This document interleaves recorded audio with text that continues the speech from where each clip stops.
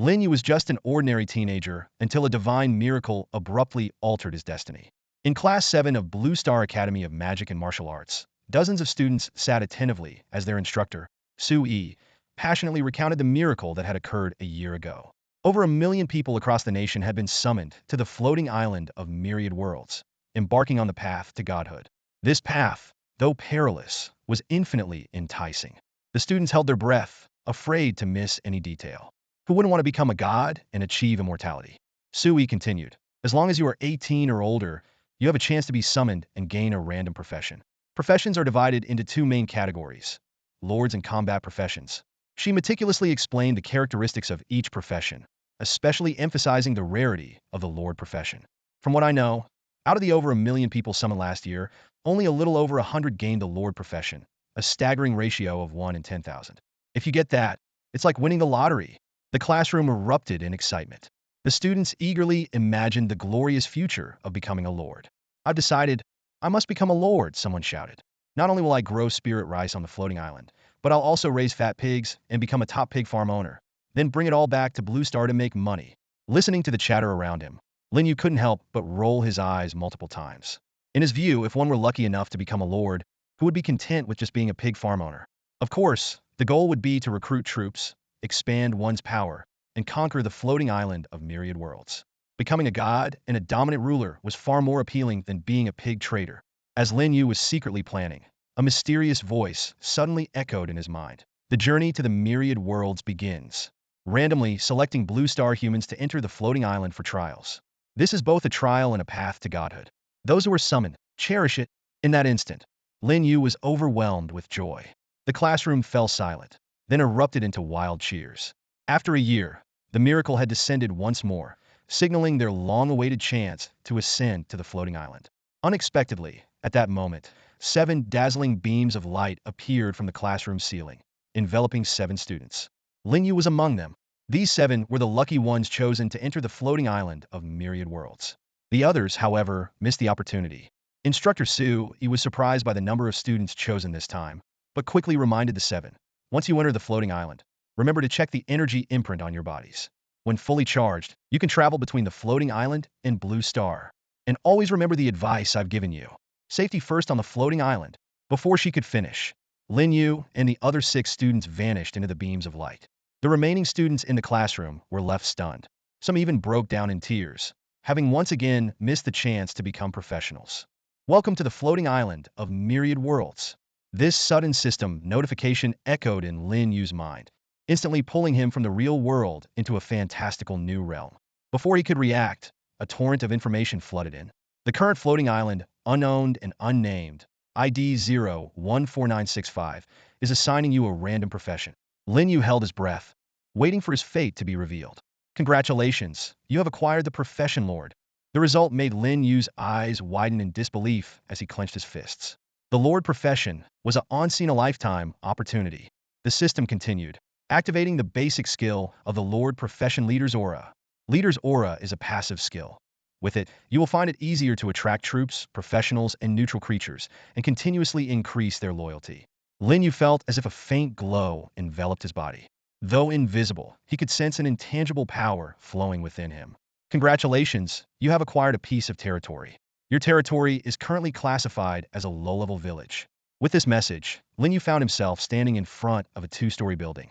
Surveying his surroundings, he saw open land behind him, 3 wooden huts nearby, and lush forests in the distance, from which unknown creatures' sounds occasionally emanated.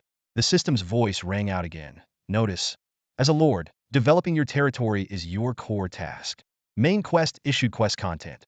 As a lord, your life goal should be to conquer the myriad worlds. However, before that, your task is to conquer the current floating island and become its ruler. Quest duration, unlimited. Quest reward, unknown. Lin Yu took a deep breath, trying to calm his excitement. Recalling the tips from the professional forums, he knew the 2-story building before him was the Lord's Hall, the heart of his territory, and the place to recruit exclusive units. Remembering his mentor's advice, Lin Yu immediately walked towards the Lord's Hall. He understood clearly that as a lord without combat abilities, recruiting troops was his top priority. Entering the hall, Lin Yu silently commanded, "Recruit units." The system's voice echoed again, "Randomizing your territory's exclusive units, randomization complete." You have unlocked the units: goblins, dwarf musketeers, dragon knights, titans, and angels of uniqueness. Esteemed Lord, you must choose one of these 5 units as your territory's exclusive unit. The exclusive unit will accompany you for life, and once chosen, it cannot be changed. Please choose wisely. Lin Yu was stunned. Typically, the random exclusive unit would be a single option with no choice. But now, he had 5 options, each more enticing than the last. Only a lucky few can randomly get 2 or 3 exclusive unit types to choose from. But he, incredibly, had 5 exclusive units to pick from.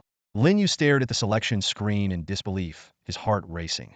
5 unit icons glowed enticingly, as if beckoning to him.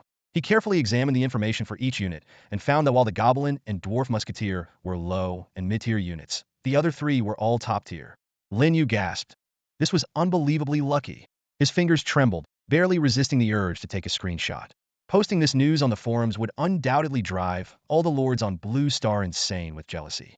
According to current information, out of the over 100 Lord players on Blue Star, the vast majority only had low or mid-tier exclusive units. High-tier units were rare, let alone top-tier ones. Taking a deep breath, Lin Yu's gaze shifted between the 3 top-tier unit icons: Dragon Knight, Titan, and Angel.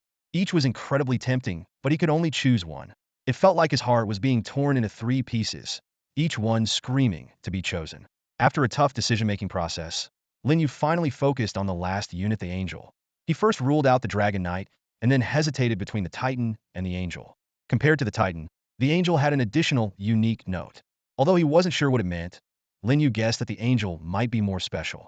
Angel it is. Lin Yu made up his mind and clicked confirm. The system immediately popped up a message. Congratulations, esteemed Lord. You have obtained the exclusive unit Angel. You can now spend gold coins to recruit angels. A detailed recruitment menu then appeared before Lin Yu. Recruitment requirements: 2-winged angel, 50 gold coins. 4-winged angel, 200 gold coins unlocked at mid-tier village. 6-winged angel, 1,000 gold coins unlocked at high-tier village. 8-winged angel, amount not displayed. Note: when recruiting 6-winged angels or higher, there is a chance to recruit special angels. The recruitment probability increases with the territory level. Lin Yu looked at the recruitment menu and couldn't help but gasp. No wonder it was a unique top-tier unit. The cost was staggering. He quickly did some mental calculations. Low-tier unit, 5 gold coins each. Mid-tier unit, 10 gold coins each. High-tier unit, 30 gold coins each. Top-tier unit, 50 gold coins each. This meant that recruiting one top-tier unit cost as much as 10 low-tier units. Lin Yu couldn't help but smile wryly. It seemed the only downside to top-tier units was their prohibitive price. Lin Yu silently recited the command to open his personal information panel, and a translucent interface instantly appeared before his eyes. He carefully reviewed the details displayed. His profession was Lord, with a level of 0, a reputation score of 0, and a territory consisting of an unnamed low-level village. His exclusive unit was Angels, and his initial gold was 100 coins, a gift for new lords. Lin Yu couldn't help but breathe a sigh of relief. Although the starter benefits for lords weren't as straightforward as the weapons given to combat professions, the 100 gold coins were crucial for recruiting units. Other professions' starter benefits flashed through his mind. Knights received great swords, elementalists got magic wands, and hunters had bows and arrows. These weapons undoubtedly helped combat professions better slay monsters. However, as a lord focused on recruiting units and developing his territory, Lin Yu understood the value of those 100 gold coins. He quickly calculated.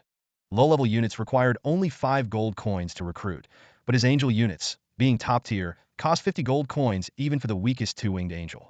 Without hesitation, Lin Yu chose to recruit, spending all 100 gold coins at once. In an instant, a dark vortex appeared in the center of the Lord's Hall.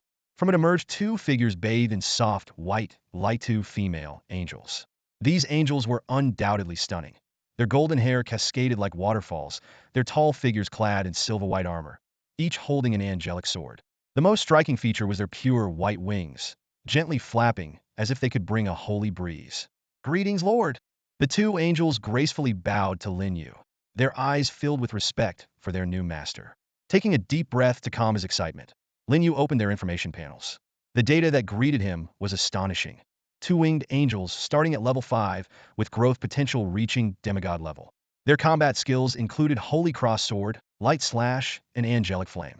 The notes indicated that while these were the most common and lowest-ranked warriors among angels, They possessed unwavering faith and loyalty to their lord. Lin Yu recalled information from the Blue Star Professionals Forum. Low-level units started at level 1 and maxed out at level 9. Mid-level units began at level 2, with a cap at the king level. High-level units started at level 3, reaching up to the extraordinary tier. As for top-tier units, since no one had obtained them yet, it was speculated they started at level 4, with a potential maximum at the sanctuary level. Comparing this to the power levels on the floating island of all worlds from level 1 to 9, then king, extraordinary, sanctuary, demigod, and finally, the eternal true godling, you realized his angel units were even stronger than he had imagined. And these were merely two-winged angels. Higher-tier angels would likely be even more formidable. If angels with 4 wings, 6 wings, or even the higher-ranking 12-winged ones exist, their initial levels and growth potential are bound to be extraordinary.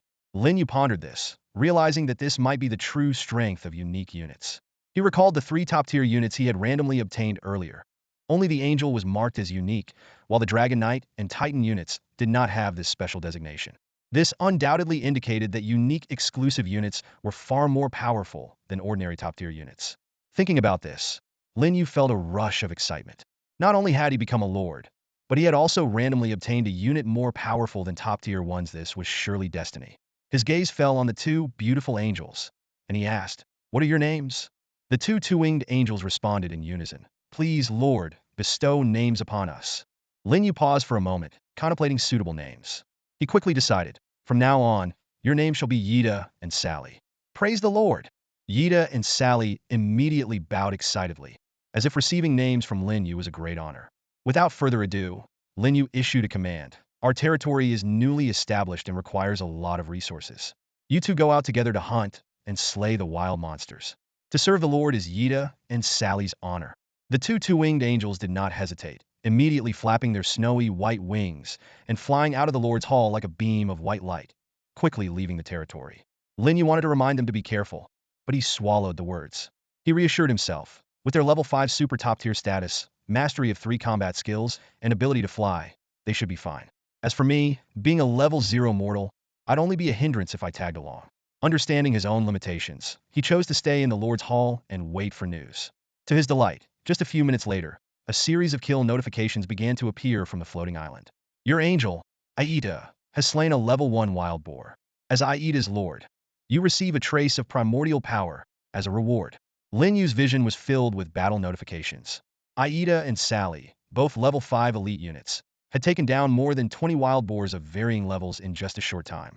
Their figures darted through the forest, and in the midst of flashing blades and swords, the boars fell one after another, showcasing their astonishing combat prowess. With each boar that fell, Lin Yu felt a slight increase in his primordial power. In this game-like world of the floating islands, this primordial power was akin to experience points, crucial for units, lords, and adventurers to level up. Standing at the edge of his territory, Lin Yu gazed into the distance. He didn't need to join the battle himself. After all, units were the Lord's greatest weapon. Every victory by his units brought him closer to the next level. He could clearly sense his progression, a special ability granted to adventurers by the floating islands. During the battle, only 2 level 2 wild boars dropped coins, 1 each.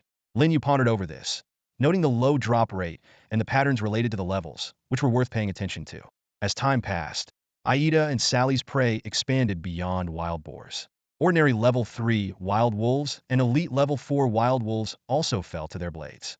Even when facing these stronger opponents, the 2 angels displayed effortless skill. Suddenly, a surge of warmth erupted from Lin Yu's abdomen, quickly spreading throughout his body. He felt his physical strength increase instantly. His hands felt stronger, his jumps lighter, and his vision clearer and more expansive. This marked his promotion from a level 0 ordinary person to a level 1 adventurer, officially beginning his long journey towards divinity. This upgrade took nearly 2 hours, which was fairly quick. Lin Yu knew that to stand out in this highly competitive world and become the strongest lord, he had to maintain the fastest growth rate. After all, conquering the floating islands and becoming the island master was a fierce competition for all lord adventurers. While Aida and Sally continued hunting, Lin Yu started to meticulously inspect his territory.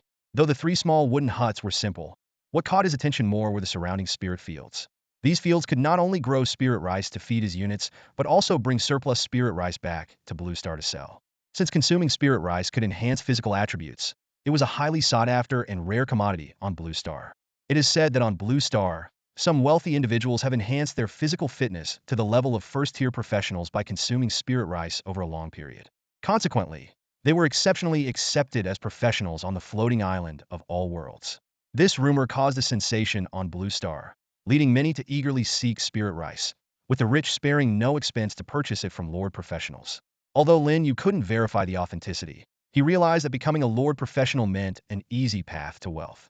Standing at the edge of his territory, Lin Yu gazed at his spirit field. This square plot of land, about 100 meters on each side, was enveloped in a soft white glow. As he stared at the spirit field, relevant information immediately appeared before his eyes. Spirit field level, level 1. Special attributes, none.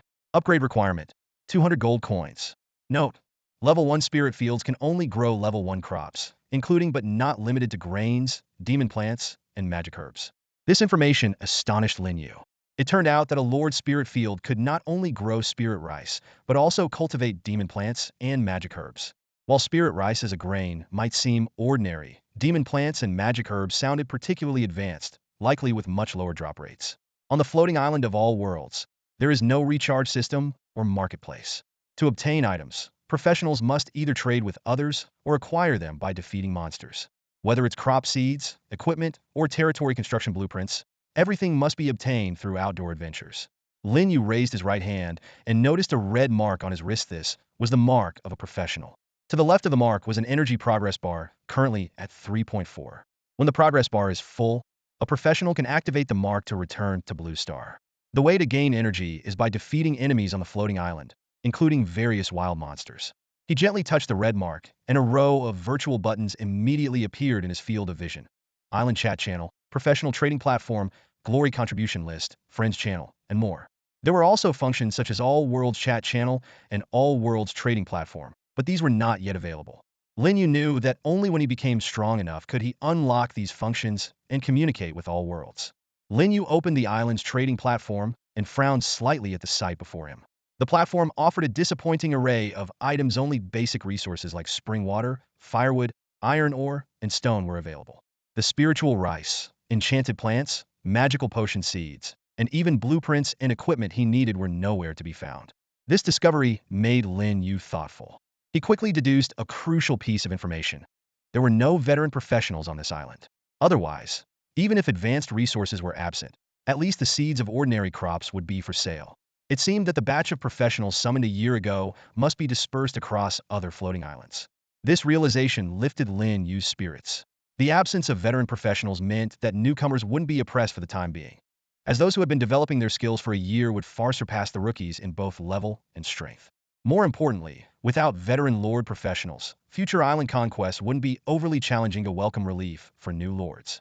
Lin Yu closed the trading platform and switched to the chat channel. The atmosphere there was buzzing with excitement, messages flooding in like a tidal wave, with hundreds of new ones appearing in the blink of an eye. The enthusiasm of the new professionals was palpable, especially among those lucky enough to land a Lord profession. Their joy was as if they'd won the lottery. Haha guys, I randomly got the Lord profession. Come congratulate me.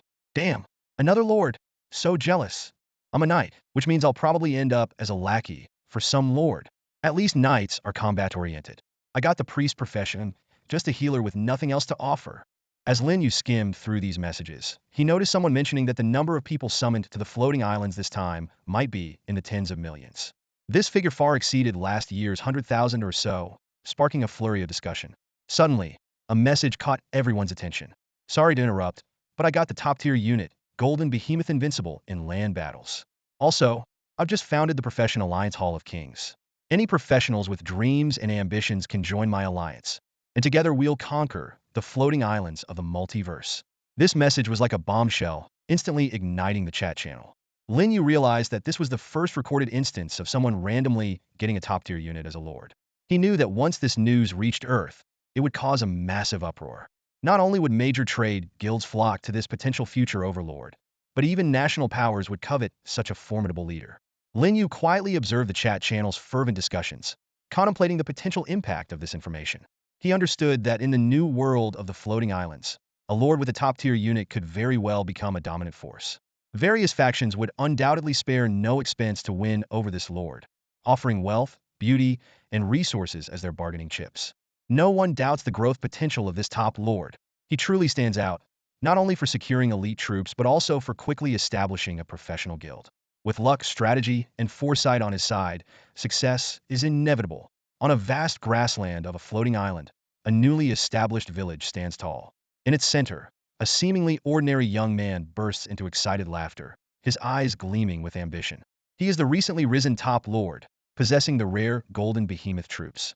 Who knows, maybe one day I'll be the master of this floating island, he mutters confidently to himself. Just then, his communication device starts buzzing incessantly. When he checks it, he sees a flood of applications from professionals wanting to join his newly formed guild, Hall of Kings. Lord, I'm also a professional lord. I've applied to join your Hall of Kings. Please approve me. Count me in too. Following a top lord promises a great future.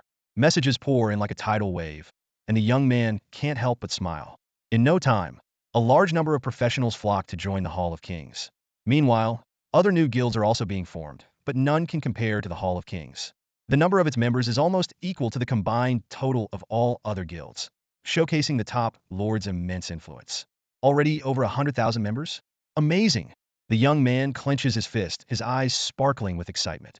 With elite troops like the Golden Behemoth and the largest guild on the island in my hands, I will undoubtedly be the ultimate victor in the island conquest. His expression grows increasingly wild, and his eyes are filled with ambition for the future. The position of island master is mine for the taking. However, amidst his excitement, reason quickly takes over. The young man furrows his brow and murmurs to himself.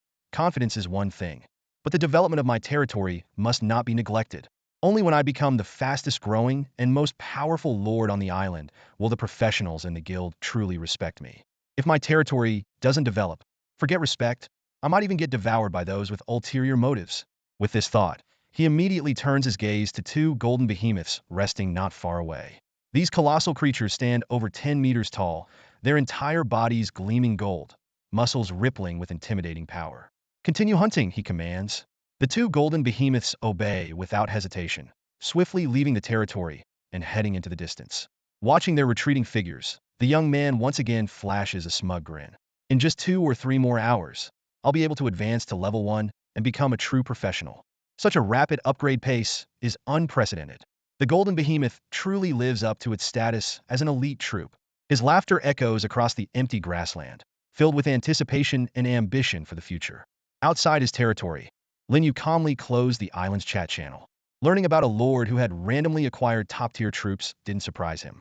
He understood well that in a vast world, there would always be others who, like him, were favored by Lady Luck. Finally, a top-tier lord has appeared, Lin Yu thought to himself, and a resourceful one at that. Forming an alliance right from the start and using the allure of top-tier troops to attract numerous professionals.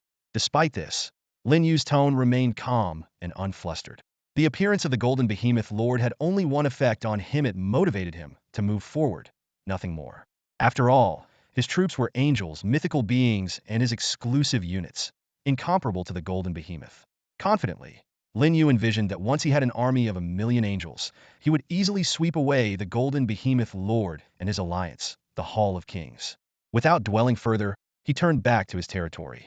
Upon returning, Lin Yu intended to plant some crops in his spiritual field, but he had no seeds, and none were available on the platform. He could only hope that his two beautiful angels would find some while hunting monsters. Time passed, and it was already afternoon. Yida and Shaylee had been hunting for hours, killing over 300 monsters. If not for the time spent locating them, their haul would have been even greater. Lin Yu decided to call back the two angels. He wanted them to rest and use the collected gold coins to summon new angels. Just then, a chorus of hey-ho chants echoed from outside the territory, growing louder as it approached. Lin Yu immediately went to the entrance of the Lord's Hall and looked out.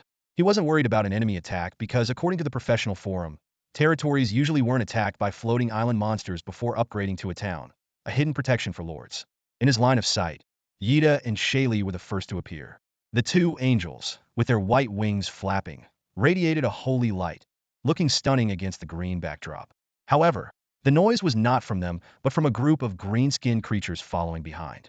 These creatures were small, scrawny, and bizarre-looking, resembling goblins straight out of a movie.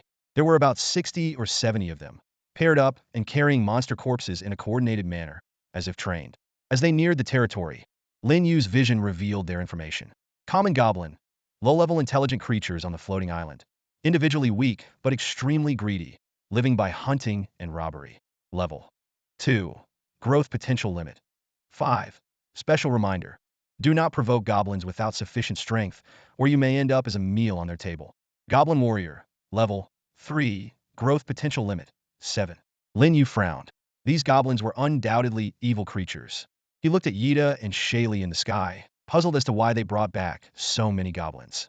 Were they merely using them as labor to carry monster corpses? In his mind, these goblins should be killed for gold coins. After all, to professionals, intelligent creatures on the floating island were also considered monsters. My lord!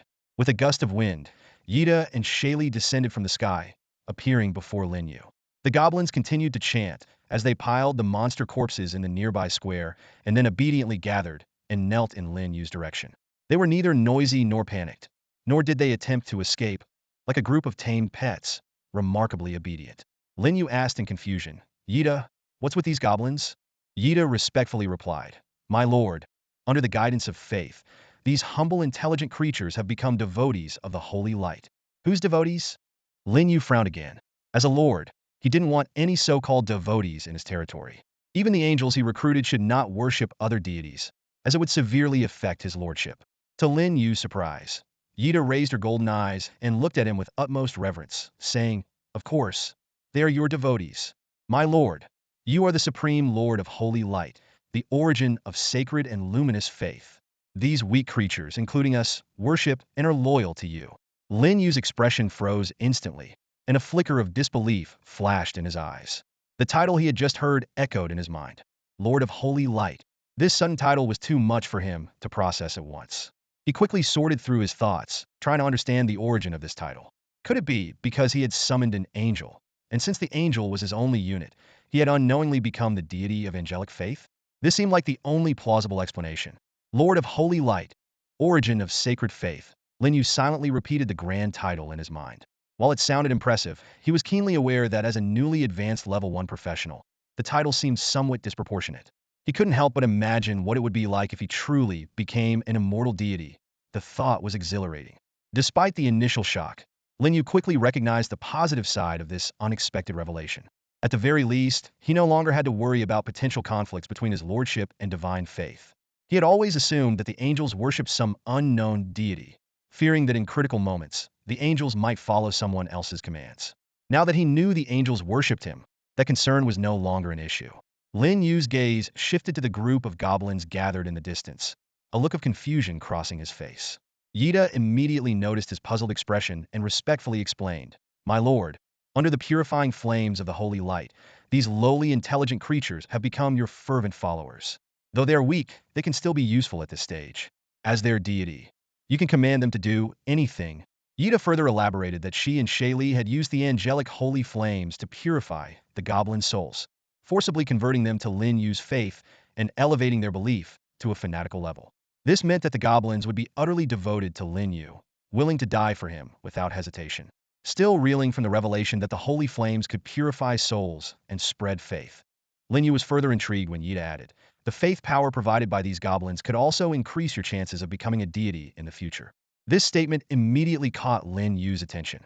He eagerly asked, Faith is related to becoming a deity? Yida responded respectfully, Yes, my lord. Faith is a shortcut to godhood, simpler than achieving godhood through understanding laws. The more followers you have and the higher their level of faith, the greater your chances of becoming a deity. Lin Yu's excitement was palpable. Becoming an immortal deity had always been his dream and the goal of countless professionals. Now, having stumbled upon a shortcut to godhood, how could he not be overjoyed? A new question then surfaced in Lin Yu's mind. He asked, You mentioned becoming a deity through understanding laws. Does that mean there are at least two types of deities? Faith-based deities and law-based deities? Yida praised him immediately. You are wise, my lord. Lin Yu continued, So, compared to law-based deities, which type of deity is stronger? Yida explained, The power of a faith-based deity depends on the number of followers. When you have an endless number of followers, you will be the most powerful deity in the universe. Lin Yu instantly grasped the key point. Few followers make a weak, faith-based deity. Many followers make a strong, faith-based deity. No wonder his angels were eager to spread his faith and develop followers from the start. It was all paving the way for his future. Realizing this, he looked at Yida and Shaylee with newfound admiration. He was more convinced than ever that choosing angels as his units was a wise decision. Lin Yu decisively ordered, "In that case, let these goblins stay. Select a squad of level 3 goblin warriors to remain in the territory, and the rest can go with you to assist in your tasks." Yida bowed respectfully.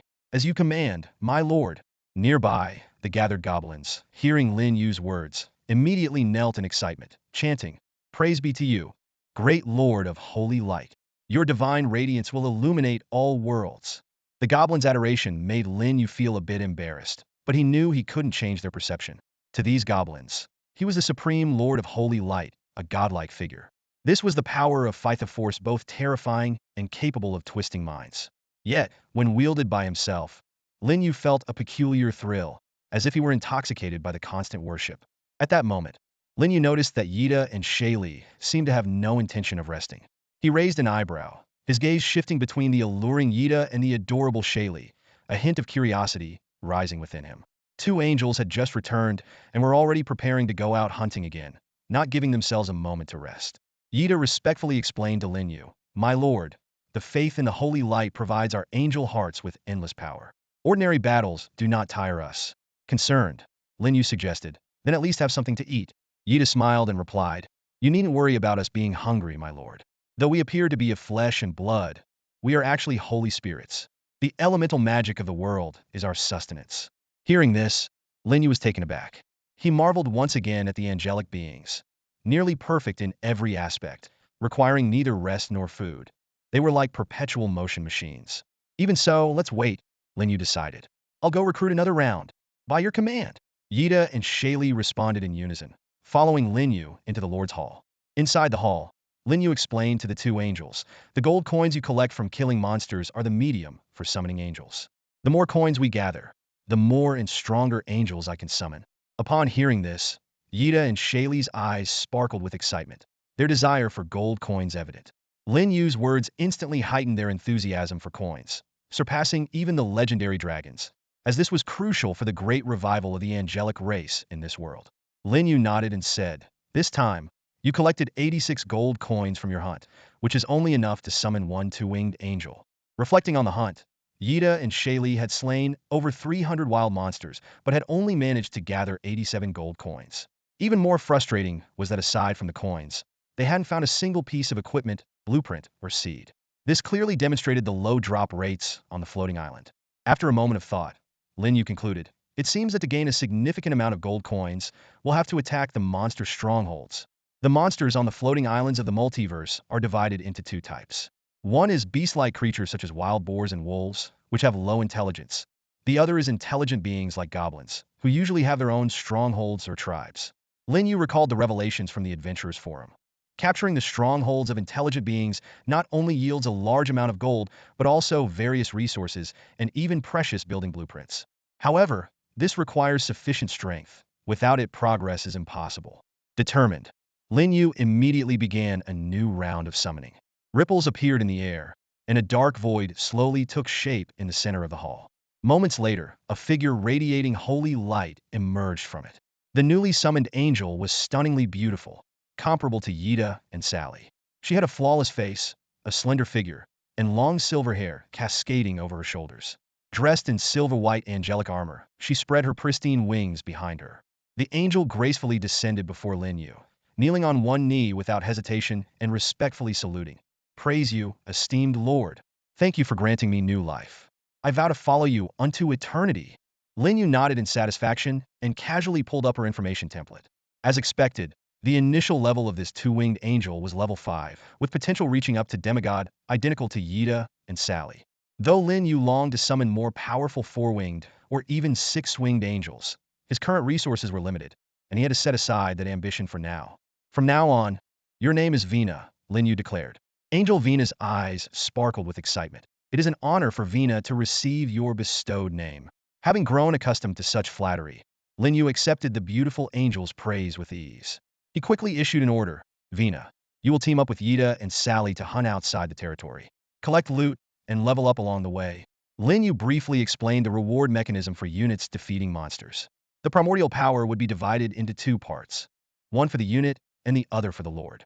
Although the reward from a single unit might be insignificant, as the number of units increased, the cumulative rewards would become considerable, even formidable. This is one of the fundamental reasons why a lord can rapidly level up by continuously recruiting units and expanding their army. Yes, my lord. Vina responded respectfully. The three two-winged angels quickly formed a small team, taking along about 20 goblins as support. These goblins were tasked with assisting the angel team, such as transporting the hunted monster carcasses back to the territory. At this time, only less than 10 level 3 goblin warriors remained in the territory. The other 60-plus goblins had already set out to retrieve the monster carcasses hunted by Yida and Sally earlier. The goblin warriors left behind busily dissected the monster carcasses piled up in the square. Soon, a large stack of valuable materials such as beast meat and hides formed nearby. As the sun reached its zenith, Lin Yu felt a pang of hunger and called over a goblin warrior. The goblin immediately knelt, pressing his forehead to the ground in a display of extreme reverence. Great Lord of Holy Light, what are your commands? The goblin warrior asked respectfully. I'm hungry. Roast some beast meat for me, Lin Yu ordered. As you command. The goblin warrior quickly got up and scurried off to prepare the roast meat. The other goblin warriors watched this scene with eyes gleaming with envy. To them, having the honor of roasting meat for their god of faith was undoubtedly a supreme glory. You have to admit, goblins are quite resourceful when it comes to survival. They quickly gathered dry wood and tinder from the surroundings and, with a few swift movements, managed to start a fire by rubbing sticks together. Around the blazing bonfire, the goblins busily piled wood and skewered meat, their actions so practiced it seemed like they had done it 1,000 times before. Half an hour later, a plate of golden, aromatic meat was presented to Lin Yu. A goblin warrior, holding the wooden platter with both hands, respectfully offered it to him.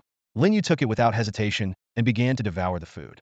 He could distinctly feel a mysterious connection between himself and the goblins. It was as if invisible threads linked them together, channeling a steady flow of energy into his body. Through his communication with the floating island of all realms, Lin Yu learned that these were the threads of faith, and the energy was the goblins' devout worship of him. Faith is loyalty, the phrase echoed in Lin Yu's mind. If they were fervent believers, how could they harm him? The floating island's response further solidified his belief. These goblin followers were trustworthy. After a few bites of the meat, Lin Yu noticed the goblin warrior beside him salivating but hesitant to act. He spoke up, "You must be hungry too. Go roast some meat and eat. This is the fruit of your labor." As soon as the words left his mouth, the goblin warrior fell to his knees, trembling with excitement. Praise be to you, great and merciful Lord of Light. May your glory forever protect us humble goblins. Go ahead, Lin Yu waved his hand, watching as the goblins joyfully ran towards the bonfire. He didn't consider himself particularly merciful. It was simply his duty as a responsible lord. Ensuring his subjects were well-fed and well-clothed and had decent housing was foundational to the development of the territory. At present, the 3 wooden houses were clearly insufficient to accommodate over 60 goblins. More housing was urgently needed. However, the rules of the floating island dictated that all buildings must be constructed using blueprints. Just as Lin Yu was fretting over the lack of blueprints, a notification about a monster kill popped up.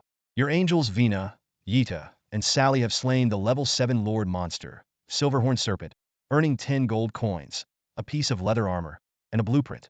This was truly a pleasant surprise. Not only had he obtained the much-needed blueprint, but he also acquired some equipment. Overjoyed, Lin Yu thought to himself, it seems like whatever you wish for really does come true.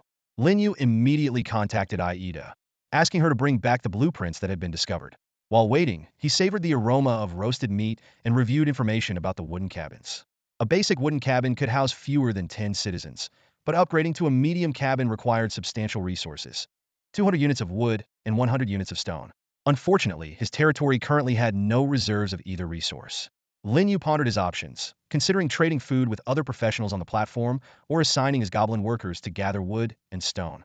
However, before making any decisions, he decided to first examine the blueprints Aida and her team would bring back.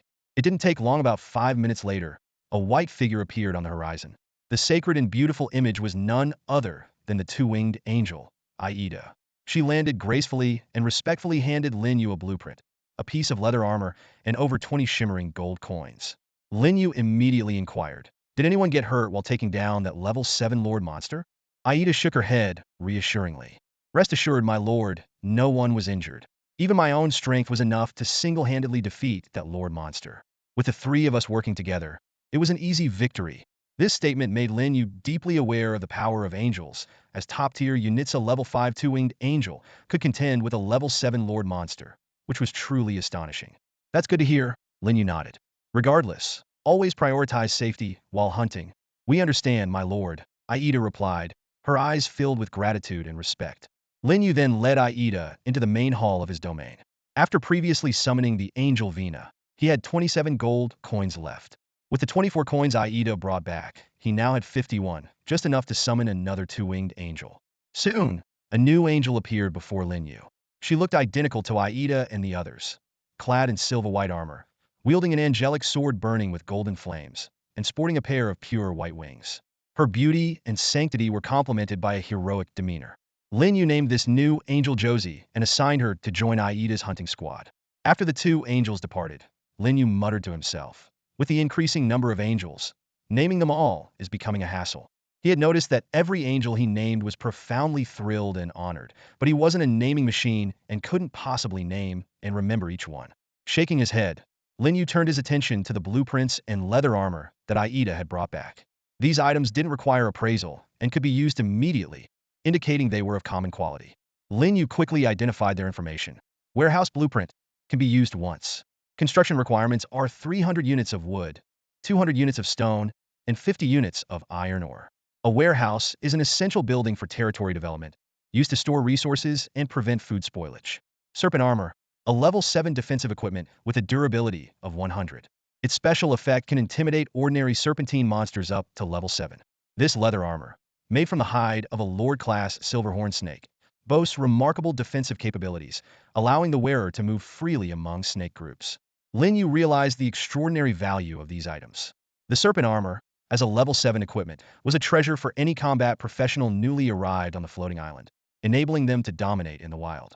As for the warehouse blueprint, although it wasn't the wooden cabin blueprint he had hoped for, its value was even higher, aiding in the storage of food and other resources to prevent spoilage. Lin Yu decided to keep the warehouse blueprint and listed the serpent armor on the island's trading platform, priced at 3,000 gold coins with a 24-hour auction time. This exorbitant price was beyond anyone's immediate reach, but that was precisely Lin Yu's goal to create a buzz and encourage professionals to save money and resources for a higher bid. Of course, if someone bought it outright, he would be even happier. 3,000 gold coins were enough to summon 62 winged angels. Compared to that, what was a single piece of level 7 equipment? With the release of the serpent armor, the chat channel on the floating island erupted in excitement. This piece of equipment, priced at a staggering 3,000 gold coins, instantly became the focal point of the trading platform, attracting the attention of every professional who logged in. Holy crap! Level 7 gear? We've only been here for a few hours, and someone's already got such high-level loot? Don't even mention it. I'm still struggling at level 0. Professionals in the chat channel expressed their amazement and awe. Everyone knew how tough it was to level up on the floating island. To go from level 0 to level 1, one would have to kill hundreds of low-level monsters. At this time, the vast majority of people on the island were still at level 0, with only a handful managing to reach level 1. How did this level 7 gear even drop? Someone asked in confusion. Who knows? Another voice replied. But the key is that this isn't just any ordinary gear.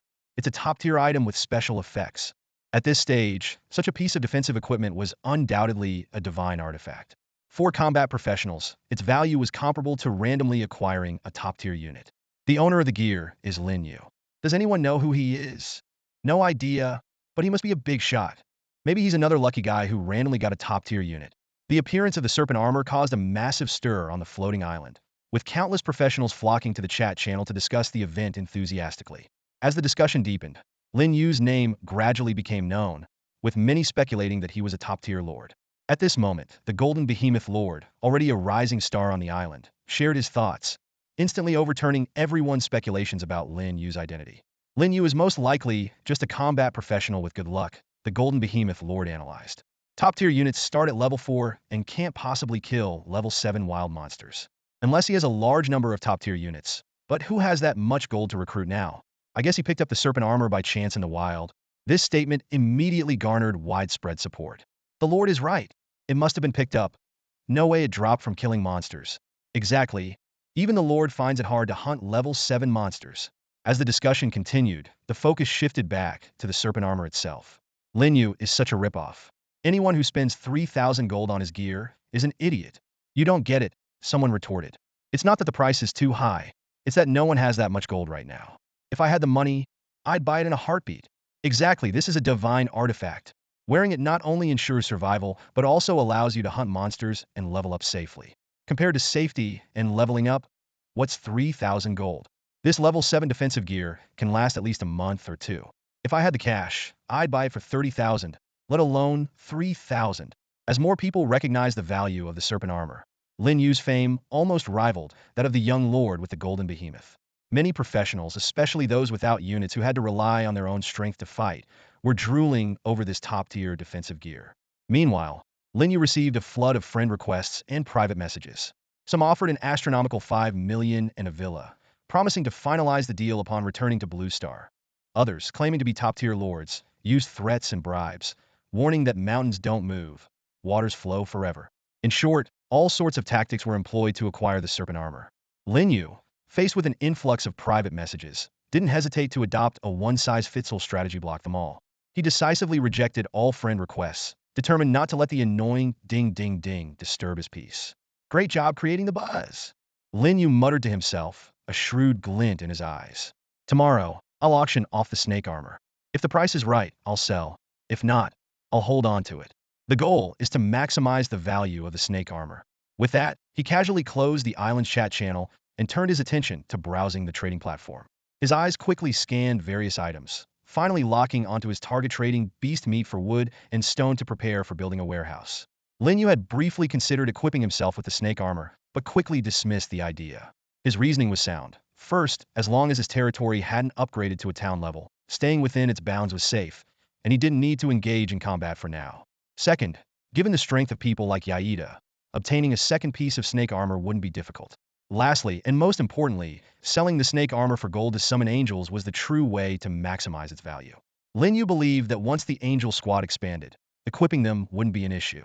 As time passed, the variety and quantity of items on the trading platform continued to grow. Wood and stone became the most sought-after commodities, followed by iron ore. To Lin Yu's surprise, the supply of food was also quite abundant. He keenly observed that most sellers wanted to trade items for gold.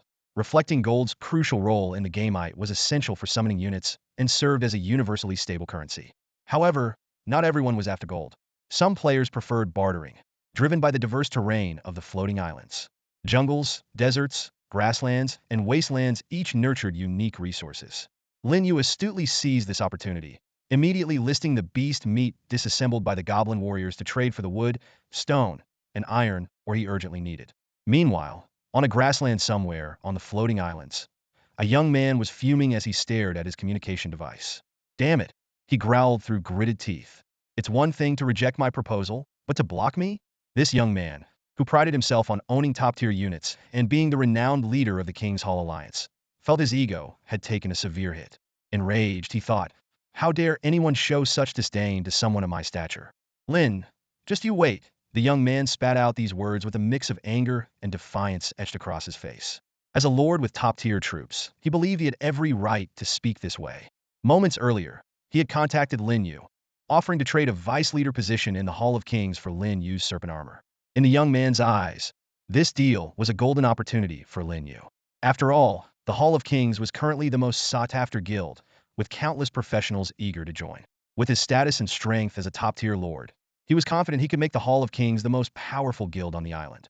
However, to his astonishment, Lin Yu not only declined the offer, but also blocked him immediately. The young man gritted his teeth in frustration, thinking, what an ignorant and arrogant fool, lacking any foresight. That exceptional defensive gear on my golden behemoth would decimate those wild monsters. Despite his simmering rage, the young man realized there was little he could do. He had no idea where Lin Yu was, let alone how to take action. With the auction for the serpent armor set to start in 24 hours, he racked his brain for a solution. Suddenly, an idea struck him. He sat up abruptly, eyes gleaming with excitement. Of course, the Hall of Kings has over 100,000 members. With so many members, as the leader, I should have no trouble gathering enough gold. He quickly did the math. If each member contributes just 1 gold coin as an entry fee, that would be over 100,000 gold coins. The thought made him gasp. Already envisioning an army of golden behemoths he could recruit with that wealth. Just then, a notification from the floating island of all realms interrupted his daydream. Lords can obtain no more than 10,000 gold coins through crowdfunding, loans, or similar means. The primary methods for acquiring gold are hunting wild monsters, defeating enemies, and regular item trades. The young man grimaced. 10,000 gold coins seemed like a lot, but he knew it wouldn't be enough in the long run. Clearly, the floating island had anticipated such loopholes. Still, he quickly adjusted his strategy. Something is better than nothing. I can form a core team within the guild and promise better benefits for them in the future. Charging 1 gold coin for entry shouldn't be an issue and won't affect the regular members. Feeling clever, he immediately opened the guild channel and announced the formation of a core team as the guild leader. The announcement caused a stir in the guild channel. Some complained that the leader was just trying to scam them, pointing out that other guilds didn't charge such fees. Amidst the grumbling, many members left the guild. However, a significant number chose to pay the 1 gold coin to join the core team. They saw it as an investment in their future, trusting that the young man, with his rare top-tier troops, had a promising path ahead. Seeing the steady stream of gold coins, the young man could barely contain his excitement. This is the prestige of a top-tier lord. One word, one empty promise, and those professionals willingly hand over their gold. He was already brainstorming more ways to extract gold from the guild members, though he decided to hold off for now to avoid being seen as a swindler. An hour later, he had collected over 600 gold coins, meaning his core team had more than 600 members. But he noticed that as time passed, fewer and fewer professionals were paying the fee, until eventually, no one was paying anymore. Sensing this trend, he quickly posted another message in the guild channel. The core team will be limited to 1,000 members. First come, first served. This tactic worked like a charm, prompting another rush of professionals eager to pay the entry fee. With this wave of actions, many professionals eagerly signed up. Soon, 1,000 gold coins were in hand. The young man immediately announced that he would temporarily stop recruiting core members, causing some onlookers to regret their hesitation. They contacted him privately, begging for more slots, but the young man, knowing that a leader must not go back on his word, decisively refused. While forming the core team resulted in the Hall of Kings losing some members, it made the alliance more cohesive. The young man's prestige soared, and he was counting money until his hands cramped. This maneuver was truly a multifaceted success, and the young man felt secretly proud. 1,000 gold coins were enough to recruit 20 golden behemoths. As he swallowed hard, he weighed whether to summon behemoths or save the money to bid on the serpent armor. He was confident he could win the serpent armor, as no one was wealthier than him at this stage. The serpent armor, being high-level equipment, would not only significantly enhance a golden behemoth's combat power, but could also be resold for profit in the future. After much deliberation, the young man took out 500 gold coins to recruit 10 golden behemoths, saving the remaining 500 for the auction. If the coins were insufficient, he planned to borrow from alliance members. As the leader of the alliance and a top-tier lord, his credit was unquestionable. With the troop size expanded and the serpent armor within reach, the young man couldn't help but grin, feeling proud of his cleverness. Meanwhile, Lin Yu's territory was bustling with activity. Every half hour, a team of goblins would come and go, transporting large quantities of monster corpses. The heaps of bodies within the territory emitted a strong stench of blood, and the goblin warriors were busy dissecting them, too occupied to attend to their usual patrol duties. Notably, the number of goblin followers had increased again. This was thanks to the Angel Squad, which in addition to hunting, continually spread the faith of the Lord of Light. Now, the number of goblins in the territory had surpassed 100, far exceeding other lords. More importantly, Lin Yu could recruit goblins solely through faith, without spending money, only needing to provide food and shelter.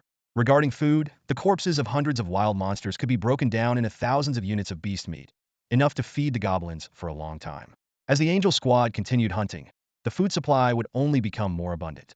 Lin Yu even had surplus to trade on the market, bartering excess food for other resources. After a round of trading, Lin Yu exchanged 850 units of beast meat for 300 units of wood, 200 units of stone, and 50 units of iron ore. The conditions for building a warehouse were now met. Without hesitation, he used the warehouse blueprint on the empty land in his territory. Instantly, golden light flashed, and a warehouse appeared out of thin air. Just as Lin Yu marveled at the miraculous power of the floating island rules, the nearby goblin warriors who were dissecting corpses suddenly became noisy. They shouted that this was a miracle from the Lord and knelt before Lin Yu, their eyes filled with fanaticism. To them, Lin Yu was their god of faith. Warehouse levels are categorized into low, medium, and high. A low-level warehouse can store up to 100,000 units of resources. The upgrade requirements for a medium-level warehouse are 1,000 units of wood, 500 units of stone, and 300 units of iron ore. Lin Yu looked at the low-level warehouse in front of him with satisfaction, thinking that the storage capacity of 100,000 units would be sufficient for now. He quickly stored the materials such as beast meat, hides, scales, and teeth obtained from the disassembled goblin warriors into the warehouse. The magical aspect of the warehouse is that it can preserve food indefinitely, eliminating any concern about spoilage, which perfectly solved Lin Yu's current problem. After taking inventory, Lin Yu found that he had over 2,600 units of beast meat. Excluding the daily consumption by the goblins, the remaining meat could be traded for a batch of wood, stone, and iron ore. On the floating island, units are the standard measurement. Due to the influence of the rules, all resources are presented in a uniform unit form. Whether it's beast meat obtained from disassembling monsters or wood and stone gathered from felling and mining, they all exist as uniform blocks. This phenomenon, which defies scientific explanation, seems perfectly natural in this world ruled by extraordinary powers. Lin Yu opened the territory information panel and carefully checked. Territory level, low-level village. Lord, Lin Yu. Territory buildings. Lord's Hall, wooden house, warehouse. Spiritual field level, level 1. Prosperity, 165. Next level, medium level village. Upgrade conditions. 1. Prosperity reaches 100 completed. 2. Buildings, warehouse, fence, arrow tower. 3. Resource requirements. 1,000 units of wood, 1,000 units of stone, 1,000 units of iron ore. Lin Yu was surprised to discover that he had unknowingly completed the first condition for upgrading his territory.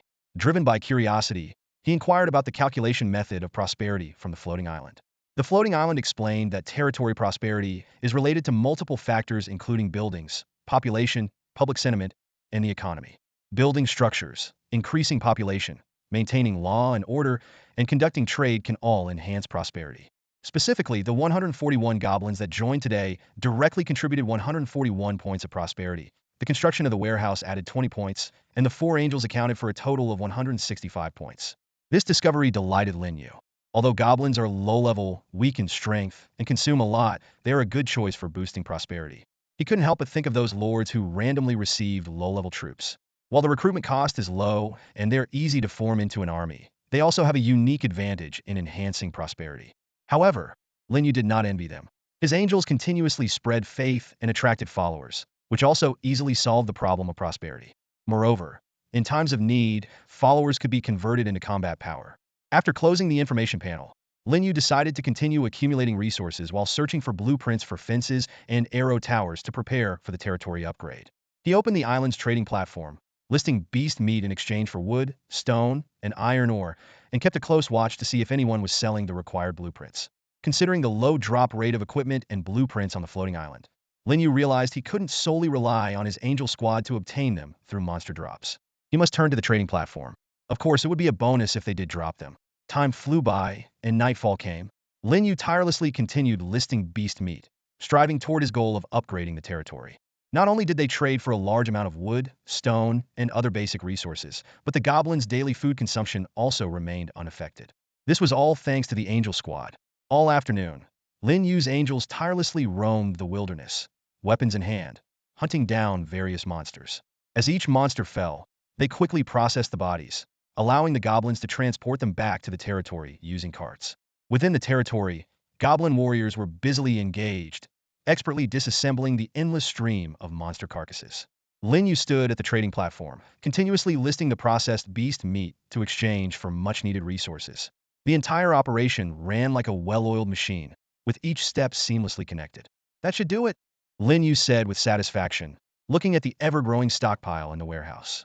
After a whole afternoon of hard work, they had amassed 1,350 units of beast meat, 1,080 units of wood, 736 units of stone, and 597 units of iron ore. They had already collected more than half of the resources needed for the territory upgrade. Lin Yu calculated in his mind that if everything went smoothly, they could gather all the required resources by tonight. After all, there were still plenty of monster bodies waiting to be processed, which meant he had enough beast meat to trade for the necessary resources. However, the only disappointment for Lin Yu was that despite waiting the entire afternoon, no building blueprints for fences or arrow towers appeared on the trading platform. Even the most basic wooden house blueprints were absent, indicating that the drop rate for blueprints was extremely low. Moreover, the drop rate for equipment was equally dismal. Throughout the day, fewer than 100 pieces of equipment appeared on the platform, and each time they were snapped up almost immediately. These were mostly low-level items, priced reasonably enough for wealthy professionals to buy on site. In contrast, Lin Yu's snake armor, priced at a steep 3,000 gold coins, remained unsold. He recalled a post on the professional forum suggesting that capturing intelligent creatures' strongholds could increase the drop rates for blueprints and equipment. We'll have to see how things go tomorrow.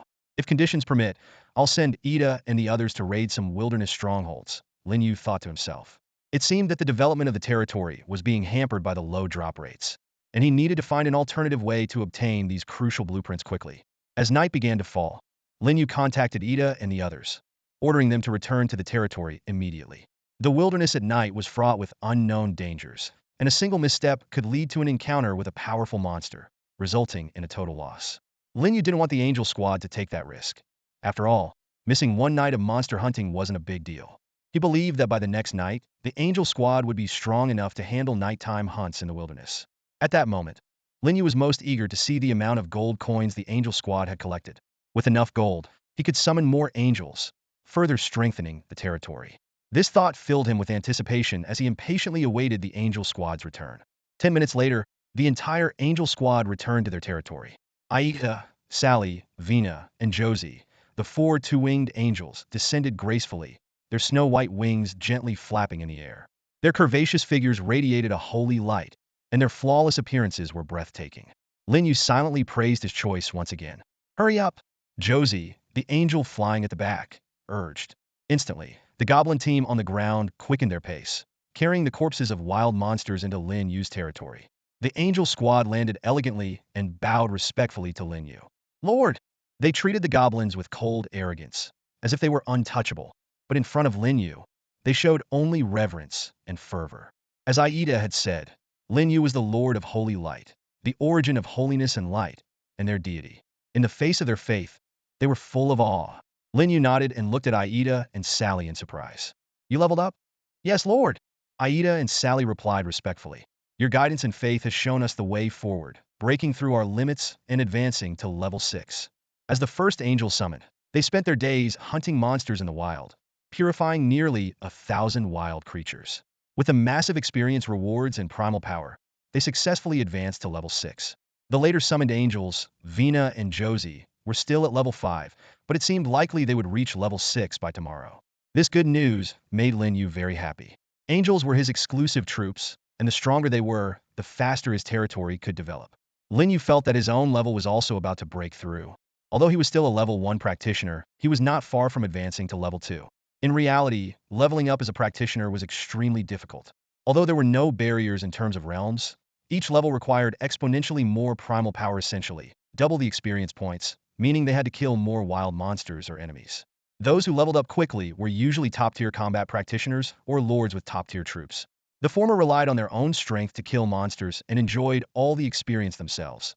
The latter relied on their powerful troops to kill monsters quickly. Lin Yu's speed of almost reaching level 2 in one day was already astonishing. If word got out, it would surely cause shock and panic among the practitioners on the island. Lin Yu said to Aida and the others, "Your squad's combat power isn't strong enough yet. The wild world at night is full of dangers, so I had to call you back. Once the squad grows in size by tomorrow or the day after, you can hunt at night." "Merciful Lord!" Aida and the others were deeply moved. The Lord of Holy Light was always concerned about their safety, filling their hearts with gratitude. Then, Aida stepped forward and respectfully presented the spoils of the hunt to Lin Yu. "Lord, these are the gains from this afternoon's hunt." The spoils included two things: a large pile of gold coins and a piece of equipment, a long sword with a metallic sheen. The appearance of the long sword was a pleasant surprise for Lin Yu. He had turned off the frequent monster kill notifications in his mind because they were too distracting. This unexpected find was a delight, as he hadn't expected the Angel Squad to drop a second piece of equipment. After thinking for a moment, Lin Yu communicated with the floating island of all realms using his thoughts, reopening the monster kill notification function but filtering out ordinary notifications, leaving only alerts for special loot like blueprints and equipment. The floating island of all realms, being highly intelligent, immediately granted his request. Lin Yu then turned his attention to the long sword, carefully examining its attributes. Steel sword. Type: attack equipment. Attack level: level 5. Durability: 100. Special effect: none. Description: this is a long sword forged from refined iron, fairly sharp. A level 5 weapon with no special effects. Lin Yu swung his steel sword, the blade slicing through the air with a sharp whistle. A satisfied smile appeared on his face as he thought to himself, "This steel sword though a common piece of gear, is still a level 5 weapon. It's far superior to the initial level 1 equipment given to combat professionals on Floating Island. He imagined a knight or swordsman wielding this sword, effortlessly hunting low-level monsters in the wild. However, Lin Yu soon realized the sword wasn't very useful to him. Better to trade it for blueprints, those are more practical, he decided decisively. Lin Yu quickly opened the island's trading platform, deftly navigating the interface to list the steel sword. He carefully filled in the trade information. Newbie artifact, steel sword. Click for details. Trade terms. Exchange for blueprints and special items. Private offers accepted. Serious inquiries only. Trade duration. Within 24 hours. Owner. Lin Yu. Once the listing was up, Lin Yu turned his attention to the pile of gleaming gold coins. He counted them quickly and found there were a total of 167 coins. Jackpot! Lin Yu grinned, feeling elated. These coins were enough to summon 3 two-winged angels, nearly doubling the size of his angel squad. Gazing at the pile of gold coins shining brightly in the dark, Lin Yu briefly considered whether to have the squad continue hunting through the night after summoning the new angels. But on second thought, he decided against it. Even with 3 additional two-winged angels, the squad's strength would still be limited, with the strongest member only at level 6. Encountering a level 9 monster, or worse, a king-level monster, would be too risky. Not to mention, high-level monsters were more common at night. Better summon the angels first, Lin Yu resolved, heading straight to the Lord's Hall. Aida and the others followed closely behind, like his personal bodyguards. Meanwhile, the listing of the newbie artifact steel sword caused a stir in the island's chat channel, sparking a new wave of discussions. The island's chat channel suddenly erupted in excitement. A message acted as a spark, igniting a heated discussion. Check the trading platform. Lin Yu, the owner of the serpent armor, has made another move. This time, he's listed a level 5 weapon. As soon as the message was sent, the channel exploded with chatter. Another piece of gear? How is Lin Yu so lucky? A steel sword, no special effects, just a regular piece of equipment. Nowhere near as good as the serpent armor. Regular or not, it's still a level 5 weapon.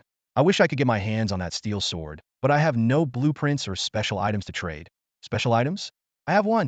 I just collected a bottle of bear urine. Keep it for yourself. The discussion deepened, and someone raised a crucial question. Speaking of which, isn't this the highest level piece of gear listed today, besides the serpent armor? Another islander quickly responded. Most of the gear listed today is level 1 to 3, with only one piece at level 4. There are no other level 5 items. This prompted more thought. An experienced player explained.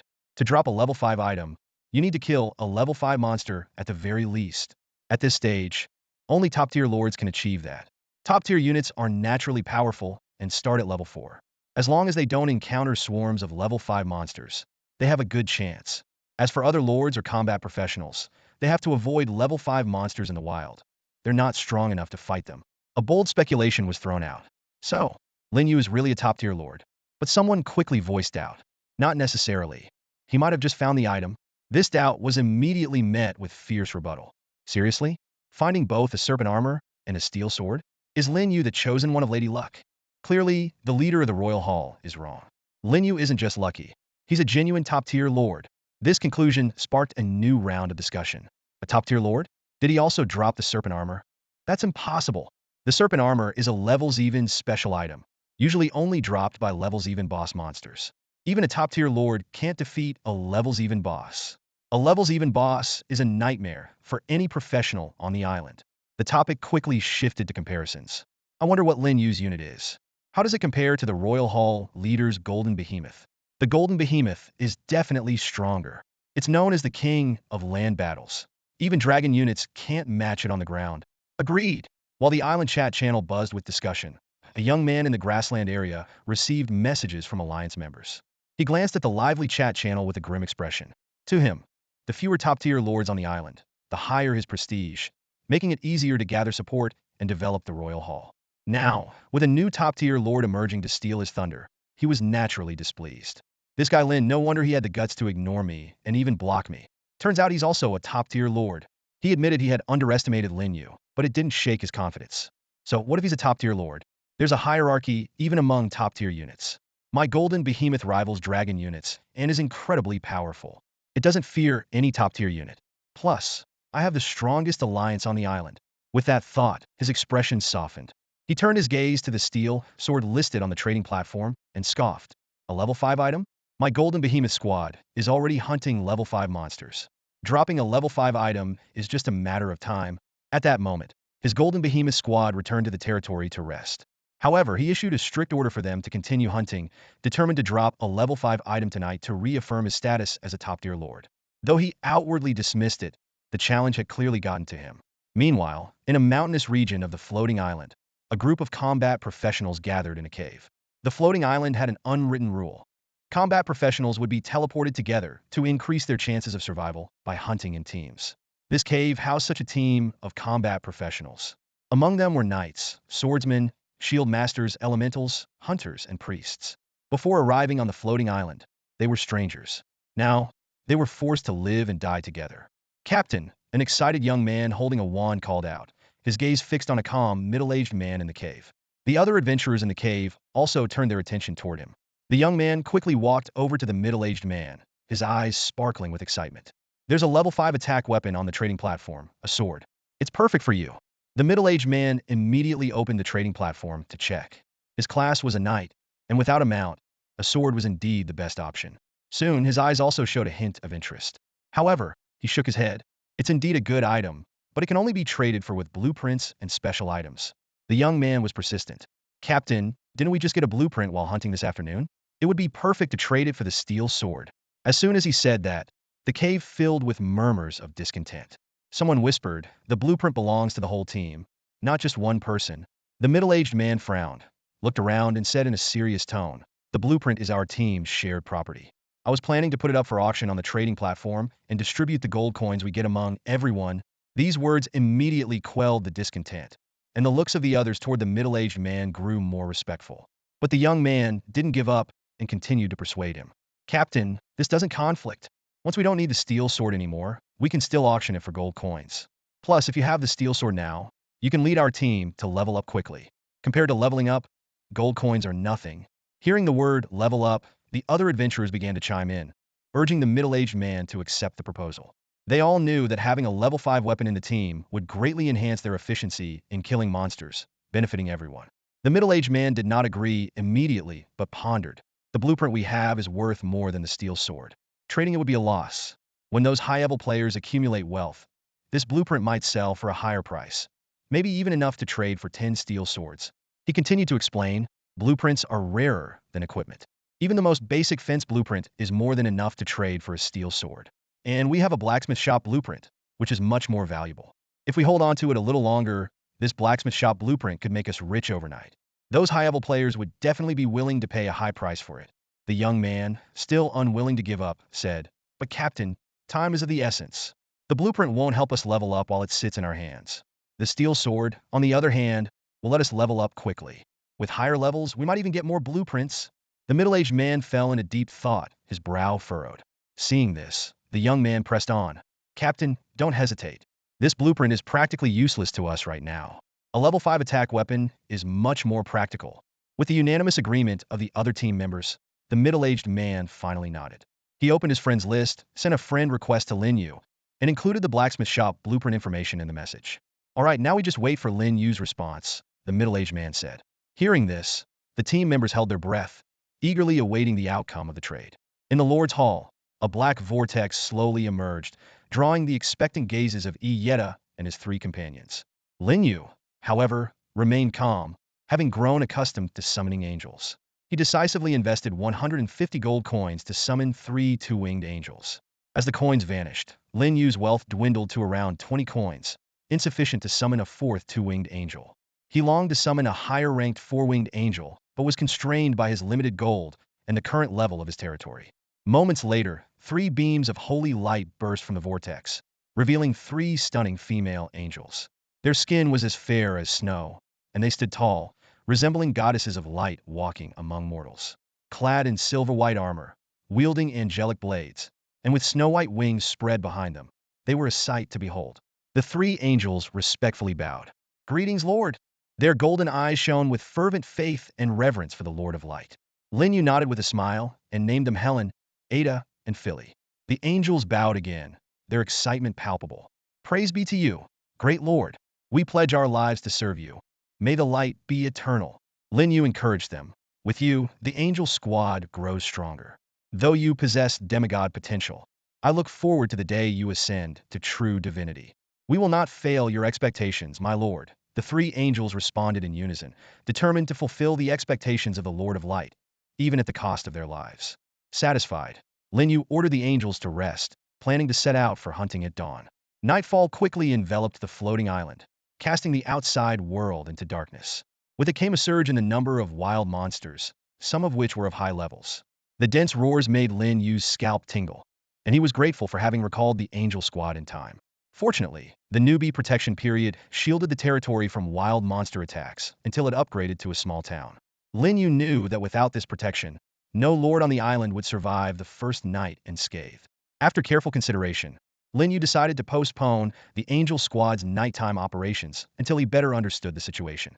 He urgently needed to upgrade his territory to an intermediate village to unlock the ability to summon four-winged angels. With a four-winged angel leading the squad, they might safely hunt even at night. Lost in thought, Lin Yu stepped out of the hall and ordered over 100 goblins to speed up the dissection of monster corpses. He planned to trade the beast meat for various basic resources needed for the territory's upgrade. As the night grew darker, Lin Yu's resolve only grew stronger. Lin Yu summoned a goblin warrior and asked about the dangers of the wilderness at night. The goblin warrior's face contorted with fear, and his voice trembled as he replied, "Honorable Lord, the wilderness at night is a realm of demons and the undead. We weak goblins dare not venture out after dark. When night falls, we huddle in our stronghold. If we encounter them, we will become their food." Lin Yu pressed further. "Demons and the undead?" The goblin warrior nodded vigorously. "Yes, my lord. I have never seen a demon, but I have seen the undead. At night, the wilderness is flooded with countless undead. They crawl out from the underworld and are everywhere. My father, the mighty goblin warrior Kiki, died at the hands of these evil undead." A glint of excitement flashed in Lin Yu's eyes as he thought to himself, this might be good news. He wasn't happy about the death of the goblin warrior Kiki, but rather thrilled by the presence of the undead at night. His angels were holy beings with the power of sacred light, naturally suppressing undead creatures. This meant that once he had the strength to hunt at night, the angel squad could reap great rewards. Dismissed. Lin Yu waved off the still terrified goblin warrior. He stopped thinking about it and waited for the disassembly work to finish while opening the island's trading platform. To his delight, he found someone selling blueprints on the trading platform, specifically the fence blueprint he urgently needed. However, the blueprint was priced at a staggering 1,000 gold coins, far beyond his purchasing power. Even if he had enough coins, he wouldn't trade the equivalent of summoning 22 winged angels for a fence blueprint. What a heartless profiteer! Lin Yu muttered angrily, seemingly forgetting that his snake armor, priced at 3,000 gold coins, was still prominently listed at the top of the trading platform. But then again, the value of the fence blueprint couldn't compare to the snake armor, which was a level 7 equipment with special effects. Without the gold coins, Lin Yu reluctantly moved his gaze away from the fence blueprint's listing and continued searching the trading platform, only to exit in disappointment. He then opened his friends list, hoping some professional would trade blueprints for his refined steel sword. The friends request list showed a staggering 9,999 requests. Lin Yu didn't want to check them one by one, so he searched the requests using keywords like fence, arrow tower, and blueprint. Instantly, the number of requests narrowed down to about 50. He reviewed them one by one, finding most to be fake, with no real blueprints. However, in one friend's request message, Lin Yu found information about a blueprint. A blacksmith shop blueprint? His eyes widened with excitement. Who was this kind soul? Without hesitation, he accepted the friend request and rejected all others. Meanwhile, in a cave, a middle-aged man let out a suppressed cheer. Lin Yu accepted my friend request. Under the expectant gazes of his team, he quickly contacted Lin Yu. "Boss, it was hard to get you to accept my request. I won't waste your time. I want to trade the blacksmith shop blueprint for the snake armor you have on the platform." As he sent the message, he decided to aim for the more valuable snake armor instead of the refined steel sword. Just because the snake armor is far superior to the steel sword. Even a first-level professional can almost roam unchallenged in low-level monster areas while wearing snake armor, not to mention the unbeatable advantage against snake-type monsters. Lin Yu's intention to trade a steel sword for the blueprint only highlighted his status as a lord. For a lord, the value of a blacksmith shop blueprint is self-evident. The middle-aged man stared at his phone screen, hoping Lin Yu would surprise him. However, Lin Yu's response felt like a cold plunge. No trade for snake armor, only for steel sword. Unwilling to give up, the middle-aged man immediately replied, "Boss, you should understand the value of the blacksmith shop blueprint. With it, your territory can produce its own equipment, turning you into an equipment merchant. The drop rate of equipment on the island is so low that you could get rich overnight and never worry about resources for your territory again. Lin Yu quickly responded, "You make a good point, but it's not feasible in the short term. Crafting equipment requires a blacksmith, and that's a problem. In the short term, the blueprint is useless." The middle-aged man tried to persuade him. "Boss, you can take a long-term view." Lin Yu remained unmoved. Having foresight is good, but immediate development is more important. "I can wait for a second blueprint to appear. There's no need to trade snake armor for it. As of now, snake armor is more valuable than the blueprint." This left the middle-aged man speechless. Lin Yu's point was indeed irrefutable. "Won't you reconsider?" the middle-aged man asked, not giving up. Lin Yu replied, "When I find a blacksmith, and if your blueprint is still available, we can talk then." The middle-aged man felt helpless. Who knew when Lin Yu would find a blacksmith? It could be tomorrow, or it could be a week later. Lin Yu could wait, but he couldn't. He was eager to level up. Every day he held onto the blueprint, his level was suppressed. Compared to becoming a top-tier combat professional, what was a blueprint worth? More importantly, leveling up would significantly increase his hunting gains, creating a positive cycle. Despite this, the middle-aged man decided to try one more time. He deliberately ignored Lin Yu for over an hour, hoping he would change his mind.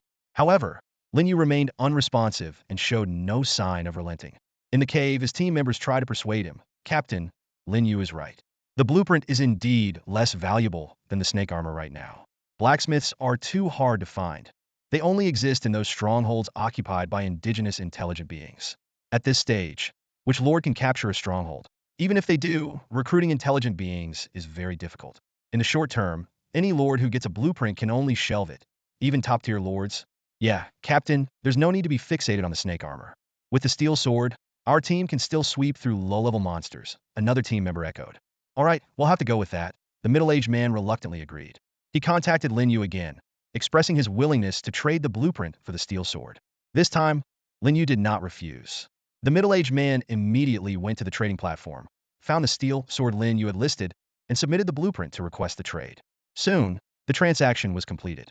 A long sword with a metallic sheen appeared out of thin air before the middle-aged man. He grasped the hilt and swung it forcefully, slicing through the air with a sharp whistle. "Great sword!" The middle-aged man was overjoyed. All his previous frustration vanished. The other team members were equally excited. With this steel sword, their levels would increase rapidly. "Tomorrow's goal. Everyone levels up by 1, the middle-aged man announced loudly. "Team power," everyone responded in unison. Meanwhile, in the Lord's Hall, Lin Yu looked at the blacksmith shop blueprint in his hand, unable to hide his smile. Trading a level 5 ordinary piece of equipment for a blacksmith shop blueprint was a huge win for him. This is only possible now.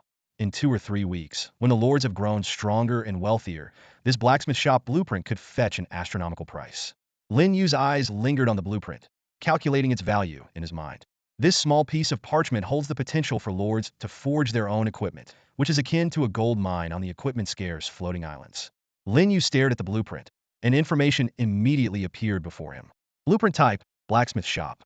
Usable times, 1. Construction requirements: 200 units of wood, 100 units of stone, 300 units of iron ore. Special reminder: the blacksmith shop is one of the most important buildings in the territory. It is crucial for the prosperity and strength of the territory. However, without a blacksmith, the blacksmith shop cannot forge any equipment. Lin Yu frowned in thought, recalling information he had seen on the professional forum. All exclusive units of the territories are combat types. There are no life profession units. To get a blacksmith, one must find a way on the floating islands. Among the intelligent races, many are dedicated blacksmiths, such as dwarf blacksmiths, elf blacksmiths, goblin blacksmiths, and human blacksmiths. However, subduing the native intelligent beings is no easy task. They view professionals as evil invaders and fight to the death upon meeting. But Lin Yu was confident because he had angels. In just one day, Ida and others had recruited over 100 goblin followers for him. These native intelligent beings on the floating islands were easily purified and came to believe in the holy light. Lin Yu stepped out of the Lord's Hall and saw bonfires burning in the distance, surrounded by goblins. The work of disassembling monster corpses was complete, and the beast meat and monster materials were stored in the warehouse. Some goblins were roasting meat, while others watched reverently, grateful for the blessings of the Lord of Holy Light. At that moment, Lin Yu felt more mysterious energy flowing into his body, a power of the goblin's faith. Although it wasn't very useful now, it would accumulate over time and help him become a god in the future. Lin Yu waved over a goblin warrior. "What's your name?" "Oh, great god. My name is Lunan," The goblin Lunan answered nervously, not daring to meet Lin Yu's gaze. Lin Yu asked gently, Lunan, do you have any goblin blacksmiths in your tribe? Yes, yes, Lord. Lunan nodded quickly, extending 3 thin fingers. Our tribe has 3 blacksmiths, one of whom is a mid-level blacksmith. Excellent, Lunan. Lin Yu smiled and continued. Tell me, what is the overall strength of your tribe, and where is it located? Faced with Lin Yu's inquiry, the goblin Lin dared not hide anything and revealed all the information about his tribe in detail. After listening, Lin Yu couldn't help but frown. The goblin tribe is located about 4 kilometers west of his territory, with over 700 goblins. This includes 100 goblin warriors, more than 300 goblin soldiers, and a level 9 goblin chieftain. The rest are ordinary goblins. This is undoubtedly a formidable force, and at this stage, no lord could conquer this tribe. Lin Yu knew he didn't have the strength either. He currently had only 7 two-winged angels, with the highest level being 6. Even with over 100 goblin followers, it would be impossible to break through the goblin tribe. No rush, Lin Yu calculated in his mind. Let the angel squad slowly erode the goblin tribe. Once the territory upgrades to a mid-level village and I can summon 4-winged angels, then we can launch an attack. The so-called erosion involves continuously capturing goblins from the tribe and converting them into his followers. With this approach, Lin Yu's territory would gradually strengthen while the goblin tribe's power would wane. When the time is right, he could declare war directly. Lin, you've done well. The holy light will protect you forever, Lin Yu said with a smile as he looked at the excited goblin Lin. Go now, and let your companions rest early. Praise you, merciful God. Goblin Lin quickly retreated, walking away with his head held high, pride evident on his face. To him, receiving praise from the great Lord of Holy Light was an honor beyond the reach of other goblins. Lin Yu's gaze swept over the goblins gathered in a circle in the distance. Due to the lack of wooden houses in the territory, all of which were allocated to the angel squad, these goblins had to camp out in the open. Fortunately, the weather on the floating island was decent, and the bonfires kept them warm and dry, so they wouldn't suffer from the cold for now. Without thinking further, Lin Yu turned and opened the island's trading platform, listing all the beast meat that the goblins had collected. This meat would be traded for basic resources like wood, stone, and iron ore. He had considered trading for gold coins, but no professional would be foolish enough to exchange gold for relatively low-value resources. Soon, apart from the food needed for daily consumption, all the remaining beast meat was listed on the trading platform. Lin Yu estimated that by tomorrow, all the meat would be sold out. This was because the island had a vast number of professionals, at least tens of millions. Not every arrival area was resource-rich. Some professionals landed in food-scarce deserts or wastelands and had to purchase food from the trading platform.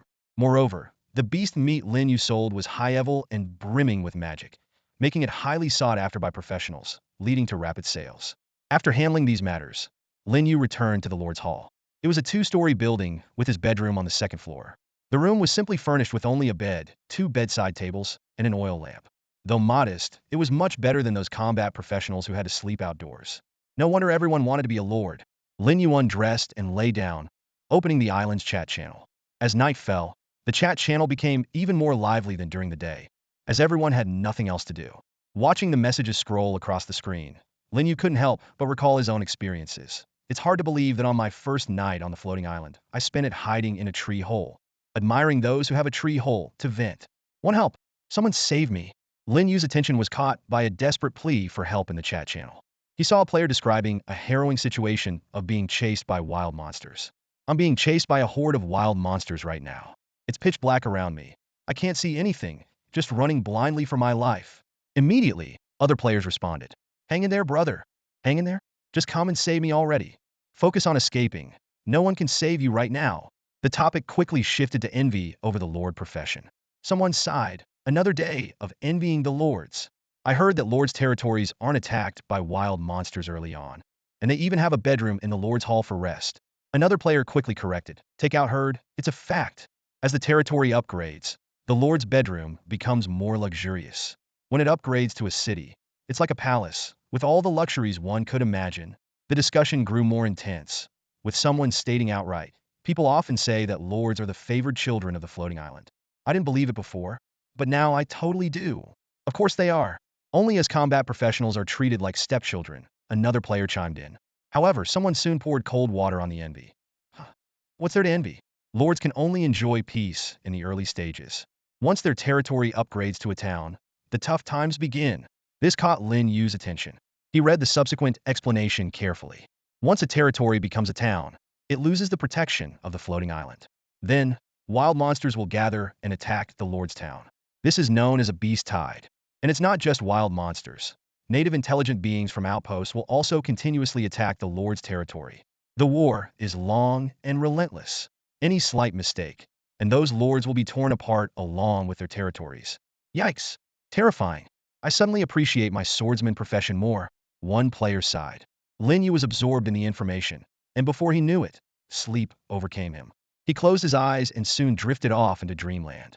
The next morning, sunlight streamed through the window, waking Lin Yu. He opened his eyes to find himself lying in a soft bed, covered with a cozy blanket. On the bedside table was a sumptuous breakfast. Fresh fruit, fragrant roast meat, and a sweet cup of honey water. It was undoubtedly the angel's thoughtful arrangement. Lin Yu got up to wash and, while enjoying his breakfast, pondered the information he had seen in the chat channel the night before. He realized that he must prepare for the threats his territory might face once it upgraded to a town. He resolved to assemble a powerful army before that time to deal with the impending beast tide and attacks from native intelligent beings. That player was right, Lin Yu muttered to himself. Becoming a lord doesn't mean a life of ease. Lords face more enemies and dangers than combat professionals. But with danger comes opportunity.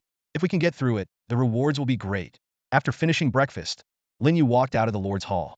The sun was shining brightly, and the weather was perfect for hunting. In the nearby square, over 20 goblin warriors had already gathered. These goblin warriors were quite strong, with the weakest being level 3 and some even reaching level 4.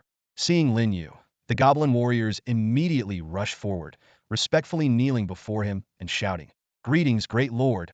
Lin Yu looked around and asked, "Where are the others?" A goblin warrior stepped forward.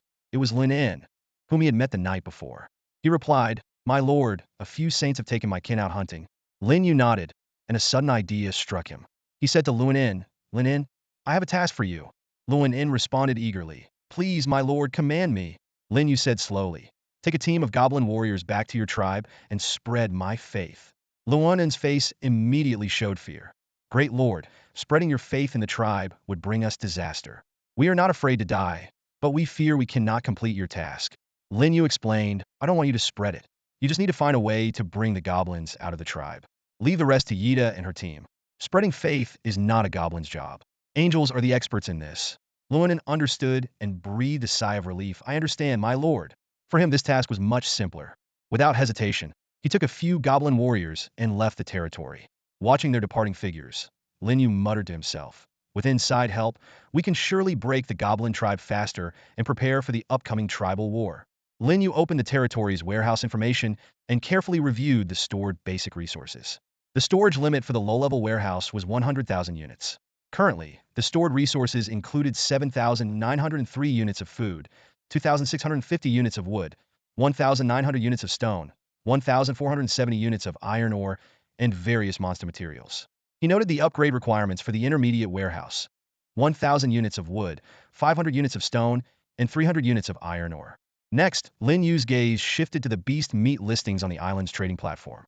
As he had anticipated, all the beast meat had sold out, converting into wood, stone, and iron ore, the three basic resources now stored in the territory's warehouse. At this point, the stored basic resources were sufficient for the territory's upgrade needs, and the prosperity level had already been met. Lin Yu thought to himself, just the fence and arrow tower left. Once he obtained the blueprints for these two structures and built them, the territory could be upgraded to an intermediate village. The thought filled him with anticipation, as reaching the intermediate village level would unlock the summoning of the four-winged angel. With a sense of urgency, Lin Yu reopened the island's trading platform to search for blueprints for fences and arrow towers. He quickly found about 20 relevant trade listings, with 2/3 being fence blueprints and 1/3 being arrow tower blueprints. Overnight, new blueprints had been listed, which was within Lin Yu's expectations given the large number of professionals on the island. After yesterday's transition period, the professionals had begun orderly hunting, with numerous wild monsters falling at their hands every moment. Although the drop rate for blueprints and equipment on the floating island was low, the sheer volume of hunting compensated for this. Lin Yu carefully checked the prices. The highest price for fence blueprints was 700 gold coins, with the lowest at 500 gold coins. Arrow tower blueprints were more expensive, reaching up to 1,300 gold coins. He shook his head, thinking these combat professionals were truly greedy. However, he understood that if lords had obtained these blueprints, they would have likely used them themselves instead of selling them. At this stage, almost no lords could afford these blueprints. Next, Lin Yu searched for trade information on spirit rice, demon plants, and magic potion seeds. To his disappointment, there were no demon plant or magic potion seeds available. There were quite a few listings for spirit rice seeds, but the prices were still high, and they also required gold coins for purchase. After closing the trading platform, Lin Yu muttered to himself, "Looks like I'll have to do it myself." He understood that the combat professionals on the island aimed to squeeze the lords through blueprints and spirit rice seeds. While understandable, it didn't mean he was willing to accept it. Lin Yu wasn't in a hurry, because he had an ace up his sleeve blueprints for a blacksmith shop. Once he found a blacksmith and started forging weapons and equipment, the situation would turn in his favor.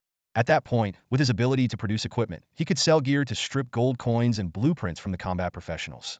After all, being an equipment merchant was one of the most lucrative professions on the floating island. Just then, Lin Yu's attention was drawn to a group of goblin warriors gathering nearby. These goblin warriors were fully armed, wearing leather armor and wielding weapons like broadswords and spears, looking ready for battle at any moment. However, restricted by the rules of the floating island, the professionals couldn't directly use these weapons and equipment. Lin Yu stood at a distance, eyes slightly narrowed, contemplating the only way to acquire the gear defeating goblin warriors, hoping they would drop usable equipment. Yet, he quickly dismissed this idea and shook his head. Killing these fanatics might be futile and would only waste precious experience points. Lin Yu took a deep breath and decided to wait patiently. His gaze drifted into the distance, as if he could already see the angel squad returning triumphantly. They would bring back abundant loot, significantly boosting their strength, ultimately enough to conquer the entire goblin tribe. Only then would his ideal life truly begin. Just then, Lin Yu suddenly felt a surge of powerful energy coursing through his body. His muscles began to tense, bones emitting slight cracking sounds, as if his entire body was being reshaped. Moments later, he sensed something within him breaking through a barrier of realms. Leveled up? Lin Yu whispered in astonishment, his hands unconsciously clenching into fists.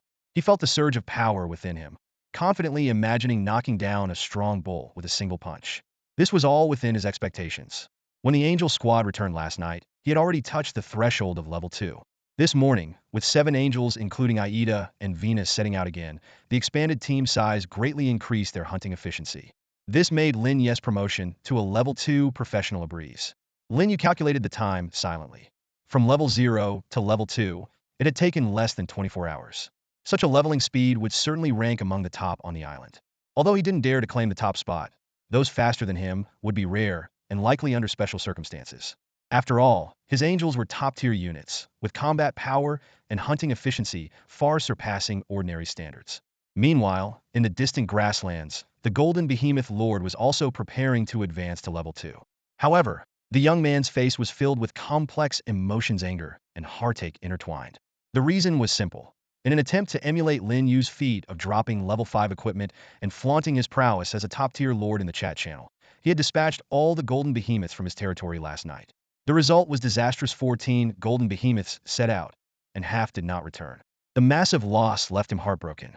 At least I proved one thing, the young man thought bitterly. The nights on the floating island are indeed perilous, whether in the jungle or on the open grasslands.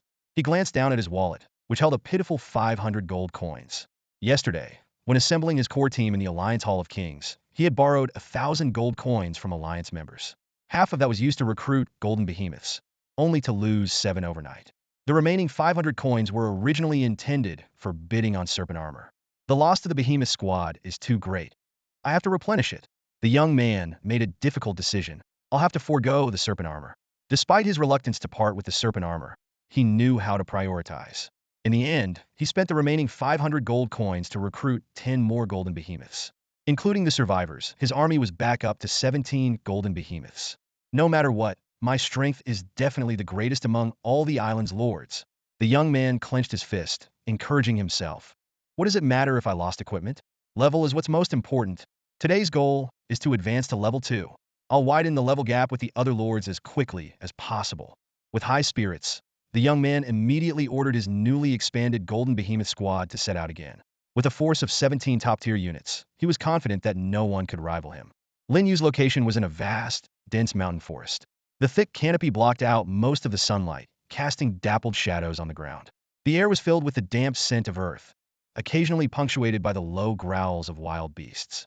This area was not only home to numerous high-level monsters, but also dotted with outposts built by indigenous intelligent creatures, with goblin tribes being just a small part of the whole. The forest's rich resources made it a paradise for adventurers, but it also concealed countless dangers. A moment of carelessness could lead to an attack from a pack of monsters, resulting in a disastrous outcome. However, for the Angel Squad, these threats were not significant. After all, it was daytime, and high-level wild monsters typically did not venture out unless their territory was trespassed. Suddenly, a dazzling sword light pierced the forest silence, instantly severing a massive wolf's head. Blood spurted as the head rolled to the ground. Simultaneously, golden flames descended from the sky, driving back the surrounding wolves and preventing the sword's wielder from being surrounded. Following that, a cross-shaped sword light streaked across the sky like a meteor, felling another wolf, its body neatly quartered. With the near-perfect coordination of the Angel Squad, the number of wolves on the battlefield rapidly dwindled. Some of the more cowardly wolves, terrified by the scene, turned tail and fled, trying to escape the battlefield. However, they quickly realized that running on the ground could not match the speed of angels in flight. Before long, these wolves were caught and fell under the angels' swords. With the battle over, it was time to clean up the battlefield. Graceful figures gathered from nearby. It was Aida and her team, surrounded by a holy aura. They were immaculate, not stained by a drop of wolf blood, both beautiful and divine. Aida and her companions were adept at cleaning up after battles. They swiftly collected the coins dropped by the wolves and summoned a group of goblins hiding in the surrounding forest, commanding them to transport the wolf carcasses back to their territory. 45 coins collected. Aida exclaimed excitedly. Just 5 more, and the Lord can summon another two-winged angel. The other angels, hearing this, were equally motivated. Their obsession with gold coins even surpassed their desire to enhance their own levels and strength. After all, leveling up took a long time, whereas killing monsters for coins could bring more angels into this world. The revival of the angel race depended on their efforts. At that moment, a goblin ran over in a panic, gasping for breath, and said, "Holy messenger, I found a group of two-headed ogres hunting a giant python in the dense forest ahead." Two-headed ogres? Aida raised an eyebrow and asked, "How many?" The goblin warrior replied, "About a dozen, led by a two-headed ogre chieftain. I couldn't tell his exact level, but he definitely isn't above level 9. Above level 9 was the rank of a king. King-level two-headed ogres were rare, and even if they existed, they were usually the strong ones of large tribes or the chieftains of small tribes, unlikely to personally hunt wild monsters. If it's under level 9, we can give it a try." The angels quickly discussed and reached a consensus. The higher the monster's level, the more coins it would drop. This adventure was worth the risk. They then had the goblin warrior lead the way while the other goblins stayed behind to continue transporting the wolf carcasses. Goblins were too weak in combat and would only be a hindrance in battle, so they were better off doing logistical work. In no time, led by the goblin warrior, the angel squad arrived near the dense forest where the two-headed ogres were hunting. From within the forest came roars and hisses. The goblin warrior, voice trembling, said, "Holy messenger, the two-headed ogres are inside." Aida nodded slightly and instructed the goblin warrior, "Stay here and don't come any closer." "Yes, holy messenger." The goblin warrior breathed a sigh of relief. He knew his own strength was insignificant and wouldn't be able to help the holy messenger. Rather than causing trouble, it was better to stay outside and await orders. Aida and her team then spread their angel wings and flew towards the battlefield in the dense forest. Flying was one of the angel's advantages, especially against enemies without flight capabilities, making this advantage incredibly impactful, sometimes even allowing the weak to defeat the strong. The angels flew at incredible speed, reaching the battlefield in under a minute. They hovered in midair, overlooking the fierce battle below, ready to strike at the opportune moment. Looking down, a breathtaking battle scene unfolds. A group of two-headed humanoid monsters are besieging a massive, spotted giant python. Each of these creatures has one large and one small head, wielding various weapons as they relentlessly attack the python. The python is clearly in dire straits. Its enormous body is covered in wounds, bleeding profusely, with scattered scales littering the ground. Despite its desperate struggles raising its head to roar, hissing continuously, and thrashing and coiling its body, it cannot break through the encirclement of the two-headed monsters. It seems the mighty python is about to meet its end. At this critical moment, 7 beautiful, holy figures suddenly appear in the sky. These angels stand proudly, observing the battlefield below. Among them, a petite, delicate-looking angel named Sally speaks up. 13 two-headed monsters, average level 6. The leading two-headed monster is level 8. The dying giant python is a level 7 creature. We can fight. Yida nods slightly and adds, the leather armor and warehouse blueprints we got from a level 7 creature yesterday made the Lord very happy. These words immediately ignite the angel's fighting spirit, their eyes sparkling with excitement. Without further hesitation, the 7 angels swiftly dive in from different directions. Just as the python is about to be killed by the two-headed monsters, the angels' attacks arrive on time. Yida is the first to strike, unleashing angelic battle skill. Holy Cross Sword. The brilliant cross-shaped light sword spans dozens of meters in an instant, precisely beheading the nearly dead level 7 python. This sudden attack leaves the two-headed monsters on the battlefield momentarily stunned. Having 2 heads only seems to make them more confused rather than smarter. It's not until the screams of their comrades ring out that the other two-headed monsters snap out of it. But it's too late. 6 of their comrades have already fallen under the angels' sharp swords. The two-headed monster leader roars in fury. Damn it! Where did these winged creatures come from? Daring to oppose our two-headed monster tribe, he swings his spiked club wildly and charges at Angel Vina. Although Vina is only level 5, she remains unflustered. She deftly flaps her wings to retreat, gaining altitude while slashing out golden flames with her sword. The monster leader, charging too recklessly, crashes into the sea of flames, howling in pain. Despite quickly summoning a magical shield to ward off the fire, he is left in a sorry state. Curse you, winged creature! I'll kill you! Kill her! Kill her now! Both heads of the monster leader scream simultaneously. He furiously swings his nearly tumor-long spike club, sending out massive wind blades towards Vina. Holy Light Slash! Holy Cross Sword! The other angels intervene in time, shattering the wind blades one by one. Though a few slip through, they pose no threat to Vina, who has already flown high into the sky. She seizes the opportunity to dive from another direction, attacking the other two-headed monsters. Just as the monster leader is about to pursue, he is intercepted by Angel Josie. He enters a frenzied state, hoping for a quick victory. However, Josie employs the same tactic, flying high to evade whenever the monster leader unleashes a powerful attack. When he is exhausted, the other angels close in. This strategy of wearing him down and kiting proves extremely effective. The battle doesn't last long. Soon, the battlefield is left with only the two-headed monster leader. All the other monsters have been eliminated by Yida and the others. Seeing himself surrounded by 7 angels, the monster leader finally feels fear. He tries to escape, only to find all routes blocked by the angels. 7 angels, each wielding a sword ablaze with golden flames, surrounded the two-headed demon commander. The demon's faces twisted in fear, both heads scanning the angels warily. In a harsh voice, he demanded, "Where did you winged beings come from? The dark forest has never seen your kind." A tall angel named Yida stepped forward, her beautiful face almost indifferent, her golden eyes glowing with determination. Holding her sword steady, its tip pointed at the demon commander, she spoke coolly, "We are angels, followers of the Lord of Holy Light. Our merciful Lord offers you a chance at redemption. Embrace our faith, and the Holy Light will grant you eternal life." The two-headed demon commander scoffed, both faces showing disdain. Without hesitation, he retorted, "The Lord of Holy Light? Never heard of him. We, the two-headed demons, are descendants of giants and worship only the great Titan true God. You heretics will never twist my soul and will. Blasphemy against our Lord deserves death." A flash of anger crossed Yida's eyes. With a wave of her hand, the 7 angels launched their attack on the demon commander. Initially, they had hoped the demon commander would surrender, allowing them to spread the faith of the holy light. But now, there was no need. Blasphemy against the true Lord could only be atoned for with death. Swoosh, swoosh, swoosh. Brilliant sword lights slashed at the demon commander from all directions. In an instant, his massive body was covered in bloody wounds. Blood sprayed out, tracing vivid red arcs in the air. Unwilling to die here, the demon commander swung his mace wildly in retaliation. The massive weapon whistled through the air, generating fierce winds. Simultaneously, he unleashed his internal magic, creating a storm that swept the battlefield. However, this wide-range attack was ineffective against the angels. Each angel was shielded by the holy light, a protective barrier formed from their faith, easily repelling the magic storm. Though the demon commander was a formidable level 8, angels were of an ultra-elite class, capable of defeating higher-level foes.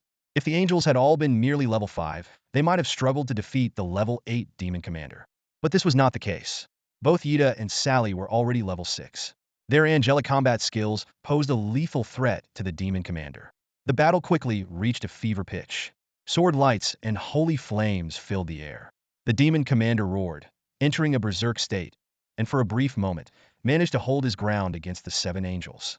His 2 heads roared in unison, the sound deafening, causing the battlefield to tremble. But this was only temporary. As time passed, more and more sword wounds appeared on the demon commander's body. His movement slowed, and he grew weaker. Blood continuously gushed from his wounds, pooling into a crimson lake on the ground. Suddenly, a dazzling sword light illuminated the battlefield. In a flash, one of the demon commander's heads was severed, rolling far away before hitting the ground with a heavy thud. The excruciating pain elicited a heart-wrenching scream from the demon commander, his remaining head contorting in agony. His mace, once formidable, now swung poorly. Seizing the opportunity, the angels surged forward. Their swords struck the demon commander repeatedly, killing him on the spot. Golden holy flames then swept over his body, reducing it to ashes and purifying even his soul. The air filled with the acrid smell of burning, mixed with the stench of blood, making it nauseating. The battle had started quickly and ended just as swiftly. The 7 angels' combined efforts were a testament to the demon commander's worthiness as an opponent. Such a waste of a level 8 believer, Angel Vina remarked, her tone a mix of regret and cold detachment as she watched the holy flames consume the demon's remains.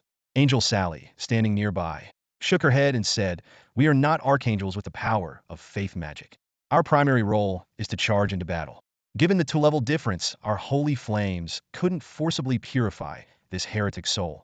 Yida, her expression indifferent, added, "A heretic who blasphemes our Lord deserves to die.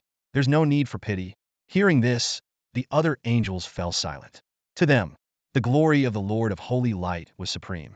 Any being that blasphemed the Holy Light was their enemy, even if that enemy were a true god. The angels then began to clean up the battlefield. The bodies of the 2-headed demons held no value. Their main task was to collect any dropped items. They meticulously searched every corner of the battlefield, ensuring nothing valuable was overlooked. Coins clinked and equipment gleamed coldly. Moments later, the loot was neatly piled in front of Yida. After carefully counting, she excitedly announced, "We collected over 70 gold coins in total." Her voice was filled with joy. As expected, the higher the enemy's level, the more gold they drop. Yida carefully picked up a menacing wolf-tooth club, a trophy from the 2-headed demon leader. Nearby lay a mysterious blueprint, faintly glowing. She recalled the Lord's words, "Both equipment and blueprints are treasures, worth a fortune." Sally, Josie, and the others had smiles of delight on their faces. Over 70 gold coins meant that more companions were about to descend into this world, a realization that thrilled them. Suddenly, Vina and Josie cheered in unison. "I leveled up." Their beautiful faces flushed with excitement, their eyes sparkling with joy. Both had reached level 6. Helen, Ada, and Philly, the 3 sisters, also announced that they were close to their next level up. The demise of the level 8 2-headed demon leader had granted them a significant amount of source power, far surpassing the gains from hunting lower-level creatures. Yida nodded slightly, her elegant neck like that of a swan. She encouraged, "Keep it up. Aim to reach level 6 by the end of today's hunt." She and Sally had even grander goals level 7. Once achieved, they would be confident in sweeping through the goblin tribe, even without the support of the 4-winged angel. "Sally, lead the team to continue hunting. I'll take the loot back to the Lord," Yida instructed. Sally readily agreed, her petite and delicate face beaming with a bright smile. "I'm sure the Lord will be very pleased with these spoils. It's our honor to serve the Lord." As soon as she finished speaking, Yida gathered the loot, spread her white wings, and soared into the sky, heading back to the territory. Meanwhile, Lin Yu's mood was indeed, as Sally had predicted, extremely pleased. The arrival of another blueprint and a piece of equipment excited him greatly. Although he didn't yet know the specifics, he could sense Yida rapidly returning, and he would soon find out. Seizing the moment, Lin Yu called over a goblin warrior who was dealing with monster corpses and asked, "Is there a 2-headed demon tribe in these nearby forests?" The goblin warrior respectfully replied, "Yes, great lord. About 8 kilometers south of your territory, there is a 2-headed demon tribe. They are powerful, and their chieftain is a king-level warrior." Mentioning the 2-headed demons, a flash of resentment appeared in the goblin warrior's eyes. Clearly, the goblin tribe often suffered bullying from the 2-headed demons, having to pay regular tributes and sometimes losing innocent goblins to their cruelty. A king-level warrior, huh? Lin Yu took a deep breath. It was only the second day since he had descended onto the floating island, and his territory had already clashed with a local force ruled by a king-level warrior. His feelings were mixed, both excited and a bit apprehensive. However, Lin Yu wasn't too worried about his own safety. Until his territory upgraded to a town, the floating island's rules would protect him. But the angel squad hunting outside would need to be extra cautious. Soon, Yida returned to the territory. Lin Yu immediately informed her of the two-headed demon tribe and their king-level chieftain, his expression serious and grave. Rest assured, my lord, we will be cautious and vigilant against the two-headed ogre tribe. Ieta replied respectfully, her eyes shining with determination. She then handed the spoils of war to Lin Yu, the most notable of which was a spike club taken from the two-headed ogre leader. The club was nearly 2 meters long, with a head covered in sharp spikes forged from fine steel, glinting coldly in the sunlight. Lin Yu couldn't help but imagine the devastation it could cause. A single blow would surely turn any enemy into a mangled mess. Wielding such a massive weapon would require not just a giant's physique, but also extraordinary strength. Along with the spiked club, there was a pile of shimmering gold coins, totaling close to 120 pieces. This wealth came from previous raids on the two-headed ogre squads and the 45 coins collected by the angels from hunting wild monsters. A satisfied smile spread across Lin Yu's face as he thought about summoning 2 more two-winged angels. Seeing Lin Yu smile, Ieta couldn't help but feel a sense of joy as well. For her, each summoning brought the dream of the angelic race's revival one step closer. Lin Yu didn't bother examining the remaining blueprints. Instead, he turned and walked into the Lord's Hall, with Ieta following closely behind. Soon, 2 newly summoned two-winged angels appeared. They immediately bowed to Lin Yu, their eyes filled with deep reverence. "Greetings, my lord," the newly summoned angels said in unison. Lin Yu nodded slightly and named them Rue, Yi, and Hailon. With this, the number of angels in his squad increased to 9. He then turned to Ieta, who was standing respectfully nearby, and said, "I've dispatched a few goblin warriors back to their tribe to lure out a group of goblins. When the time comes, you will be responsible for purifying their souls." Lin Yu now understood that soul purification was essentially the angels using holy light and angelic flames to forcibly spread faith among intelligent beings. In the past, he might have seen this as evil, but now he fully endorsed the practice. After all, he was the deity behind the angels, and they were spreading faith on his behalf, laying the foundation for his ascension to godhood and securing countless followers to become the supreme god of faith. "Understood, my lord," Ieta replied respectfully. At Lin Yu's signal, she led the newly summoned Rue, Yi, and Hailon out of the Lord's Hall to join the other angels in the wild. As he watched the 3 angels depart, a question suddenly struck Lin Yu. Why were all the angels he summoned female? Were there no male angels? Or would they only appear at higher levels, like 6-winged or 12-winged angels? With this question in mind, Lin Yu immediately reached out to Ieta via remote consciousness communication. Soon, he received a response. Angels are genderless divine beings when nurtured in the rebirth pool. Their gender is determined at the moment of their birth. Angels have the ability to choose their gender, and Ieta and the others chose to be female because female angels are more likely to gain the favor of followers, aiding in the spread of faith. Lin Yu, surprised, asked, "Angels can actually choose their gender?" "Yes, my lord," Ieta replied. "This is made possible by the power of the rebirth pool, but it can only be done once in their lifetime. From the moment they leave the pool of rebirth, an angel's gender is determined." Yita's voice echoed in Lin Yu's mind. She paused for a moment and continued, "Lord, if you prefer male angels, you can influence the summoning with your thoughts. This way, a male angel will descend." Yita hesitated and added, "Generally speaking, male beings are indeed stronger than females." She evidently thought Lin Yu might consider summoning male angels. Lin Yu immediately dismissed the idea, his thoughts resolute. "There's no need. Female angels are just fine." Although he didn't dislike male angels, he had a special fondness for the beautiful and gentle female ones. "I understand, my lord." Yita responded respectfully and conveyed the message to the other members of the angel squad. Upon learning the Lord of Light's preference, the beautiful angels were overjoyed. Being favored by the Lord of Light was a great honor for them. They were even prepared to dedicate themselves to him, understanding that reproduction is one of the most basic desires of intelligent beings. Lin Yu was unaware of the angels' inner thoughts. Even if he knew, he wouldn't feel embarrassed. As their deity, it was entirely reasonable for him to take a few angels as lifelong companions or even start a harem among the angelic race. After ending his mental communication with Yita, Lin Yu's gaze returned to the nearly Timberlong Spike Club. The equipment information soon appeared. Spike Club. Type: offensive equipment. Damage level: level 8. Durability: 100. Special effect: in the hands of a professional below level 9, damage is increased by 50. Description: this is the exclusive weapon of a two-headed demon lord, usable only by those with immense strength. Another top-tier piece of equipment. Lin Yu's smile grew brighter. Compared to the snake armor, The spike club was of higher value. The snake armor was defensive, whereas the spike club was offensive. Equipping the spike club would significantly enhance a professional's hunting speed. The 50 damage boost highlighted the club's terrifying power. It was undoubtedly a beginner's artifact, with the only downside being its large size. Its nearly 2-meter length exceeded the height of an average person, making it somewhat unwieldy. Despite this, it was still usable. Lin Yu could equip the spike club right now. When wielded, it felt like a raging storm. A single swing could shatter the air, creating a terrifying scene. Unfortunately, the spike club was too heavy, and Lin Yu's current strength made it difficult to wield it continuously. Professionals of the same level should be able to use it for longer periods. After reaching level 5, any professional could likely handle the spiked club with ease, including humanoid troops. After some thought, Lin Yu decided to list the spiked club on the island's trading platform. The weapon wasn't suitable for him or the angels.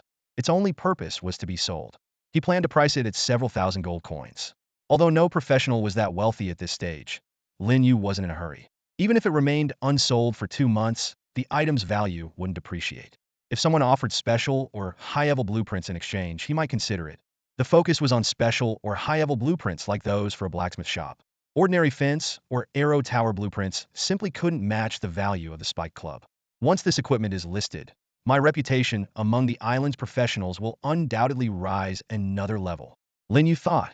Despite this, he didn't hesitate to put the spike club on the trading platform. He wasn't worried about revealing anything. After all, this was a floating island. Moreover, even if he kept it hidden, he still shone with the halo of a top-tier lord. The appearance of the spike club would only make his aura more dazzling, posing little threat or impact to him. As expected, the moment Lin Yu's spike club appeared on the trading platform, the chat channel within the entire island erupted. The attention of the professionals was instantly drawn to the mysterious, radiant level 8 equipment, as if pulled by a magnet. Unbelievable. It's Lin Yu again. Lin Yu has listed a level 8 piece of equipment with special attack effects. This is incredible. Voices of astonishment filled the channel. Professionals stared at their screens in disbelief, repeatedly confirming the equipment details, afraid they might have misread something. Lin Yu's actions once again caused a huge stir.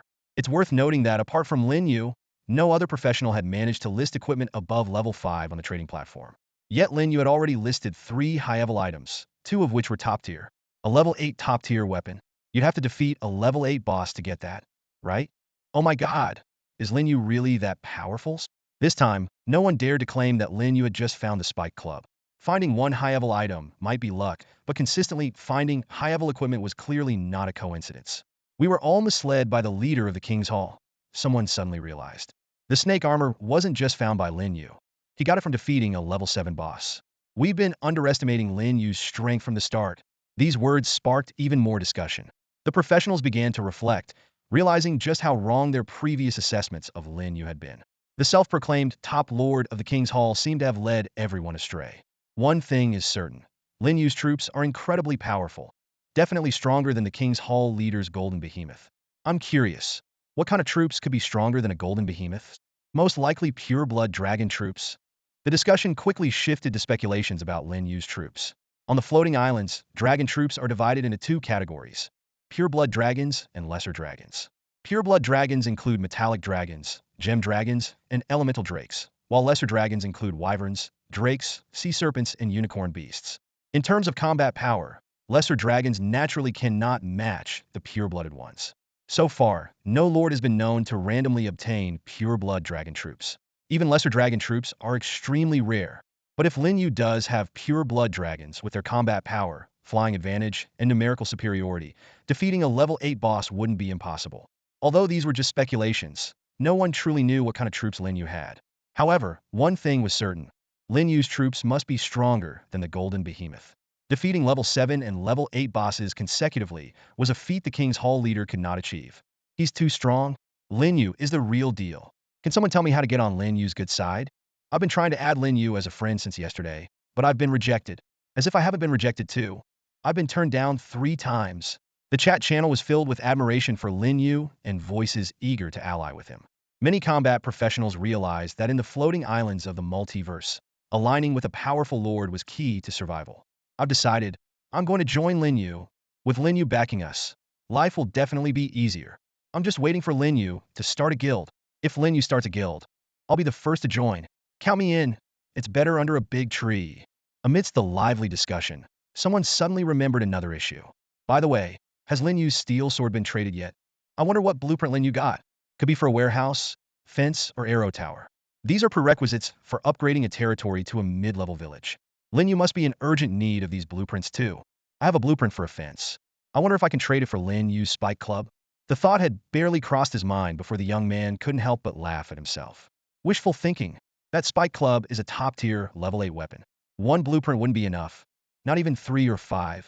Lying on his bed, he closed his eyes and fantasized. If only I had a special blueprint, I could use it as an excuse to add Lin Yu as a friend. It would be easier to rely on him in the future. He turned over and muttered to himself, let's sleep on it. Maybe I'll dream about it. Reality, however, was harsher than dreams. When the young man opened the game interface again, he suddenly realized he had once again underestimated Lin Yu.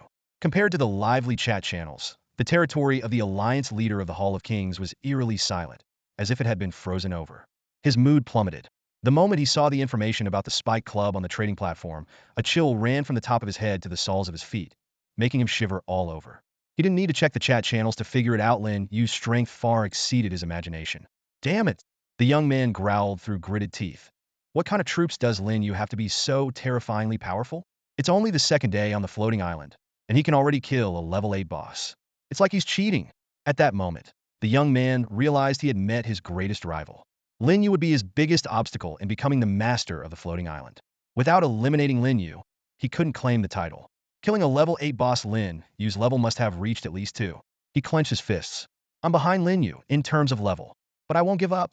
I have the strongest alliance on the island. In terms of power, Lin Yu can't match me. As long as I manage the Hall of Kings well, I can surpass Lin Yu. The young man felt an overwhelming sense of urgency, and he wasn't alone. All the lords on the island felt the same anxiety and urgency to develop their territories. He looked around, imagining the anxious faces of the other lords. They all thought, if Lin Yu can already kill a level 8 boss, he's far stronger than us. If we don't develop quickly, we'll be left far behind. In the future, defeating Lin Yu's powerful army in the battle for the island will be impossible. In summary, Lin Yu had already advanced ahead of all the lords. Beating him meant beating all the lords. Taking a deep breath, the young man murmured, though we're all lords, Lin Yu has unknowingly become the goal I must strive to catch up with. Calling him a top-tier hidden boss isn't an exaggeration. Chasing Lin Yu, aiming to surpass him, had become the common goal of all the lords on the island. They might not care about the golden behemoth lord, but they couldn't ignore Lin Yu. He had accomplished what none of them could. Meanwhile, countless other players shared the same thought. Once they returned to Blue Star, they would use all their connections to find out Lin Yu's identity. A top-tier lord like Lin Yu, if not cut short, would undoubtedly become a dominant force on the floating islands of all realms. Such a person was worth befriending as early as possible. Of course, where some wanted to befriend Lin Yu, others wished for his downfall. Many saw him as a rival, or were simply jealous. Regardless, Lin Yu's name was now on everyone's lips on the island. When they returned to Blue Star, his name would surely echo across the world. In the Lord's Hall, Lin Yu's gaze was fixed on the blueprint for the arrow tower that Ida had brought back, his expression complex. He felt a twinge of regret for not obtaining a more advanced or special blueprint, yet he was secretly pleased because it was exactly the defensive structure they urgently needed. The blueprint detailed the construction requirements for the arrow tower: 100 units of wood and 50 units of stone, and it could be used 3 times, each time to build a low-level arrow tower. Lin Yu finally understood the purpose of the usage count marked on the blueprint. Without hesitation, he immediately went to the outskirts of the territory, near the spiritual fields, and constructed 3 arrow towers in succession. As the last tower rose, the blueprint in his hand disintegrated into starlight and vanished. The 3 wooden arrow towers stood tall, about 6 meters high, each equipped with 3 longbows at the top, capable of automatically attacking hostile units without human operation. This will be the main entrance in the future. The defense here must be strengthened, Lin Yu muttered to himself. We'll deal with other areas once we get new blueprints. After completing the construction of the arrow towers, Lin Yu's thoughts turned to the serpent armor on the trading platform. There were still a few hours left before the snape-up period ended, followed by a second auction. He set a mental baseline of 1,000 gold coins. Although the serpent armor was worth much more, he didn't want to wait long. Even if it sold for just 1,000 gold coins, it would be enough to summon 20 winged angels, creating greater short-term value. Lin Yu analyzed, individual professionals will find it difficult to gather 1,000 gold coins in a short time, but the leaders of alliances might. They can leverage their position to collect funds from their members. Meanwhile, Lin Yu deliberately ignored the noisy chatter on the island's communication channel. Tens of thousands of professionals were vying to add him as a friend, including many who claimed to be campus belles or goddesses. Although this meant his fame on the floating island had greatly increased, Lin Yu was indifferent. To him, women at this stage would only slow down his angel summoning. Besides, in his mind, what so-called campus belle could compare to an angel? Lin Yu's focus remained on how to quickly enhance the territory's defenses. He hoped the angel squad would soon drop a blueprint for fences, allowing him to upgrade the territory simultaneously. Despite knowing that obtaining blueprints was a matter of luck, he couldn't suppress his inner urgency. So, a starting price of 1,000 gold coins is entirely achievable. Snake Armor calculated this in his mind. Although selling it too cheaply would make him feel a bit heartbroken, he could only hope that the Alliance leaders were smart enough to come up with ways to gather the gold coins. This way, Snake Armor's goods could be sold smoothly. Time flew by like water, and before he knew it, it was already noon. The auction hadn't started yet, but the Angel Squad had already given Lin Yu a surprise. This surprise wasn't another blueprint or piece of equipment, but rather the successful implementation of his mutual destruction plan against the Goblin tribe. Just an hour ago, Goblin Lin and his team had successfully returned to the Goblin tribe. Although being out all night wasn't usually a big deal, Lin and the other goblins were immediately summoned by the tribe's chief for questioning. The reason was that over 100 goblins had mysteriously gone missing from the tribe since yesterday, which was no small matter. Faced with the chief's interrogation, Lin remained exceptionally calm. He explained that they had accidentally discovered a cave belonging to the Grey Dwarves, which contained a large stockpile of food. The goblins who had disappeared were guarding this food. Since it was nightfall, they didn't dare to return to the tribe, and they had come back now to lead the tribesmen to transport the food. Hearing Luen's story, the goblin chief was ecstatic and didn't doubt the truth of his words. To the chief, weak goblins without the tribe's protection had nowhere to go. Seeking refuge with other races? That would be suicidal, and their lives would become even more miserable. Moreover, the chief's limited intelligence prevented him from considering any other possibilities. The chief immediately dispatched a whole team of goblin warriors along with over 100 regular goblins to follow Luen to the so-called Grey Dwarf's cave. He patted Luen on the shoulder, saying excitedly, "Luen, you've done a great deed. Once the food is successfully transported back, I will restore the honor that belonged to your father, Goblin Kiki, and help you become a true goblin warrior." Luen nodded eagerly and replied, "Rest assured, Chief, I will bring all the food back successfully." Without waiting for the chief to say more, he quickly led the long line of goblins out of the tribe. At that moment, he had only one thought: to meet with the Holy Envoy as soon as possible to avoid any unforeseen complications. Fortunately, the journey was smooth and uneventful. Nearly 200 goblins were successfully led into the angel squad's encirclement. Before the goblins could react, they were surrounded by the searing holy flames of the angels. Moments later, a dazzling holy light descended from the sky, enveloping all the goblins. The holy light contained the purifying power of the holy flames. Under the precise control of the 9 angels, the holy light, combined with the power of the holy flames, began to forcibly purify the goblin souls. Without any level disparity, the purification process was exceptionally smooth. In just 5 minutes, nearly 200 goblins present were all converted into followers of Lin Yu, with their faith level directly reaching the fervent level. After the purification ceremony, the nearly 200 goblins knelt in unison, shouting in unison, "Greetings, Holy Envoy. Praise the great Lord of Holy Light. May the Holy Light be eternal." The scene was spectacular and awe-inspiring. Then, Ida summoned Goblin Luen once again and instructed, "Return to the Goblin tribe immediately and say that you were attacked by the Grey Dwarves while transporting the food and urgently need reinforcements." "Yes, Holy Envoy." Luen returned to the tribe with a small team, excitedly. As expected, the Goblin tribe suffered another significant loss of goblins. "Damn those Grey Dwarves. Our Goblin tribe will fight them to the death." In the meeting hall of the Goblin tribe, the small-statured Goblin chieftain was furious, his voice booming. His rage was so intense that it stirred the magical energies of the world, causing a pale red cloud to appear in the sky. This phenomenon struck fear into the hearts of the goblins in the tribe, as they knew well that their chieftain was an elemental fire mage. The fiery cloud was a sign that his anger had reached its peak, and some of the more cowardly goblins feared that he might unleash terrifying fire magic upon the tribe, bringing about their doom. Fortunately, the fiery cloud did not last long. As the chieftain's roar subsided, the cloud gradually dissipated. Gathered in the hall were a dozen goblins, each a warrior of the 6th or 7th level, with even 2 8th-level goblin leaders among them. At that moment, they were all seething with rage. ready to confront the gray dwarves in a life-or-death battle. A strong goblin warrior stepped forward and shouted, "Chieftain, give the order. We must wash away this insult with the blood of the gray dwarves.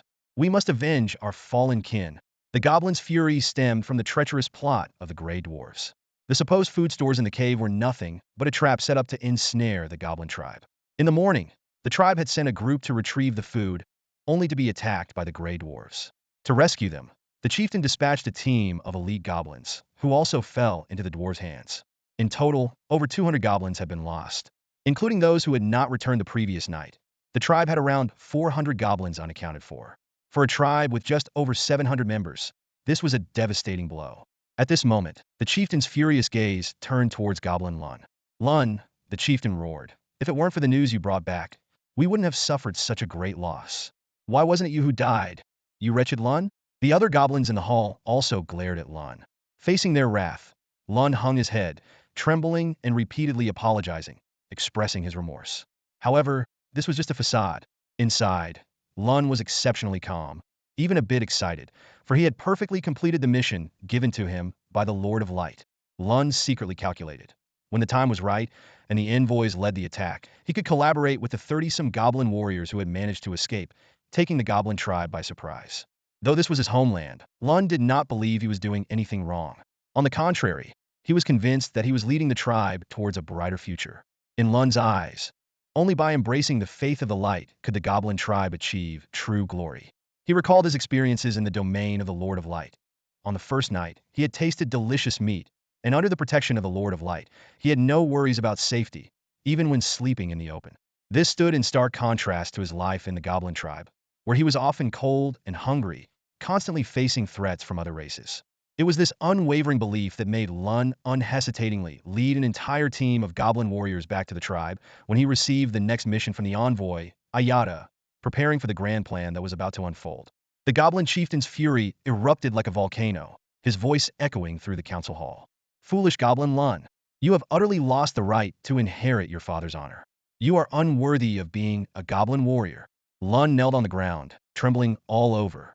"Please, chieftain, calm your anger. I swear I will mend my ways and make up for the tribe's losses." "Make up for it?" The chieftain sneered, his eyes gleaming with murderous intent. "How can a mere goblin warrior compensate the tribe? Right now, I want nothing more than to kill you. Get out of this hall that bears countless honors. I don't want to see you for a long time."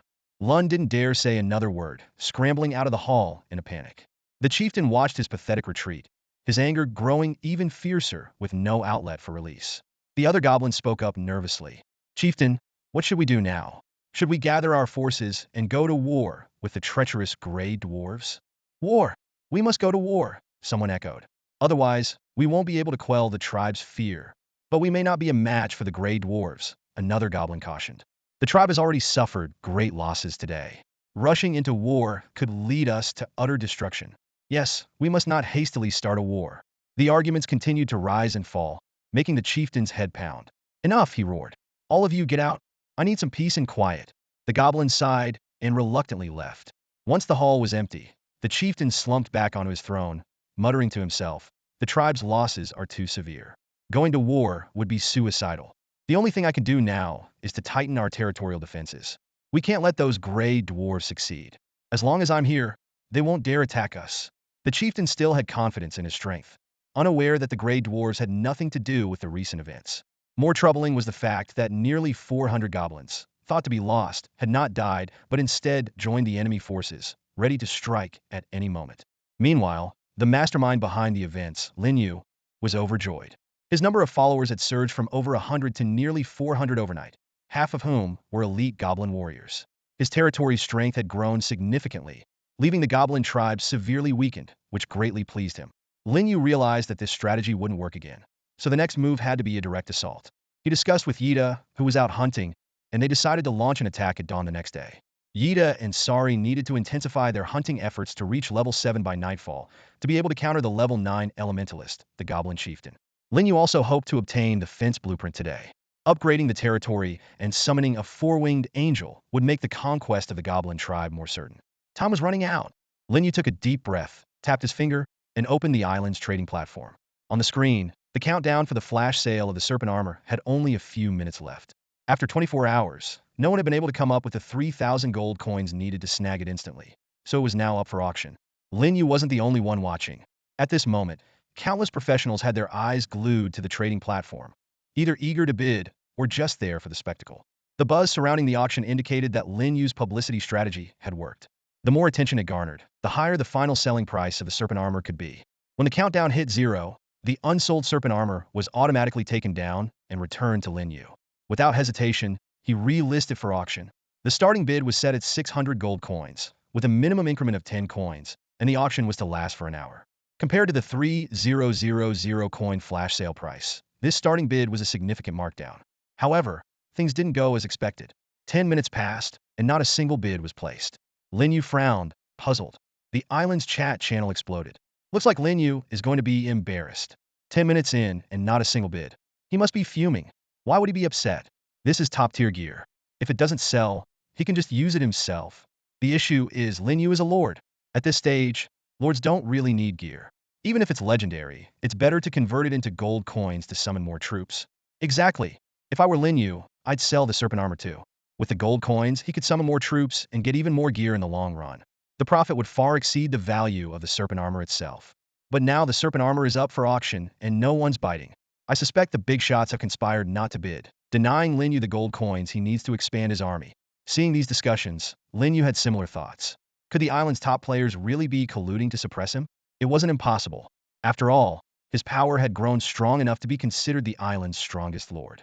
Under such a spotlight, it made sense for other lords or combat professionals who saw him as a rival to team up against him. If the serpent armor didn't sell, it meant he wouldn't get a large sum of gold coins, which would naturally slow down his ability to recruit more troops, delaying his development. Another 10 minutes passed, and the auction had been live for nearly half an hour. The bid remained at the starting price of 600 gold coins, completely stagnant. Despite this, Lin Yu wasn't worried. Even if his suspicion was correct, and the serpent armor ended up being unsold due to a coordinated effort to suppress him, it didn't really matter. He had an ace up his sleeve that would soon make him truly wealthy. The serpent armor was just one piece of equipment, while the Sunabeepan blacksmith shop would provide him with a steady supply of gear. Although the serpent armor was a high-level, top-tier item with a hefty price tag that most professionals couldn't afford, mass-produced regular gear would meet the needs of the general populace and surely trigger a buying frenzy. When that happened, his income would be continuous. Lin Yu also considered another possibility. The supposed collusion might be pure speculation.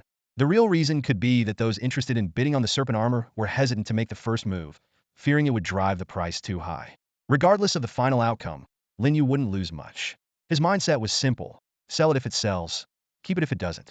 Meanwhile, the golden behemoth lord roaming the vast grasslands saw this unfolding and couldn't help but laugh. A top-tier piece of gear like that not selling? What a joke!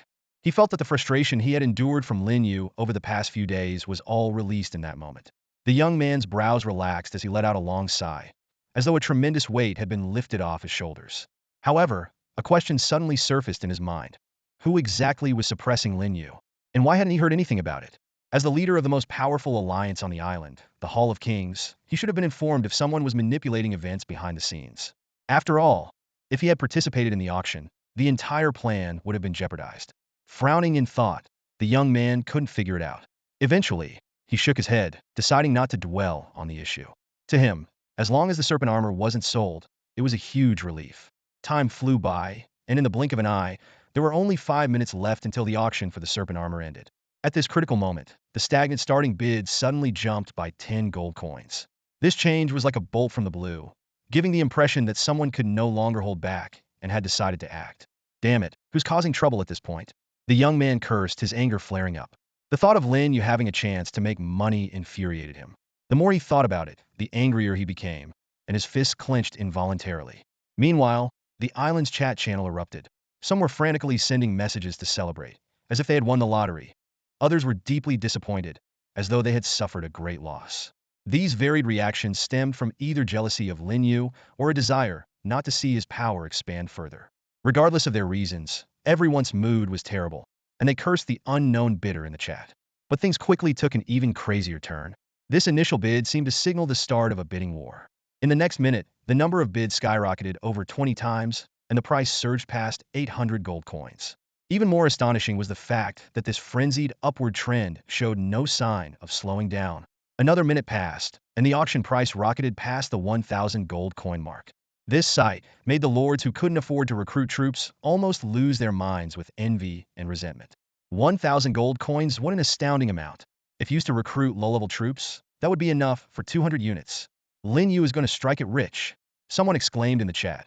Once he sells the serpent armor, he can immediately recruit dozens of top-tier units. That's terrifying. I only managed to get a few dozen low-level units after random selection. Another voice said dejectedly, I can't even imagine how powerful Lin Yu will become with dozens of top-tier units. He might even be able to take down native intelligent creatures' strongholds. That's an exaggeration. Someone immediately countered. Top-tier units start at level 4. Even with dozens of them, it's almost impossible to conquer intelligent creatures' strongholds. By the way, who's the rich player bidding in this auction? Someone asked out of curiosity.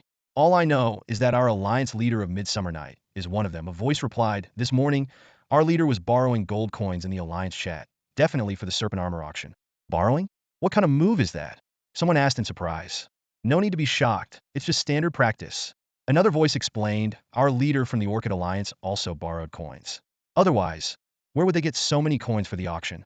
Meanwhile, in the Lord's Hall, Lin Yu was also closely watching the rising auction prices. A hint of surprise flashed in his eyes. These people really did wait until the last few minutes to act. Then, the corners of his mouth lifted into a satisfied smile. But no matter what, the auction price has surpassed 1,000 gold coins. It's above my bottom line, so I can sell it. Lin Yu had been prepared for the possibility of the auction failing, but he hadn't expected there to be so many wealthy bidders. This was undoubtedly a cause for celebration. He couldn't help but start calculating in his mind. One seraph costs 50 gold coins. A trace of anticipation flickered in his eyes. I wonder how many seraphs I can summon once the auction ends? As the deadline approached, the bidding for the serpent armor became increasingly intense. The price on the auction platform kept soaring, and every participating leader had their eyes glued to the screen, fingers hovering over the bid button, ready to strike at any moment. They were determined to acquire this precious equipment, as the gold coins they were using were borrowed. Even Lin Yu, who possessed top-tier troops, had only managed to gather fewer than 400 gold coins since yesterday. Others were in even more dire straits. Without gold coins, they had no choice but to borrow. But borrowed coins had to be repaid, along with the promised interest. Failure to repay could jeopardize their positions as leaders. This auction was a high-stakes gamble for them. If they could win the serpent armor, they stood to make a significant profit. This levels-even top-tier equipment was extremely valuable and could potentially be sold for thousands of gold coins within a couple of weeks. But if they failed, they would not only have to repay the borrowed funds, but also the high interest. Driven by such immense potential gains, they were naturally desperate to win. As the countdown progressed, the bidders' heart rates quickened, and sweat soaked their mice. The last few minutes seemed to stretch endlessly.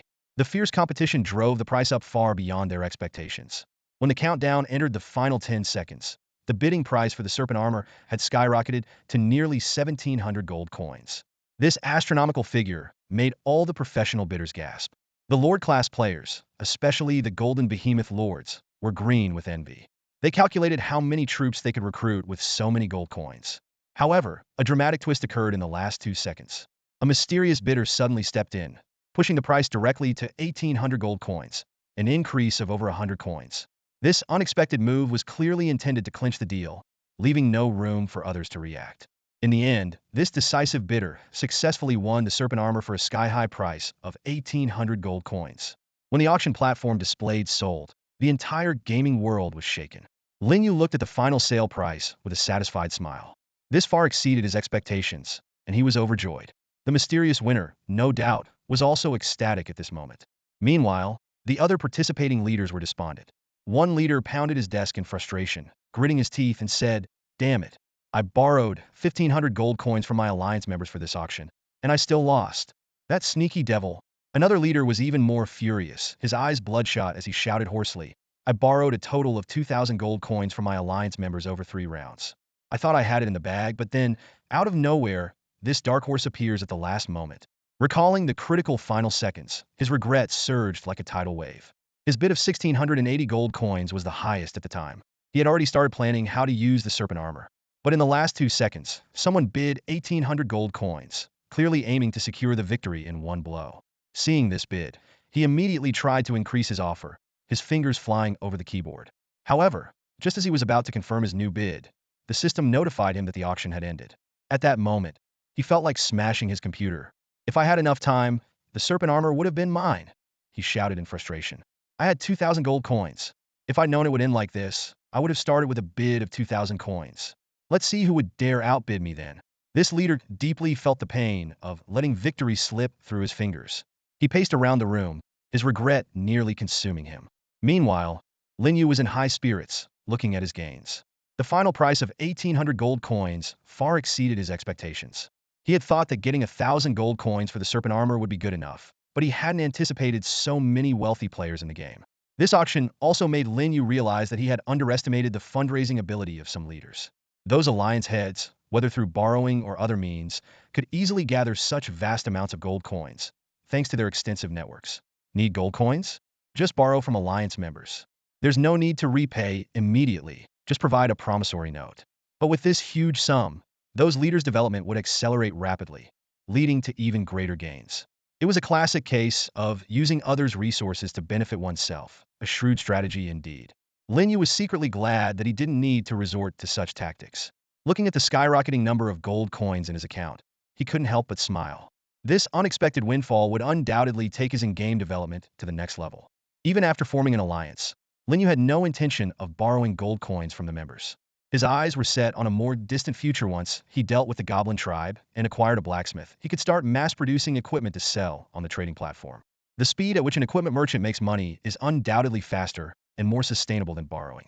Shaking his head to clear his thoughts, Lin Yu was suddenly interrupted by a notification from Floating Island that flashed in his mind. Congratulations, Lord! The equipment, serpent armor, you listed on the trading platform has been successfully sold. The auction proceeds of 1,800 gold coins have been deposited into your territory's warehouse. Please check your balance.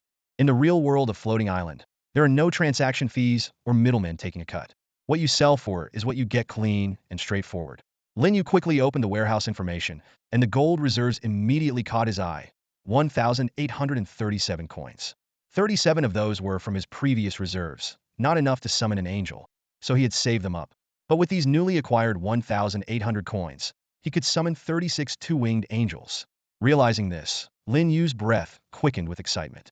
Without any hesitation, he strode into the Lord's Hall and connected with Floating Island to initiate the angel summoning black hole. Whether it was an illusion or because it was his first time summoning so many angels, Lin Yu felt a strange sensation the moment he saw the black hole. It seemed somewhat unusual. Before he could ponder it further, graceful figures began emerging from the black hole. They were clad in standard angelic battle armor, wielding flaming angelic swords, and their backs bore a pair of pure white wings, radiating a holy light. Each one was a stunning beauty. 36 beautiful two-winged angels, not one more, not one less. Greetings, Lord! May the Holy Master be eternal, and may the holy light shine forever. The angels gathered in the Lord's Hall, bowing respectfully to Lin Yu, their golden eyes filled with admiration and fervor. It was a breathtaking scene, one that could only be truly appreciated by those who experienced it firsthand. No words could accurately describe the surge of emotions within Lin Yu. After a long moment, Lin Yu calmed his inner turmoil and solemnly addressed the gathered angels. The holy light and faith will be protected by you. I look forward to the day when the angelic race is revived in this world. Praise be to you, Supreme Lord of the Holy Light. We shall follow your footsteps unto death, spreading the holy light across countless worlds. The angels prostrated themselves before Lin Yu with even greater fervor. Lin Yu could clearly feel the immense power of faith emanating from each angel, all of it converging into his being. The faith from angels far exceeded that from goblin believers. This is because angels are born as the highest level of Holy Spirit believers, which is why goblin believers refer to angels as holy envoys. Only Holy Spirit level believers are entitled to bear the title of Holy Envoy. Go now. Lin Yu nodded slightly, issuing an order to the two-winged angels. Head to the wilderness and join the angel squad. Yida will brief you on the information about this world. At your command, Lord.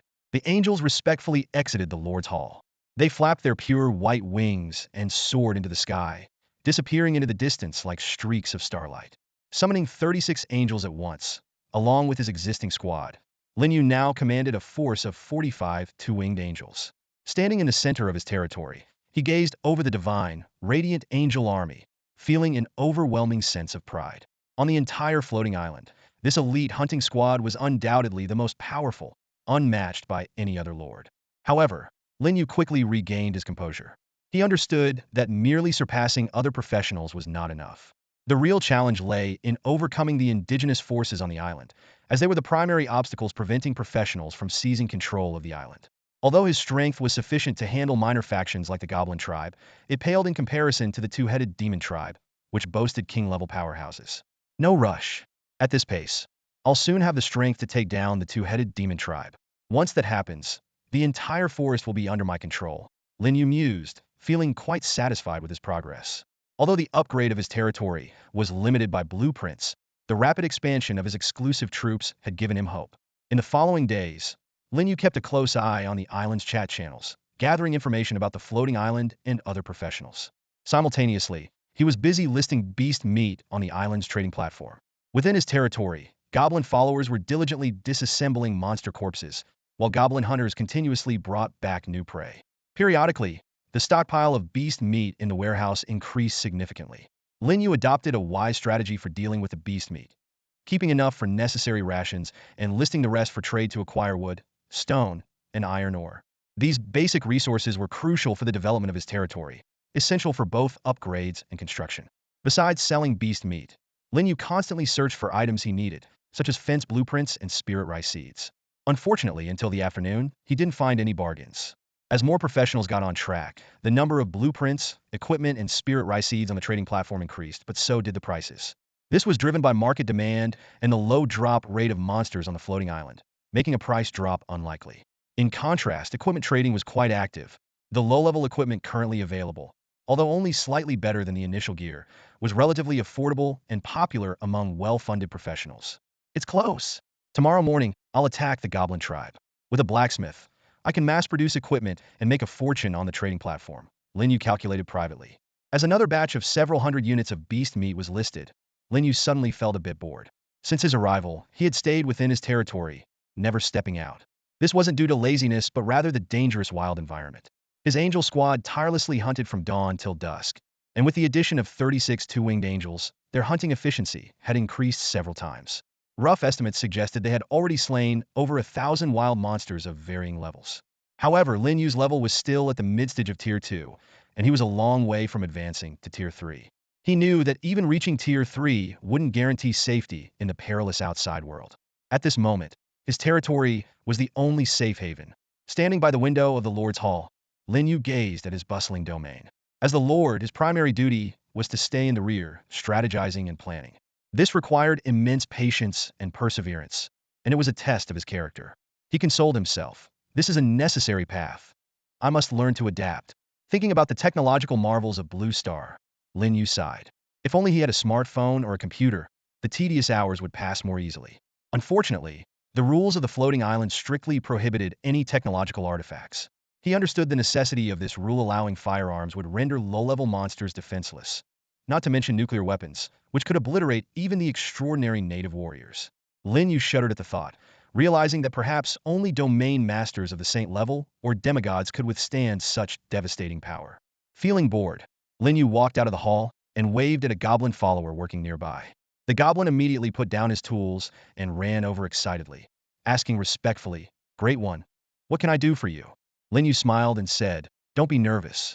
I just want to chat." He observed the goblin, who stood only about 1.23 meters tall, recalling the initial discomfort he felt upon meeting these creatures. Now, he found these ugly little beings somewhat endearing, mainly due to their fervent loyalty towards him. During their conversation, Lin Yu learned that the goblin's name was Zage. When asked about his family, Zage replied with confusion, "Lord, I have no family. From birth until now, I have never seen a human, as this jungle is rarely visited by people." Lin Yu then asked, "Zage, do you have any dreams?" Zage's eyes lit up. "Yes, my lord. I used to dream of becoming a powerful goblin leader and fighting for the glory of my tribe. But now, my dream is to follow you forever." Lin Yu nodded in approval. "That's a great dream." As the sun set, Lin Yu learned more about this place called the Dark Forest from Zage. This vast forest was ruled by 4 superpowers: the Giant Kingdom, the Bone Sanctuary, the Naga Kingdom, and the Elven Garden. To Lin Yu's surprise, the two-headed ogre tribe, which he had always feared, turned out to be a minor faction compared to these 4. This discovery significantly altered his understanding of the surrounding world. The area of the Dark Forest is vast, stretching across countless miles. Within this expansive forest, not only do numerous wild monsters reside, but there are also many strongholds established by indigenous intelligent beings. Goblin tribes, two-headed ogre clans, and gray dwarf settlements are just the tip of the iceberg, each ruling over their own territories. However, in the grand scheme of the Dark Forest, the influence of these tribes is but a drop in the ocean. Especially when compared to the four great powers, their strength is almost negligible. Only to newly arrived adventurers do these tribes seem formidable. From the fragmented accounts of the Goblin Zago, Lin Yu roughly understood that the four great powers occupy the four cardinal directions of the Dark Forest. The Giant Kingdom in the west, the Bone Sanctuary in the south, the Elven Garden in the east, and the Naga Kingdom in the north. Together, these forces have sealed off the entire Dark Forest, preventing external forces from intruding and limiting the expansion of internal factions. Of course, this is just the perspective of a small goblin. Lin Yu knew that to obtain more accurate information, he would need to explore and verify it himself.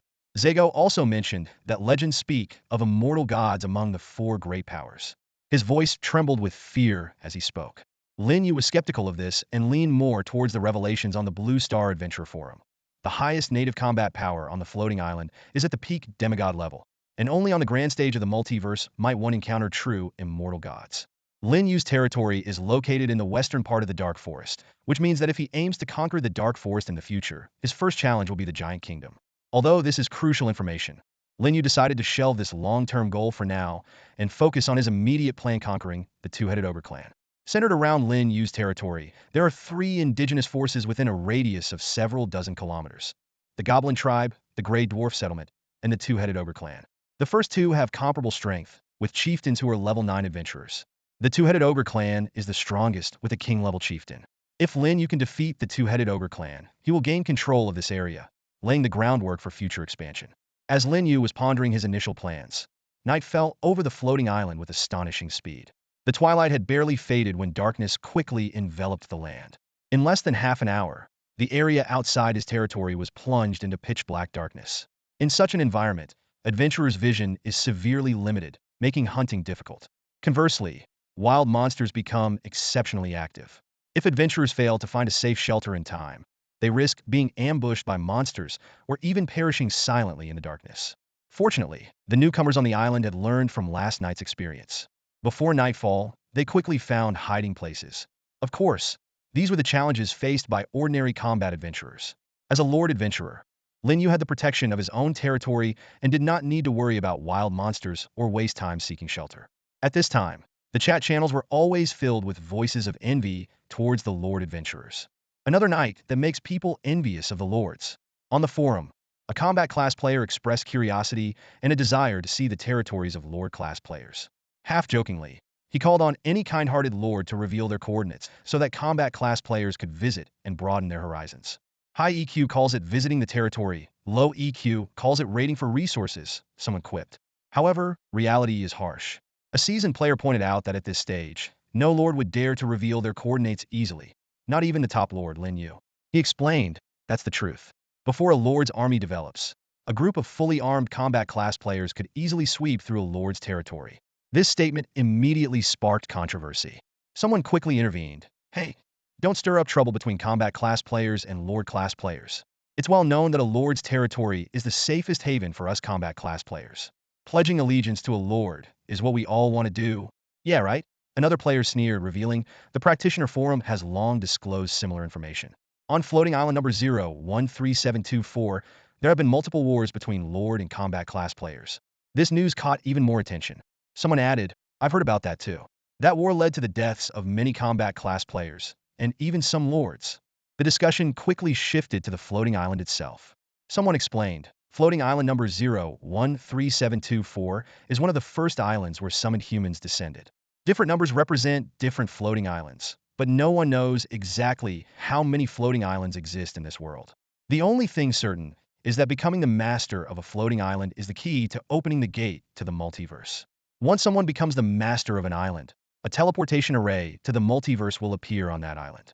This is what the floating islands of the multiverse have revealed. Although no one has successfully claimed the title of Island Master yet, most people believe this information to be credible. Someone expressed concern. If war breaks out on our floating island, even more practitioners will die. It's inevitable, given how many people are on our island. To lighten the mood, someone suggested changing the topic. A player then shared their experience. Sure, today alone, 3 of my friends' avatars went gray. The conversation soon turned to level progression. Someone curiously asked, by the way, has anyone leveled up to level 2 yet? A self-proclaimed advanced lord responded. As an advanced lord, I can tell you that leveling up in this world is ridiculously hard. I'm still roughly at the late stage of level 1. Jealous.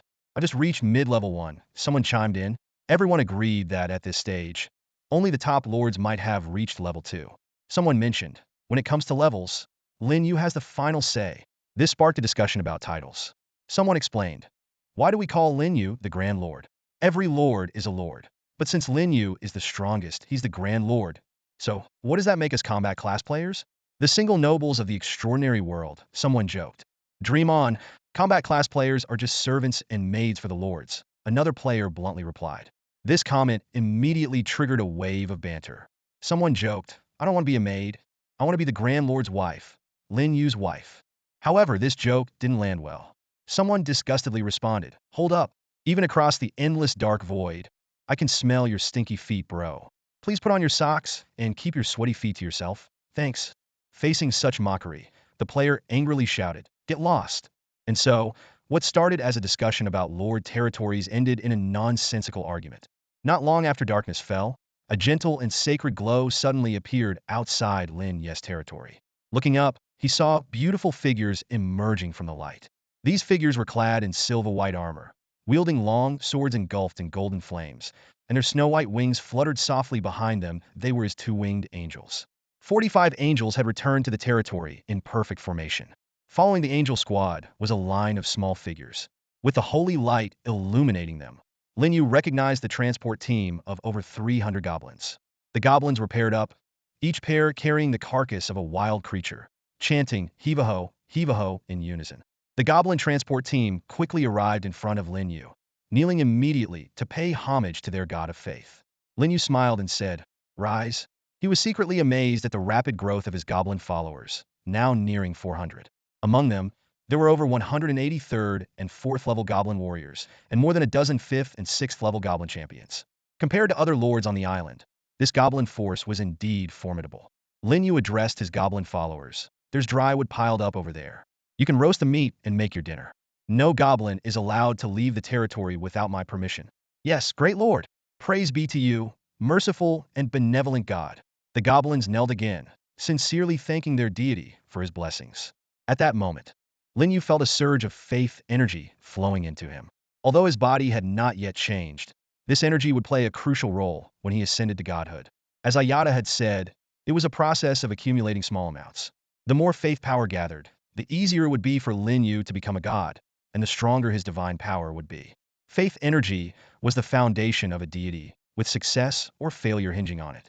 After the goblin followers withdrew, Lin Yu turned his attention to the angel squad. The team was led by Ayata and Shaylee, the first angels he had summoned, and their levels were the highest among all the angels. Well done. You haven't disappointed me. Both of you have advanced to level 7.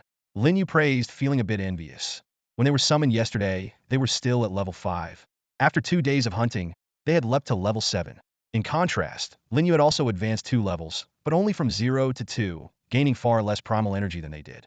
This was mainly because Lin Yu did not personally participate in the hunts and only received a small amount of primal energy.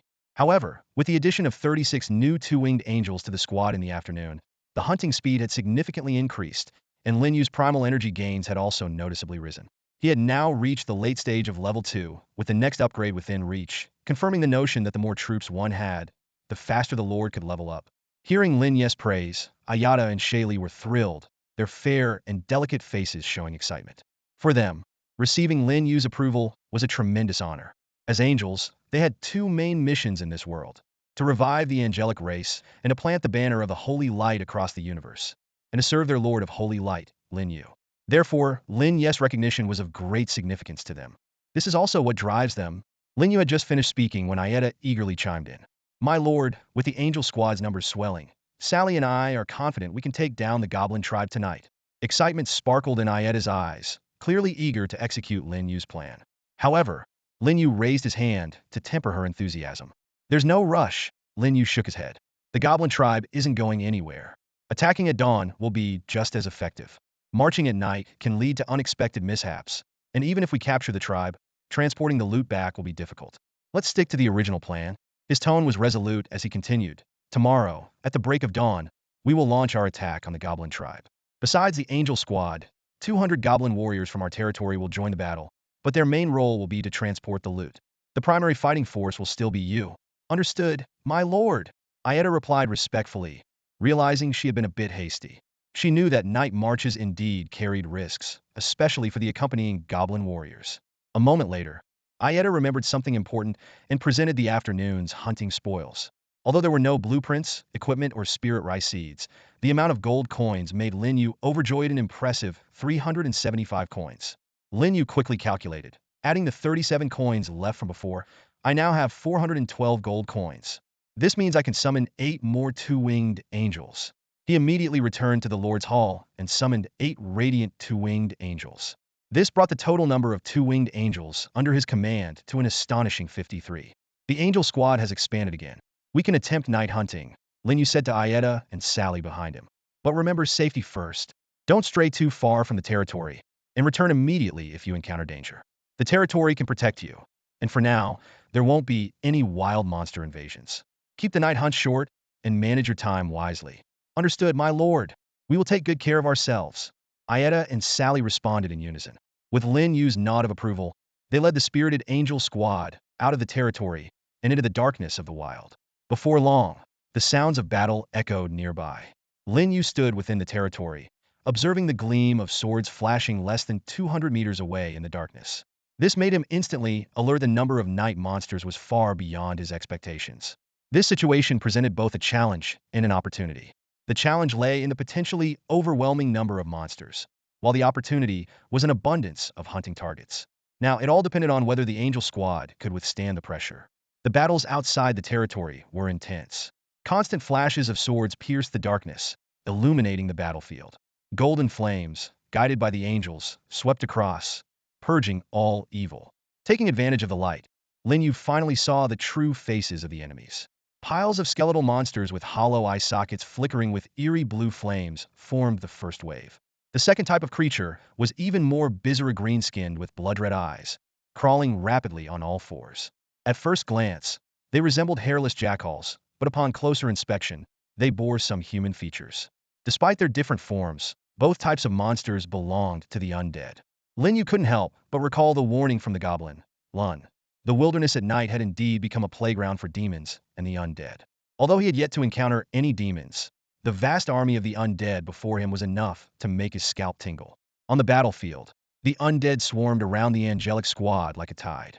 Each angel was forced to fend off multiple, sometimes even dozens, of undead attackers. Fortunately, these undead were not particularly powerful, and large groups of them were frequently slain by the angels. Lin Yu accessed the information prompts for killing ordinary monsters through the floating island of myriad realms. Instantly, a series of kill notifications appeared. Through this, he learned about the identities of the 2 types of undead. The skeletal monsters were low-level troops of the undead, mostly consisting of level 1 and level 2 skeleton soldiers, with a few reaching level 3 and level 4 as skeleton warriors. The green-skinned crawling monsters were called ghouls, often mutated from deceased humans, generally at levels 3 and 4. With a few elite ghouls reaching level 5. Lin Yu breathed a sigh of relief. The enemies were ordinary undead, with no high-level ones appearing, keeping the situation manageable. On the battlefield, the angels' holy and radiant powers were clearly the nemesis of the undead. Lin Yu witnessed a newly summoned level 5 angel battling a similarly leveled ghoul. Each strike of the angel sword not only left wounds on the ghoul, but also emitted bursts of black smoke. The ghoul howled in pain, its soul seemingly tormented, and tried to flee, only to be chased down by the flying angel and decapitated. Even without its head, the ghoul's body continued to struggle until it was thoroughly dismembered by the angel. Even more astonishing was the golden holy flame released by the angels. Whether it was ghouls or skeletal undead, once engulfed by the holy flame, they turned to ashes amidst agonizing screams. Ordinary fire had limited effects on the undead, but the angel's holy flame could completely subdue them. The evil energy within the undead met the holy flame like gasoline meeting fire, instantly burning away. Similar battle scenes were everywhere, proving that angels were indeed the nemesis of the undead. Even when levels were equal, angels could easily slay the undead. This sight left Lin Yu both awed and reassured. knowing that his angelic army had an absolute advantage against the undead. For other factions' troops, taking down undead creatures known for their immortality wouldn't be this simple. Skeleton warriors on the battlefield are the perfect example. Even if their bodies are shattered, they can reassemble their bones through the power of their soul fire, seemingly never tiring. However, the holy and radiant power carried by angels is the nemesis of these undead creatures, effortlessly purifying the soul fire they depend on for existence. As the battle continued, Lin Yu gradually realized that this was a perfect case of factional countering. Before high-level undead appeared, these ordinary undead were practically experience fodder, seemingly endless. Lin Yu's worries vanished, replaced by a surge of excitement. On the battlefield, a dense swarm of undead creatures surged forward like a relentless tide. The angel squad swung their radiant weapons, cutting down wave after wave of enemies. Each strike, each flash of holy light, was accompanied by the downfall of numerous undead. Lin Yu could clearly feel that with each undead fallen, both the angels on the battlefield and he, as the Lord, were receiving a continuous influx of primal energy rewards. Lin Yu couldn't help but start calculating. At this killing rate, his level might soar to 4 before dawn, making him a mid-level practitioner. To know, he was currently just a latest-stage level 2 low-level practitioner. In this world, the classification of practitioners' levels is very clear. Levels 1 to 3 are low-level, 4 to 6 are mid-level, and 7 to 9 are high-level. Breaking through level 9 and stepping into the king level signifies truly entering the ranks of the strong. The scene before him could no longer be described as simple hunting. It was a thrilling group monster grind. Like entering an experience dungeon in a game. Every second yielded a massive amount of experience points. Lin Yu was secretly delighted, even regretting not deploying the angels last night, missing out on a significant gain of primal energy. But he quickly dismissed this thought. Last night, he had only 7 angels under his command. Facing such a massive undead army, a slight mistake could have led to total annihilation. Now, with over 50 angels fighting together, they could handle the waves of undead with ease. During the battle, not only was there a large influx of primal energy, but occasionally gold coins would drop from the undead corpses. Although there were no blueprints or equipment, Lin Yu was already very satisfied with these gains. Half an hour flew by, and the battle outside the territory remained intense. Lin Yu felt no trace of fatigue and believed he could stay up all night watching. At that moment, he suddenly felt a surge of immense energy within him, visibly transforming his body and enhancing his qualities. When this energy dissipated, and his body stopped strengthening, Lin Yu was thrilled to discover that his level had broken through from latest stage level 2 to level 3. Although this level wasn't high on the floating island, even the skeleton warriors being mowed down by the angels were level 3 or 4. But considering it had been less than 48 hours since his arrival, Lin Yu's leveling speed was nothing short of astonishing. If the floating island's practitioner level leaderboard were open now, Lin Yu would undoubtedly hold the top spot, far ahead of others. This leveling speed was enough to make him a formidable force in a short time. Lin Yu's face lit up with an uncontrollable smile as he basked in joy, having just advanced to a Tier 3 professional. Standing in the small square of his territory, he gazed across the boundaryless expanse toward the battlefield shrouded in darkness. The upgrade pace on the floating island is notoriously difficult, with the experience and source power required for each level increasing exponentially. This means that to level up again, one must slay monsters several times more than before. As of now, most professionals on the island remain at Tier 1, with some not even reaching that. After all, not everyone has the courage to battle wild creatures. Based on information from the island's chat channel, Lin Yu deduced that even the island's top professionals are hovering around Tier 2, either in the late stages of Tier 1 or just entering Tier 2. Those in the mid-tier of Tier 2 are exceedingly rare, like finding a needle in a haystack. Take the Golden Behemoth Lord, for example. As a major figure with top-tier troops and the leader of the island's strongest professional alliance, Hall of Kings, his reputation is second only to Lin Yu's. However, his level is only at the early stages of Tier 2, having just upgraded this afternoon. This news was revealed by the Golden Behemoth Lord himself in the Hall of Kings chat channel to bolster his prestige among the Alliance members. Subsequently, this secret was leaked to the island-wide chat channel, becoming known to countless professionals, including Lin Yu. In this context, Lin Yu's breakthrough to Tier 3 is particularly remarkable. If his level information were to be shared on the island's chat channel, it would undoubtedly cause a massive stir, with some even questioning whether it was a bug. On the battlefield, the Angel Squad and the Undead Legion's fight never ceased. Countless undead creatures advanced fearlessly, like a tidal wave. Under the illumination of holy light, Lin Yu could barely discern the battle. The combat zone, spanning several hundred meters, was littered with the white bones of slain skeleton soldiers and warriors. Additionally, the remains of many ghouls were scattered about, some reduced to ashes and others sliced into fragments by angelic swords. In less than an hour, the angel squad had slain over 1,000 undead creatures, a staggering number. In comparison, hunting the same number of wild monsters would take an entire afternoon. This highlights the intensity of the battle and hints at the vast number of undead hidden in the darkness. Lin Yu realized that the angel squad couldn't sustain this level of combat until dawn. Such high-intensity fighting would undoubtedly deplete their magic, stamina, and spirit. He immediately contacted Ida on the battlefield, reminding her to retreat with the other angels if they couldn't hold out, to avoid unnecessary casualties. Ida responded quickly, assuring him that they could endure one more round of fighting. Trusting Ida's judgment, Lin Yu said no more. In the ensuing time, Lin Yu closely monitored the battlefield situation while feeling the surge of source power within him.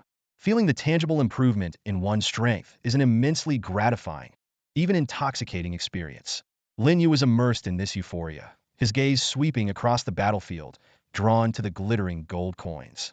Under the shroud of night, the coins reflected holy light and flames, resembling stars in the night sky, dazzling and brilliant. He carefully counted them, over 70 in the first ring, increasing to more than 80 in the second. However, many coins were obscured by the corpses of undead creatures, making an accurate count impossible. Lin Yu sighed inwardly at the sheer number of undead on the battlefield, realizing that the angels had no time to collect these coins. He imagined using the coins to summon new angels to join the fight, but quickly dismissed the thought.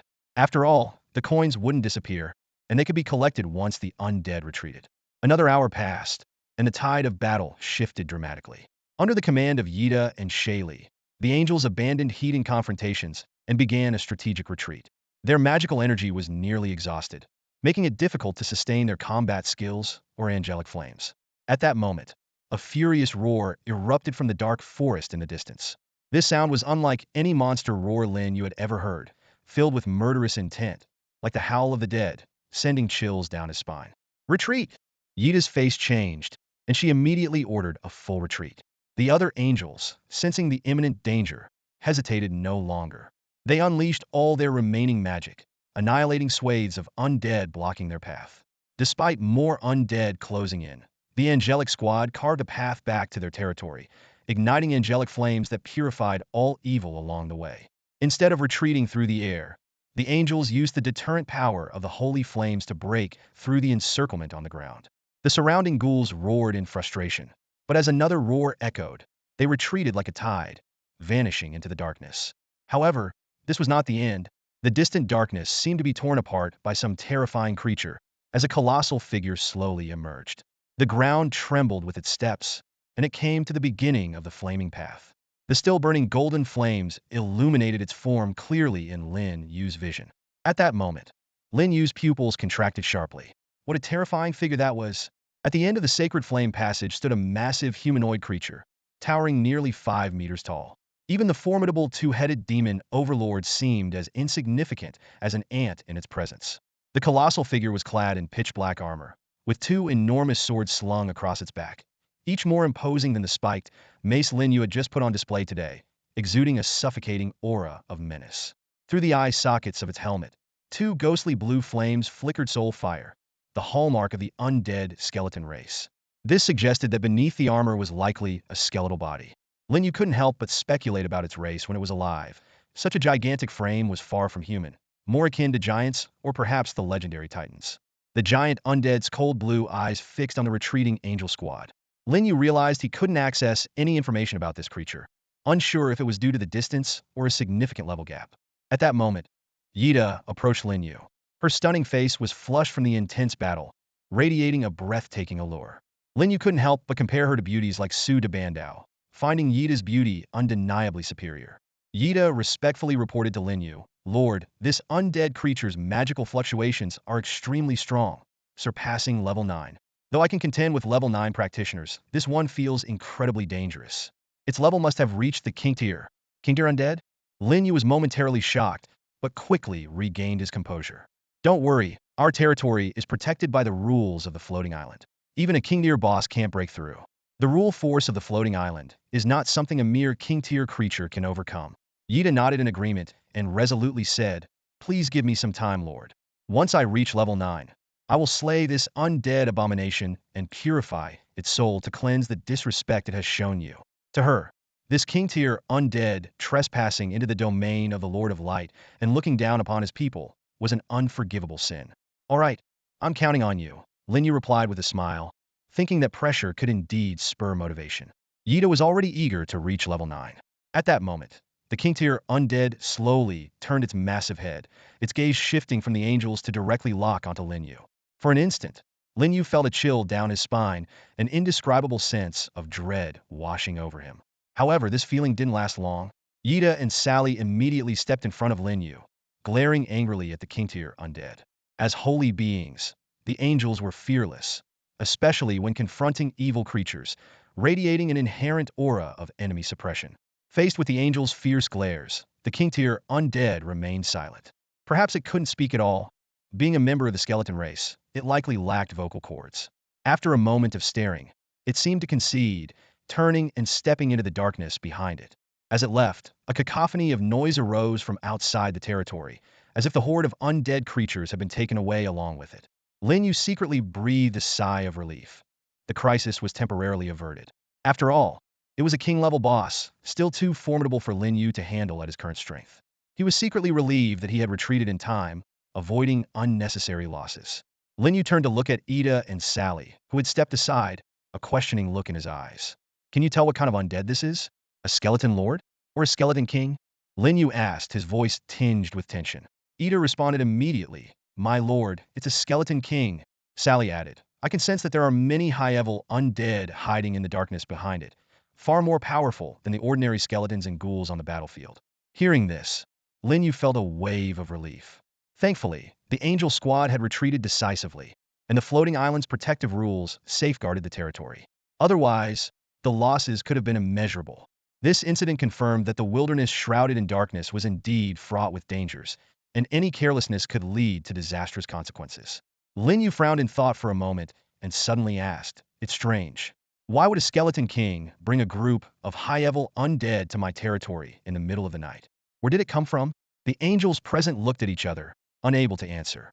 At that moment, Lin Yu heard a weak voice. Great lord. He turned to see a goblin raising its hand. It was Zago, the goblin Lin Yu had chatted with earlier in the afternoon. Come here. Lin Yu beckoned Zago over. Zago quickly ran over and knelt before Lin Yu, excitedly saying, My lord, I know the origin of that skeleton king. Lin Yu's eyes lit up. Really? Tell me more. Zago didn't dare to lift his head and spoke quickly. Its name is Ryan, the skeleton king Ryan. It said that in life, it was a powerful member of the giant kingdom, but after dying a violent death, its resentment turned it into an undead creature. Ryan is the ruler of the Bone Burial Grounds, but no one knows the exact location of the Bone Burial Grounds, only that it's speculated to be in the underground world. The underground world? Lin Yu asked further. Yes, my lord. Zago continued to explain. Beneath our feet lies a world full of evil creatures, and the undead are just one of them. Lin Yu felt his worldview expand. After pondering for a moment, he said to Ida, the Skeleton King's territory must be underground, near our area. Otherwise, it wouldn't have appeared so quickly. When you go out hunting, keep an eye out for any passages leading to the underground world. To Lin Yu, the Skeleton King Ryan was like a ticking time bomb, ready to explode at any moment. But he also realized that once Ida and Sally reached level 9, this dangerous entity could become an exciting challenge. Lin Yu recalled how he loved taking down bosses in games and looked forward to defeating this boss-level monster in the future, obtaining precious blueprints and equipment. At this point, Zago raised his hand again and said, My lord, the Grey Dwarf tribe might know where the passages to the underground world are. Those despicable Grey Dwarves love digging tunnels in mountains and underground, and their tribe is hidden within the belly of a mountain. Upon hearing this, Lin Yu's lips curled into a smile. This was undoubtedly good news, fitting perfectly with his original plan. First deal with the Goblin tribe, then conquer the Grey Dwarf tribe, and finally take down the two-headed ogre tribe guarded by a king-level powerhouse. Now, it seemed that after defeating the Grey Dwarves, he could also gather information about the Skeleton King Ryan, preparing for the future challenge. Zago, you've done well. I believe you have a bright future ahead. Lin Yu praised sincerely. Hearing this, Zago was overjoyed, feeling as if he could float away. After all, this was praise from a god. After Zago left, Lin Yu told Ida and the other angels to rest and recover their nearly depleted magic. Clearly, They couldn't continue hunting tonight. The angel squad needed to regain their strength and prepare to conquer the goblin tribe first thing in the morning. This was the second night since arriving on the floating island. Lin Yu tossed and turned in bed, unable to sleep. The night was deep, and the occasional roars of unknown creatures outside the window disturbed his light sleep. He suspected it was the revenge of the Skeleton King, Lin, who, unable to breach his territory, had sent undead creatures to make noise in the wild. Each time he thought of this, Lin Yu became more determined to eliminate the Skeleton King. In the morning, sunlight streamed through the gaps in the curtains, and Lin Yu rubbed his sleepy eyes as he sat up. His gaze fell on the bedside table, where the angels had carefully prepared breakfast, fresh fruit, fragrant roasted meat, and a glass of sweet honey water. Although the menu was the same as the previous day, it was the best arrangement under the current conditions. Lin Yu knew well that if not limited by the environment, the angels would have prepared an even more sumptuous meal for him. In their eyes, as the Lord of the Holy Light, Lin Yu deserved to enjoy the finest delicacies. While enjoying breakfast, Lin Yu browsed through the information on the island's trading platform. He occasionally switched to the chat channel to keep up with the movements and latest news of the professionals for the new day. This had become one of his daily routines. After breakfast, Lin Yu left his bedroom on the second floor and went down to the Lord's Hall on the first floor. The sight that greeted him was a large pile of gold coins in the center of the hall, an astonishing amount totaling over 200 coins. Clearly, this was the abundant loot from the angels' raid on undead monsters the previous night. While Lin Yu was still sleeping, the diligent angels had already completed the battlefield cleanup and neatly placed the collected spoils there. At this moment, the angel squad was no longer in the territory. They had joined a transport team of about 200 goblin warriors and goblin braves that had set off for the goblin tribe. Lin Yu realized that the imminent tribal war was just around the corner. After carefully counting, Lin Yu found that the total number of gold coins was 264, enough to summon 5 two-winged angels. What delighted him even more was the unexpected acquisition of 2 pieces of equipment in addition to the gold coins: a bone sword and a piece of defensive leather armor. Although no blueprints were obtained, the appearance of these 2 pieces of equipment made Lin Yu ecstatic. He immediately checked the detailed information of the equipment. Skeleton sword. Type: attack equipment. Damage level: level 4. Durability: 100. Special effect: none. Description: this bone sword is forged from the vertebrae of skeletal undead, containing a faint trace of undead power. Ghoul leather armor. Type: defense equipment. Defense level: level 5. Durability: 100. Special effect: camouflage. Description: this leather armor is sewn from the hide of an elite ghoul.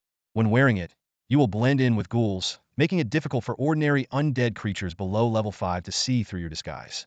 Lin Yu quickly assessed the value of these 2 pieces of equipment. The skeleton sword was a level 4 ordinary piece of equipment, while the ghoul leather armor was a level 5 premium piece with a special effect.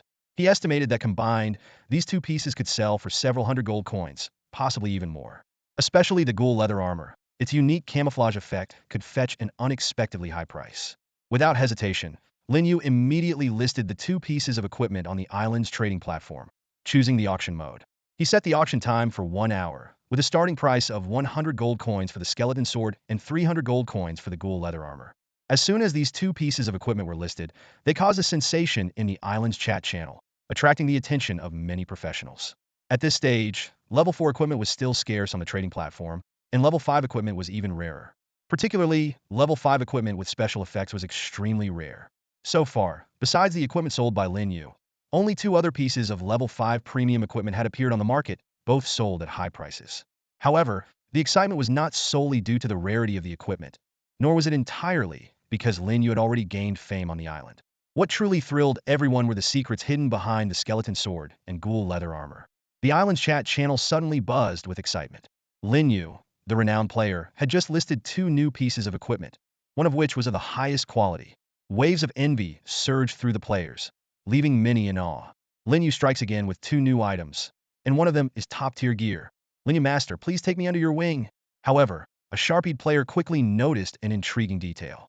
Hold on a second, haven't you noticed something? Both pieces of equipment Lin Yu listed are from the undead faction. This observation sparked a flurry of discussions. Undead gear? What's the big deal? Lin Yu can even drop level 8 top-tier equipment, let alone level 5. That's not the point. The point is, I suspect Lin Yu has started hunting at night. Generally, undead faction monsters appear after dark. Damn, that seems to be the case. Has Lin Yu's power really reached such heights? A player claiming to be a high-level lord couldn't help but chime in. As a lord with high-level troops, I can tell you that hunting at night is a death sentence. Just last night, I lost an entire squad of high-level troops without even making a dent. This boastful remark was immediately met with rebuttals from other players.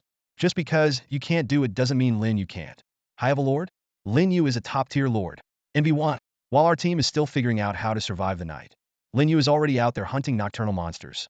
It's just maddening how much better he is. Lin Yu is truly incredible. At that moment, someone noticed something unusual on the trading platform. Holy crap, check out the trading platform. In no time, the bidding price for the ghoul leather armor has already surpassed 470 gold coins. Are there really that many rich people around? With this bidding pace, won't the final price reach 1,000 gold coins? Previously, the most expensive level 5 top-tier item only fetched 530 gold coins. Is this the so-called star effect? I don't get why people are going crazy over a level 5 item. Just because Lin Yu dropped it. Could Lin Yu's items have collectible value? Some people just have more money than sense. Lin Yu quietly watched these discussions, shaking his head internally. These people hadn't grasped the true value of the ghoul leather armor. Those who did were either bidding frantically or lamenting their lack of funds. There are still plenty of smart people in this world. Lin Yu thought, the ghoul leather armor hasn't let me down, bringing me a pleasant surprise. He eagerly anticipated that this item would fetch an astonishingly high price. Ignoring the noisy chat channel, Lin Yu turned to communicate with the floating islands of the worlds, summoning a black hole. Moments later, 5 stunning figures emerged, 5 more enchanting two-winged angels. However, this summon also depleted his gold reserves, leaving him with only 26 coins. He couldn't help but sigh. For a lord like him, no amount of gold was ever enough. The 5 newly summoned two-winged angels were dispatched by Lin Yu to join the angel squad. This brought the total number of two-winged angels under Lin Yu's command to 58. Within this formidable angelic army, Ieta and Shaylee stood out with their latest stage levels even cultivation. Following closely were Vina and Josie, who broke through to level 7 during last night's fierce battle with the Undead Legion. The angelic trio, Rue, and Helen also made significant progress, advancing to mid to late stage level 6. Additionally, several other angels ascended to level 6 in last night's combat.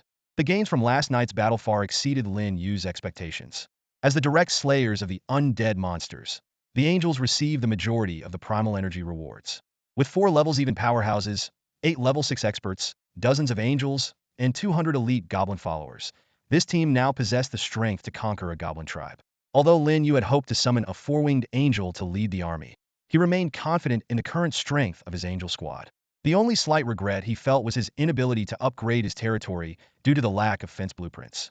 Despite having ample wood, stone, and iron resources in the warehouse to upgrade the territory to a mid-level village, without the fence blueprints, it was impossible to proceed. He even considered spending hundreds of gold coins on the trading platform to purchase the blueprints. Of course, Lin Yu wasn't the only one troubled by territory upgrades. Other Lord-class professionals faced similar challenges. Compared to them, Lin Yu's development was quite impressive. Among the 3 prerequisite buildings needed for upgrading the territory to a mid-level village, he already had a warehouse and an arrow tower, whereas other lords might not have even completed one. Lin Yu stepped out of the Lord's Hall and walked to the nearby, small square. He saw over 100 ordinary goblins busily disassembling monster corpses. These level 1 goblins, though weak in combat, played a crucial role in logistical tasks. Currently, there were still hundreds of monster corpses awaiting processing. Looking towards last night's battlefield, Lin Yu saw an area within a 200-meter radius littered with bones and numerous ghoul corpses. Although these remains had no practical use, there was no concern about them spawning evil, undead energies. The angels had already purified them with holy light, making them safe enough to use for bone broth. Lin Yu then headed to the spirit fields outside the territory. Seeing the 100-meter expanse of spirit fields still enveloped in a faint glow and unaffected by last night's battle, he breathed a sigh of relief. For a lord, the importance of spirit fields was self-evident. Currently, Lin Yu had no crop seeds to fully utilize the spirit fields. Once he obtained seeds, he could plant spirit rice, which would not only improve the territory's food supply, but also enhance the physical fitness of the inhabitants.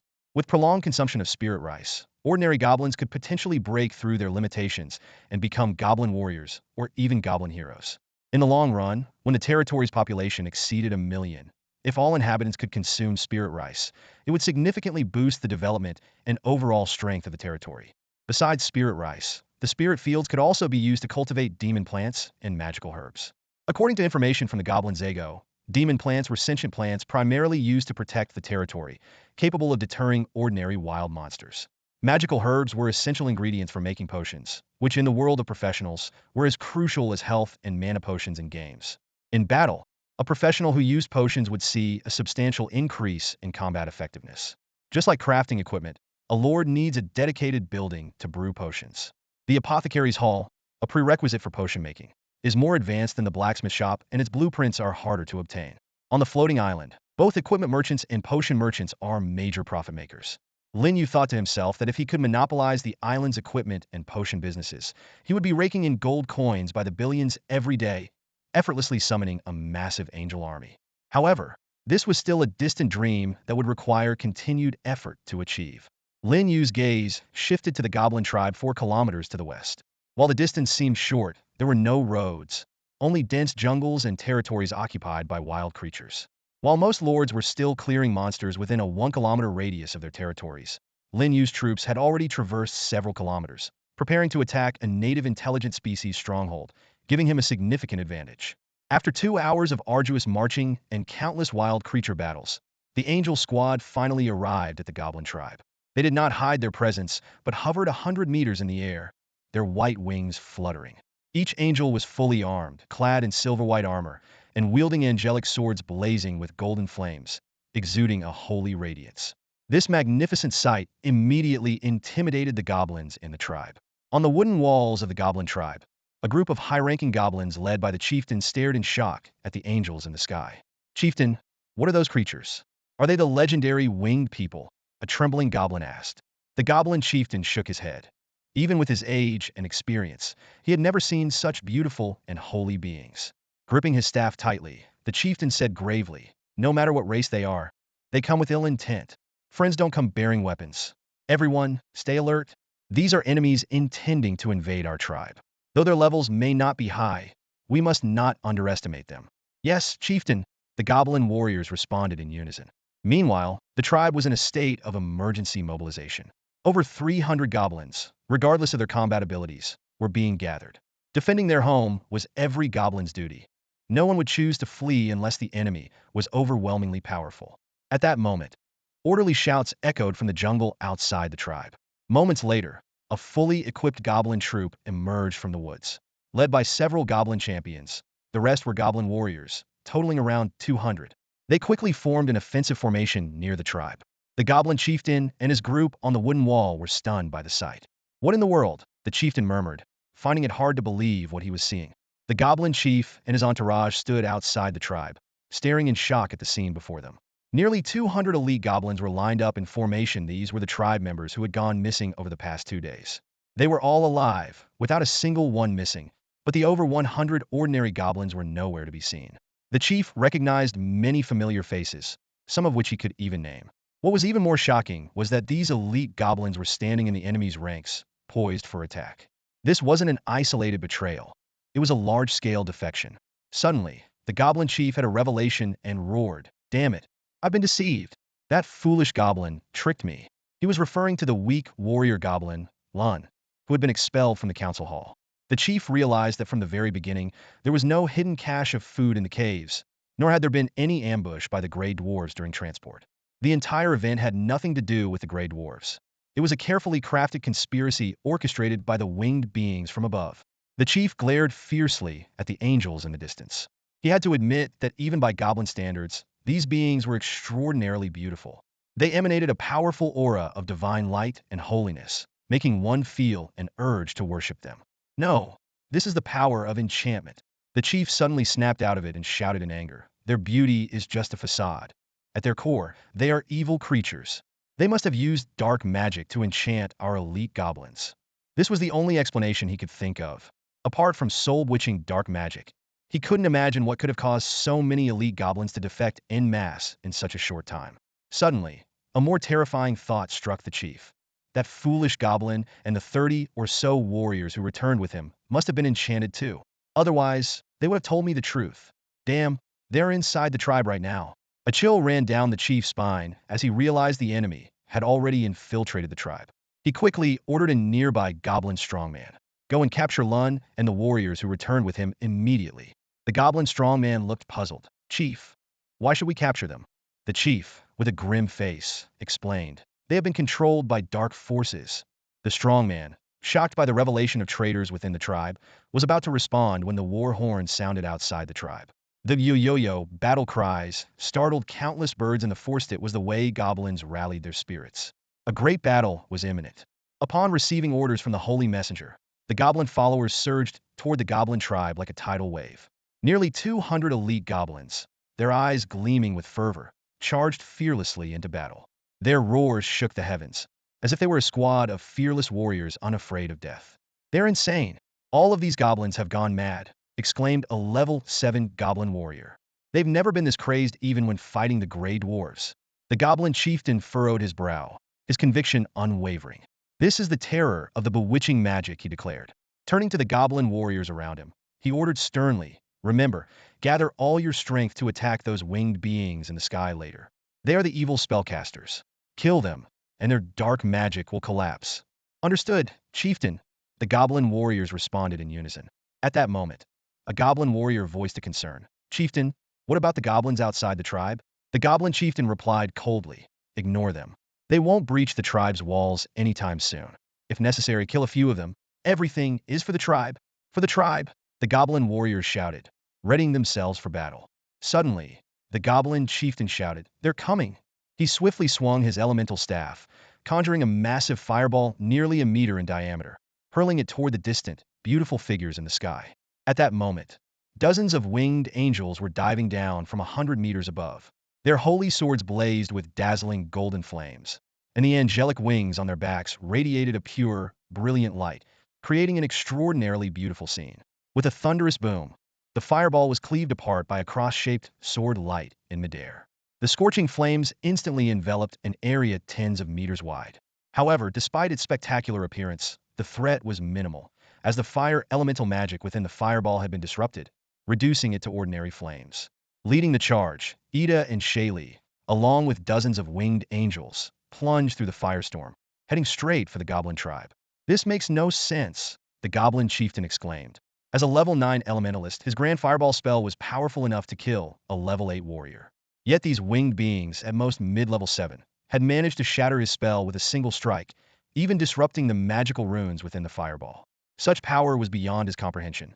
Before he could ponder further, the angelic squad's assault arrived. Dozens of radiant sword lights tore through the space, targeting the goblin chieftain and his men. Dodge! The goblin chieftain shouted, sensing the lethal threat within the sword lights. He leaped off the wooden wall with a roar. The other goblin warriors also scattered, but a few who were slower were instantly cleaved into pieces by the sword lights. The sword lights didn't lose momentum, striking the wooden wall. With splinters flying, a gap several meters wide appeared in the wall. Charge! Break in and save those ignorant goblins. Praise the holy light. Glory to the light. Nearly 200 elite goblins shouted as they poured through the gap into the tribe. As if receiving a signal, over 30 goblin warriors led by Goblin Lun within the tribe suddenly rebelled. They shouted praise the holy light and faith eternal as they swung their weapons at the surrounding tribe goblins. With enemies both inside and outside, the goblin tribe descended into chaos. Ren, what are you doing? I am your uncle. The elderly goblin roared, his voice echoing through the chaotic goblin tribe. How dare you betray the tribe, betray the chieftain, and point your weapon at me? Have you lost your mind? Ren's eyes gleamed with fanaticism as he swung his sword, knocking out a nearby goblin with the flat of his blade. I'm not crazy, he declared firmly. It's the tribe that is ignorant. Chieftain Baril cannot lead us to greatness. He can't even handle the despicable Grey Dwarves. Only the great Lord of Light can revive our goblin kin. Ren stepped closer to the old goblin, his sword glinting menacingly in the sunlight. Uncle, join me in worshipping the Lord of Light. He will protect us. The old goblin retreated in terror, his voice trembling. Put down your weapon, and let's talk this through. Ren shook his head, his tone resolute.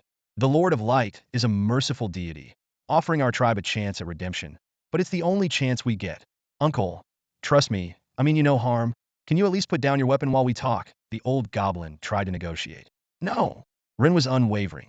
Seeing Ren approach with his sword, the old goblin trembled, wetting his pants in fear.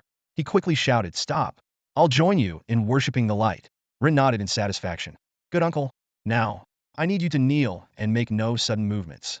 Once the battle is over, the esteemed envoy will ignite the flame of faith for you. I understand. Can you back off a little? The old goblin asked cautiously. All right, uncle.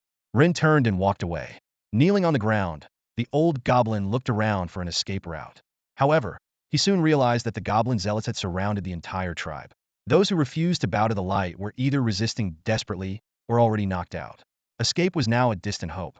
Despairing, the old goblin understood that even if he escaped the tribe, he wouldn't survive the wild without its protection. This thought made him completely surrender, no longer thinking of escape, only hoping that the chieftain could repel the invaders.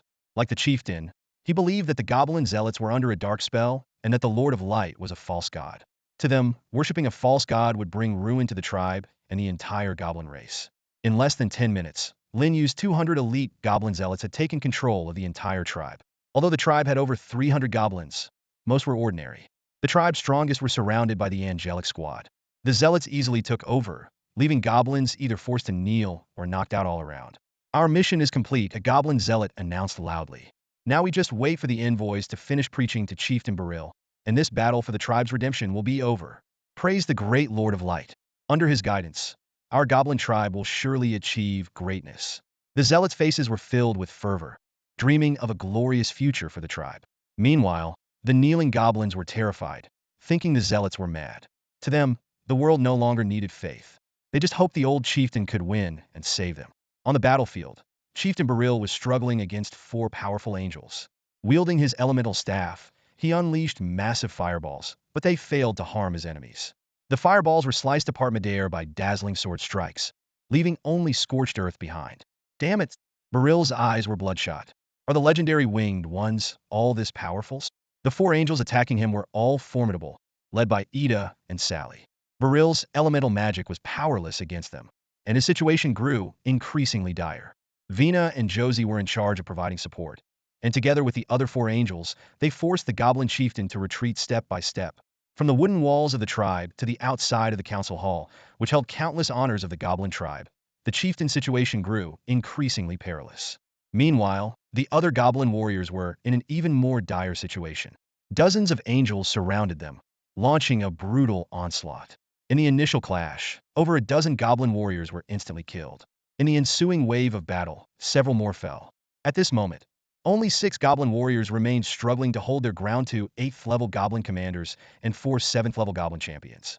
The power displayed by the winged beings left the goblins utterly stunned. When the angelic squad first descended, the goblins hadn't taken them seriously. After all, the angels were generally only 5th level, with a few at 6th level, and the strongest being just 4 7th-level angels. In contrast, the goblin tribe boasted 9th level and 8th level warriors, confident that the angels could never breach their defenses. However, the brutal reality of the battle shattered the goblins' beliefs. Each angel demonstrated incredible prowess in fighting above their level, even causing the 2 mighty 8th level goblin commanders to be overwhelmed by a group of 6th level angels. This sight struck terror and despair into the hearts of the besieged goblin warriors. What frightened them even more was the realization that their old chieftain appeared to be on the verge of collapse. As an elementalist, the goblin chieftain's greatest fear was close combat assaults. Faced with the assault of the 4 most powerful angels, his fate seemed sealed. In this critical moment, the goblin chieftain roared, "Fire Dragon spell." He waved his staff, unleashing a high-level fire elemental magic. In an instant, a fire dragon dozens of meters long surged towards Ida and the others.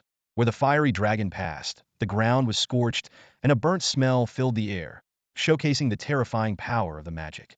However, Ida and the others stood their ground. From dozens of meters away, they simultaneously wielded their angelic swords. In a flash, 4 streams of golden flames erupted, transforming into massive fiery pythons that collided with the fire dragon. Boom! With a thunderous explosion, the fire dragon was instantly dispersed, and even the resulting fire waves were devoured by the golden fiery pythons. The goblin chieftain turned pale with shock, murmuring, "What kind of flame is this?" Everything that had happened today seemed beyond his understanding. Ida and her companions advanced steadily, proclaiming loudly, "This is the holy flame of light, forged from faith, capable of purifying all evil. Old goblin, our Lord is merciful and grants you a chance to live. Believe in our Lord. Join the ranks of the holy light, and you will gain eternal life and redemption." The goblin chieftain gripped his elemental staff tightly, his face full of vigilance and anger, and retorted, "What if I refuse?" Ida stood in midair, her angelic wings radiating a holy light slowly unfolding behind her. Her face was breathtakingly beautiful, like a goddess descended to the mortal realm. Gazing down at the goblin chieftain, she declared with a cold expression, "Those who refuse to believe in the holy light will not receive our Lord's mercy. The outcome will be the purification of both soul and body by the holy flame." The so-called purification of body and soul, in simpler terms, means burning to death on the spot. The goblin chief's face turned ashen, a mix of anger and dread contorting his wrinkled features. He was well aware of the terrifying power of the holy flame of the angels. Recalling the battle just moments ago, his proud dragon fire spell was as fragile as paper against the holy flame, disintegrating instantly. The chief shuddered at the thought of his flesh being consumed by the scorching fire of faith. Even more terrifying was the annihilating force he sensed within the holy flame, capable of burning his very soul to ashes. This power stirred a deep-seated fear within him, snuffing out even the hope of becoming an undead. Despite his desire to resist, the chief knew he was no match for the angels before him. The recent battle had already proven this. He understood that any attempt to fight back would likely result in his death by their combined assault. After a moment of silence, the goblin chief's face was etched with defeat. In a low voice, he said, "You win. I will surrender the tribe to you and promise not to take anything, as long as you let me leave." As a level 9 practitioner, the chief was confident he could survive alone in the jungle, perhaps even venture into the outside world. He believed that if he could break through his current limits and become a king-level warrior, he could live well anywhere. In such a situation, how could he willingly become a follower of an evil god? Surrendering the tribe was his bottom line. However, the chief's bottom line meant nothing to Ida and her companions. Without any exchange, Ida, Sally, Vina, and Josie, for level 7 angels, swiftly surrounded the goblin chief, cutting off all his escape routes. The goblin chief panicked and shouted, "What do you want? I've agreed to surrender the tribe to you, and you still won't let me go." Ida, holding her angelic sword ablaze with golden flames, said coldly, "We have already conquered this tribe. We don't need your consent. You have only two choices now. Believe in our Lord and redeem yourself, or be purified by the holy flame." The chief glanced around, seeing goblins kneeling in submission under the watch of goblin believers, none daring to make a move. On the other side, only 3 goblin warriors, including an 8th-level leader, remained from the group that had fought the angels, all disarmed and surrendering. Realizing he was utterly alone, the chief stubbornly gritted his teeth and said, "I will never bow to any evil god." "Then you will die." Before the words had fully left his mouth, Ida and her companions lunged at the goblin chief. The chief unleashed his full power, wildly swinging his elemental staff and casting powerful, destructive fire spells in an attempt to repel the angels and find an escape. However, he quickly fell into despair as more 5th and 6th-level angels appeared around the battlefield, completely cutting off his retreat. Another fire dragon was slashed apart, the scorching flames igniting nearby tribal buildings. Bathed in the glow of the raging fire, the goblin chief's figure looked particularly pathetic. Although he hadn't suffered severe injuries, he could feel his magic rapidly draining, his power waning quickly. The chief knew that an elementalist without magic was barely stronger than an ordinary person on such a battlefield. Once his magic was exhausted, any of the surrounding angels could easily kill him. "Wait, I surrender." Finally, feeling the imminent threat of death, the goblin chief shouted. Compared to death and soul purification, pledging allegiance to an evil god seemed slightly more bearable. However, Ida and her companions paid no heed. Their angelic swords, ablaze with golden flames, continued to dance, slashing out dazzling cross-shaped beams of light, all aimed at the goblin chief. "No!" The goblin chieftain's desperate scream echoed across the battlefield. He swung his staff with all his might, attempting to fend off the imminent attack, but his efforts were as futile as an ant trying to move a tree. Escape was impossible. In the next moment, multiple cross-shaped sword lights rained down like a storm, completely engulfing him. Slash, slash, slash, the sharp sword lights pierced through the goblin chieftain's body, leaving deep, half-meter gashes on the ground. His eyes widened, his body stiffened, and his life force drained at an alarming rate. Yet, the sword lights were so sharp that they didn't even draw a drop of blood from him. Why? The goblin chieftain looked up at Aida and her companions in disbelief, his voice trembling. He had been ready to surrender, had even shouted out his surrender. But these angels showed no mercy. Was he, a powerful level 9 elementalist, truly worth less than the ordinary goblins? Aida looked down at the goblin chieftain, her stunning face devoid of any pity, only cold indifference. "Heretics who blaspheme against our Lord do not deserve the protection of the holy light." Her voice was as sharp as an ice blade. The goblin chieftain was stunned, finally realizing that he had just referred to the angel's holy light lord as a false god. Regret surged through him like a tide, but it was too late. Pain radiated through his entire body, and he opened his mouth to speak, but no sound came out. His body collapsed like a pile of blocks, limbs and flesh scattering everywhere. At the same time, a golden, glowing scroll floated out from his remains. Chieftain! Cries of sorrow echoed through the tribe. Though the goblin chieftain had failed to surrender, in the eyes of his people, he was still a hero who had sacrificed himself for the tribe's honor and the dignity of the goblin race. He deserved an honorable farewell. Silence! The angel warriors coldly commanded, their swords resting on the sobbing goblin's shoulders. Instantly, the cries ceased, and the entire tribe fell into a deathly silence. All the goblins knelt obediently, not daring to make a sound. Aida began issuing a series of orders. Josie, gather the tribe's goblins. Vina, lead a team to clean up the battlefield. The rest of you, follow me to purify the souls of these tribal goblins and spread our Lord's faith. The battle was over. Now it was time for the aftermath. Meanwhile, on the edge of the territory, Lin Yu also received news of the goblin tribe's defeat. This wasn't through the goblin chieftain's death, but from a system notification sent by the floating island of all realms.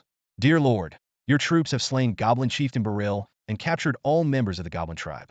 You have successfully conquered the Goblin tribe. Congratulations, you are the first professional on the island to conquer a native faction stronghold. Your glorious achievement will be permanently recorded on the floating island. Additionally, you will receive the following rewards. 1. 1,000 gold coins. 2. 100 honor points. 3. 500 reputation points. 4. Your name and glorious achievement will shine in the island's chat channel, inspiring other professionals to forge ahead. As a series of information prompts flashed through his mind, Lin Yu's eyes lit up with excitement. He hadn't expected that simply destroying the first stronghold of the native intelligent creatures the Goblin tribe would earn him such generous rewards from the floating island, and 4 different kinds at that. His gaze was first drawn to the 1,000 gleaming gold coins, a fortune that left him marveling at the generosity of the reward. But what thrilled him even more was the appearance of honor points and reputation points. Since arriving on the floating island, his angels had slain countless wild monsters and even toppled several high-level bosses, yet he had never received these mysterious rewards. It was only after conquering the Goblin tribe that they unexpectedly appeared in his reward list. This discovery made Lin Yu realize the preciousness of honor points and reputation points. Their difficulty to obtain was clearly extraordinary, which only fueled his curiosity about their uses. At that moment, Lin Yu suddenly remembered something and quickly extended his right hand. On his wrist was a bright red mark, the symbol of a professional, which also had a teleportation function. The energy progress bar on the left side of the mark currently showed 34.6. Lin Yu knew that once this value reached 100, he could activate the mark to return to Blue Star. But for now, his focus was on the mark itself. He lightly touched the red mark, and a row of virtual buttons immediately appeared before his eyes. Among them, the Island Chat channel, professional trading platform, and friends channel were functions he often used. However, this time his attention was caught by another option, the honor contribution list. This list had always been empty, but when Lin Yu clicked into it this time, his name was prominently displayed, and he was the only one.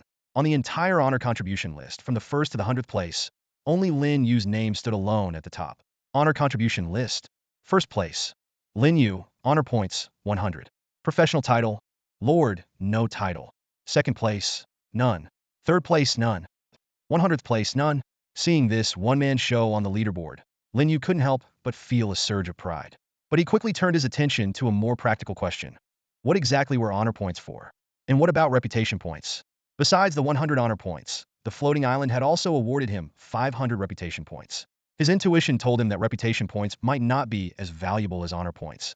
With these questions in mind, Lin Yu decided to seek answers from the floating island. He focused his thoughts and sent an inquiry to the floating island, and soon received a reply. Honor points are one of the most precious resources on the floating island of the worlds. They can be used to exchange for various rare items, including but not limited to special blueprints, artifacts, and primal forces. Professionals who make significant contributions to the floating island can earn honor points.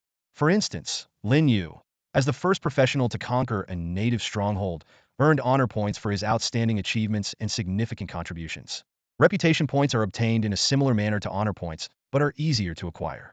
The higher a professional's reputation points, the greater their fame in the native world of the floating island, making it easier for native intelligent creatures to pledge their allegiance. Additionally, Reputation points are required when establishing a kingdom. With this information, Lin Yu gained a clear understanding of the uses of honor points and reputation points. While reputation points could help attract native intelligent creatures, they were less important to him. Given his top-tier angel troops, he preferred to conquer through force. However, the necessity of reputation points for establishing a kingdom meant he couldn't completely ignore them. In contrast, honor points were clearly more practical, as they could be exchanged for various rare items that professionals urgently needed. Driven by intense curiosity, Lin Yu found the exchange button on the honor contribution list. When he clicked into it, a dense and seemingly endless list of exchangeable items appeared before his eyes, each one more tempting than the last. Lin Yu's eyes widened as he stared intently at the exchange menu in front of him. The array of rare items dazzled him, and he couldn't help but drool a little. From the king-level Braveheart armor to the legendary Lich King's curse, from ordinary level 1 spirit rice seeds to the rare immortal flower plant, everything was available. However, when he saw that he only had 100 glory points, he let out a bitter laugh. Most of these treasures are way out of my league, Lin Yu muttered to himself, his eyes scanning the menu repeatedly. Suddenly, one item caught his attention, a blueprint for a top-tier military unit building, priced at a staggering 10,000 glory points. Lin Yu gasped, his heart racing. This was the kind of game-changing artifact that could transform an ordinary lord into a top-tier powerhouse.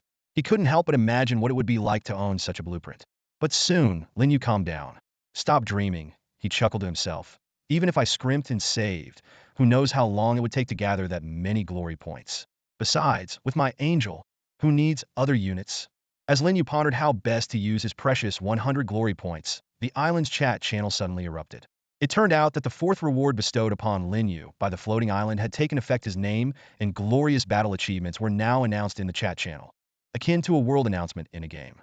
Well, this is interesting, Lin Yu chuckled softly. It seems the floating island wants everyone to know I exist. At this very moment, the top of the island's chat channel is dominated by rows of dazzling golden text. The world announcement has shocked all the online players. Congratulations to Lord Lin Yu for conquering the native force stronghold, the Goblin Tribe.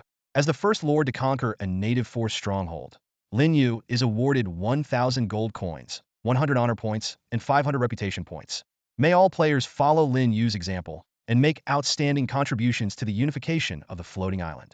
These golden words are prominently displayed, shining with a noble glow, making it impossible for any player entering the chat channel to ignore. The world announcement instantly made Lin Yu's name echo across the entire floating island. The chat channel erupted into a frenzy, with messages flooding in like a tidal wave. Holy crap, it's a world announcement. I've never heard of a world announcement on Floating Island before. Even the veteran players who first arrived on Floating Island haven't had this honor. Exactly, I've been active on the player forums back on Blue Star and never heard of anyone getting a world announcement on Floating Island. When did Floating Island start getting so competitive? However, most players focused on the content of the announcement itself. Is Lin Yu's strength really that terrifying? He actually conquered a goblin tribe? Goblins are low-level intelligent beings on Floating Island, and a tribe has at least a level 9 boss guarding it. This means Lin Yu's troops are strong enough to take down a level 9 boss. That's incredible. I can't even take down a level 5 monster as a lord. Same here. I have high-level troops, but I'm still struggling with small packs of wild wolves. The discussion quickly turned to speculating about Lin Yu's strength. Can any top player estimate what kind of troops Lin Yu has? Conquering a native stronghold on just the third day is unbelievable. The leader of the Hall of Kings should have some insights, right? As far as I know, even the leader of the Hall of Kings can't take down a native stronghold yet. Some players recalled previous hints. Ever since Lin Yu put up high-level rare equipment for sale, I knew his troops were extraordinary. Lin Yu's troops must be among the strongest of the top-tier units. Besides his strength, the rewards also garnered widespread attention. 1,000 gold coins. Lin Yu can summon 20 top-tier units now. Don't forget the honor points and reputation points. Those are worth even more than gold. I just checked the honor contribution leaderboard, and Lin Yu is the only one on it. Indeed, Lin Yu is at the top, with no one else in sight. The chat channel was filled with envy and amazement for Lin Yu, with everyone expressing their shock and admiration. Meanwhile, in the vast grasslands within the territory of the Golden Behemoth Lord, there was silence. All the Golden Behemoth troops had been sent out to hunt, leaving the Golden Behemoth Lord alone in the entire territory. At this moment, the young man stared at the island's chat channel, which was buzzing with discussion and the dazzling world announcement. His face twisted in a mix of jealousy, astonishment, and disbelief, making his otherwise ordinary features look even worse. How is this possible? He exclaimed, his eyes wide with terror and shock. Even if Lin Yu's top-tier units are stronger than my golden behemoths, there's no way he could have captured a native intelligent creature's stronghold so quickly. A native warrior of level 9. Is that something any player can challenge at this stage? The young man was deeply puzzled. With his golden behemoth squad, it would take at least a week to challenge a level 9 warrior. Yet Lin Yu had already done it. He couldn't comprehend how Lin Yu's units were so powerful. Some had speculated that Lin Yu's units were capable of hunting monsters at night, which was understandable. But now, Lin Yu had even conquered a native intelligent creature's stronghold. The young man couldn't help but wonder, what kind of units grow at such an astonishing rate? Or did Lin Yu's units start at a level higher than 4? That's even more impossible, he muttered to himself. Top-tier units start at level 4. Units starting above level 4. What are they? God-tier units? Realizing the situation couldn't continue this way, the young man resolved, I need to find other ways to develop quickly, or I'll never catch up to Lin Yu. As fellow top-tier lords, Lin Yu had been speeding ahead at a breakneck pace. In comparison, the young man's territory and units were also developing, but at a much slower rate, like driving at 80 miles per hour compared to Lin Yu's supersonic speed. Soon, he might not even see Lin Yu's taillights. Desperately, he pondered his next move. What should I do? Should I gather more gold coins from the Alliance to expand my golden behemoth squad? It seems like that might be my only option. The sense of urgency wasn't limited to him alone. Other top-tier players on the island also felt the pressure. Especially those aspiring to become the floating island's ruler were extremely anxious. The faster Lin Yu progressed, the wider the gap between them, making it increasingly difficult to seize the ruler's position later. Under this pressure, every top-tier player was frantically trying to enhance their own strength, fearing they'd be left too far behind. Their goal wasn't necessarily to surpass Lin Yu, but at least to keep him in sight. Otherwise, they'd be doomed. Just then, a message appeared in the island's chat channel, sparking even more heated discussion. The message was straightforward. Lin Yu was the first to capture a native stronghold and received significant rewards from the floating island. Would there be similar rewards for the first to upgrade their territory, capture a wild gold mine, or become a king-level player? The chat channel exploded with activity. Countless players began discussing the news, and plans for fences and arrow towers were quickly snapped up by some lords. They believed the message was credible and wanted to be the first to upgrade their territory and reap the rewards. However, these lords soon faced a dilemma. They realized that even if they obtained plans for fences and arrow towers, they lacked plans for warehouses. Fences, arrow towers, and warehouses were all essential for upgrading a territory to a mid-level village, and none could be missing.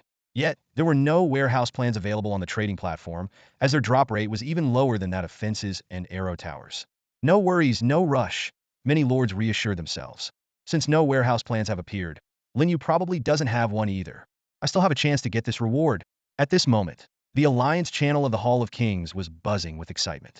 As the most powerful professional alliance on the island, the Hall of Kings boasted over 150,000 members, a number that could strike fear into any opponent.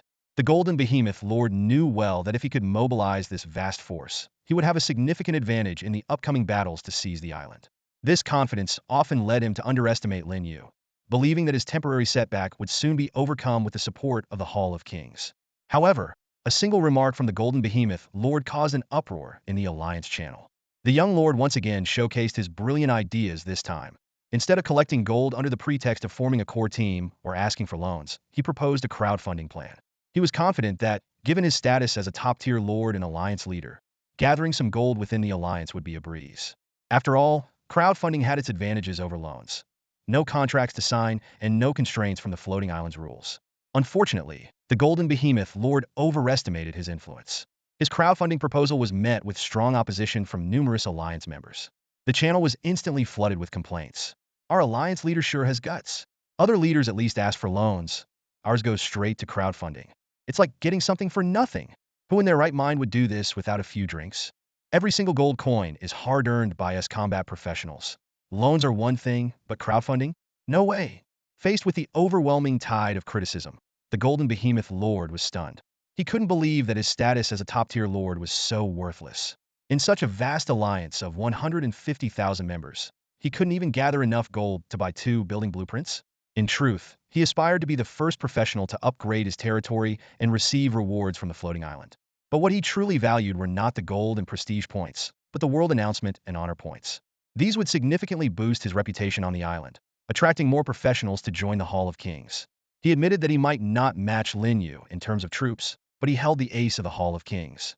As long as he clung to this advantage, He believed he could eventually defeat Lin Yu and other top professionals, ultimately becoming the island's ruler. However, reality hit him hard. Within the alliance, his reputation was worth nothing. Not a single member was willing to support him, not even his personally assembled core team.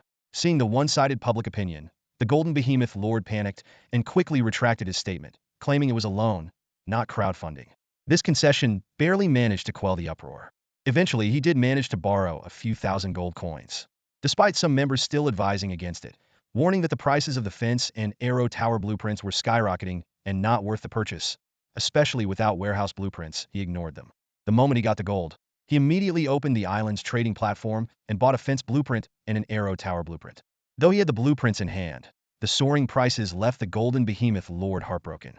Damn profiteers, he muttered through gritted teeth, feeling as if he had lost a fortune. Nonetheless, he had completed the procurement, with over 2,000 gold coins still left in his possession. The Golden Behemoth Lord muttered to himself with a fierce determination, vowing to clear his name through a world announcement. Now, it's just a matter of when the first warehouse blueprint will be released.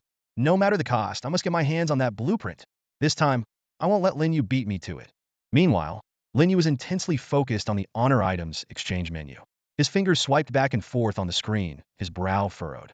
The 100 hard-earned honor points felt like a hot potato. Unit evolution blueprints, low-tier equipment blueprints, spirit rice seeds. Each option made him hesitate. These honor points were so hard to come by. Lin Yu murmured to himself. Using them to exchange for these common items just feels like a waste. His gaze lingered on the unit evolution blueprints, caught in an internal struggle. The blueprints could evolve as angel units, but the risk of failure held him back from making a decision. Finally, Lin Yu sighed and closed the exchange menu.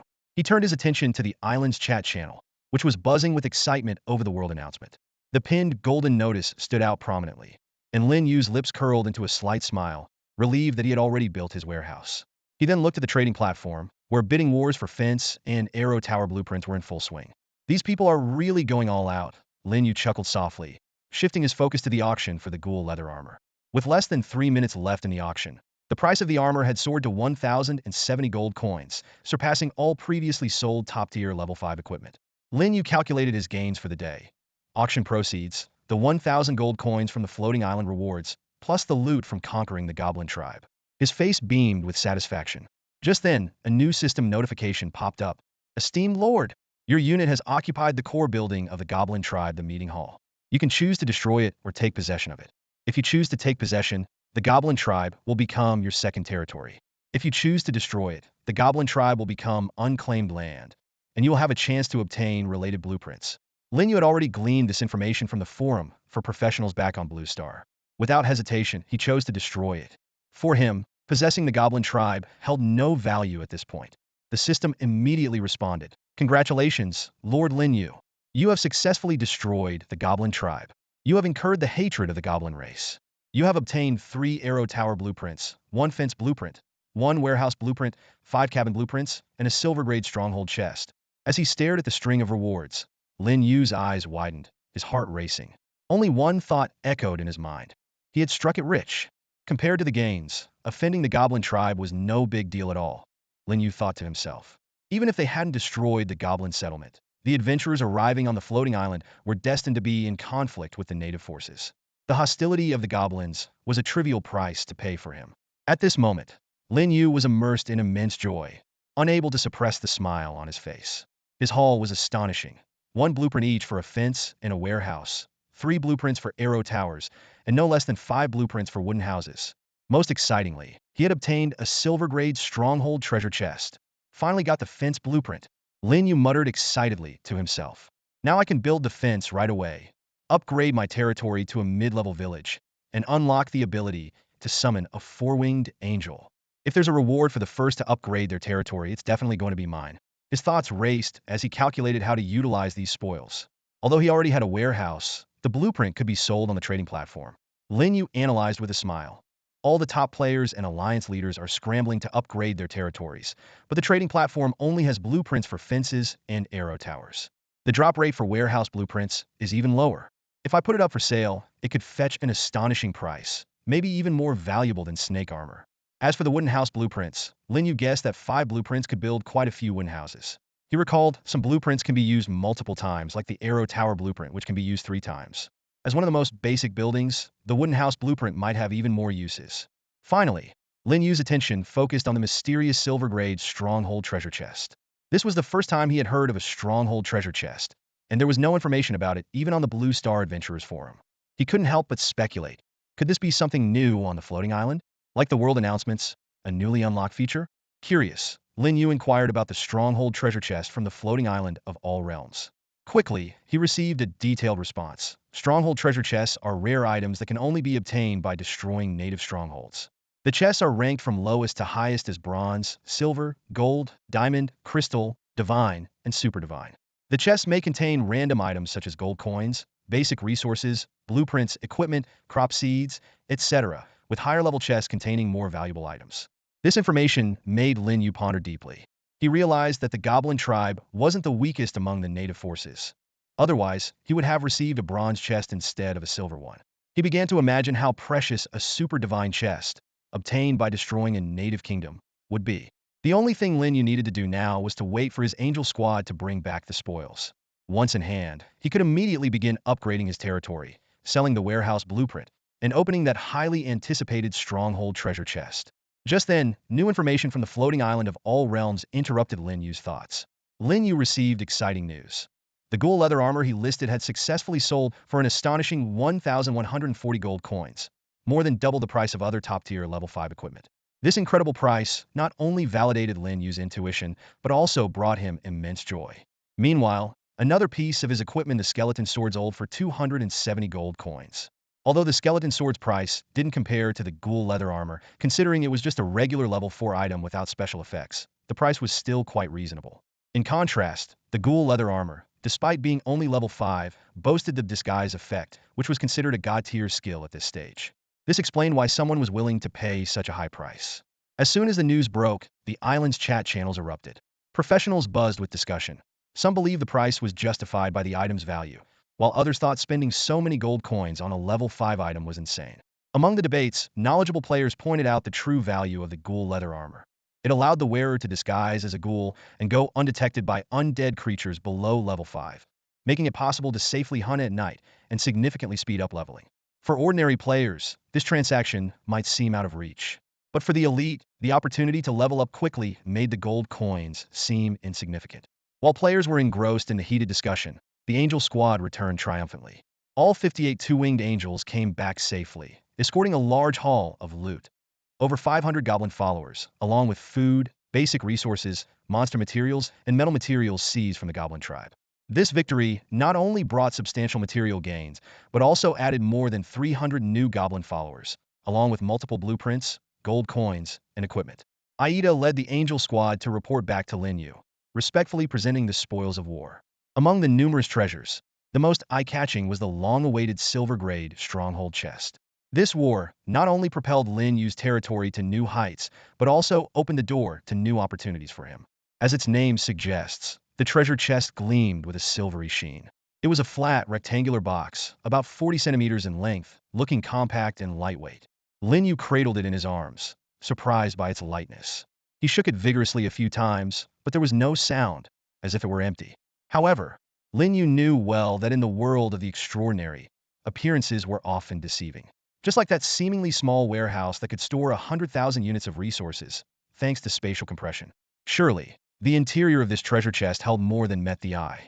Lin Yu carefully placed the chest on the floor of the hall, like a gambler about to start a game, blowing on his hands and rubbing them together. He thought wryly to himself that opening a treasure chest was a gamble in itself.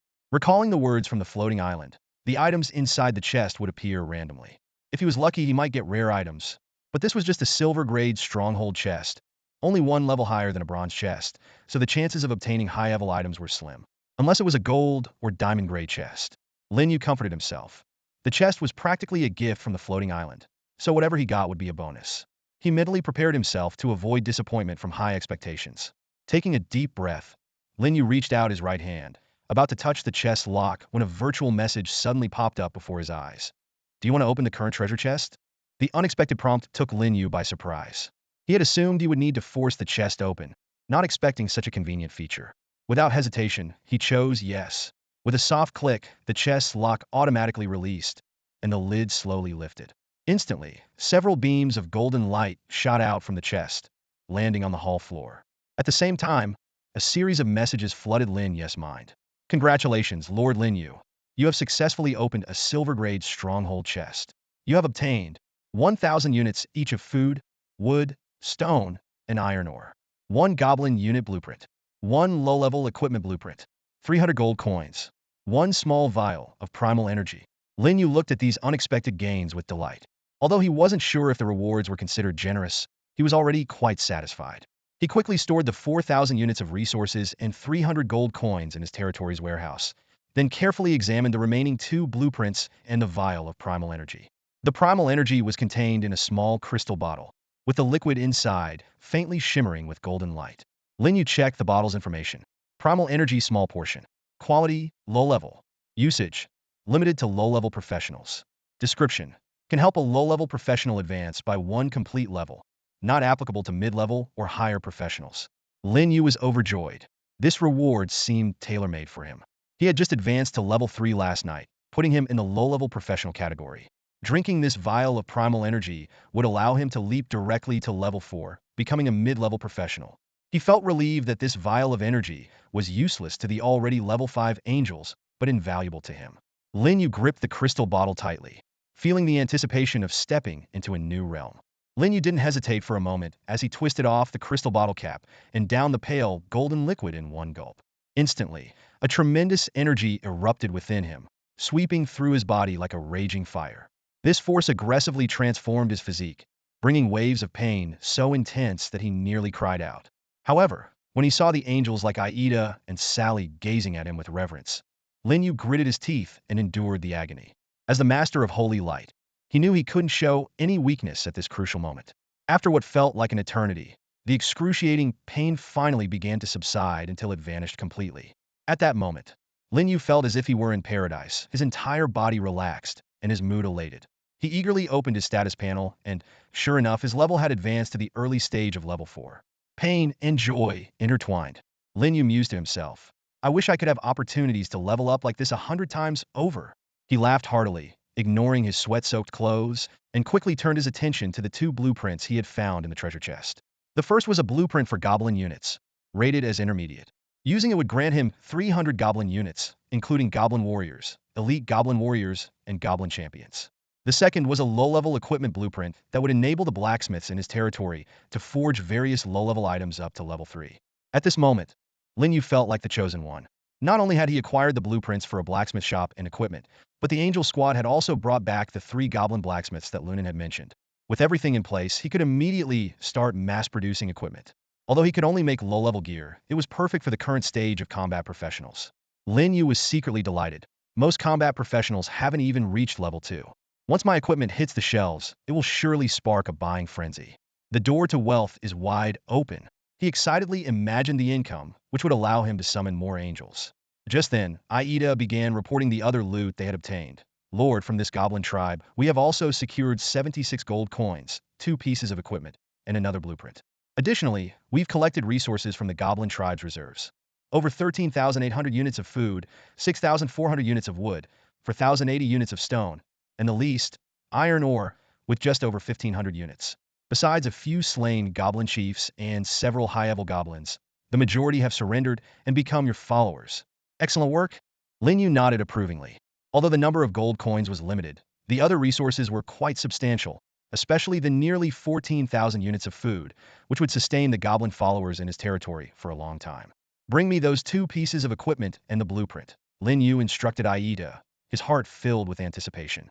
From the kill notifications, he knew the blueprint had dropped from the level 9 boss goblin chief, so it was bound to be impressive. Aida handed over the 2 newly acquired pieces of equipment and a mysterious blueprint to Lin Yu. The items included a suit of armor and a long spear, along with a mysterious blueprint. Lin Yu carefully examined the attributes of these items. The Goblin Warlord armor was a level 8 defensive gear with a durability of 100 and a deterrent effect. This armor was a masterpiece crafted by a seasoned goblin blacksmith and was exclusive to goblin leaders. When worn by a professional, it would exert a certain level of intimidation over ordinary goblins.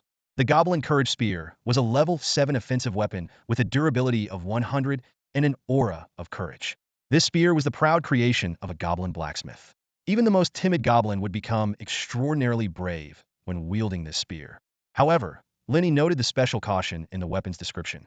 It advised against using the spear recklessly without sufficient strength, as excessive bravery could lead to one's demise. Finally, there was the blueprint, which detailed an advanced fire elemental magic called Dragon Fire Spell. Although there were no learning requirements, the warning on the blueprint made Lin cautious. It advised not to overestimate one's abilities, as mastering the spell did not guarantee successful casting. Lin marveled at the bountiful rewards from this mission. Two top-tier pieces of equipment and an advanced magic skill blueprint. Such spoils would make any professional envious. He recalled the boasts he'd seen on the Blue Star Professionals forum and realized that they were not exaggerations, but undeniable facts. The strongholds of local forces truly offered professionals the chance to get rich overnight. At this moment, Lin was undoubtedly the wealthiest professional on the floating island. His gold coin count was nearing 3,000, and he had an abundance of basic resources. With these newly acquired blueprints and equipment, his wealth had reached new heights. Following his usual practice, Lin listed the Goblin Warlord armor and Goblin Courage spear on the trading platform. The armor was priced at 5,000 gold coins, and the spear at 3,000, both set for instant purchase. If no one bought them instantly, they would go to auction the next day. He wasn't in a hurry to sell them today, because he also planned to sell the warehouse blueprint later. He worried that if the wealthy buyers spent all their money on the armor and spear, the blueprint might not get the attention it deserved, resulting in a significant loss for him. As for the Dragon Fire Spell blueprint, Lin decided to keep it for himself. This was a powerful advanced fire elemental magic that had no learning restrictions, meaning even non-elementalists could learn it. Such a treasure was something he wasn't willing to sell. Besides, no professional could afford it at the moment. The value of the Dragon Fire Spell surpassed that of the Goblin Warlord armor, Courage spear, and even the Snake armor and Ghoul leather armor combined. Selling it for less than 10,000 gold coins would be a tremendous loss. Without hesitation, Lin chose to use the Dragon Fire Spell blueprint. Instantly, the blueprint dissolved into countless golden lights that flowed into his forehead.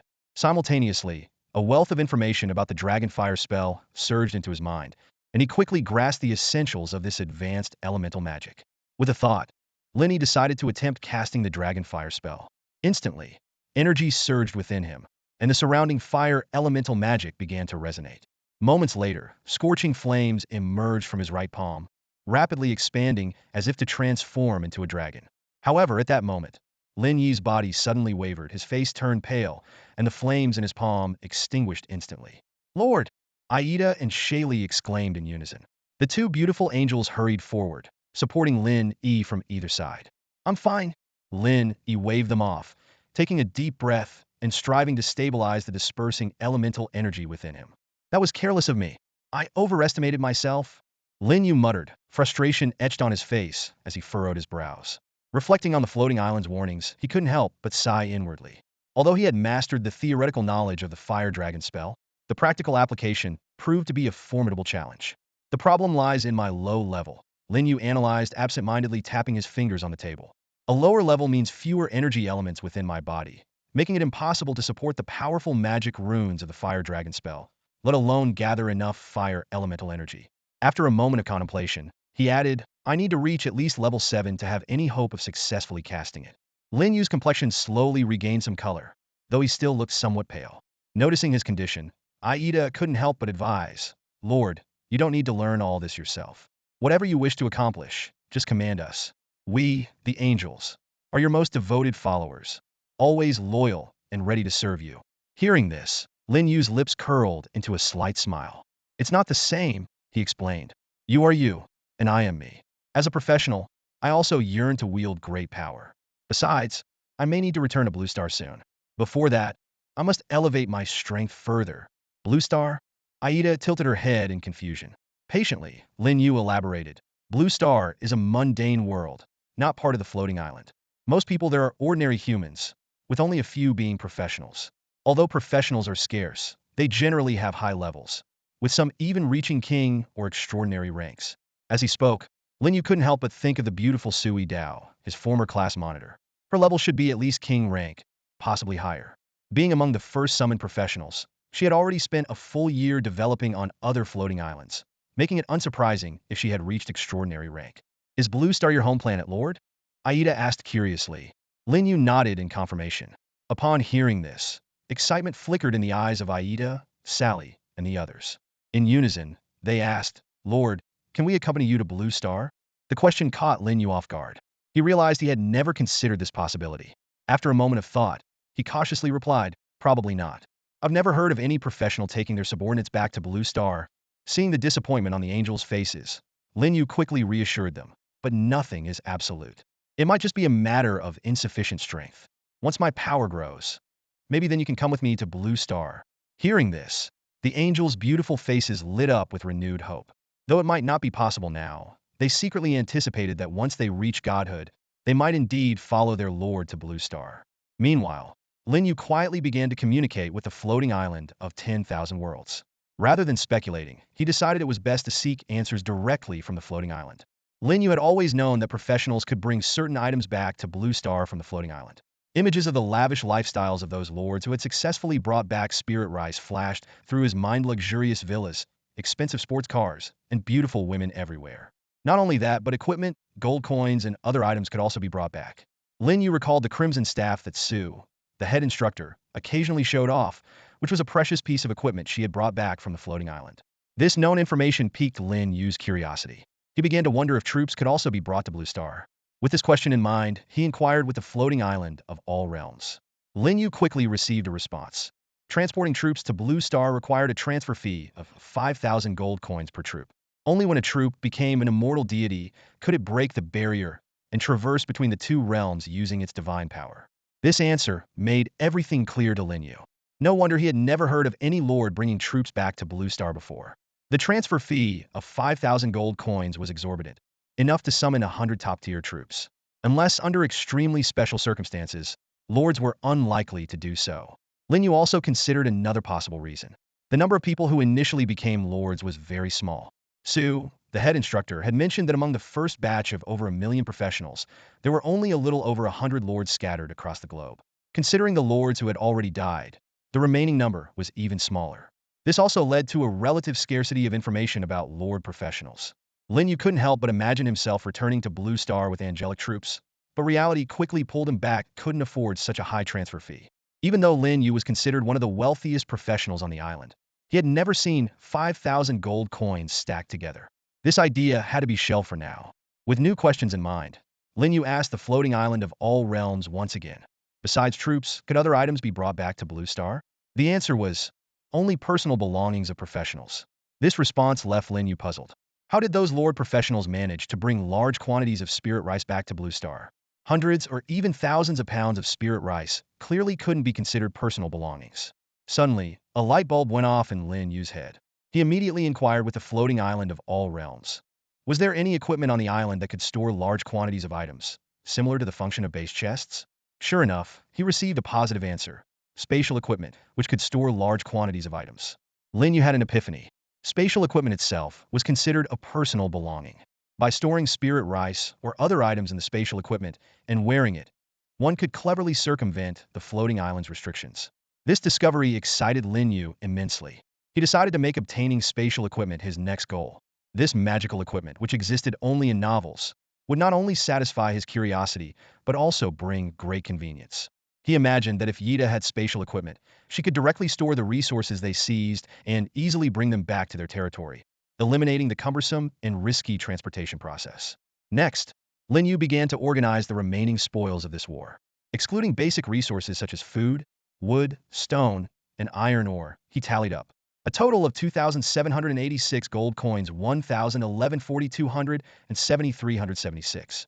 12 blueprints, including 3 arrow tower blueprints, 5 wooden house blueprints, 1 warehouse blueprint, 1 fence blueprint, 1 goblin troop blueprint, and 1 low-level equipment blueprint. 385 new goblin followers, including 1 level 8 goblin leader, 2 level 7 goblin warriors, and fewer than 100 goblin soldiers. Looking at these abundant spoils, Lin Yu felt very satisfied. He decided to put the warehouse blueprint on the island's trading platform to prepare for future development. Lin Yu stood at the center of his territory, clutching the warehouse blueprints tightly, his brow furrowed. He realized a critical issue. If he sold the blueprints outright, other professionals would inevitably suspect he had already built the warehouse. This would mean those eager to upgrade their territories wouldn't bid high prices. Closing his eyes, he took a deep breath and began to strategize. Suddenly, an idea struck him: could have another professional auction the blueprints on his behalf. This way, the transaction wouldn't reveal his name, and no one would know the blueprints came from him. He already had someone in mind, the person who had traded a steel sword for the blacksmith shop blueprints. As long as they signed a contract, everything would be secure. After the auction, he would give the professional a token of appreciation. Before implementing this plan, Lin Yu decided to consult with Floating Island. He immediately contacted the all-world Floating Island to inquire if the trading platform could hide the owner's information. The island quickly responded, confirming that the owner could choose to hide their information to protect personal privacy. Relieved by the good news, Lin Yu quickly listed the warehouse blueprints on the island's trading platform, hiding his information. In the transaction column, the owner's name turned into a series of asterisks. Lin Yu calculated that this anonymity would only last until the auction ended. He needed to upgrade his territory the moment the auction concluded. If he acted too early, it might trigger a world announcement affecting the blueprint's price. Too late, and the bidders might take the rewards. Although people would eventually guess he had auctioned the blueprints, it didn't matter. He just needed to maximize their value. Setting a 1-hour auction timer, Lin Yu turned and took out the Goblin Troop blueprints. Without hesitation, he used them. The blueprints dissolved into golden light, and a large group of fully armed goblins appeared instantly in the small square of his territory. These newly appeared goblin elites exuded an impressive aura, clearly surpassing the original goblin followers. 300 elite goblins knelt in unison, their fervent gazes fixed on Lin Yu, shouting in unison, "Praise the Lord! We vow to serve the Lord to the death." The surrounding goblin followers were stunned, watching in disbelief. To them, their lord summoning a fully armed goblin army out of thin air was nothing short of a miracle. The 300 elite goblins that were summoned had a minimum level of 4. They were fully armed, clad in iron armor, wielding sharp weapons, and their eyes gleamed with a fierce, fighting spirit. This squad exuded an aura far superior to the ordinary goblin followers within the territory. Lin Yu carefully examined this elite force. 200 level 4 goblin warriors stood at the front, perfectly aligned.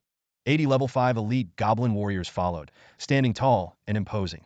Lastly, 20 level 6 goblin champions, their eyes filled with unwavering determination.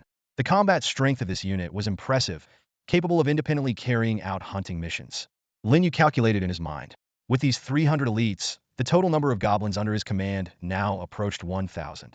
Among them were over 700 goblin followers, including more than 400 ordinary goblins and 300 elite goblins. The strongest was the level 8 goblin leader who had surrendered, whom Lin Yu had yet to meet. After a moment of thought, Lin Yu decided to form 2 goblin hunting squads. The first would be led by the level 8 goblin leader, selecting 200 goblins from the followers. The second would be this newly summoned elite force. Additionally, with the angel squad led by Yida, Lin Yu now had 3 powerful hunting teams under his command. Lin Yu calculated that this arrangement would significantly increase their hunting yield, allowing his level to rise rapidly. Currently, he was at the early stage of level 4, undoubtedly the strongest on the island. Most practitioners were still at level 1, with only a few reaching level 2. Although the number of level 2 practitioners would increase after today, they would still be far behind compared to Lin Yu at level 4. However, Lin Yu was not content with his current state. He aspired to level up faster, aiming to reach level 7 before returning to Blue Star. By then, he would be able to cast advanced fire magic Dragonfire, further enhancing his combat strength. As for the remaining ordinary goblin followers, Lin Yu decided to assign some to logistic support for the 3 squads, while others would stay in the territory to dismantle monster corpses. Having made his decision, Lin Yu turned to Yida. "I'll be upgrading the territory shortly. You don't need to stay. Go out hunting as usual to level up." "Yes, my lord." Yida responded respectfully, and then led her beautiful winged angels out of the territory. Next, Lin Yu issued the hunting orders to the goblins. The 2 fully armed goblin squads quickly assembled and set off in a direction different from the angel squad. During this time, Lin Yu summoned the level 8 goblin leader. He learned that the leader's name was Bade, a distant relative of the late goblin chieftain Baril. However, under the influence of the power of faith, Bade harbored no resentment towards Lin Yu. Instead, he was filled with gratitude, believing that Lin Yu had provided direction and hope for the lost goblin tribe. When facing Lin Yu, Bade knelt reverently, like a humble servant before a deity. Lin Yu encouraged him. "Bade, you have the courage to correct your mistakes and find your way. I believe you will become a very promising goblin, surpassing the previous chieftain. Strive hard and move forward. The future of the goblin tribe lies in your hands." These words instilled a strong sense of belief and motivation in Bade. He had never felt so hopeful and expectant about the future. After bidding farewell to Lin Yu, Bade led the goblin followers on a high-spirited hunting mission. As the squads departed one by one, only Lin Yu and a few ordinary goblins remained in the territory. After a moment of contemplation, Lin Yu took out the unused blacksmith shop blueprint. Lin Yu surveyed his territory, searching for an ideal spot to build a blacksmith shop. He quickly found a suitable clearing and took out the blueprint. With a flash of golden light, the blueprint disappeared, and a translucent outline of a building began to materialize on the ground. In no time, the outline solidified into a small structure with a towering chimney standing before Lin Yu. He carefully examined the blacksmith shop's specifications. A basic blacksmith shop could accommodate 35 blacksmiths and produce 50,100 pieces of equipment daily. Upgrading it required 500 units of wood, 300 units of stone, and 1,000 units of iron ore. The notes indicated that the probability of crafting superior equipment was 1, and upgrading could increase this probability. A thought struck Lin Yu, and he considered upgrading the blacksmith shop immediately. He had ample resources to easily elevate it to an intermediate level, thereby increasing the chances of producing superior equipment. However, when he noticed the requirement for more blacksmiths, he dismissed the idea. His territory only had 3 blacksmiths, just enough to maintain the basic shop's operations. Upgrading too hastily could lead to a manpower shortage, potentially halting production. Better to be cautious, Lin Yu thought to himself, then summoned 3 goblin blacksmiths. The elder goblin, Devin, was an intermediate blacksmith with a 3 higher chance of crafting superior equipment compared to regular blacksmiths. The other 2 younger goblins were basic blacksmiths with no additional bonuses. The 3 goblins knelt before Lin Yu, both nervous and excited. Lin Yu nodded slightly and addressed Devin. Devin, you will be in charge of this blacksmith shop from now on. You have free access to the territory's storage of monster materials and metals. Your primary task is to forge equipment, and secondly, to train more blacksmiths for our territory. Understood? Understood. My lord, Devin pledged solemnly. I will do my utmost to train more blacksmiths. Good. You may rise, Lin Yu said, taking out a basic equipment blueprint and activating it. Instantly, the blacksmith shop gained the ability to forge basic equipment for all races and classes, far exceeding Devin's original capability of crafting goblin-specific gear. Next, Lin Yu produced a fence blueprint. He calculated that once the fence was built, he could upgrade the territory and unlock the ability to summon a 4-winged angel. At this moment, he had nearly 3,000 gold coins saved, precisely for summoning the 4-winged angel. Blueprint type, fence. Usage, single. Construction requirements, 500 units of wood, 200 units of stone, 100 units of iron ore. Special note, the fence is an essential structure for the territory, providing the most basic defensive protection.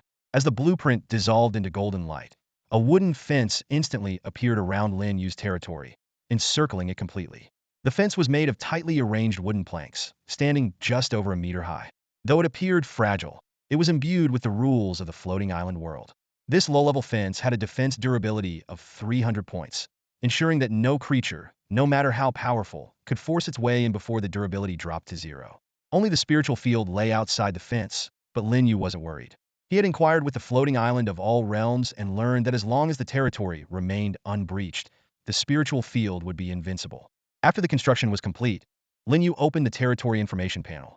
With the prosperity level, prerequisite buildings, and required resources all met, he could upgrade the territory at any time. However, he decided to wait until the last moment of the warehouse blueprint auction to maximize its value. Lin Yu opened the island's trading platform, where the warehouse blueprint he had anonymously listed was prominently featured. The auction had been running for over 20 minutes, and the blueprint, starting at a base price of 1,000 gold coins, had already soared to 1,700 gold coins, nearing the price of the top-tier level 7 item, serpent armor. Lin Yu had a hunch that this blueprint might set a new record for the highest transaction price on the platform. His attention shifted to the island's chat channel, where the focus of the professionals had moved from the world announcement to this mysterious warehouse blueprint. There's no need to discuss further. I'm 100% sure the warehouse blueprint was listed by Lin Yu. But if it was Lin Yu selling it, why would he do it anonymously? Isn't it obvious? To drive up the price, of course. Someone then analyzed. The prices of the fence and arrow tower blueprints soared because everyone wanted to be the first to upgrade their territory.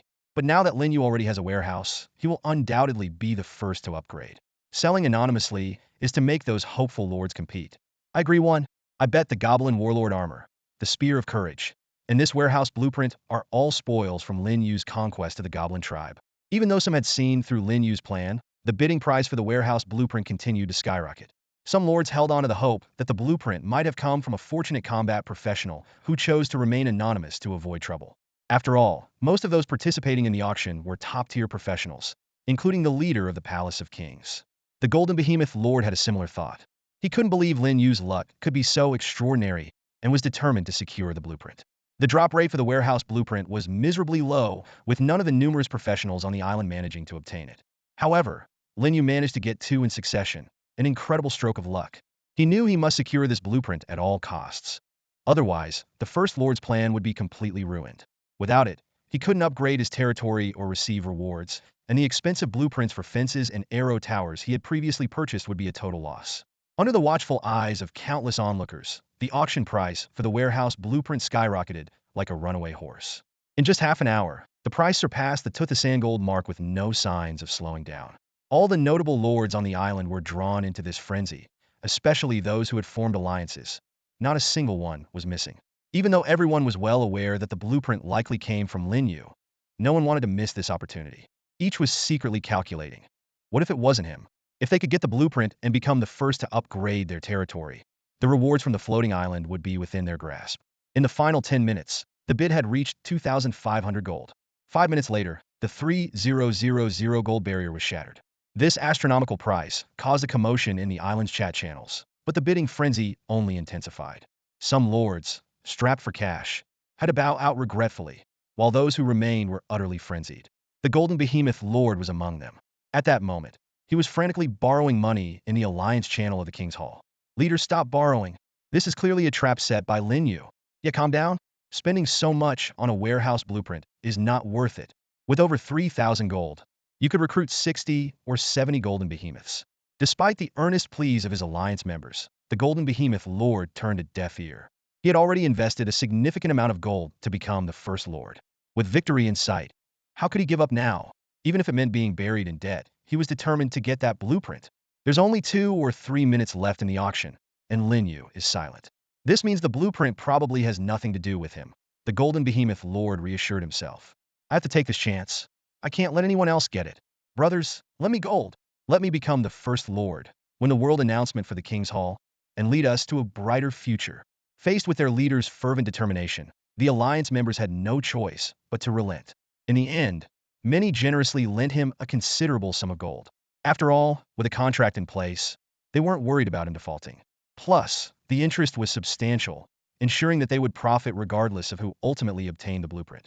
With gold in hand, the Golden Behemoth Lord felt a surge of confidence. Without hesitation, he raised the bid from just over 3,300 to a full 3,500 gold. Hands in his pockets, he wore an air of assured victory. In his mind, he was destined to dominate this final bidding showdown. The auction for the warehouse blueprint quickly entered its final 20 seconds. The intense bidding frenzy had subsided, and almost no one was willing to raise the price any further. The Golden Behemoth Lord stared intently at the screen, his finger hovering over the bid button, but ultimately, he refrained from clicking it again. After over a dozen rounds of fierce competition, he had driven the price up to an astronomical 4,800 gold coins, successfully outbidding all his rivals. This price was his limit. He couldn't afford to go any higher. However, he had reasons to believe that others had also reached their limits. Unless something unexpected happened, the warehouse blueprint was about to be his. The Golden Behemoth Lord felt a mix of emotions. Spending 4,800 gold coins on a warehouse blueprint seemed like madness to many, and even he felt a bit irrational. He couldn't help but calculate. With that amount of gold, he could recruit a formidable squad of 96 elite Golden Behemoths. The thought made his heart ache. However, to be the first to upgrade his territory and win the rewards from the floating island, he had no choice. A mere warehouse blueprint couldn't compare to a powerful squad of Golden Behemoths. But for now, he had to make this foolish decision. As the final seconds ticked away, the Golden Behemoth Lord closed the trading platform interface. He turned his attention to the island's chat channel, not to participate in the idle chatter of other players, but to keep an eye on the pinned world announcement board. The warehouse blueprint was now in his possession, and no one could compete with him. He eagerly awaited a new world announcement, proclaiming him as the first player to upgrade his territory. He silently prayed that no such announcement would appear prematurely. Otherwise, his massive investment would be for nothing. It seemed his prayers were answered. When the auction ended and the warehouse blueprint officially became his, the world announcement board remained unchanged, with only the message congratulating Lin Yu on conquering the goblin tribe still displayed. Huh? The Golden Behemoth Lord laughed in his mind. My judgment was right. Lin Yu can't have all the good fortune. This time it's my turn. My name will shine at the top of the chat channel, and countless players will worship me. My fame will surpass Lin Yu's, and everyone will remember me. Overwhelmed with excitement, the golden behemoth lord immediately exited the island's chat channel and eagerly contacted the floating island. Quick, upgrade my territory. However, the floating island's response was like a bucket of cold water. Current territory lacks a warehouse building. Not eligible for upgrade. Damn it, the young golden behemoth lord cursed. He had no choice but to quickly find a suitable spot to start building the warehouse. The rules of the floating island were unchallengeable.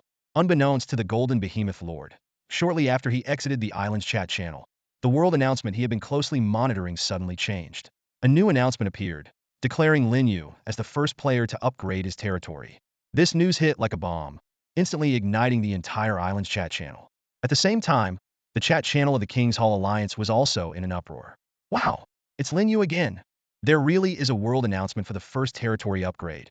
And of course, it's Lin Yu. I knew the Alliance leader was tricked. That warehouse blueprint was obviously a trap set by Lin Yu for all the territory players, and quite a few fell for it. That's not entirely fair. Other players may have fallen for it, but they managed to escape in time. Only our foolish Alliance leader fell in and got seriously hurt. By the way, where's our Alliance leader? He's probably hiding in his territory, crying alone. Or he might not know the world announcement has changed and is busy building the warehouse and upgrading his territory. When he logs on and sees that Lin Yu took the world announcement and rewards, he'll probably faint on the spot. This stupid Alliance leader is driving me crazy. I'm quitting the Alliance. I'm not in a rush. I'll wait a bit longer. What are you waiting for? With such an immature leader, there's no way this Alliance will thrive. Even though King's Hall has tens of thousands of members and is the largest force, it will eventually collapse because of him. I know all that. Then why stay in this Alliance? I have no choice. The Alliance leader still owes me a few gold coins. Meanwhile, on Lin Yu's side, he knew that even if someone else won the blueprint for the warehouse, the bidder wouldn't be able to upgrade their territory immediately. After all, building a warehouse was a prerequisite for the upgrade. This realization brought Lin Yu some comfort, easing his urgency. When the 4,800 gold coins were deposited as expected, Lin Yu was already prepared. He took a deep breath, closed his eyes, and established a connection with the floating island of myriad worlds.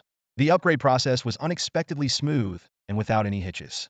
Just like that, Lin Yu became the first lord to upgrade his territory.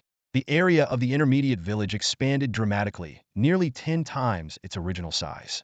Large open spaces spread out like a blank canvas, waiting for various buildings to be added.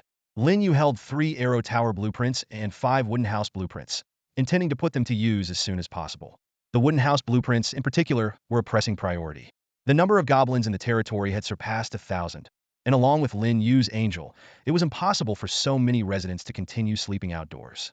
Building wooden houses was an urgent task to ensure that every goblin had a place to stay. With the territory's upgrade, the Lord's Hall also underwent a transformation. The once modest building became taller and more magnificent, and the bedroom on the second floor transitioned from simple to elegant. However, Lin Yu had no time to admire these changes at the moment. Just then, a notification from the floating island of myriad worlds echoed in his mind. Congratulations, Lord! Your territory has successfully upgraded to an intermediate village. You are one step closer to unifying the floating island. Congratulations, Lord Lin Yu! You are the first territory holder to achieve an upgrade. In recognition of your outstanding performance, you are awarded 500 gold coins, 200 honor points, and 1,000 reputation points. Your name will shine in the island's chat channel, inspiring all professionals on the island to strive forward. Another world announcement. Lin Yu was secretly delighted. This was the second world announcement today. His name was undoubtedly known throughout the island, making him a legendary figure. Despite this, Lin Yu didn't get lost in the fame. He hummed softly and stepped into the newly transformed Lord's Hall. The construction of wooden houses and arrow towers could wait a bit longer. At this moment, he had only one thought in mind: summoning the four-winged angel he had longed for. Compared to before, the newly upgraded Lord's Hall finally exudes a sense of grandeur. The original 4 pillars have now doubled to 8, each intricately carved with mysterious patterns that seem to contain powerful magical runes. Lin Yu stood in the center of the hall, accessing the exclusive troop summoning information for the Lord's Hall. His attention was immediately drawn to the newly unlocked four-winged angel. The recruitment requirements were clearly listed: 50 gold coins for a 2-winged angel, 200 gold coins for a 4-winged angel, 1,000 gold coins for a 6-winged angel, and 5,000 gold coins for the 8-winged angel, which could only be unlocked by an advanced village. There were more high-tier angels listed, but Lin Yu's focus remained on the 4-winged angel. 4 times the price of a 2-winged angel, Lin Yu calculated. 1 4-winged angel is equivalent to 4 2-winged angels. Nonetheless, he didn't make a hasty decision. After all, The four-winged angel was of a higher rank with superior initial levels, combat power, and growth potential compared to the two-winged angel. Lin Yu quickly took stock of his gold reserves. He had 2,786 gold coins from before, 4,800 from auctioning warehouse blueprints, and an additional 500 from territory upgrades, totaling a staggering 8,086 gold coins. This number was astonishing, likely unmatched across the entire floating island. 8,086 gold coins. Lin Yu took a deep breath, enough to summon 44 winged angels, or 161 two-winged angels. Considering he currently had only 58 two-winged angels, this number was even more impressive. Without hesitation, Lin Yu decided to summon the four-winged angels. However, just as he sent out the command, a prompt from the floating island of all realms echoed in his mind. The unexpected message stated, "Lords must summon high-level angels according to a strict ratio. For every 52 winged angels, one four-winged angel can be summoned to form a standard angel squad. To summon a six-winged angel, 500 two-winged angels and 10 four-winged angels are required to form a small legion. This pattern continues until the 12-winged angel can be summoned, at which point the Lord would have tens of thousands of angels under their command." Perplexed, Lin Yu asked why he couldn't directly summon higher-ranked angels. The floating island of all realms responded concisely. A territory needs a foundation, and an army needs soldiers. More importantly, angels, as a unique troop type, possess powerful evolutionary abilities. Most high-ranked angels evolve from two-winged angels, and Lin Yu's two-winged angels had this potential as well. After hearing this explanation, Lin Yu had only one thought. Summoning two-winged angels would save money. A four-winged angel costs 200 gold coins, while a two-winged angel costs only 50. At this critical moment, saving costs was clearly the wiser choice. If an angel with two wings evolves into one with four wings under his command, it saves him 150 gold coins. And if it evolves into a six-winged angel, the savings are even greater. Lin Yu's heart skipped a beat, and he couldn't help but ask, is there no limit to summoning two-winged angels? The floating island of myriad worlds immediately responded. There are no restrictions. A lord can summon an unlimited number of two-winged angels. However, keep in mind that evolution is a gradual process. A territory still needs strong guardians during its growth and development. Lin Yu suddenly understood. He had almost given up on summoning four-winged angels, planning to use all his gold coins to summon two-winged ones instead. After all, if even 10% of the two-winged angels evolved, he would make a huge profit. But the floating island's reminder made sense. No one could predict when a two-winged angel would evolve. After some thought, Lin Yu decided to take the most prudent approach, summoning angels according to the ratio provided by the floating island. This way, he would have high-ranking angels as well as many two-winged angels to evolve. Lin Yu quickly did the math. A standard angel squad, consisting of one four-winged angel and 52 winged angels, would cost 2,700 gold coins. He currently had 8,086 gold coins, just enough to summon two standard angel squads and still have 2,686 coins left. The floating island timely reminded him, "Yes, Lord Lin Yu. After summoning, you will have 2,686 gold coins remaining. You are only 14 coins short of being able to summon 3 full squads of angels." Lin Yu rolled his eyes internally, thinking that he could handle such simple calculations himself. He decided to summon 2 angel squads first, then use the remaining coins to summon one more four-winged angel and 14 two-winged angels. This way, he would be left with just 36 coins, making the most of his resources. Soon, a black hole appeared in the Lord's Hall. Lin Yu felt that this black hole was somewhat different, almost like an eye, as if something was watching him from behind it. But this strange feeling didn't last long, because beautiful figures began to emerge from the black hole.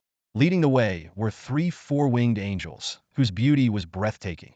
Angelic faces paired with devilish figures, their skin flawless and white. 2 of the four-winged angels wore silver-white armor similar to that of the two-winged angels, wielding angelic swords burning with golden flames. Unlike the two-winged angels, they had 2 pairs of pure white wings, marking them as four-winged angels. Their presence was clearly more imposing than that of the two-winged angels. The third four-winged angel was different. She wore a platinum-colored magical gown and held a staff that looked as if it were made of white jade, rather than an angelic sword. Intrigued by this unique four-winged angel, Lin Yu immediately opened the information templates of the 3 four-winged angels to compare them. A four-winged angel descended, filling the Lord's Hall with a burst of divine radiance. Leading the way were 3 four-winged angels, each distinct in appearance. 2 warrior angels wielding angelic swords, clad in silver-white armor that radiated unyielding resolve, and 1 archangel dressed in a platinum magic robe, holding a staff and surrounded by a soft, holy light. Following closely behind Over 100 two-winged angels filed in, filling the entire space with their celestial presence. Greetings, Lord! May the Holy Lord be eternal, and the holy light ever-present. The angels proclaimed in unison, their voices brimming with reverence and fervor for Lin Yu. Their eyes shone with absolute loyalty, as if Lin Yu was their very reason for existence. Lin Yu gave a slight nod and signaled the two-winged angels to withdraw. Despite the hall's spaciousness, it felt crowded with over 100 angels present. He then focused his attention on the three remaining four-winged angels, first looking at the one in the magic robe. Are there different factions among your angelic kind? Lin Yu asked, his tone filled with curiosity. The four-winged archangel lowered her exquisitely fair face respectfully and explained in detail. Yes, my lord. Our angelic kind is divided into orthodox factions and special angels. The orthodox factions are the most numerous, while special angels like the angels of love and angels of war are relatively rare. The orthodox factions are divided into three camps. The command level led by 12-winged seraphim, the divine level led by 12-winged cherubim, and the warfare level led by 12-winged thrones. Each camp has its own duties, forming a well-structured angelic legion. Lin Yu nodded thoughtfully and then asked, are there higher-ranked angels above the 12-winged ones? Indeed, my lord, the four-winged archangel continued. 14-winged angels usually serve as commanders of multiple legions. Above them are the 16-winged archangels, and the highest are the 18-winged supreme archangels. Lin Yu took a deep breath, gaining a deeper understanding of the angelic hierarchy. He was even more astonished to learn that a four-winged angel's initial level was already 7, with growth potential reaching the peak of demigodhood. He couldn't help but speculate that the growth potential of six-winged angels might reach the level of true gods, as higher-ranked angels had stronger initial levels and growth potential. These three four-winged angels, though similar in their templates, each had their unique traits. The two warrior angels, under the command of the 12-winged thrones, excelled in frontline combat, mastering skills like the Holy Cross Sword and Light Slash. The four-winged archangel, under the command of the 12-winged cherubim, was proficient in holy light magic and faith-based spells, primarily responsible for spreading belief. Lin Yu realized that this angelic legion was not only powerful but also well-structured, combining the strength of close combat, the wisdom of spellcasting, and the ability to propagate faith. Such a legion would undoubtedly become one of his greatest assets. The Supreme Archangel with 18 wings undoubtedly boasts an astonishing initial level and growth potential. Lin Yu couldn't help but imagine that once such a being is summoned, its initial level would likely be at the level of a true deity, emerging as an immortal god. This terrifying power explains why the floating island of myriad worlds lists angels as unique units. By comparison, other races' troops are simply insignificant. After a moment of contemplation, Lin Yu named the three four-winged angels. The two adept in combat, serving under the 12-winged throne angels, were named Maureen and Merida. The four-winged archangel proficient in divine faith magic was named Elena. Praise the Lord! Thank you for naming us. May you be eternal and immortal. The three beautiful angels exclaimed in unison, their voices filled with excitement.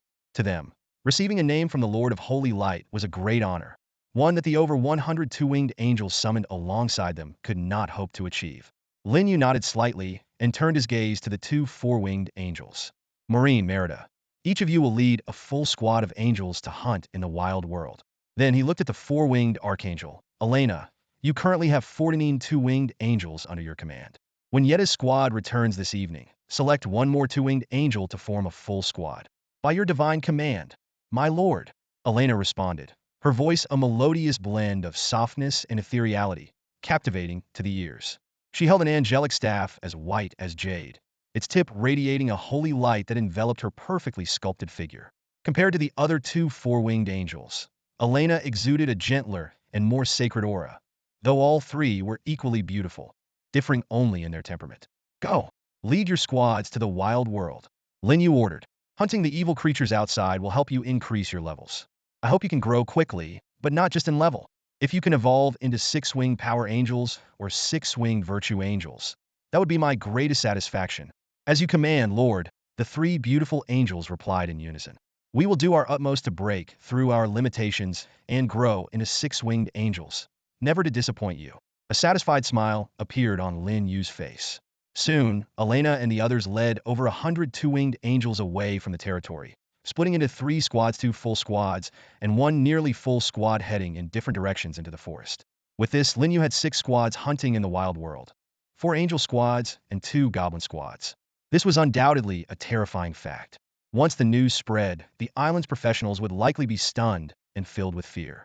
Especially those coveting the position of island lord. They would probably feel a deep sense of despair. In the blink of an eye, the number of angels under Lin Yu's command had surpassed the 200 mark. Standing in front of the Lord's Hall, he surveyed his entire domain, his heart brimming with joy and anticipation. The angel squad led by Yida and Sally consisted of 58 members. This time, the newly summoned angels were even more formidable. 3 four-winged angels and 114 two-winged angels, totaling 152. Adding the original squad, Lin Yu's angelic army had reached an astonishing 210 members. Lin Yu murmured to himself, "At this rate of expansion, it won't be long before I have 1,000 angels under my command." This is no idle dream. Although the exorbitant cost of the warehouse blueprints had once caused him considerable pain, his blacksmith shop was now fully operational. Every day, batches of equipment were being forged and sold, allowing Lin Yu to accumulate a significant amount of gold coins to summon more angels. The goal of having 1,000 angels is not a distant dream, but an achievable target. Lin Yu thought to himself. The explosive growth in the number of angels combined with the expansion of the 2 goblin squads means my level will skyrocket. Once I reach level 7, I'll be able to master the advanced spell, Fire Dragon technique. Without further delay, Lin Yu opened the upgraded information panel of his territory for review. Territory level, Intermediate Village. Lord, Lin Yu. Territory buildings. Lord's Hall, wood houses, warehouse, arrow towers, fence, blacksmith shop. Spirit field level, level 1. Prosperity, 1,395. Next level, Advanced Village. Upgrade conditions. Condition 1. Prosperity reaches 1,000 completed. Condition 2. Own a blacksmith shop, watchtower, and 10 intermediate buildings. Condition 3. 5,000 units of wood, 5,000 units of stone, 5,000 units of iron ore. Lin Yu carefully analyzed the upgrade conditions. He had already met the prosperity requirement, and gathering the basic resources wouldn't be too difficult. The blacksmith shop was built, and having 10 intermediate buildings wouldn't be a challenge either. The only slightly difficult part was obtaining a watchtower blueprint. No rush. Take it slow. Lin Yu thought calmly. Tomorrow I'll tackle the Grey Dwarf tribe, and then the 2-headed ogre tribe. I'm confident that after conquering these 2 tribes, I should be able to obtain the watchtower blueprint. Compared to other lords on the island, Lin Yu was already far ahead. With his burgeoning angel army and the 2 goblin squads totaling over 500, his power was set to snowball, leaving the other lords in the dust. Once I get the watchtower blueprint, I'll continue upgrading the territory, Lin Yu planned. And once the territory upgrades to an advanced village, I'll unlock the ability to summon 6-winged angels. If everything goes as expected, the growth potential of 6-winged angels should reach the level of a true god, considering that 4-winged angels are already at the peak of demigod status. By then, I'll have a truly divine unit in my ranks. Lin Yu compared silently. 2-winged and 4-winged angels were not considered divine units because their growth potential was demigod and peak demigod, respectively. However, 6-winged angels, with their true god-level potential, would be rightfully considered divine units. As he walked out of the Lord's Hall, Lin Yu immediately felt the adoring and fervent gazes directed at him. These gazes came from the ordinary goblin followers. Their strength was low, making them unsuitable for hunting outside, so they stayed in the territory handling logistics. Lin Yu didn't put on any airs. Instead, he gave a kind smile and nodded towards the gathered goblin followers who dared not speak loudly. To him, it was just a simple gesture. But to these goblin followers, his small acknowledgement was the highest honor. Each goblin felt as if they had received divine attention and praise, becoming instantly more motivated and diligent in their work. This is the power of faith. Lin Yu couldn't help but marvel. He then took out the last 3 arrow tower blueprints and 5 wood house blueprints. He had previously acquired 1 arrow tower blueprint, but this was the first time he had obtained wood house blueprints. Lin Yu gazed at the blueprint for the wooden cabin, clearly marked with Territory Building Blueprint, usable 10 times, requires 100 units of wood and 50 units of stone. He muttered to himself, although the wooden cabin is a basic structure, it cannot be underestimated. Without it, the people might lose their trust in me. A lord who cannot provide a basic living environment is not worth their loyalty. His thoughts drifted to the unique rules of the floating island world. There was no fixed concept of loyalty here. Whether summoned troops or native intelligent beings, their allegiance could shift based on the lord's behavior. Especially those native inhabitants who had pledged their loyalty, they had higher autonomy and were easily influenced by their surroundings. Lin Yu felt fortunate to have angels assisting him, as they excelled in spreading faith, ensuring that even the goblins, after days of sleeping rough, remained loyal. Lin Yu quickly calculated the resource requirements. With 5 blueprints, each usable 10 times, he could build 50 wooden cabins, requiring a total of 5,000 units of wood and 2,500 units of stone. He opened the virtual warehouse interface and scanned the resource data. Food, 28,364 units. Wood, 17,450 units. Stone, 12,000 units. Iron ore, 8,720 units. Resources are sufficient to complete all the constructions, Lin Yu thought to himself. Without hesitation, he initiated large-scale construction. Soon, watchtowers stood tall, and rows of wooden cabins appeared, causing the prosperity of the territory to soar. Meanwhile, the Alliance channel in the Hall of Kings was buzzing. The Golden Behemoth Lord, who had spent a fortune acquiring the warehouse blueprint, logged in and saw the discussions in the Alliance channel and the world announcements. He was instantly devastated. He realized that he had not only been deceived, but was also the only fool to fall into Lin Yu's carefully laid trap. Emerging as the highest bidder among many, only to jump into a well-crafted pit, was a blow that could shatter anyone's mindset. At this very moment, a world announcement is prominently displayed at the top of the island's chat channel, with golden letters shining brilliantly. Congratulations to Lord Lin Yu for upgrading his territory to an intermediate village. As the first lord to upgrade his territory since arriving on the floating island, Lin Yu is awarded 500 gold coins, 200 honor points, and 1,000 reputation points. Let all island professionals take Lin Yu as an example, break through their limits, and move forward bravely.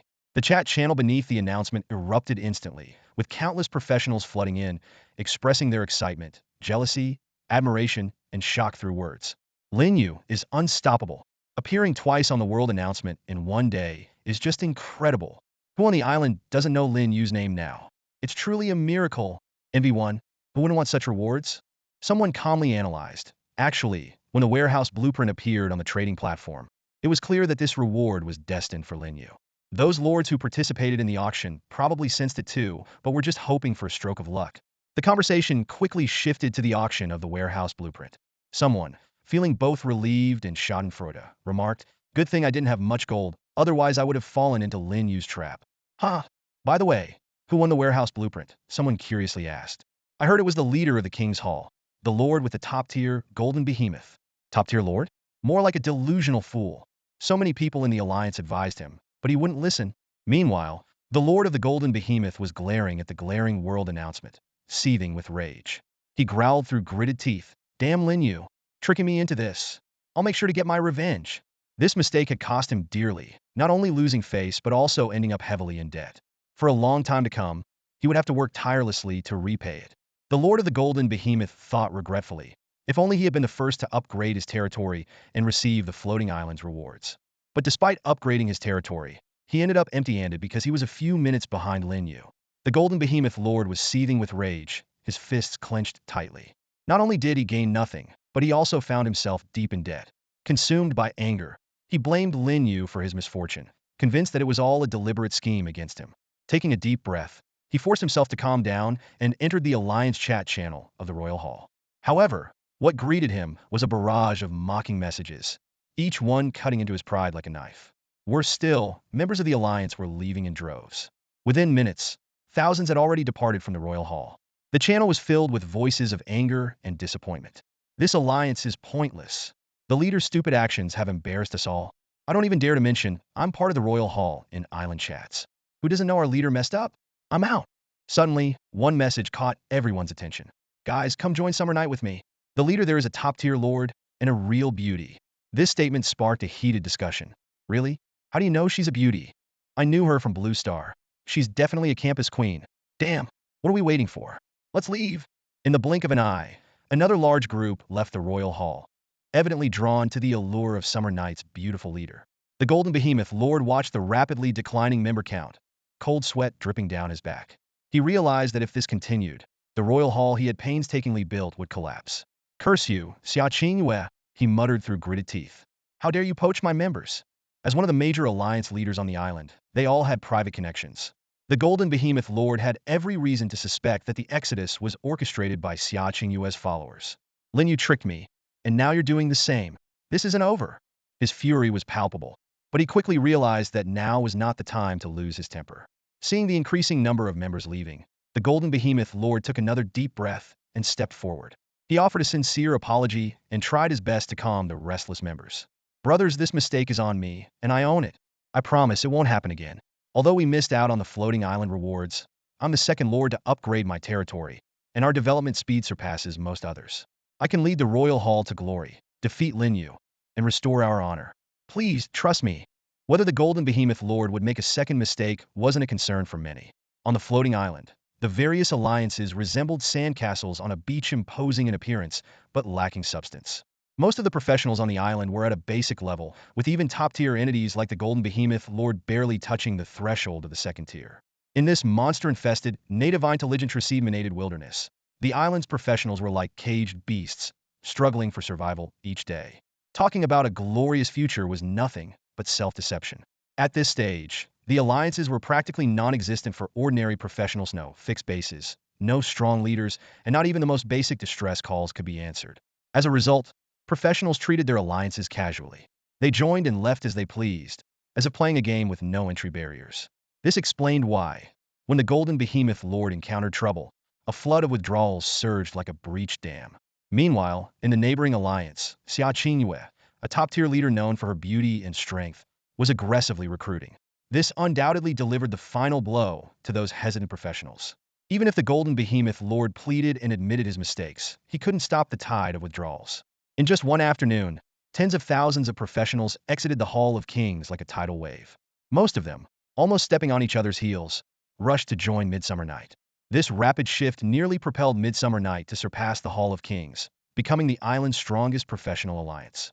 Watching this scene, the Golden Behemoth Lord's anger was like a volcano about to erupt. He furiously opened his friends list and contacted Xia Qingyue directly. Lin Yu had already blocked him, leaving him to vent his anger on this poaching competitor. However, Xia Qingyue's reply was icy. This has nothing to do with me. You can't control your own members. You should look for the cause within yourself. These words were like pouring a bucket of oil onto the Golden Behemoth Lord's fire. He replied through gritted teeth, "Fine, you win this time, but the days are long, and one day you'll fall into my hands. And as for that Lin, he'll pay for what he's done today." After sending the message, the Golden Behemoth Lord anxiously awaited a reply, but the screen remained dark. This reignited his fury, and he roared at the empty chat interface. "Not replying to my message. Damn you, Xia Qingyue. You'd better hope you never fall into my hands." On this lawless floating island, strength was everything. The Golden Behemoth Lord knew that as long as he was powerful enough, he could do whatever he wanted in this world. He took a deep breath, forcing himself to calm down. The situation isn't beyond repair yet. At least the Hall of Kings hasn't completely collapsed. I still have a chance to rise again, he muttered to himself. Moreover, my territory has successfully upgraded, and I have dozens of golden behemoths under my command. Compared to most other professional leaders, I'm still ahead. A determined glint flashed in the Golden Behemoth Lord's eyes. He knew that this battle had only just begun. "I haven't lost yet," the Golden Behemoth Lord growled through gritted teeth. His eyes blazed with defiance and fury, his clenched fists trembling slightly from the strain. "Next, I'll develop my territory and revive the Hall of Kings. I won't let Xia Qingyue's scheme succeed." Suddenly, an unpleasant thought intruded his mind. "Damn, I still owe money." His voice dropped, and his face turned pale. The Golden Behemoth Lord felt a chill run down his spine. The debt he owed within the alliance loomed over him like a mountain, suffocating him. The principal of 4,800 gold coins, plus 10% interest, had to be repaid within 2 weeks. Otherwise, it would mean defaulting. He couldn't bear to imagine the consequences of breaking the loan contract witnessed by the power of the floating island's rules. A horrifying image of his beloved Golden Behemoth being auctioned off flashed in his mind, making him shudder. "This is all Lin Yu's fault," he roared angrily. "If it weren't for him, I wouldn't be in this mess." The massive debt was bad enough, but what infuriated him more was that he gained nothing from it. Thinking about how he lost all his prestige in the alliance, and how tens of thousands of professionals defected to Xia Qingyue, his anger burned even hotter. The scene shifts to a vast mountain range. In an unknown corner lies the territory of Xia Qingyue, the leader of the Midsummer Night Alliance. Like other lords, Xia Qingyue stayed within her territory, avoiding any risky ventures outside. In the Lord's Hall, a graceful figure murmured softly. Xia Qingyue was elegant and beautiful, her eyes clear as autumn water, her lips full, and her skin fair as snow. Her figure was curvaceous, with a particularly striking silhouette. She looked at the irate messages from a friend and shook her head gently. "I overestimated you. Not only does the defection have nothing to do with me, but even if it did, no reasonable person would send threatening messages. Such threats are meaningless and only breed hostility. At this moment, Xia Qingyue's regard for the golden behemoth lord had diminished.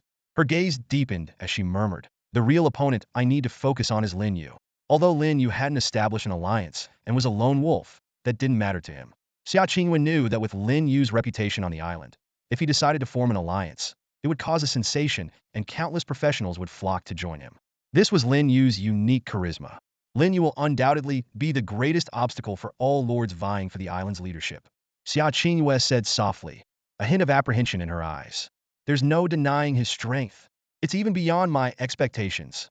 Today marked the third day since their arrival on the floating island. Yet Lin Yu's troops had already managed to capture a local stronghold. This alone was something Xia Qingyue admitted she couldn't achieve. No rush. Take it slow. She took a deep breath. This is just the beginning of the extraordinary journey. There's a long road ahead. These words were both a comfort and an encouragement to herself. After all, without the right mindset, how could she hope to keep up with Lin Yu? I wonder which city Lin Yu is from. I'll have to find out when we return to Blue Star. Xia Qingyue mused. She had always wanted to add Lin Yu as a friend, but her request seemed to have vanished without a trace, leaving her somewhat frustrated. Stepping out of the Lord's Hall, Xia Qingyue's gaze fell on a small square not far away. There lay an ice-blue dragon, no more than 20 meters in length, and only level 4, clearly in its juvenile stage. The dragon's body was covered in scars, some deep enough to reveal bone. Seeing this, Xia Qingyue sighed softly. My frost dragon may be a top-tier unit with the advantage of flight, but it's too low-level, and its racial abilities haven't been fully developed yet, she murmured. Encountering level 8 or 9 opponents, it's just a sitting duck. She shook her head with a bitter smile. What good is flying? A high-level professional could easily bring it down with a single spear. This was why she didn't dare to challenge local strongholds. At the same time, Xia Qingyue found it hard to imagine what kind of unit Lin Yu had. Compared to Lin Yu's troops, her prized Frost Dragon seemed almost inferior. After all, the Frost Dragon was a pure-blooded dragon unit, and pure-blooded dragons were among the top-tier units. What kind of unit could be stronger than a pure-blooded dragon? Xia Qingyue pondered, her eyes flickering with curiosity and a hint of unease. Lin Yu was completely unaware of the events unfolding in the Hall of Kings. He was fully engrossed in the construction projects within his territory, his hands covered in dirt and his clothes soaked with sweat. Even if he did know about the situation in the Hall of Kings, he wouldn't care. The rise and fall of the Alliance had nothing to do with him. At least until he officially challenged for the position of Island Master, he would focus solely on his own endeavors.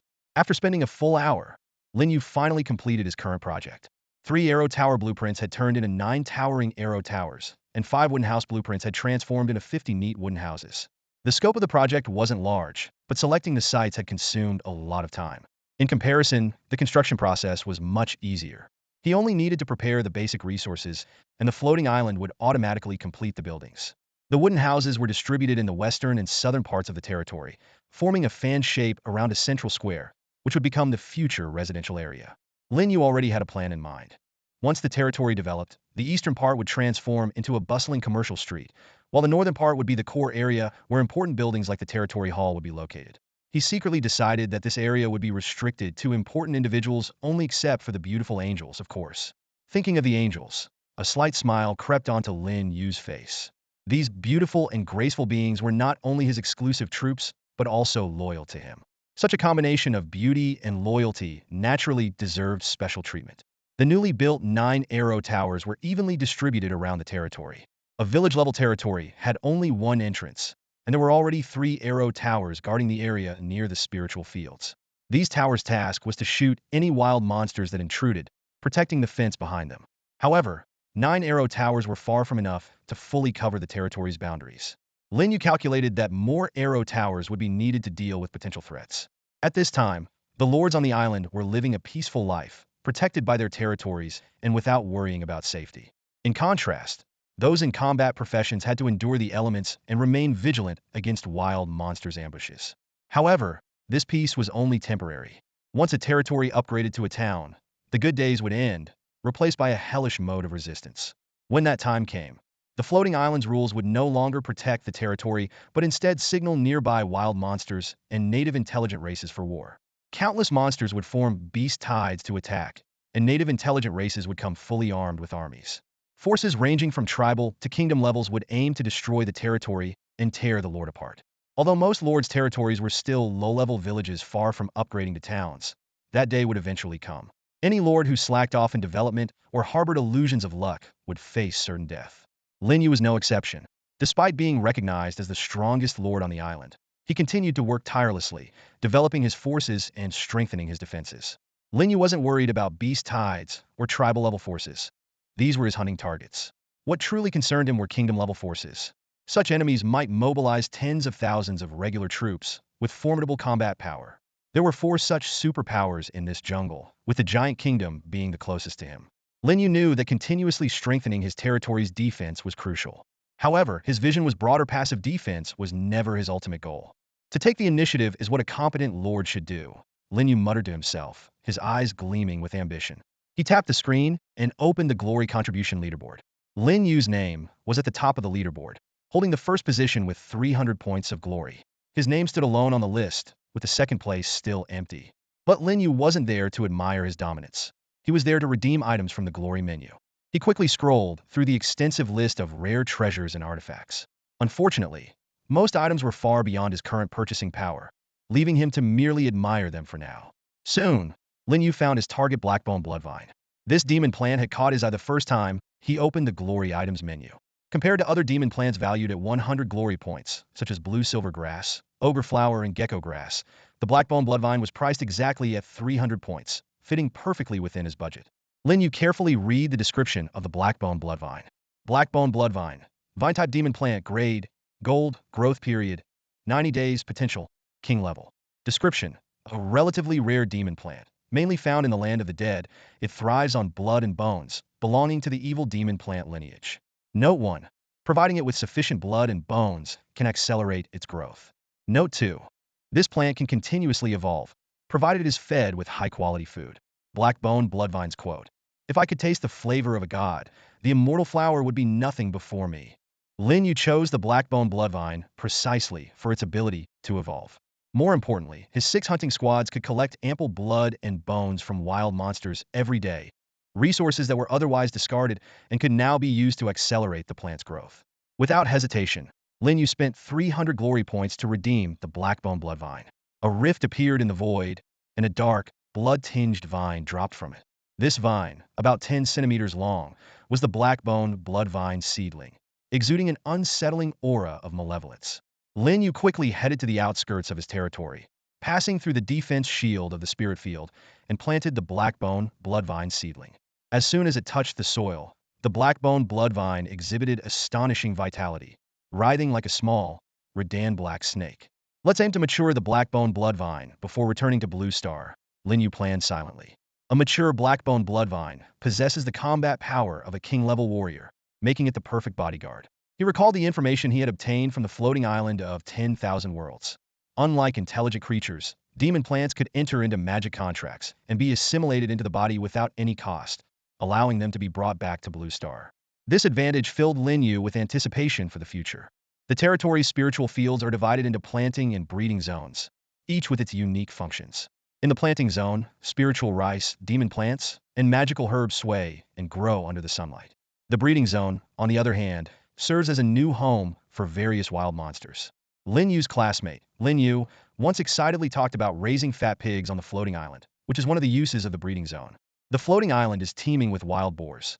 Capturing and housing them in the breeding zone could turn the dream of becoming a pig farm owner into reality.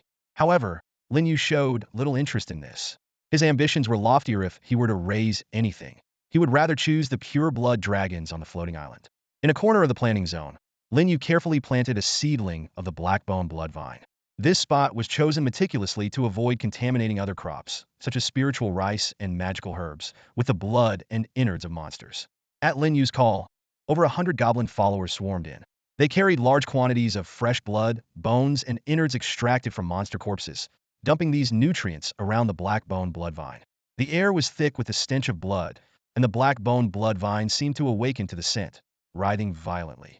In an instant, countless tiny tendrils extended from the main body of the seedling, greedily piercing into the heap of delicacies.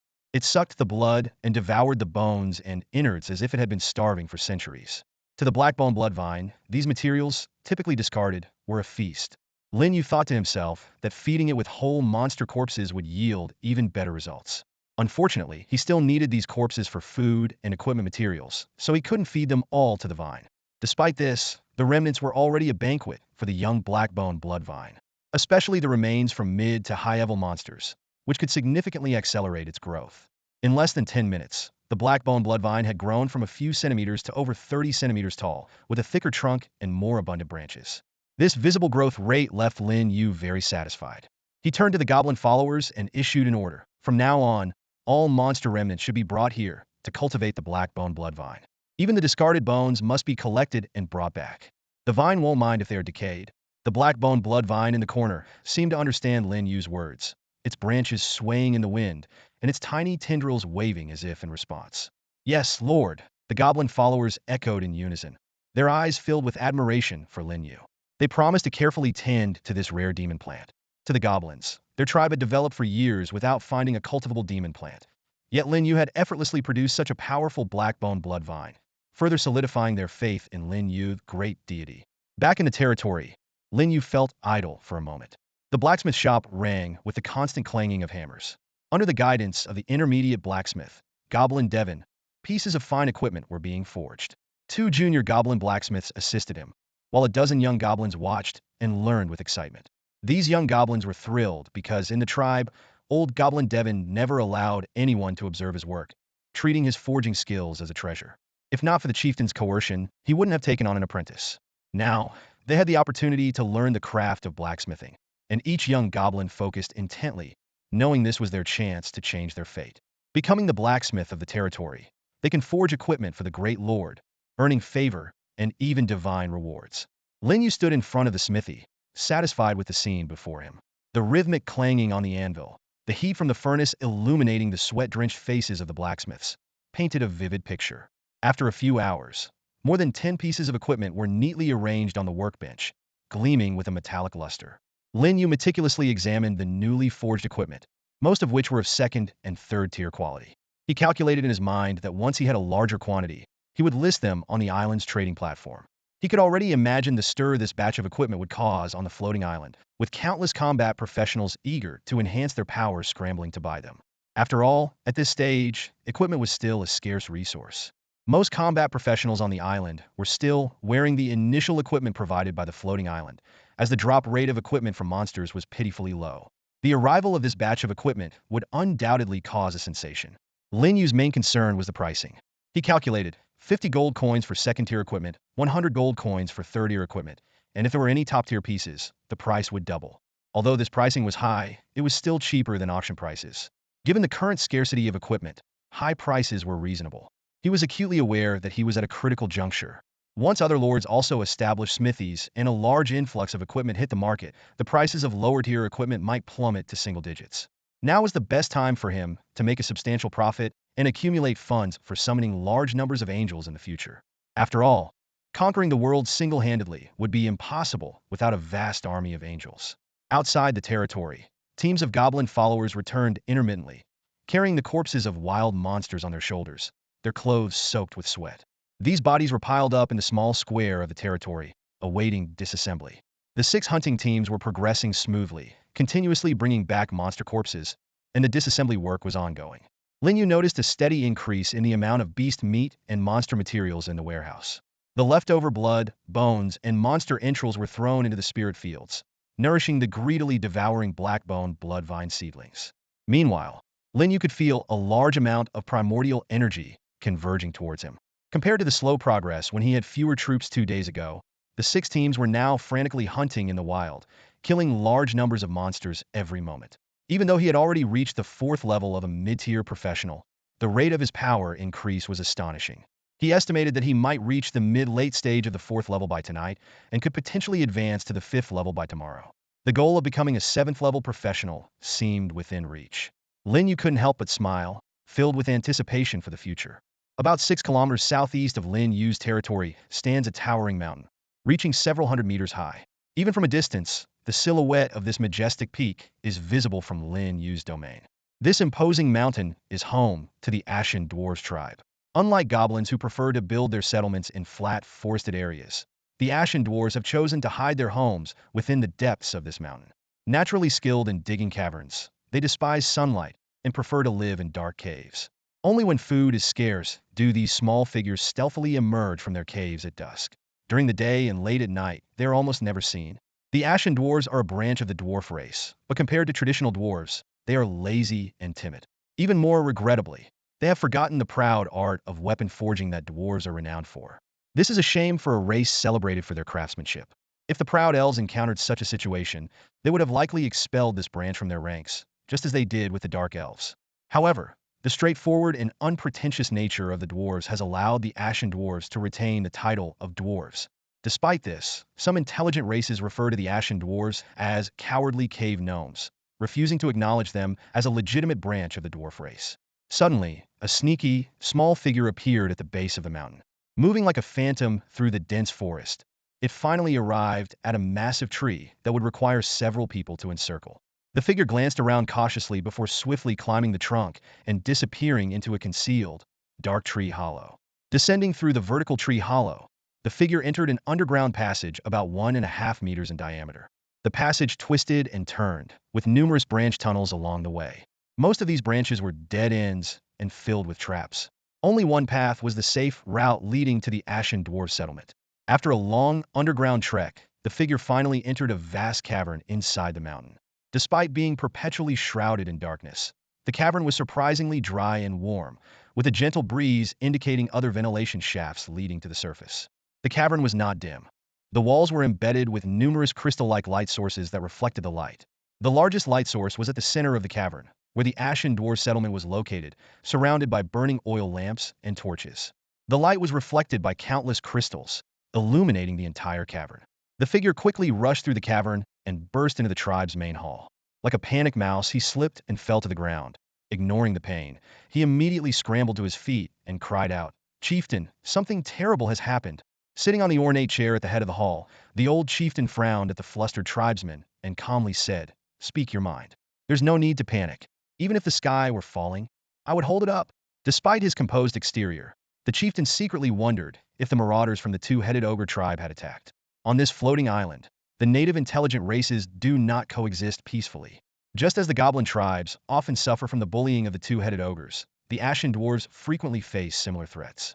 Compared to the goblin tribe, the Grey Dwarves had a slightly better situation.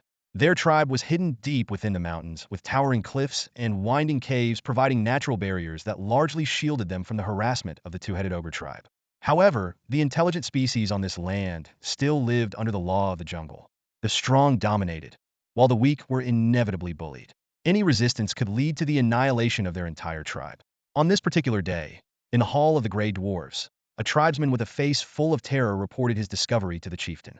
His voice trembled, and his eyes were filled with fear. "Chieftain, when I was out hunting, I passed by the goblin tribe." Before he could finish, the old chieftain abruptly interrupted him with a stern voice. "Who gave you permission to leave the tribe during the day?" The sudden questioning made the reporting dwarf shrink his neck in fear and quickly admit his mistake. "Chieftain, I was wrong." He then took a deep breath and continued. "I heard intense fighting sounds from the goblin tribe, but I didn't dare to get close. I waited until the fighting had stopped for a long time before I approached secretly." "Chieftain, guess what I saw?"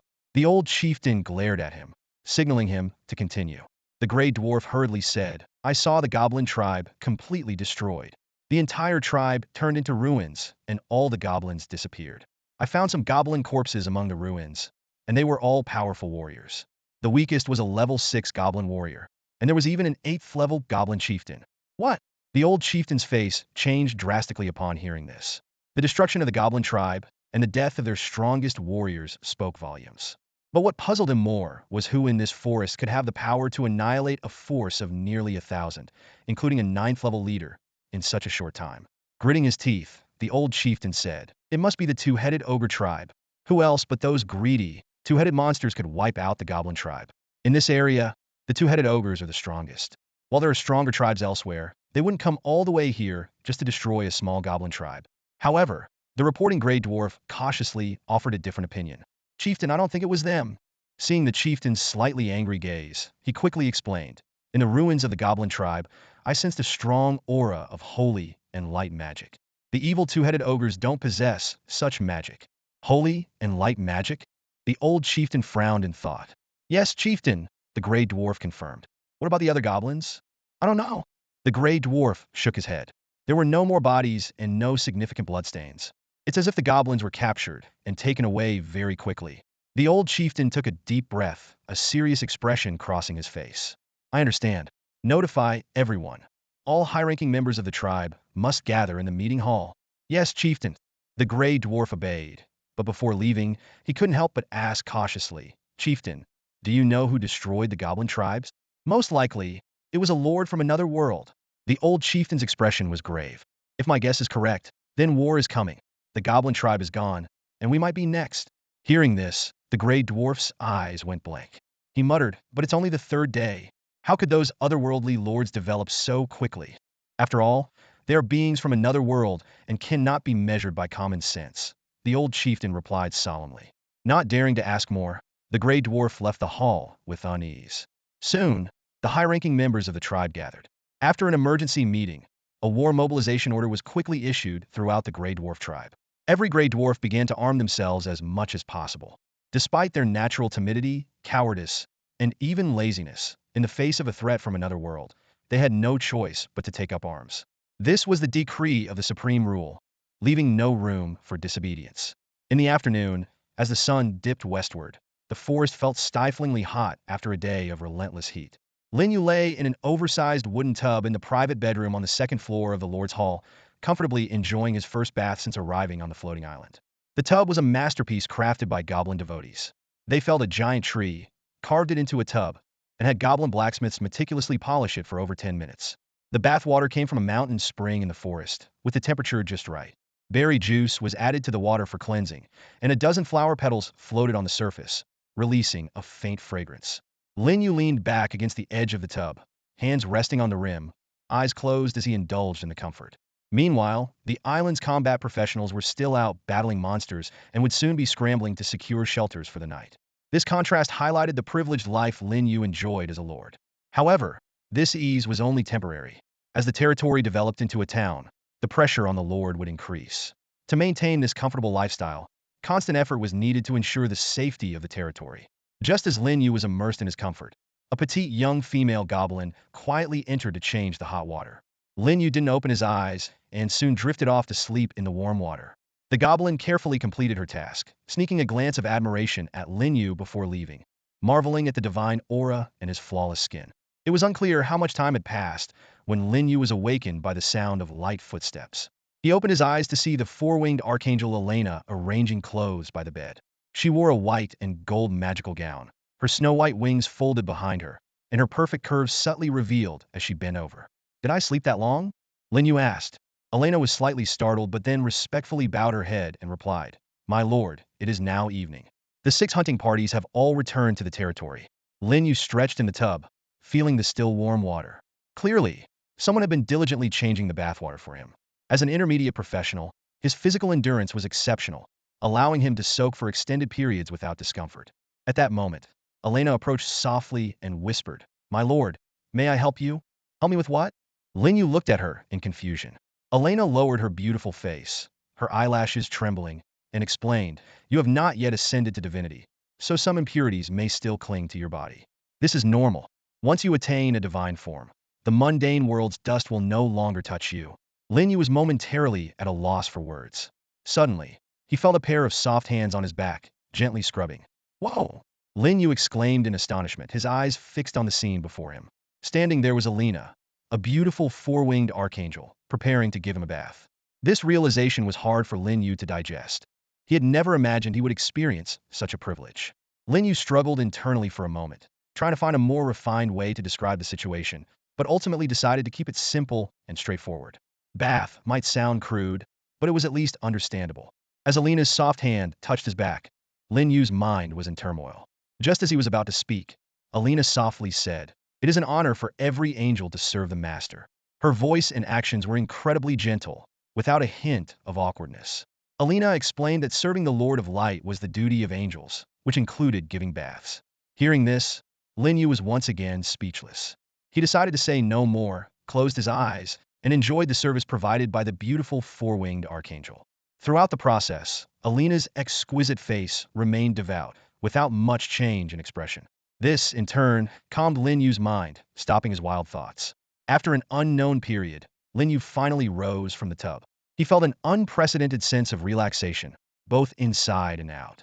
With Alina's assistance, Lin Yu put on his freshly cleaned clothes. Casually, he asked, "Alina, do angels need to bathe?"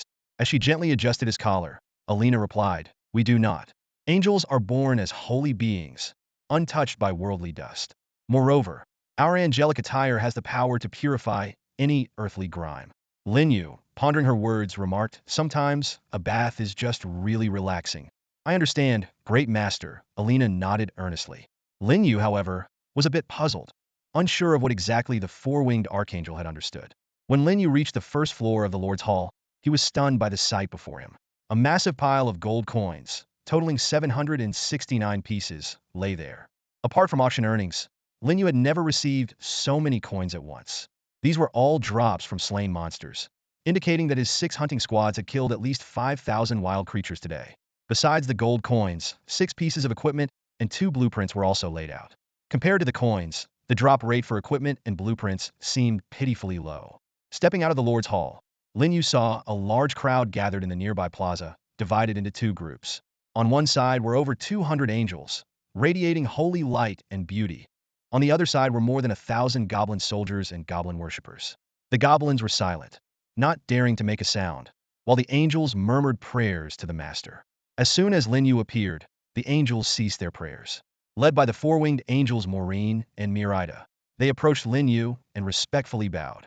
Among them were Ida and Sally, both two-winged angels who had reached the late stage of level 7, on the verge of advancing to level 8. However, due to the strict hierarchy of angels, they still stood behind Maureen and Mirida. Lin Yu had high hopes for Ida and Sally, wishing for them to evolve and become higher-ranking angels. This would allow them to hold significant positions in the future angelic army. Remaining as two-winged angels, even if Lin Yu appointed them as commanders, they would struggle to effectively lead their subordinates. As the first angels he summoned, Lin Yu had a special affection and expectation for them. The four-winged angel Mirida respectfully reported to Lin Yu, "Great master, the angel squad is fully prepared and charged with magical power, ready to set out for the hunt at any moment." By this time, the outside world was already shrouded in darkness. Yet the angels showed no fear, eager instead to purify the undead creatures lurking in the shadows. Other races might fear undead creatures, but angels are entirely fearless. Belonging to the faction of holiness and light, angels are the nemesis of undead beings and all evil forces. They excel not only in spreading faith, but also in purifying malevolent powers. Lin Yu understood this well, so he gladly accepted the request from Mirida, the four-winged angel. As night fell, the number of monsters in the wild increased compared to the day. Lin Yu surveyed his surroundings and issued orders to the assembled angels and goblin troops. "Mirida, Maureen, Elena, each of you will lead your angel squads into the wild to engage the enemy. Stay vigilant for any unusual activity." He sternly reminded them. Last night, the sounds of battle attracted the attention of Skeleton King Ryan. He is a powerful skeletal boss. If he appears again, you must retreat to the territory immediately. Lin Yu looked at the 3 four-winged angels, who were only at level 7, and calculated in his mind. While they could easily defeat level 9 monsters, their chances against Skeleton King Ryan and his high-level undead minions were slim. He decided to wait until some angels advanced to level 9 before considering challenging this formidable foe. "We understand, my lord." Elena, Maureen, and Mirida responded in unison, bowing respectfully. Mirida added, "Rest assured, my lord. We will send scouts to monitor the surroundings and ensure our squads do not fall into danger." Lin Yu nodded in satisfaction and then turned his gaze to the elite goblin followers led by Bard, an 8-level goblin commander. "Bard, you will follow the angel squads into the wild. Remember, your goblin troops must stay close to the angel squads and cooperate in battle. The wild is much more dangerous at night, and I do not want to see any goblin warriors sacrificed in vain." "We understand, my lord." Bard and his men responded promptly. They knew that the powerful angels could provide them with protection, and their holy and light powers would significantly enhance their efficiency in hunting undead creatures in the dark. Soon, 3 fully staffed angel squads and 2 elite goblin teams set out from the territory. Lin Yu watched them leave, calculating today's gains. During the daytime hunt, the goblin troops had suffered some casualties, but it was not significant. The angels, on the other hand, had no losses. Even if an angel fell, Lin Yu need not worry excessively. As holy beings born from the angel rebirth pool, they contain the angel heart, a source of soul and magical power. If they perished, the angel heart would automatically return to the territory. Lin Yu would only need to pay half the summoning price to resurrect them. The only drawback was that the resurrected angel would return to their initial level and need to level up again. As Lin Yu pondered, 50 remaining two-winged angels, including Ida and Sally, asked in unison, "Our Lord, what about us?" Because they hadn't received any directives from the Lord of Light, Ida, Sally, and the other beautiful angels were eagerly looking at Lin Yu. They longed to go out hunting and contribute to the Lord of Light's domain. Noticing their eagerness, Lin Yu reassured them, "Please wait a bit longer. I will soon summon a four-winged angel, and some of you will join her squad." The angel squad, originally led by Yida and Sally, had 58 two-winged angels. When they returned to the domain in the evening, the four-winged archangel Elena selected one of them to complete her squad. Now, all three angel squads were at full strength, leaving 57 two-winged angels in surplus. Lin Yu decided to summon another four-winged angel to form a fourth full-strength squad. "Understood, my lord." Yida and the others sighed in relief. As long as they could go out hunting, the formation of a new squad was secondary. Lin Yu then returned to the Lord's Hall. The floor was piled with gold coins, equipment, and blueprint spoils that had been handed over to him as the Lord, and no one else dared to touch them. Today's hunt yielded 769 gold coins, plus the remaining 36 from before, making a total of 805, Lin Yu calculated. That's enough to summon one four-winged angel and 12 two-winged angels. Without hesitation, Lin Yu used his mind to communicate with the floating island of all realms and initiated the summoning black hole. This time, the summoning felt normal, unlike the eerie sensation of being watched he had experienced earlier in the day. Maybe it was just my imagination, Lin Yu thought, dismissing the idea. Soon, a series of beautiful figures emerged from the black hole. Leading them was a four-winged angel clad in silver-white armor, wielding a sword engulfed in golden flames. Even without checking her information, Lin Yu knew she was a war-class angel under the command of a 12-winged archangel, specializing in leading charges.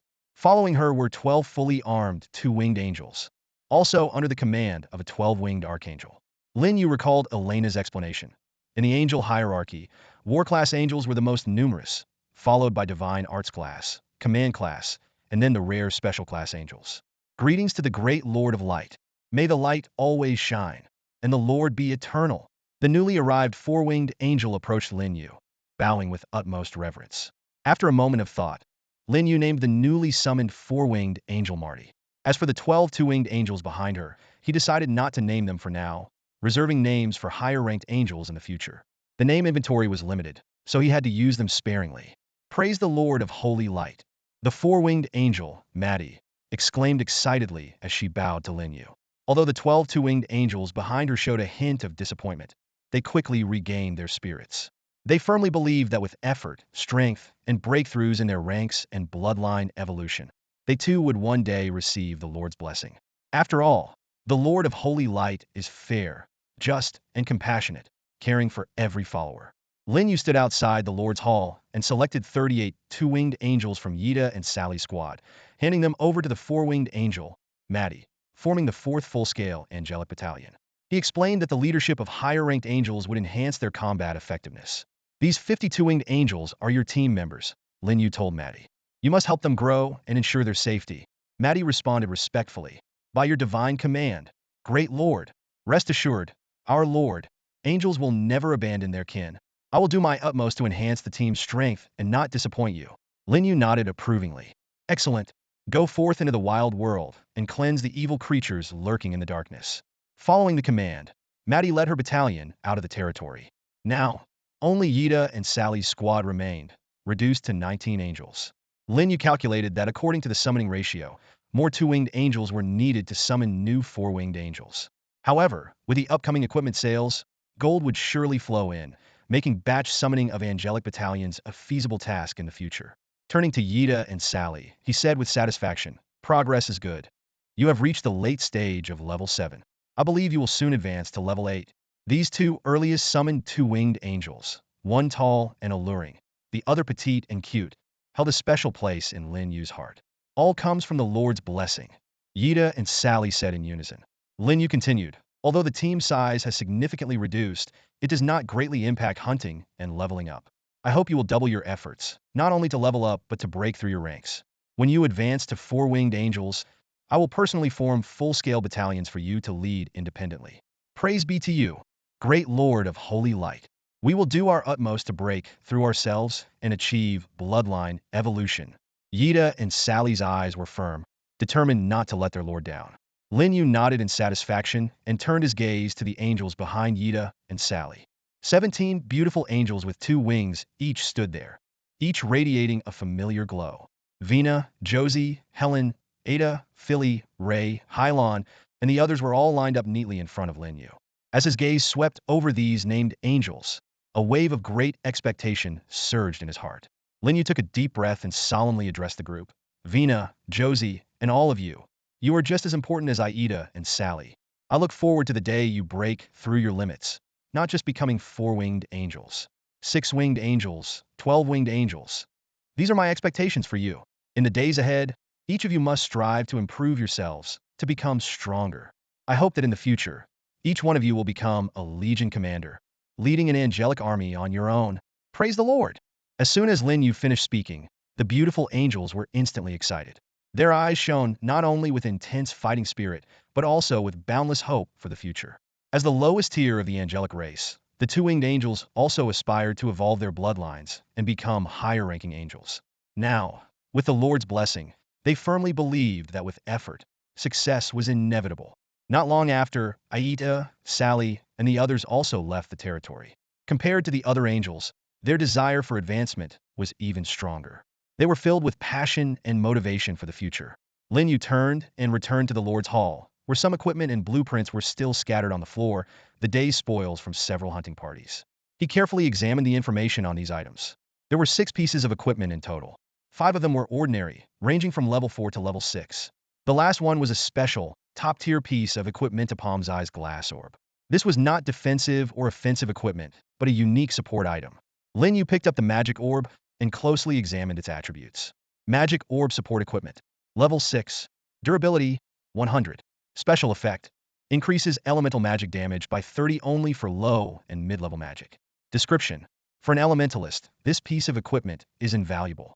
It not only enhances combat power, but also stores elemental magic, providing a magic reserve when needed. Without a doubt, this is a top-tier piece of equipment. Lin Yu muttered to himself. Magic replenishment, magic damage boost in the early stages. It's practically an elementalist treasure. Even I'm tempted, but he soon sighed with some regret, saying, unfortunately, I am a lord, and the only elemental magic I know is high level, beyond the orb's enhancement limit. He decided to put the magic orb aside for now, planning to sell it on the trading platform tomorrow, along with the equipment from the blacksmith shop. Next, Lin Yu examined the remaining 2 blueprints, one for a wooden house and one for a fence, both ordinary building blueprints.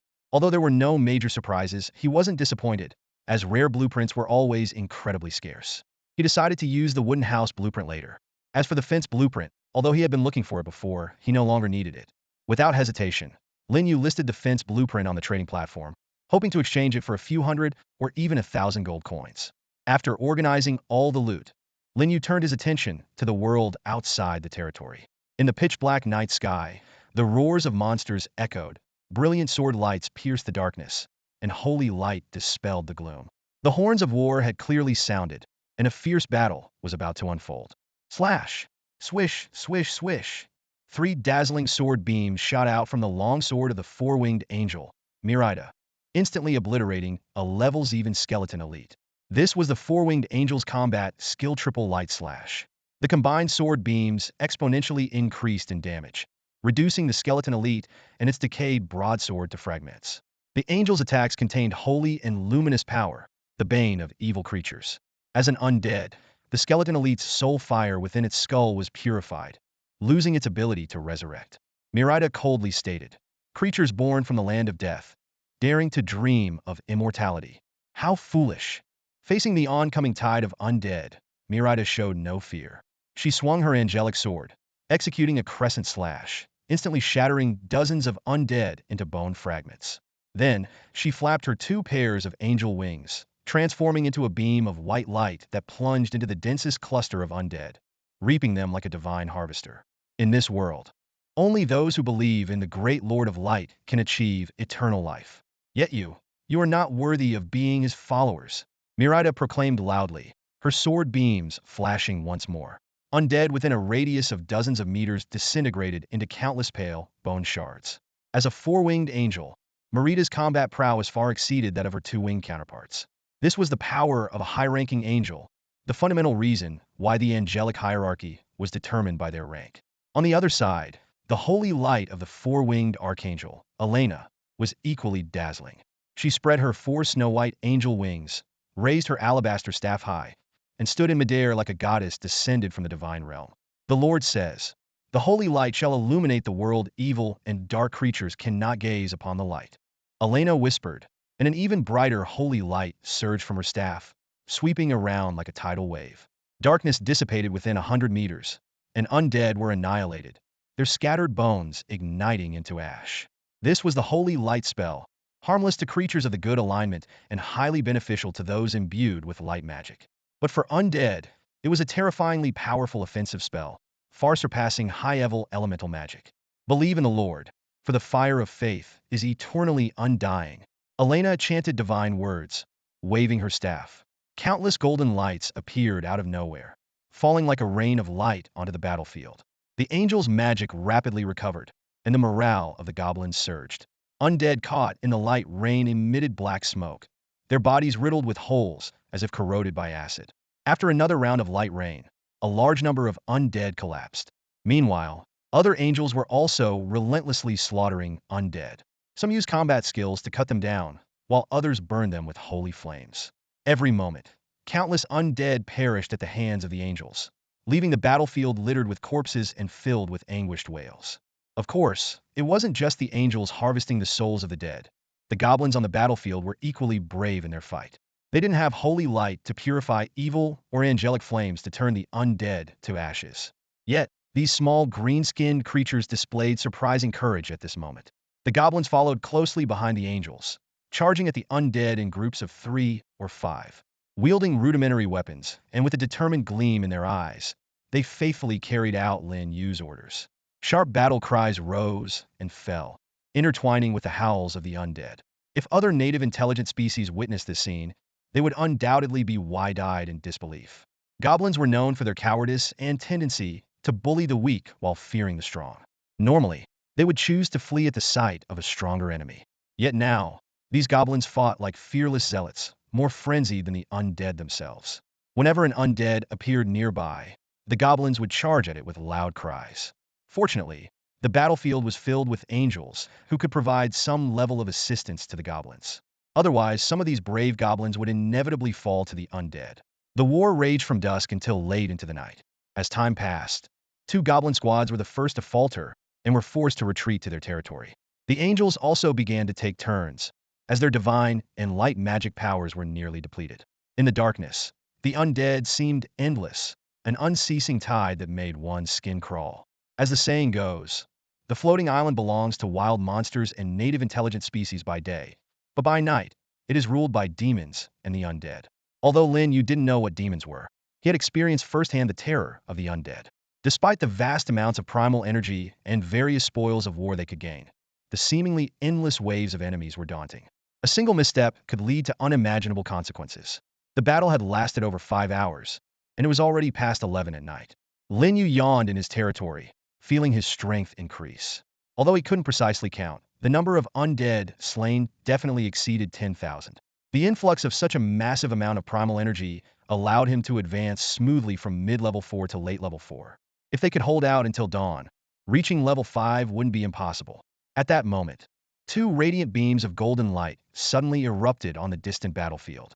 Lin Yu looked closely and saw 2 beautiful angelic figures enveloped in the golden light. It was Ayat and Sally. Their holy radiance surged, and their auras grew several times stronger in an instant. This was a sign of their advancement. A broad smile spread across Lin Yu's face. Ayat and Sally both advancing to level 8 excited him more than his own level up. This meant he was one step closer to dealing with the Skeleton King, laying a major threat. He began to plan in his mind. Tomorrow, he would eliminate the Grey Dwarf tribe, and then he could focus on dealing with the Skeleton King, Lane, and conquering the 2-headed ogre tribe. Once these tasks were accomplished, the area within a dozen kilometers would be entirely under his control. Thinking of this, Lin Yu's eyes sparkled with ambition and anticipation. For a lord, the size of their territory directly determines the strength of their power. Lin Yu's ultimate goal for the first phase is clear: to systematically defeat the four major forces that guard this jungle: the Giant Kingdom, the Bone Sanctuary, the Naga Kingdom, and the Elven Garden, thereby ruling over this vast and resource-rich forest. However, the path to this goal is not an easy one. Besides local forces and wild monsters, Lin Yu must also contend with other lords.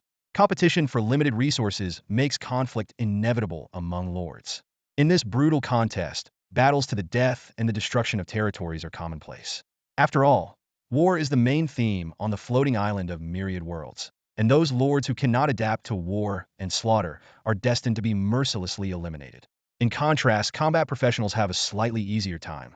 They are more like lone adventurers or bounty hunters, free from the need to compete for territory and resources. Their main task is to hunt wild monsters on the island. Generally, lords do not extend their conflicts to these combat professionals, as there is no direct conflict of interest between them.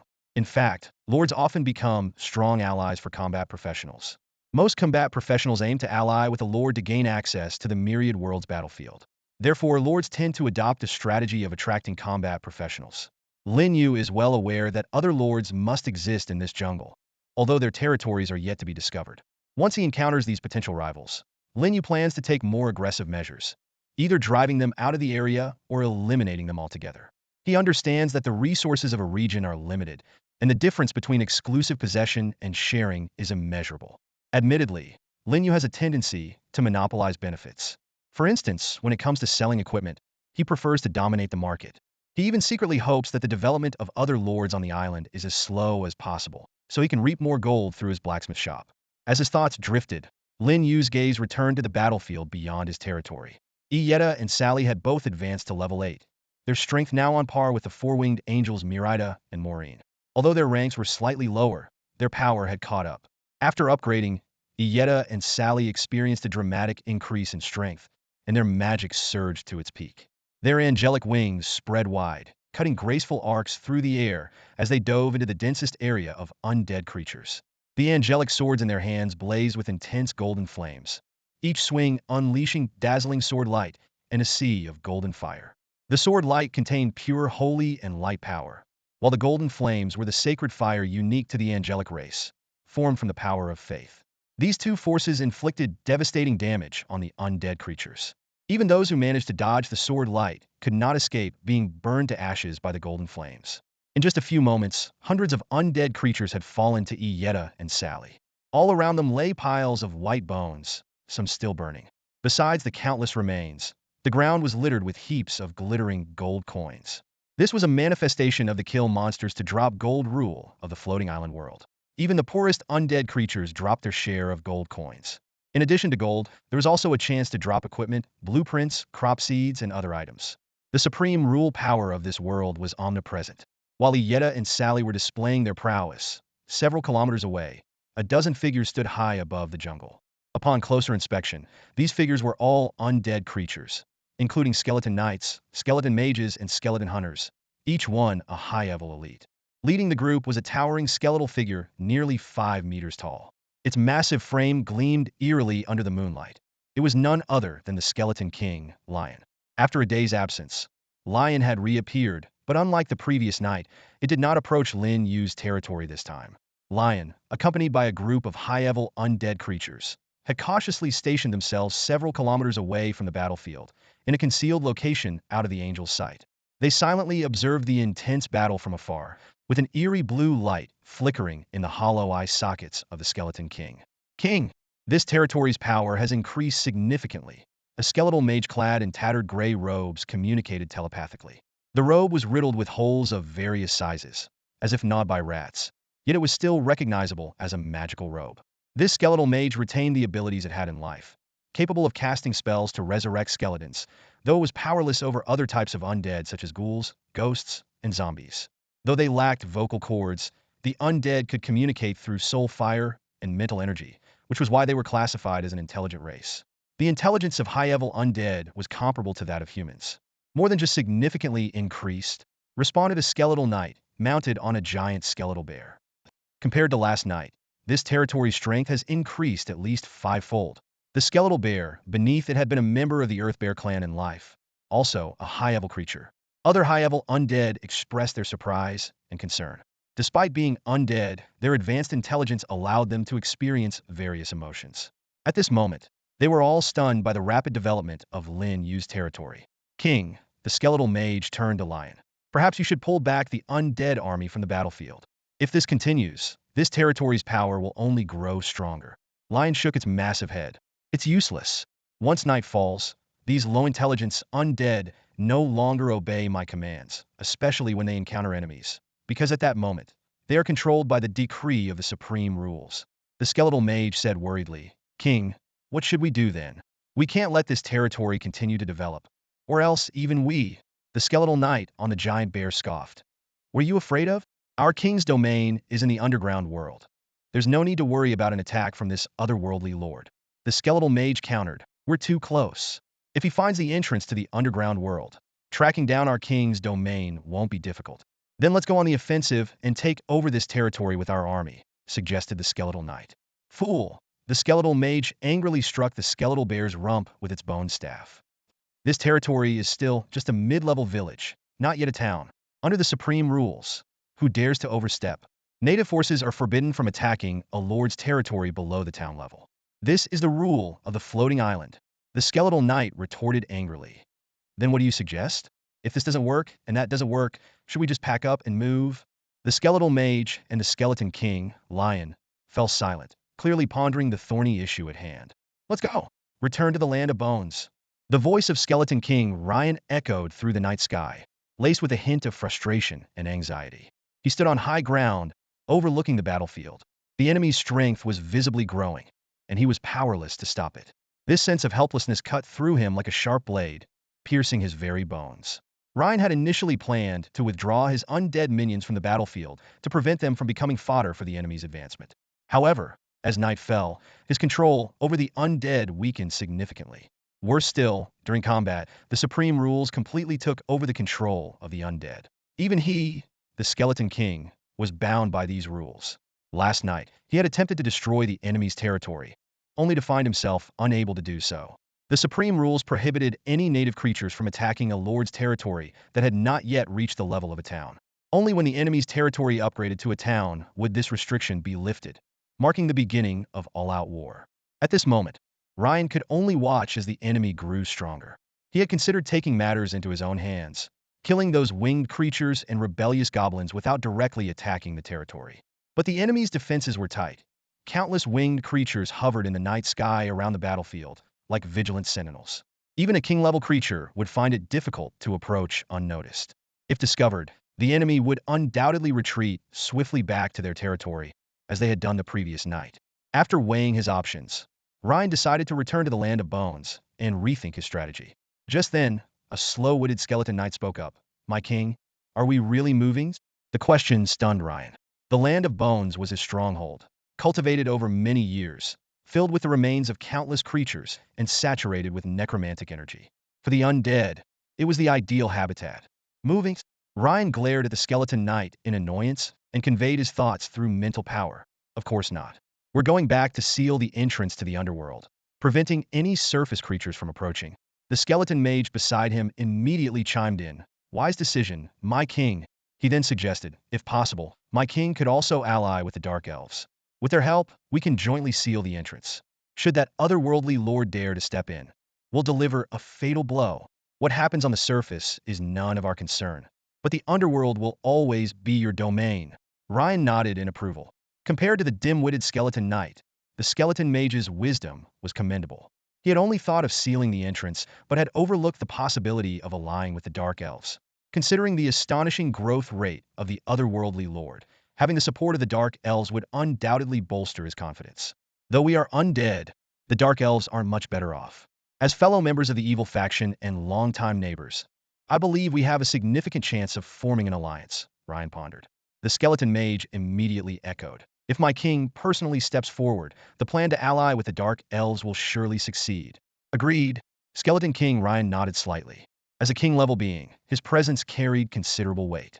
At this moment, the skeletal knight spoke again, his voice grating like metal scraping together. My king, with your power, you could easily intimidate that otherworldly lord, making him fear to set foot in the underground world. Why would you choose to ally with those despised Dark Elves? The skeletal bear beneath him nodded its head, seemingly sharing the confusion. Despite being nothing but bones, the bear maintained a rotund shape, exuding an eerie cuteness in the darkness.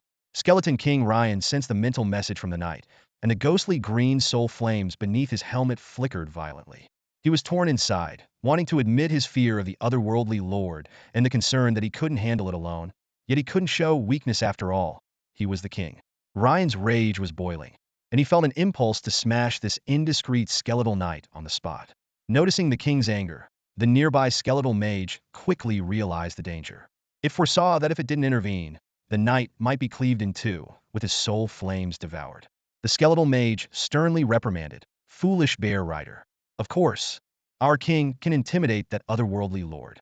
Joining forces with the Dark Elf tribe is merely a strategy to weaken them, paving the way for their future annexation. Do you understand now?" The skeletal knight finally understood and quickly flattered, "I see. As expected, our king is wise." Ryan and the skeletal mage exchanged a knowing glance. Soon, Ryan led a group of high-ranking undead away from the area, swiftly vanishing into the darkness of the surface world. The intense night battle continued until after 2 a.m. The angels, nearly drained of their magic, had no choice but to retreat to their territory. After all, they needed enough time to recover their magic for the new journey awaiting them the next day. The angels had a simple method to restore their magic, not through magical meditation, but by praying to the Lord. During their prayers, the depleted magic would quickly be replenished. Yida referred to this as the Lord's grace. This war brought significant improvements to the angels. They killed over 10,000 undead creatures of various levels on the battlefield, earning substantial primal power rewards. By the end of the war, all the angels had advanced in level to varying degrees. Most of the newly summoned two-winged angels advanced to level 6. The four-winged angels, Mirida, Maureen, and Marty, progressed from early level 7 to mid-level 7. The four-winged archangel, Elena, leveraging her advantage in holy light magic, killed an astonishing number of undead creatures and broke through to late level 7, just a step away from level 8. The goblins who participated in the battle also reaped significant benefits, with notable improvements in both level and combat strength. Overall, this war elevated the strength of Lin Yu's territory to a new level. Although the scale of the troops hadn't changed much, their combat power had become much stronger than before. On the battlefield, countless glittering gold coins were scattered among the pale bones, resembling stars in the night sky. It was expected that equipment and blueprints would also be found, compared to those combat and lord professionals forced to hide and avoid the dark world. Lin Yu undoubtedly had another bountiful night. The next morning, Lin Yu opened his eyes and felt an unprecedented surge of energy. Despite having slept for only a few hours, he felt completely refreshed and revitalized. This unusual recovery speed made him wonder if it was related to a significant increase in power. As Lin Yu dressed and washed up, he pondered the issue of sleep for professionals like himself. He speculated that perhaps upon reaching a transcendent level, one could remain awake for long periods. And once becoming a deity, sleep might no longer be necessary. This thought lingered in his mind, seeming quite plausible. Just as he finished tidying up his bed, a gentle knock echoed through the room. The door opened, and the four-winged archangel, Elena, gracefully entered, carrying an exquisite tray. "My lord, this is your breakfast," Elena said respectfully, presenting the tray to Lin Yu. Today's breakfast was no different from usual. Juicy roasted meat, a colorful array of fruits, and a sweet honey water mixed with wild honey. These ingredients were gathered by the angels during their hunts, thanks to the abundant resources of the dense forest. While enjoying the delicious roasted meat, Lin Yu glanced at Elena, who stood respectfully by his side. Unlike other angels, she exuded a soft and gentle aura, her every movement radiating extreme grace. This quality made people naturally want to get closer to her, even stirring some improper thoughts. "Who roasted the meat today?" Lin Yu asked, still chewing a succulent piece of meat. Elena quickly responded, "My lord, I tried roasting some meat myself. I'm not very skilled at it. If you don't like it, I can replace it right away." Lin Yu shook his head with a smile. "No need for that. I just wanted to say today's roast tastes better than yesterday's." Hearing this compliment, the tense expression on Elena's exceptionally beautiful face slowly relaxed. As an angel, serving the Lord of Light was her duty, and receiving her master's approval was the greatest satisfaction. While enjoying his hearty breakfast, Lin Yu remarked, "It's a pity there's no vegetables." Elena looked puzzled. "My lord, what are vegetables?" Lin Yu explained, "Edible leafy plants. Wrapping roasted meat in fresh lettuce leaves is a perfect combination. Unfortunately, There's no such thing on the floating island. Seeing Alina deep in thought, seemingly considering how to obtain such plants, Lin Yu waved his hand with a smile. Don't worry about it. I was just speaking casually. He understood that compared to other warriors on the island who could only drink dew and eat grasshoppers, his breakfast was already lavish. Moreover, he had a beautiful angel to serve him, a life that would make countless professionals on the island envious. After finishing breakfast, Lin Yu, accompanied by Alina, headed to the first floor of the Lord's Hall. The scene before them was identical to the day before. The floor was piled high with spoils of war, even more than yesterday. Over 1,000 gleaming gold coins, several pieces of equipment emitting different glows, and a few golden blueprints caught the eye. However, what drew Lin Yu's attention the most was a green package. It was his first time seeing a package-type loot. My lord, I've checked it. The package contained some crop seeds, Alina explained. Seeds? They must be spirit rice seeds, Lin Yu said excitedly, quickly approaching the package. Even before touching it, the package's information appeared in his vision. 10 units of lingmi seeds lay quietly before Lin Yu. These seeds, classified as common grains, were in their first growth stage. This staple crop would mature in 7 days, providing the basic food supply for his subjects. Lin Yu calculated that 1 unit of these seeds could yield 1,000 units of lingmi, meaning that in 7 days, he could expect a harvest of 10,000 units. As he reviewed the information about the spirit field, he discovered that upgrading the field could not only accelerate crop growth but also increase yield and the chances of mutations. This newfound knowledge prompted him to consider upgrading the field when he planted the seeds. As a special structure, upgrading the spirit field required only gold coins. It would cost 200 coins to upgrade from level 1 to level 2. Setting down the bag of Lingmi seeds, Lin Yu exited the Lord's Hall with the four-winged archangel, Alina. The sight before him was awe-inspiring. Several angelic squads had assembled in neat formations. War-level four-winged angels Mirida, Maureen, and Maddie stood at the forefront, with the newly promoted level 8 angel Ietta and the petite and adorable Sally behind them. Further back, over 200 angels, clad in silver-white armor and wielding angelic swords ablaze with golden flames, spread their snow-white wings. The dawn cast a divine golden glow over the army, making each angel look both beautiful and valiant. Their eyes were resolute, their faith unshakable, and they showed no fear of any enemy. Alina respectfully reported to Lin Yu, My lord, we have located the Grey Dwarf settlement. With our strength, capturing this stronghold, guarded by a level 9 professional, will be effortless. Lin Yu nodded slightly, brimming with confidence in his angels. He commanded, Go, bring back all the resources from the Grey Dwarf settlement. As for the Grey Dwarves, handle them as you see fit. By your command, Great Lord of Light. Alina replied. The angelic race always offered native intelligent beings of non-evil factions only 2 choices: convert to their faith and gain eternal life, or be deemed heretics and face purification. With that, the angels spread their wings and soared towards the distant mountains. Simultaneously, 2 goblin squads emerged from the territory. One set out to hunt, while the other, led by the level 8 goblin commander Bard, marched towards the Grey Dwarf settlement to transport the spoils of war. For a moment, the vast territory was left with only Lin Yu and 100 or so ordinary goblin followers. These goblins toiled day in and day out, their task being to disassemble the carcasses of wild monsters brought back by various hunting parties. Each day, they worked over 12 hours, their clothes soaked in sweat, and their hands turned coarse from long hours of labor. Lin Yu stood on a high vantage point, looking down at the busy goblins below. Despite their skilled movements, their exhaustion was unmistakable. The number of wild monsters hunted each day was staggering, at least 5,000. If they couldn't finish disassembling them by the end of the day, the workload would only accumulate, creating an endless cycle of falling behind. I need more followers, Lin Yu muttered to himself, his brow furrowed. He knew this wasn't just about easing the workload of the current goblin followers. As the strength of the angel squads and goblin teams continued to surge, the daily hunting haul would only increase. He could foresee a time when, even if these goblins worked non-stop around the clock, they wouldn't be able to keep up with the disassembly tasks. From a distance, rhythmic clanging sounds emanated from the blacksmith's shop, the sound of forging equipment. Old blacksmith Devon had worked late into the night and started again at dawn. Lin Yu made a mental note to check the newly forged equipment later. But for now, he had more pressing matters to attend to.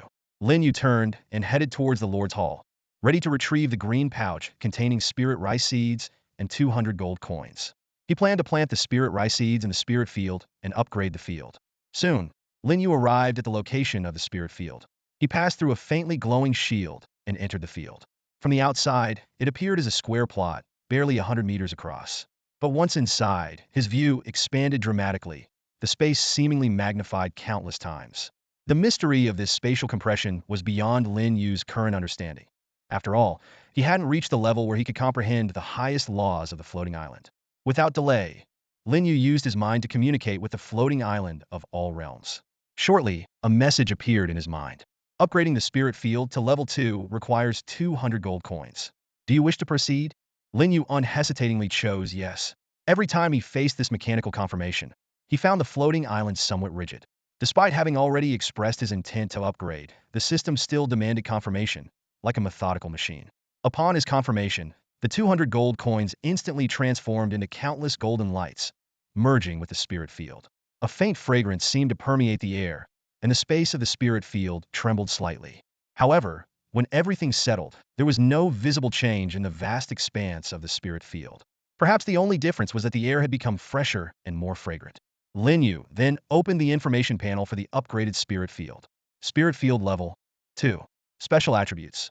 Crop and pet growth time reduced by 20, yield increased by 30, mutation probability at 5. Upgrade requirement: 1,000 gold coins. Note: level 2 spirit fields can only plant level 2 and level 1 grains. Seeing these new special attributes, a smile of satisfaction appeared on Lin Yu's face.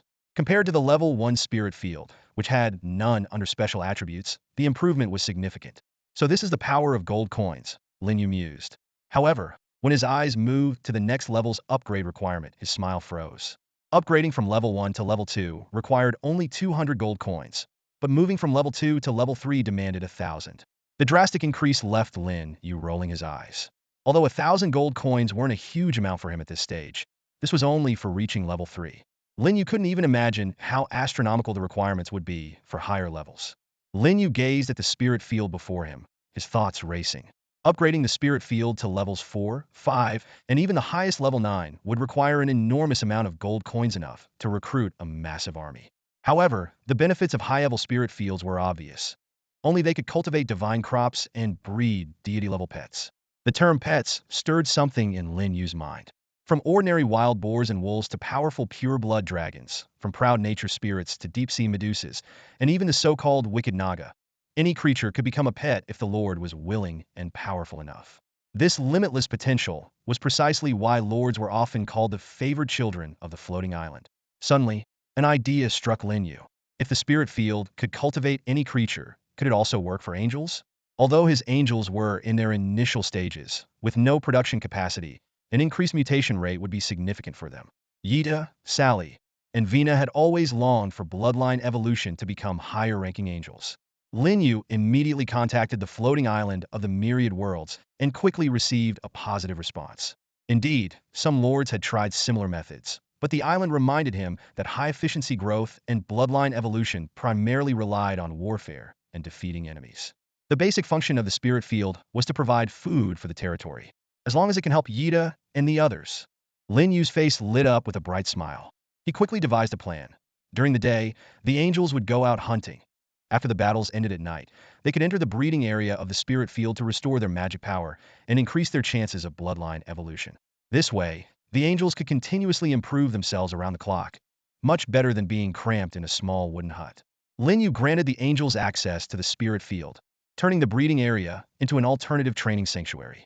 As the level of the spirit field increased, the training effects would only get better. Turning around, Lin Yu took out spirit rice seeds from his green pouch and skillfully scattered them in the field, knowing that the growth process would be automatically handled by the spirit field.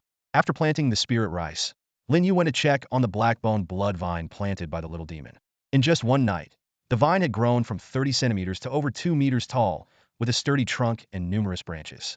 This greedy little plant was growing at an astonishing rate, continuously fed by a supply of monster blood, bones, and entrails. Black-bone blood vine.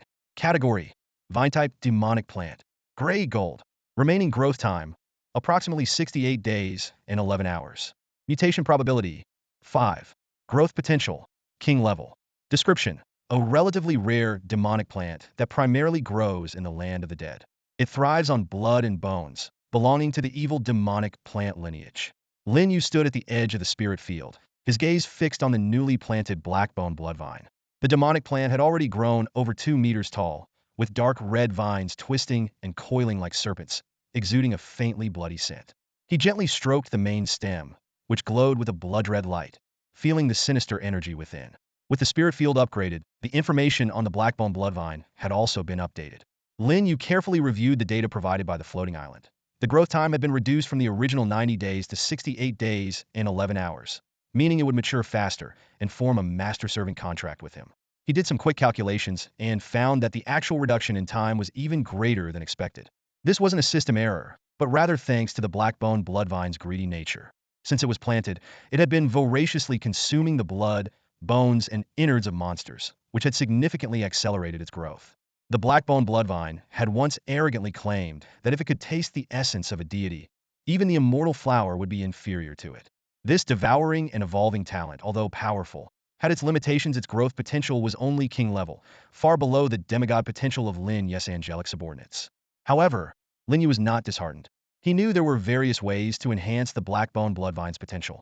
The special functions of the spirit field might trigger mutations, obtaining blueprints could lead to evolution, and feeding it high-quality corpses could help it break through its limits. Grow quickly, Lin Yu murmured. Ideally, mutate and evolve into a transcendent or even saint-level demonic plant. That way, I can make a significant impact when I return to Blue Star.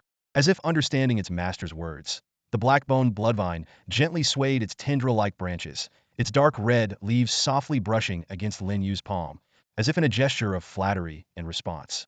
After a final glance at the newly planted spirit rice seeds, Lin Yu turned and left the spirit field. The spirit rice had a growth time of 7 days, but with a 20 reduction, it would mature in just 5.5 days, a speed that was rocket-like compared to Blue Star's rice. Returning to his territory, Lin Yu first instructed the goblin followers to deliver the extracted blood, bones, and other materials to feed the Blackbone Bloodvine. Then, he headed to the blacksmith shop. The building had a dark green chimney on top, which emitted thick smoke during equipment forging, visible from afar. Lin Yu had reservations about this design, fearing it might reveal the location of his territory. However, it was a fixed setting of the floating island, and he couldn't change it. As he pushed open the door, a wave of heat hit him. The massive forge was glowing red-hot, and the clanging of metal rang incessantly. Old Goblin Devon, 2 low-level goblin blacksmiths, and a dozen young goblin apprentices immediately came forward, bowing respectfully. "Greetings, Lord." The young goblins' eyes sparkled with excitement, for in their hearts, Lin Yu was not just their lord, but also their revered deity. The promises made by the holy envoys resonated strongly among the goblin followers. They firmly believed that in the near future, when the Lord ignites the divine fire and raises the divine kingdom, they would enter this realm and achieve eternal life. This beautiful vision filled all the goblins with anticipation, eagerly looking forward to the forthcoming age of immortality.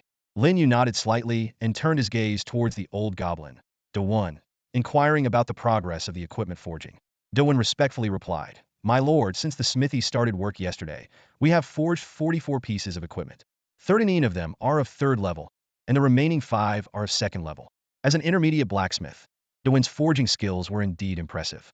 Most of the output was 3rd level equipment, with only a few being 2nd level and none at the 1st level.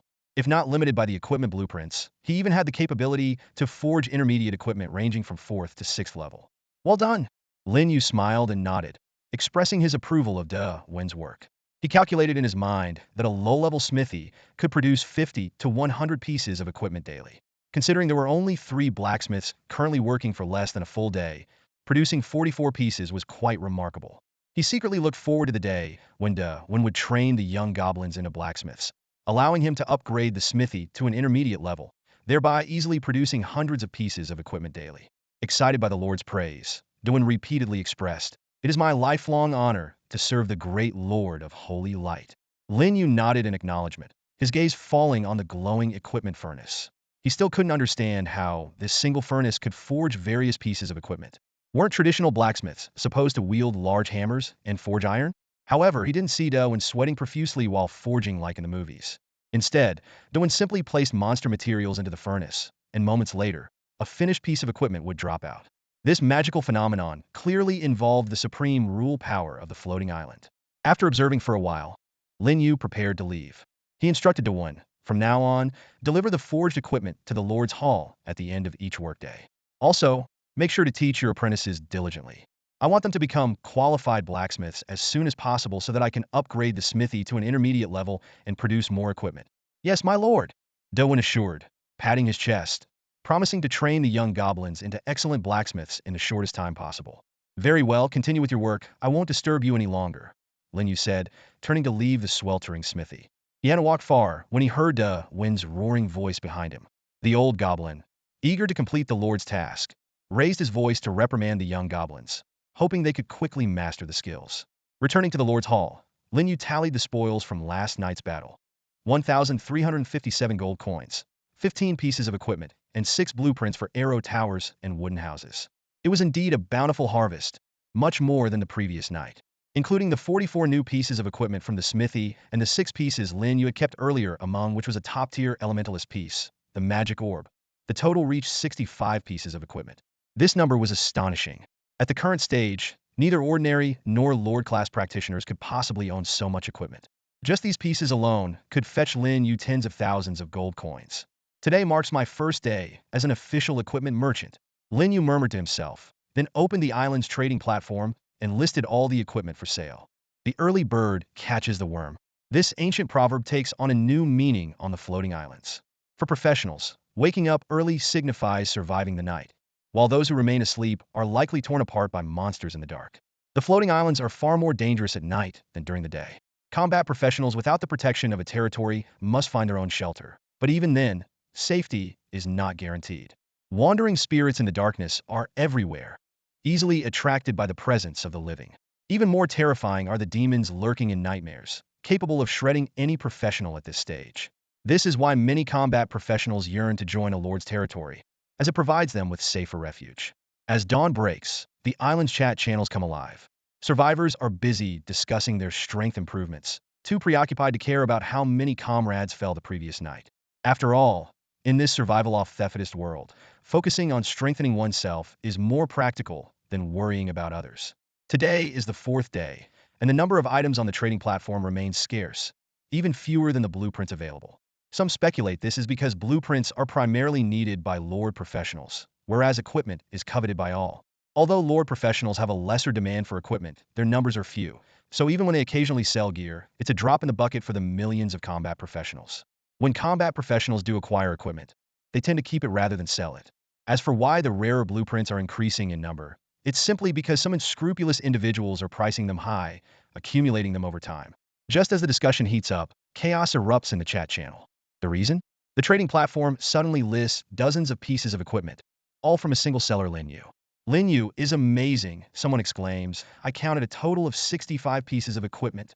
Where did you get 65? There are only 42, another person corrects. That was 3 seconds ago. Now there's only one top-tier elementalist item left. The equipment sells out at an astonishing speed, leaving a chorus of complaints. You guys are unbelievable.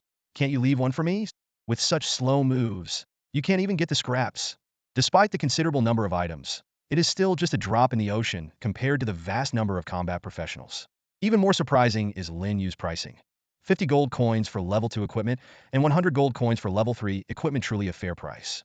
Lin Yu's equipment prices are indeed reasonable, someone remarks. Much more generous than those heartless profiteers who auction even level 1 gear. Praise to the great Lin Yu. Lin Yu's latest equipment trade has once again caused a huge stir. In the chat channel, a lord couldn't help but ask, where on earth does Lin Yu get so much low-level equipment? Wasn't he selling high-end gear before? This question immediately sparked a heated discussion. Some speculated that Lin Yu might have cleared out a massive number of low-level monsters, but this was quickly dismissed. To drop that much gear, you'd need to kill at least tens of thousands of monsters, another lord analyzed. The odds are just too low. Suddenly, a bold theory emerged. If I'm not mistaken, Lin Yu must have his own blacksmith shop. A blacksmith shop? You mean the special building for crafting equipment? Someone asked. Exactly, the lord responded confidently. And I'm certain there's a 95% chance that Lin Yu has a blacksmith shop. It's almost a given. This news spread like wildfire in the chat channel, leaving all players, especially the lords, in shock and disbelief. It's only the 4th day, someone exclaimed. We're still struggling to survive, and Lin Yu has already built a high-level structure like a blacksmith shop and started making a fortune. That's terrifying, another lord agreed. Our lands are still just low-level villages, and we haven't even gathered blueprints for basic arrow towers or fences. How did he get the blueprints for a blacksmith shop? Even more puzzling was the fact that Lin Yu not only built a blacksmith shop, but also seemed to have found a blacksmith. A blacksmith shop without a blacksmith is soulless. It can't craft equipment, an experienced lord explained. Could it be from the goblin tribe that was conquered yesterday? Someone guessed. It said that goblin tribes also have blacksmiths. Even if that's the case, how did he get the goblin blacksmith to cooperate? Another voice questioned. The native intelligent creatures on the floating islands are our mortal enemies. The chances of them surrendering are extremely low. The discussion heated up, but no one could provide a reasonable explanation. In the end, they had to accept the fact. Somehow, Lin Yu had managed it. This is frustrating, a lord lamented. With a blacksmith shop, Lin Yu is going to make a killing. Just those 60-something pieces of equipment alone must have earned him thousands of gold coins. And he could put up a new batch of equipment every day, getting rich daily, another lord added, his tone filled with jealousy and resentment. With that kind of financial backing, Lin Yu's army will surely grow rapidly, widening the gap between us. As if being this powerful wasn't enough, he keeps getting stronger. It feels like all the good fortune is falling on Lin Yu. It's just unfair. While the lords were downcast, the combat players were elated. For them, Lin Yu becoming an equipment supplier meant easier access to gear and increased strength. But for the lords, it was bad news. The stronger Lin Yu's faction became, the slimmer their chances of seizing control of the island. Amidst the heated discussions, Lin Yu was preparing to summon angels. In just a few seconds, over 60 pieces of various levels of equipment were snapped up, bringing him a huge profit. Apart from the exceptional item still being auctioned off, the magic orb. The other 64 ordinary pieces sold for a total of 8,470 gold coins. Lin Yu quickly calculated, plus the 1,300 or so coins from the war spoils. I now have a total of 9,827 gold coins. This amount was enough to summon 3 full squads of angel warriors, with over 1,700 coins to spare. Without hesitation, Lin Yu communicated with the floating islands and initiated the summoning black hole. However, the moment the black hole appeared, Lin Yu felt a strange sensation. He seemed to hear a low growl, as if something was watching him. Listening carefully, he heard nothing. Weird. Where did that sound come from? Behind the black hole? Before Lin Yu could think further, the black hole suddenly burst with dazzling light. One by one, the holy and beautiful figures of the angel warriors he had been eagerly awaiting emerged. Dense shadows flew out of the summoning vortex, instantly filling the Lord's Hall. 3 fully equipped squads of angels stood in perfect formation. Leading them were 3 stunningly beautiful 4-winged angels, followed by 152 winged angels wielding flaming divine swords. The sacred radiance filled the entire hall, bright but not blinding. Greetings, Lord! May the Holy One be eternal, and the holy light always shine. Led by the 3 4-winged angels, all the 2-winged angels shouted in unison, bowing to Lin Yu. Their golden eyes sparkled with reverence for Lin Yu and the fervor of devout believers. In the world of faith, the deity of belief is the supreme existence.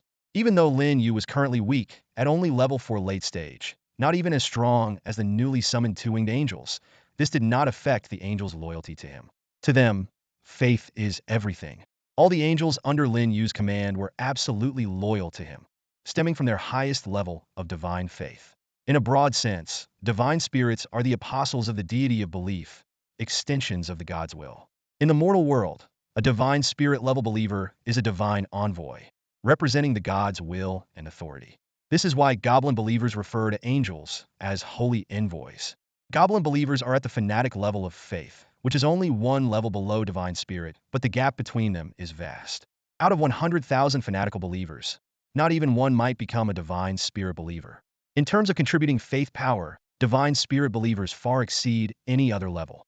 For this reason, many deities of belief may not care much about ordinary believers, but place great importance on divine spirit believers, even at the cost of significant divine power to nurture them. This indirectly highlights how rare and fortunate Lin Yu was to gain the faith and loyalty of the angelic race.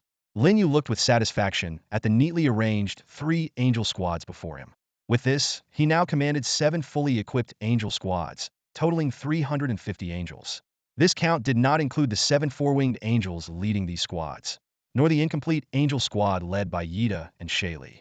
One more round of summoning would easily push the total number of angels under his command past 400, an intimidating figure. In contrast, those with lower-tier exclusive units found it challenging to amass such numbers. As for high-tier and top-tier units, it was even less likely. The higher the tier of the unit, the more expensive the recruitment cost. A top-tier unit recruitment could cost up to 50 gold coins. On the entire floating island, only Lin Yu could summon 100 or even 200 units at once. Other high-level and top-tier lords couldn't even dream of it. Poverty was their only limitation. Lin Yu had become the wealthy landlord envied and resented by other lords on the island. According to the floating island's allocation plan, having 10 standardized angel squads would allow the summoning of a 6-winged angel, forming a small angel legion.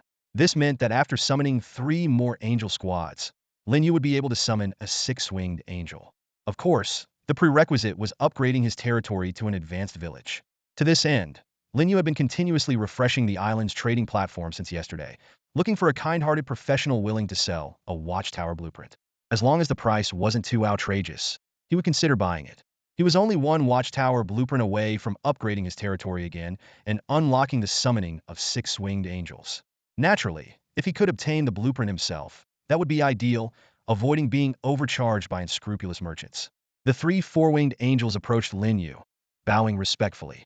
Beauty and sanctity were innate qualities of angels, while reverence and fervor were emotions they only displayed towards Lin Yu. When dealing with other races, angels typically appeared aloof and indifferent. The newly summoned trio of 4-winged angels, like Mirida, Marine, and Marty, are war-grade angels under the command of the 12-winged archangels.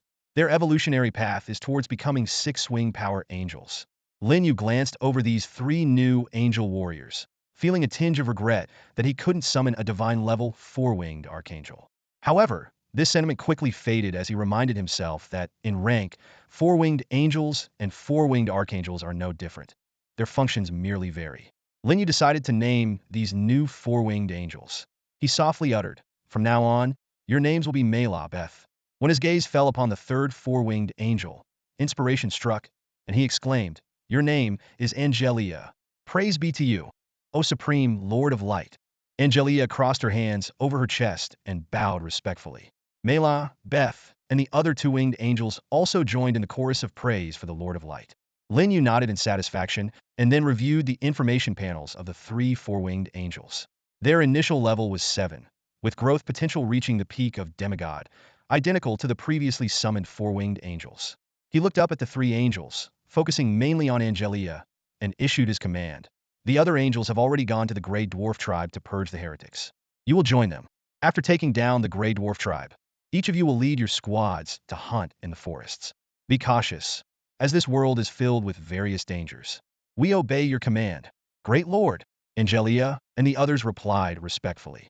At Lin Yu's signal, they led over 100 2-winged angels out of the Lord's Hall and flew towards the distant mountains. Angelia? That's a nice name, Lin Yu mused with a satisfied smile, feeling that his naming skills had improved. After tallying his remaining resources, Lin Yu found he still had over 1,700 gold coins on hand. Although not enough to summon a full-scale angelic squad, it was more than sufficient to call forth individual angels. However, he wasn't in a rush because in half an hour, the auction for the exceptional item, the magic orb, would conclude. By then, the auction proceeds combined with his current gold would easily allow him to summon a fully organized angelic squad. Several kilometers away, at the mountainside where the Grey Dwarf tribe resided, over 200 angels floated midair. They wielded flaming angelic swords, their snowy white wings gently flapping and emanating a holy radiance. Lady Alina, we have found the weakest spot. Break through the mountain wall for less than 50 meters, and we can reach the heretics' caverns directly, reported a 2-winged angel respectfully as she flew to the 4-winged archangel Alina. Alina nodded slightly. All right, let's proceed. Immediately, a large number of 2-winged angels quickly assembled. Level 8 angels Yida and Sally stood at the forefront, lifting their angelic swords high and unleashing brilliant sword lights towards the marked spot. The other 2-winged angels followed suit, their sword lights raining down. With a thunderous roar, the mountain shook violently. Countless boulders shattered into pieces, and dust filled the air. A tunnel several meters in diameter began to extend visibly into the mountain's core. In fact, the angels had already discovered several underground passages and hidden tree holes leading to the Grey Dwarf tribe through intelligence from goblin followers the day before. However, these passages were too narrow and filled with traps, making them unsuitable for the angels' movement.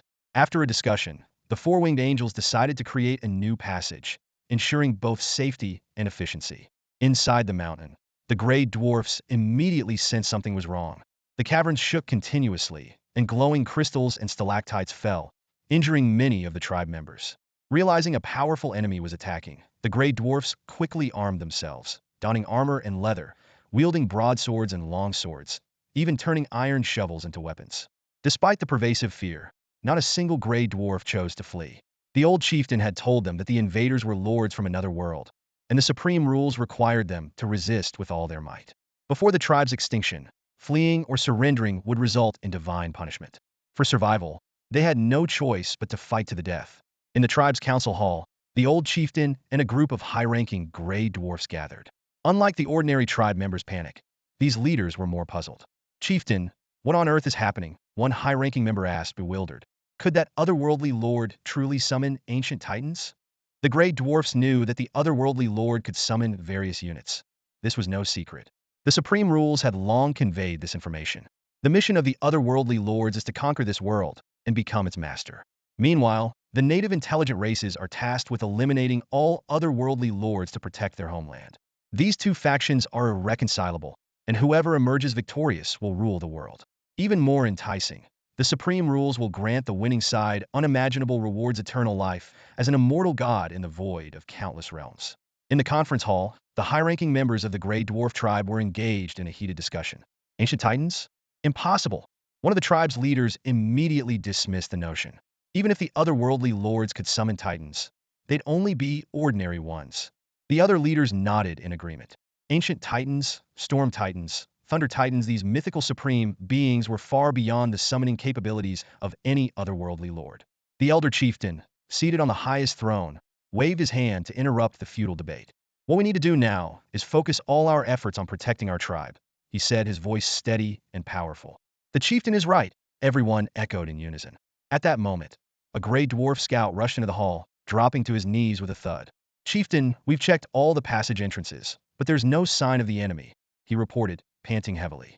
Before he could finish, another gray dwarf burst in, his voice filled with terror. Chieftain, something terrible has happened. I saw a multitude of glowing winged beings attacking our mountain. Their sword lights were dazzling, stretching dozens of meters long. Hundreds of these glowing winged beings are attacking relentlessly. In the blink of an eye, a massive cavern has appeared in the mountain's belly. A high-ranking tribe member gasped sharply. No wonder the mountain is shaking so violently. It's being attacked by hundreds at once. They're not humans. They're glowing winged beings, the scout corrected, his eyes wide with shock. Some have 2 wings, others have 4. Their divine swords burn with golden flames, and they are enveloped in a radiant glow. They look like goddesses from the divine realm, breathtakingly beautiful. Foolish, shallow, the elder chieftain interrupted coldly. Their beauty is merely a facade to deceive. These beings are undoubtedly the ones who destroyed the goblin tribe. Now, they have set their sights on our gray dwarf tribe. The chieftain's voice grew graver. The supreme rules didn't deceive us. Whether it's the lords from other worlds or their minions, they all have an intense desire for war. These otherworldly beings will bring our native intelligent races to the brink of extinction. The conference hall fell into a brief silence, with every gray dwarf's face etched with seriousness. But soon, the elder chieftain broke the silence, swiftly issuing war orders. He commanded every gray dwarf in the tribe to take up arms and prepare for the imminent battle to defend their homeland. Following the command, over 1,000 gray dwarfs quickly assembled.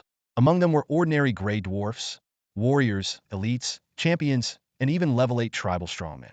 Without exception, each gray dwarf's eyes gleamed with a resolute determination to fight to the death. About 10 minutes later, the enormous cavern suddenly shook violently. With a deafening roar, one side of the cavern's ceiling was pierced by a dozen dazzling sword lights. Massive boulders rained down, causing the ground to wail in agony. They've broken in, a gray dwarf cried out in alarm. Under the tense gazes of the assembled dwarfs, a group of fully armed angels flew out from the breached cavern passage. They flapped their snow-white angelic wings, wielding radiant golden swords, and stood proudly in the air above the cavern. Hundreds of angels gathered together, looking down at the gray dwarf army below. In their golden eyes was a cold, disdainful indifference towards the heretics. They really are glowing winged beings, the old chieftain murmured, his eyes filled with incredulous light. Like the other gray dwarves, he instinctively looked up, his gaze drawn to the angels hovering above the tribe. The beauty of these winged beings left all the dwarves in a daze. Even the old chieftain had to admit that, by the strict aesthetic standards of the gray dwarves, these creatures were flawless. However, as he continued to stare, a sense of unease began to spread within him. He found himself feeling ashamed, despising his own existence, and even had an impulse to kneel and confess his past sins in search of redemption. Damn it, This is dark magic.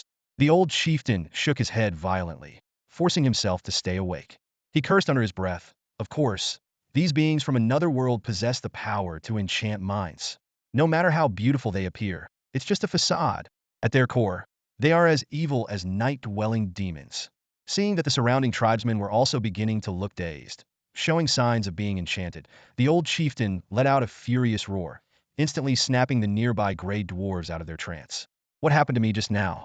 I felt like I saw the goddess herself, and couldn't help but want to worship. Me too. The surrounding gray dwarves were in a flurry of discussion, filled with both shock and fear.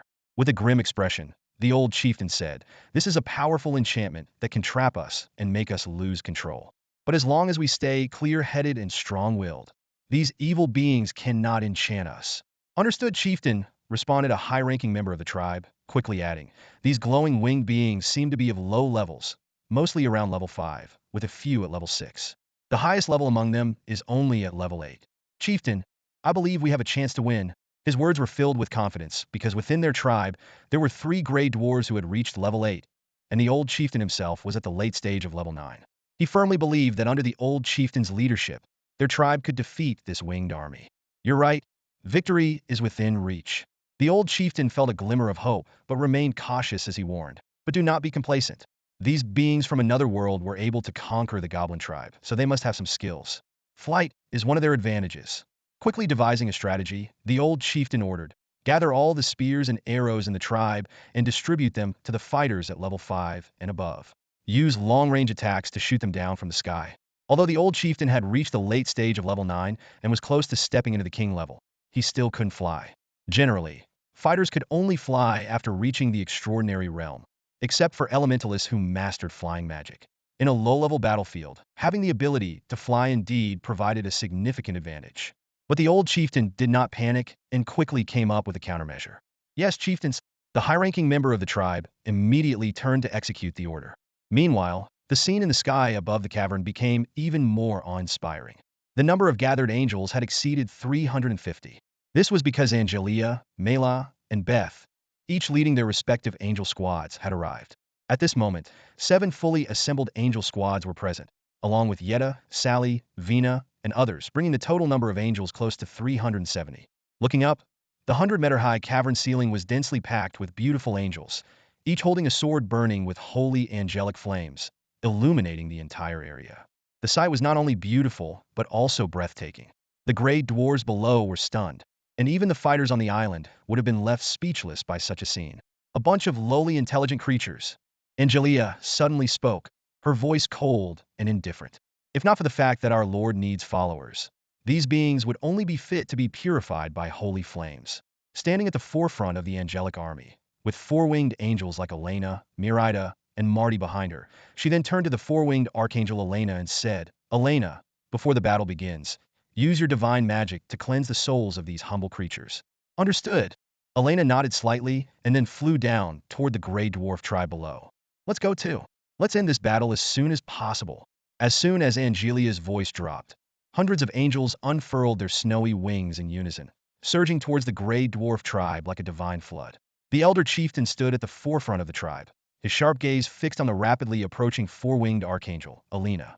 He gripped an iron spear in each hand, with 4 more at his feet, and a long sword strapped to his back. As a high-level swordsman, he was confident in his own strength.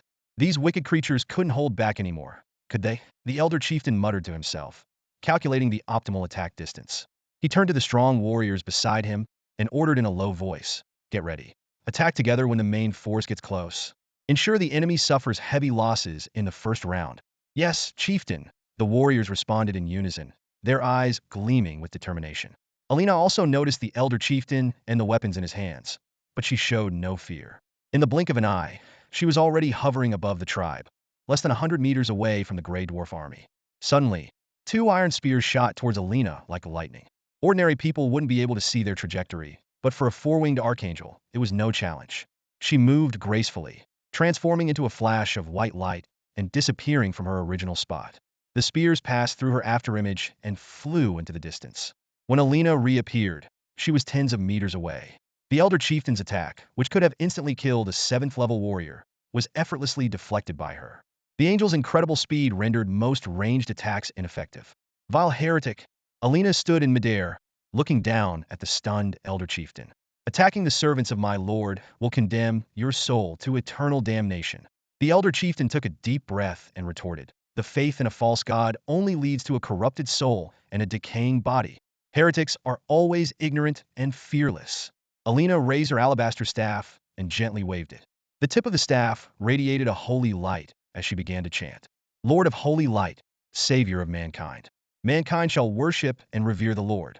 The supreme holy Lord created light and banished darkness forever. The holy Lord is loving and selfless. Mankind shall pray to the Lord and seek his protection. As Alina whispered, an endless rain of light gathered from the void, showering down upon the cavern. The sacred and luminous magic filled the air as if countless devotees were praying devoutly. Thus began the divine spell of the four-winged archangel. What is this? Glowing rain? It's the first time I've seen such rain. So beautiful. Over 1,000 gray dwarves in the tribe stood in stunned silence, completely awestruck by the sight before them. An endless shower of light blanketed the entire tribe, casting a divine radiance upon the world. This was the first time in their lives they had witnessed such a breathtaking scene. Many gray dwarves couldn't resist reaching out, eager to touch the falling light rain. However, the old chieftain suddenly shouted, everyone listen up, cover yourselves with whatever you can find. Don't let the light rain touch you, and definitely don't try to touch it. The old chieftain and a group of strong warriors were the first to react.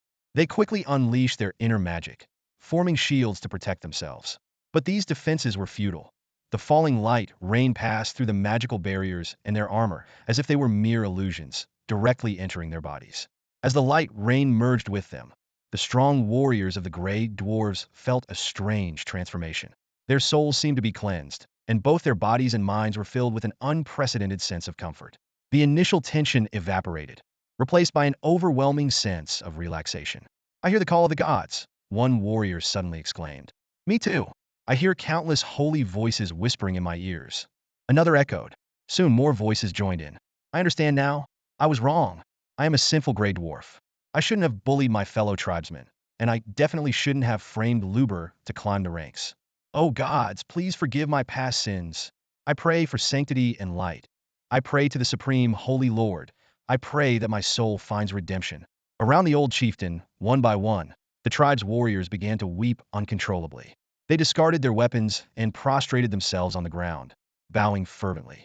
More than half of the tribe's warriors were repenting, a bizarre scene that filled the old chieftain and a few 8th-level gray dwarf warriors with cold dread. What terrified them even more was that not only the 6th and 7th-level elite warriors were affected, but also the lower-ranking members of the tribe. The entire tribe, a dense crowd of gray dwarves, discarded their weapons and armor, all kneeling in repentance for their sins, continuously praying for the forgiveness of the Lord of the Holy Light. To the old chieftain and his companions, this scene was more terrifying than encountering the demons of the dark world. The old chieftain shouted in horror, damn it, get up, all of you, get up. This is dark magic. It's the deceit of an evil god. As he yelled, he kicked over the kneeling elite warriors nearby, trying to snap them out of it. However, this method was completely ineffective. Those he kicked over immediately got back up, continuing to kneel and pray to the Lord of the Holy Light. Their faces showed no pain, only the expression of devout believers. It's over. Everything is over. The war hasn't even started, and the tribe is already defeated. The old chieftain's face turned ashen, sinking into deep despair. At this moment, only 4 of them remained clear-headed, himself and 3 8th-level warriors. All the other tribesmen had been ensnared by the evil god's faith. An 8th-level gray dwarf asked in a trembling voice, Chieftain, what should we do now? I feel like I'm about to lose control. The lure of the evil god's faith is too overwhelming. My will is being shattered. The other 2 8th-level gray dwarves also spoke up. Chieftain, only you can save the tribe now. The old chieftain turned to look at them, seeing their trembling bodies, pale faces, and expressions filled with endless fear and despair. He desperately wanted to boost their morale, but no words came to him. Before the war had even begun, he had felt confident. Now he was just as panicked as they were. After all, the trumpet of war had not yet sounded, but the Grey Dwarves tribe had already lost 99 of their fighting power. Once a flourishing tribe, now only 4 resilient members were struggling to hold on. The enemy numbered in the hundreds, and their relentless assaults could tear the remaining dwarves apart. The old chieftain looked at the empty square and said bitterly, I can't even save myself now. How can I save the tribe? An anxious level 8 gray dwarf hurriedly said, Chieftain, you must not lose faith. If even you give up, our tribe is doomed. The old chieftain gripped the longsword on his back and replied firmly, Don't worry, I won't give up. Even if there's no hope, I will fight until the last moment. He raised his eyes to the sky, where the four-winged archangel Alina and her advancing angelic army loomed.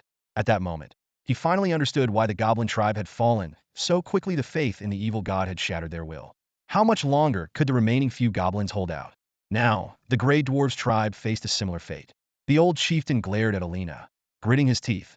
Followers of the evil god, there is no fertile ground for your faith in this world. One day, your Lord of Holy Light will be besieged by the native intelligent races. Alina responded with a blank expression. Heretics desecrating my lord are undeserving of mercy. She waved her staff, scattering brilliant holy light. In an instant, over 1,000 gray dwarves ended their prayers, stood up in unison, and quickly distanced themselves from the old chieftain. The square was left with only the chieftain and 3 loyal level 8 gray dwarves. The other tribe members looked at them with hostile eyes, as if they were the heretics. These converts believed that following the Lord of Holy Light would grant them eternal life of the soul. Even in death, they would exist in the divine realm. To them, this was the glorious future the gray dwarves sought, and the old chieftain and his followers should not reject it. Seeing the hostile gazes of his tribe members, the old chieftain was overwhelmed with grief and anger, tears welling up in his eyes. His fury grew, convinced that the malevolent Lord of Holy Light aimed only to enslave his people. Since the evil god had already succeeded, then the evil god must die. Unable to contain his inner rage any longer, the old chieftain let out an earth-shattering roar and charged at the four-winged archangel Alina. Though he couldn't fly, he was not without means. He wildly swung his long sword, instantly releasing dozens of sword beams stretching tens of meters. These brilliant beams sliced through the air, heading straight for Alina in the sky. Heretics! The cry pierced the sky as 2 figures shot through the air like meteors, landing in front of the four-winged archangel, Alina. These angelic warriors, Ida and Sally, had reached the formidable level 8. The angelic swords in their hands shone with a holy light, slicing through the air with dozens of radiant sword beams. The deafening clash of bang, bang, bang, bang echoed through the heavens. The sword beams unleashed by the old chieftain shattered instantly under Ida and Sally's precise counterattacks. The intense collision of sword beams stirred up a spectacular magical storm in midair, distorting the surrounding space. Fierce winds whipped through, lifting Ida and Sally's golden hair, highlighting their stunning facial features and graceful curves.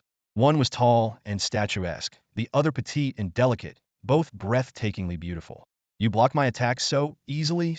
The old chieftain's face contorted with shock and disbelief. He was a formidable late-stage level 9 warrior.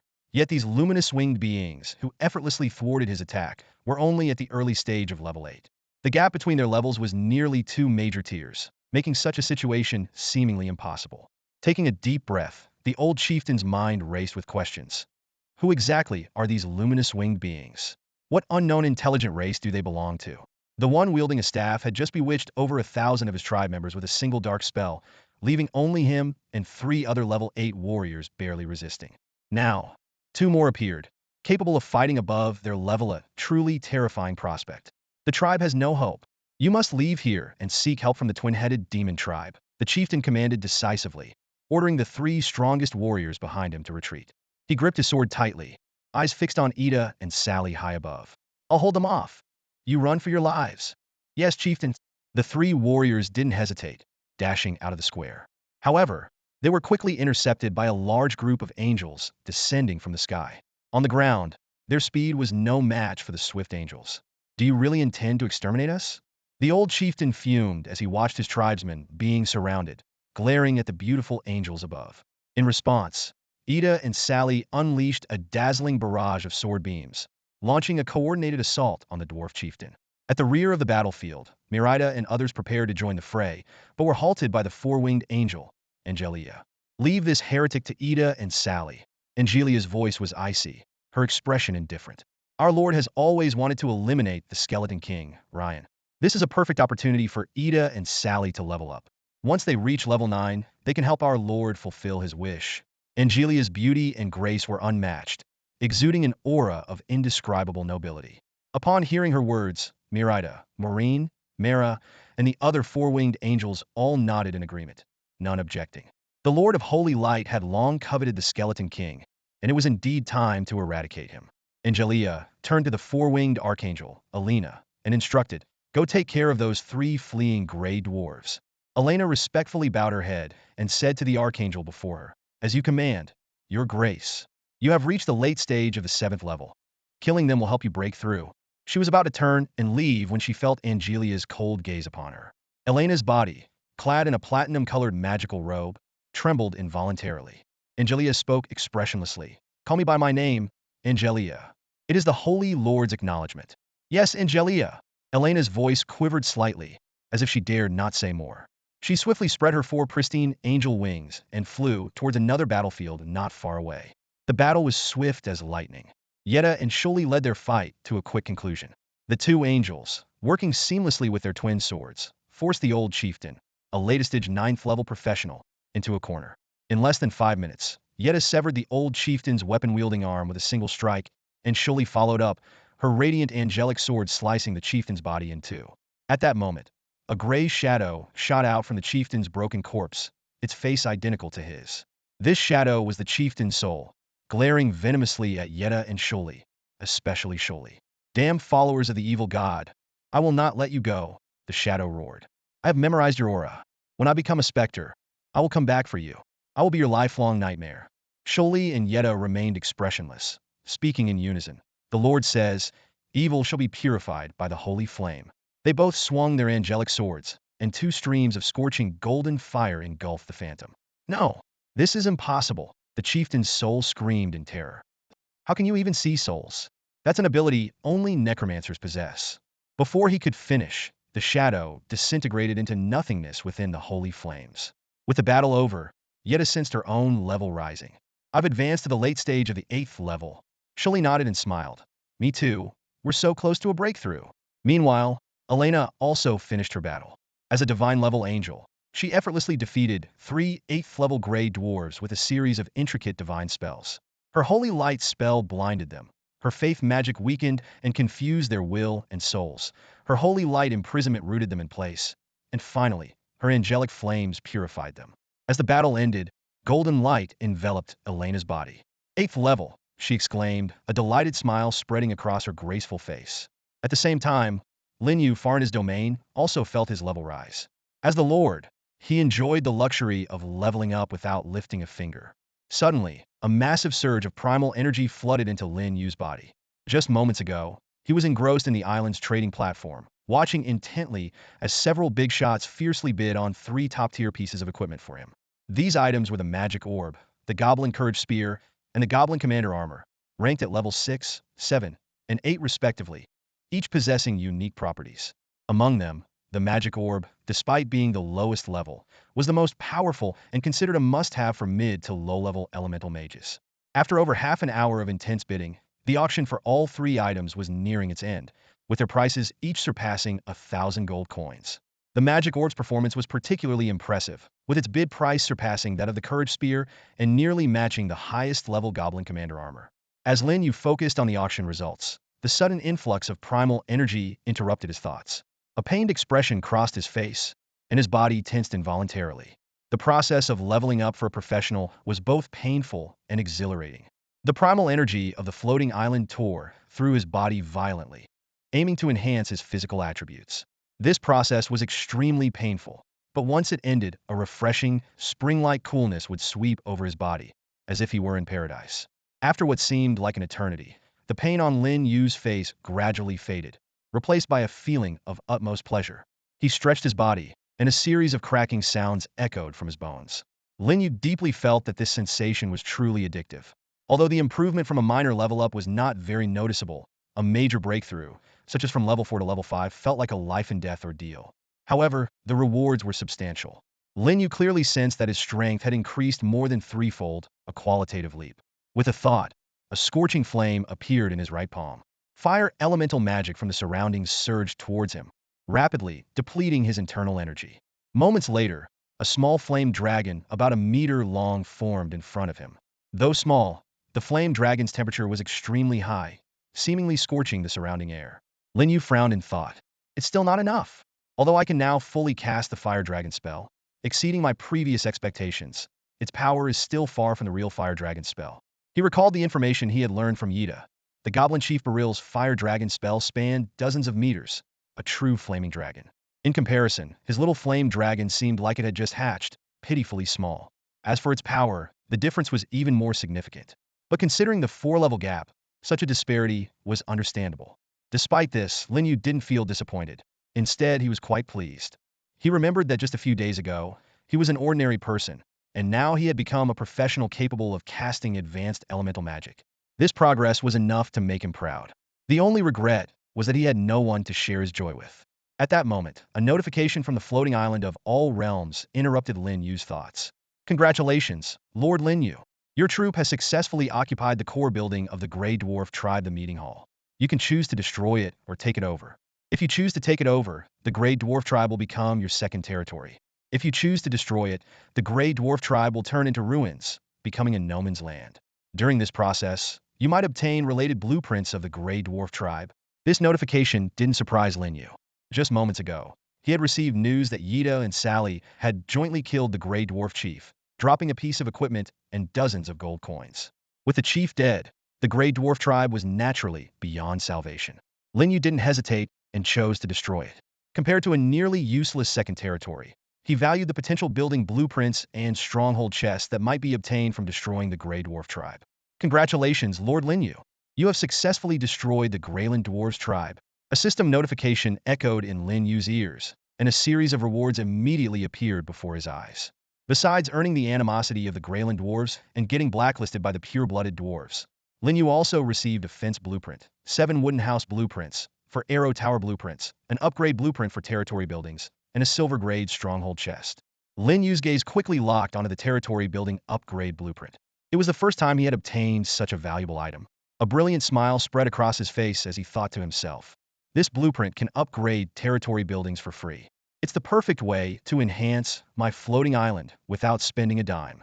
If I can use it to upgrade the spiritual fields, it would save me a fortune in gold coins. As for the hostility and blacklist from enemy factions, Lin Yu couldn't care less.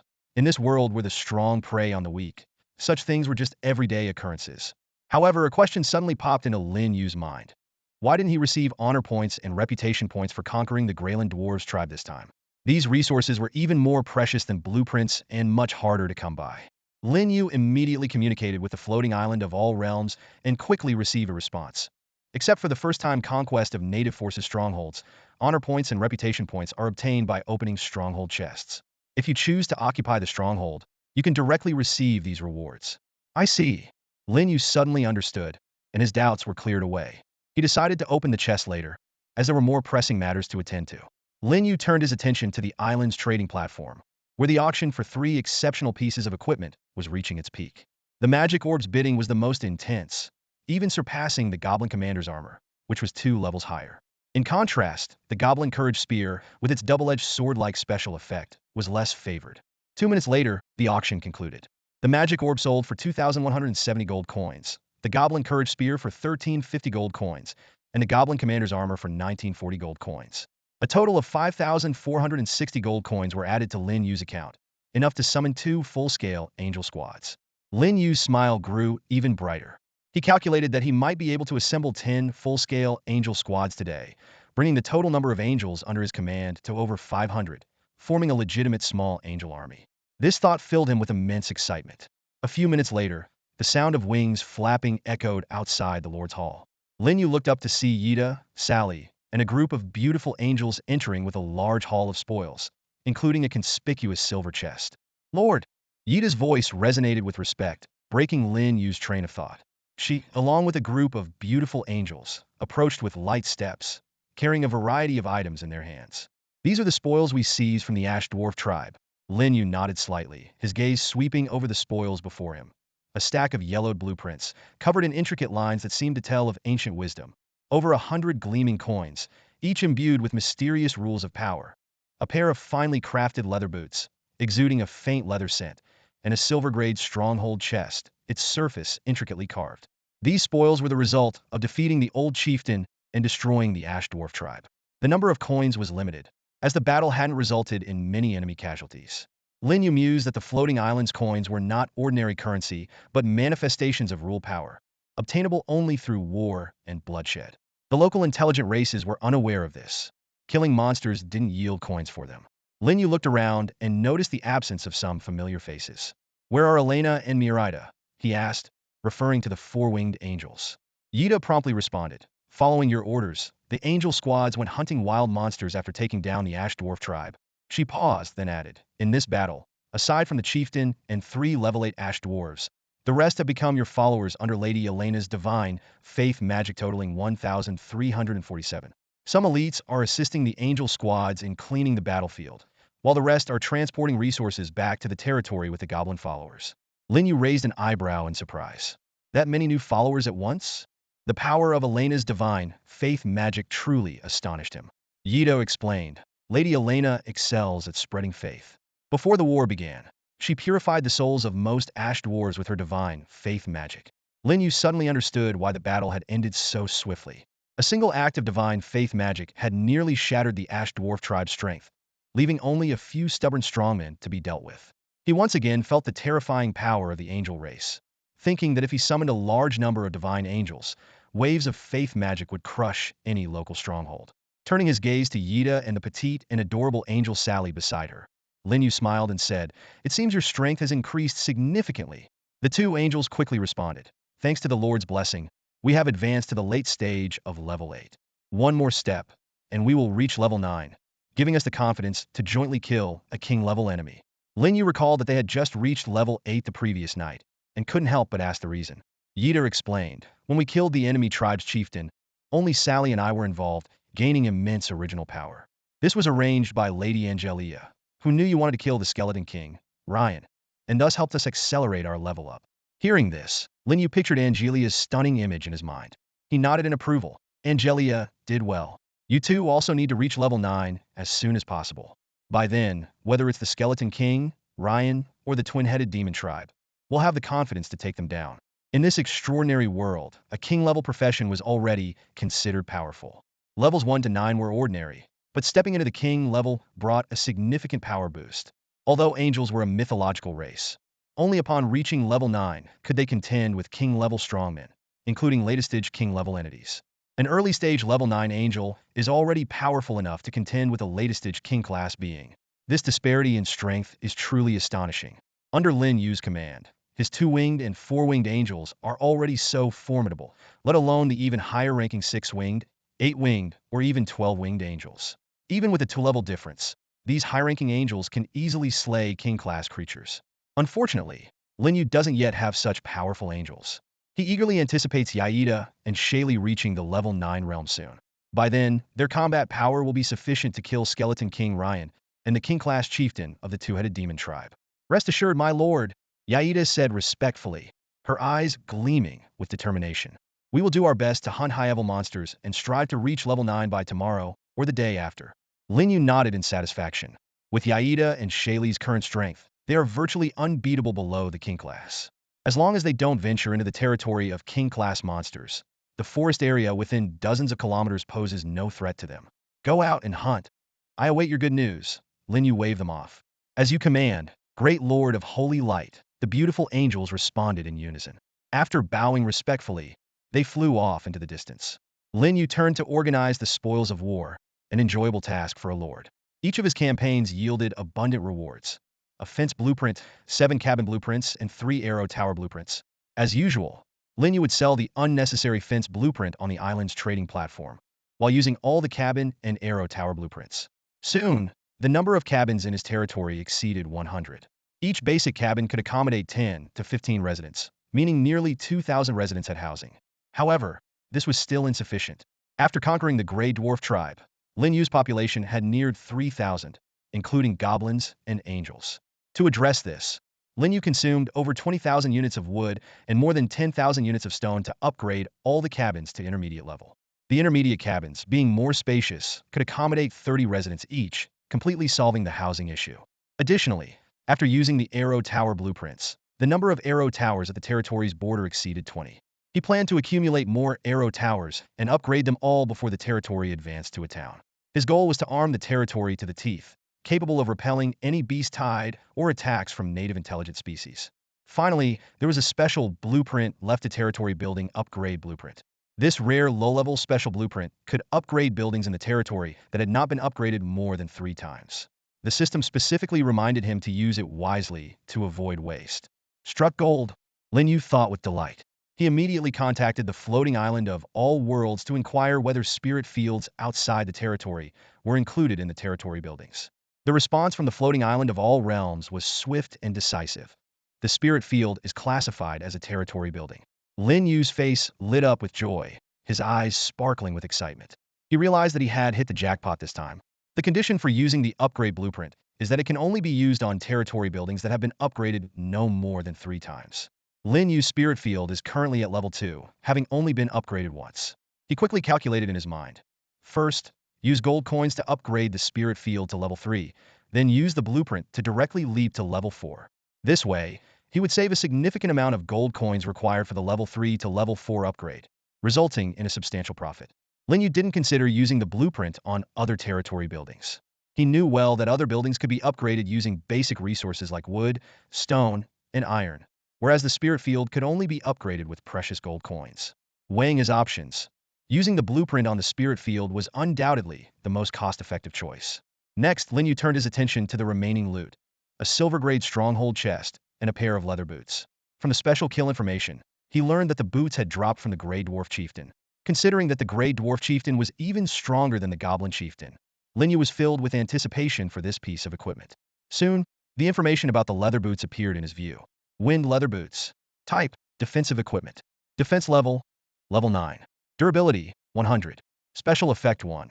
Speed boost of 40 only for professions not exceeding level 9. Special effect 2. Jean's Curse increases damage to enemies of the light faction by 30, only for professions not exceeding level 9. Description. This equipment has been cursed by the Grey Dwarf Chieftain Jean, filled with boundless hatred towards light attribute creatures. Wearing it may attract proactive attacks from such creatures. Lin Yu stared at the information, falling into a brief silence. Moments later, he muttered 2 words, top-notch. This piece of equipment far surpassed any he had obtained before, even making him a bit tempted. However, Lin Yu quickly regained his composure. In his eyes, gold coins were the most precious resource. Moreover, the equipment's level was relatively low. With the increasing strength of his angelic army, his interest in low-level equipment had significantly waned.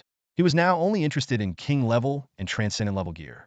After a brief contemplation, Lin Yu decided to list the wind leather boots on the island's trading platform. He chose the auction mode, setting the starting price at 1,500 gold coins and the auction duration at 8 hours. This time frame was enough for those eager to acquire the equipment to gather funds, whether through pooling resources or borrowing. Lin Yu was confident that such a top-tier piece of equipment with 2 special attributes would undoubtedly trigger fierce bidding. Those without sufficient funds could only watch as the opportunity slipped away. Next, Lin Yu turned his attention to the silver-grade stronghold chest. The system prompt asked if he wanted to open the chest, and he unhesitatingly chose yes. As Lin Yu made his choice, the silver chest began to tremble, and the lid slowly opened. In an instant, dazzling golden light burst forth, illuminating the surrounding space. At such moments, Lin Yu's mind always echoed with the phrase, "Wow, a golden legend." Although in reality, it was just a silver chest, with even higher tiers above it, such as gold chests, diamond chests, crystal chests, god-level chests, and super god-level chests. Lin Yu thought, to truly deserve the title Golden Legend, he would at least need to open a crystal-level chest. As the chest opened, the system prompt from the floating island of all realms echoed in Lin Yu's mind. Congratulations, Lord Lin Yu. You have successfully opened a silver-grade stronghold chest. You have obtained 2,500 units each of food, wood, stone, and iron. A blueprint for crafting dwarf firearm equipment. 1,000 gold coins. An elemental magic gem, attribute random. 200 honor points, 1,000 prestige points. As the words faded, a pile of glittering gold coins appeared before Lin Yu, reflecting his satisfied smile. Lin Yu's gaze fell upon the spoils of battle scattered on the ground, his eyes gleaming with excitement. Among the glittering pile of gold coins, there was also a yellowed blueprint and a radiant gemstone emitting a red glow. He quickly moved the basic resources to the territory's warehouse and then carefully examined the rare items in his hands. The blueprint was labeled Dwarven Musket Forging Plan, requiring an intermediate blacksmith shop and restricted to all factions of the Dwarven race. Lin Yu calculated silently once the blacksmith shop upgrade was complete. He could forge these powerful weapons for his Greyland dwarf followers, upgrading them from low-tier soldiers to mid-tier dwarven musketeers, significantly enhancing their combat power. He then turned his attention to the magical gemstone. It was a high-level fire element special item that could amplify the power of fire-based elemental magic by 30. Lin Yu's mind began to outline a future plan if he could acquire a suitable fire element staff and embed this gemstone into it. The power of his advanced elemental spell, Fire Dragon, would increase dramatically. Although he was disappointed not to have obtained any primal energy this time, Lin Yu didn't dwell on it. He carefully stored the blueprint and gemstone in the warehouse, planning his future moves. Once the old goblin, Dawun, trained a batch of competent blacksmiths, he could immediately upgrade the blacksmith shop and start forging the dwarven muskets. Lin Yu even fantasized about one day having a god-tier blacksmith to create legendary artifact-level dwarven muskets. After gathering the coins from the ground, Lin Yu turned and headed towards the spiritual fields outside his territory. Although the treasure chest had vanished, he had no time to ponder its mysteries now. With a large amount of gold coins and a territory-building upgrade blueprint in hand, Lin Yu decided to make a significant investment in upgrading the spiritual fields. He knew that the higher the level of the spiritual fields, the faster the blackbone blood vines and spirit rice would mature. Despite the high cost of the upgrade, Lin Yu believed that this unexpected windfall made the investment absolutely worthwhile. As soon as Lin Yu's wind boots hit the shelves, the island's chat channel erupted. This top-tier gear not only revealed some information about him, but also sparked a heated discussion. "Another high-level, top-tier piece of equipment," exclaimed one player. "Not only is it level 9, but it also has 2 special effect attributes. This is the most incredible gear I've ever seen. Lin Yu is just too powerful," echoed another voice. "I've just reached level 3, and he's already dropping level 9 gear. It's terrifying." From the equipment information, players quickly deduced that Lin Yu had conquered another local faction, Stronghold the Grey Dwarf Tribe. The tribe leader's curse appearing on the gear made this evident. More importantly, this piece of information hinted that Lin Yu's troops belonged to the Light faction. The deceased tribe leader had a deep hatred for creatures of the Light faction. Someone analyzed, which explains everything. The discussion soon shifted to the top-tier units of the Light faction. Just as everyone was at a loss, a player brought in new information. "Guys, I just asked Floating Island," he said excitedly. "The Light faction has many units, including paladins, zealots, monks, church bishops, inquisitors, and holy swordsmen." "Floating Island has this feature?" someone asked in surprise. "It's very rigid. It only responds if you ask. Otherwise, it ignores you," the player explained. Players began speculating about Lin Yu's specific unit. Some believed he had paladins, others thought he had church bishops, and some bet on inquisitors. However, no matter the speculation, none could fully explain Lin Yu's overwhelming strength. "These units are at most on par with golden behemoths," a veteran player pointed out, "but what Lin Yu can do is beyond the capabilities of a golden behemoth leader." The discussion grew more intense, but remained inconclusive. Some even speculated that the Light faction might have hidden more powerful units that Floating Island hadn't disclosed. Meanwhile, Lin Yu was focused on upgrading his spiritual field, oblivious to the outside discussion. When Floating Island presented the upgrade option, he didn't hesitate to choose yes. In an instant, 1,000 gold coins vanished from his pouch. The spiritual field before him began to tremble violently, and the air became filled with an even more potent fragrance. Lin Yu took a deep breath, feeling the energy, akin to the essence of heaven and earth, permeate his lungs. This fragrance isn't exactly the essence of heaven and earth, but it has a similar effect, Lin Yu thought. It accelerates crop growth, and the spiritual rice it produces can enhance physical fitness. It's practically a spiritual treasure. After a few seconds, the trembling stopped. Lin Yu looked around. The spiritual field still seemed boundless, with no obvious changes. But he knew the field's level had indeed increased. This upgrade would undoubtedly bring him more opportunities and challenges. Having upgraded from level 2 to level 3, Lin Yu gazed at the territory-building upgrade blueprint in his hand, his eyes gleaming with delight. The attributes of the level 3 spiritual field were astonishing. Crop and pet growth time reduced by 30, yield increased by 50, and mutation probability reaching 8. Although the next upgrade required 3,000 gold coins, the value of this blueprint could offset that cost. "Too bad it's just a low-level blueprint," Lin Yu murmured, running his fingers along the edge of the paper. "If it were a mid-level or high-level blueprint, it would save even more coins." He chuckled at his own greed and then, without hesitation, used the blueprint. In an instant, the spiritual field space trembled again, more violently than before, as if a 3.5 magnitude earthquake had swept through. Lin Yu steadied himself and waited for the upgrade to complete. When everything finally calmed down, the field looked much the same, but the fragrance in the air had grown even richer. Lin Yu eagerly checked the new attribute panel. Spiritual field level 4. Special attributes. Crop and pet growth time reduced by 40. Yield increased by 80. Mutation probability at 10. Upgrade requirement 10,000 gold coins. Note, level 4 spiritual fields can only grow crops of level 1 to 4. Another huge improvement, Lin Yu exclaimed excitedly. Then check the growth time for spirit rice and blackbone bloodvine. The spirit rice needed 4 days and 2 hours, while the blackbone bloodvine would mature in less than 50 days. This reduction was astonishing, considering the blackbone bloodvine's original growth period was a full 90 days. The increase in yield was even more impressive. Lin Yu quickly calculated. The 10 spirit rice seeds I planted originally yielded 10,000 units. Now I can get 18,000 units, almost doubling the output. The rise in mutation probability also pleased Lin Yu. A 10 chance meant he could likely witness the bloodline evolution of angels, elevating them to higher beings. Each evolution would bring substantial benefits, as summoning higher-tier angels required exponentially more gold coins. However, when he saw that the next upgrade required a staggering 10,000 gold coins, Lin Yu couldn't help but gasp. This amount could summon 200 two-winged angels. Too expensive, I'll hold off for now, he muttered, secretly hoping to find a gold mine. If that happened, upgrading directly to level 9 wouldn't be out of the question. Before leaving the spiritual field, Lin Yu took one last look at the thriving blackbone bloodvine and nodded in satisfaction. Back in the Lord's Hall, Lin Yu immediately activated the summoning black hole and summoned 2 full angel squads. With these additions, he now commanded 9 fully assembled angel squads.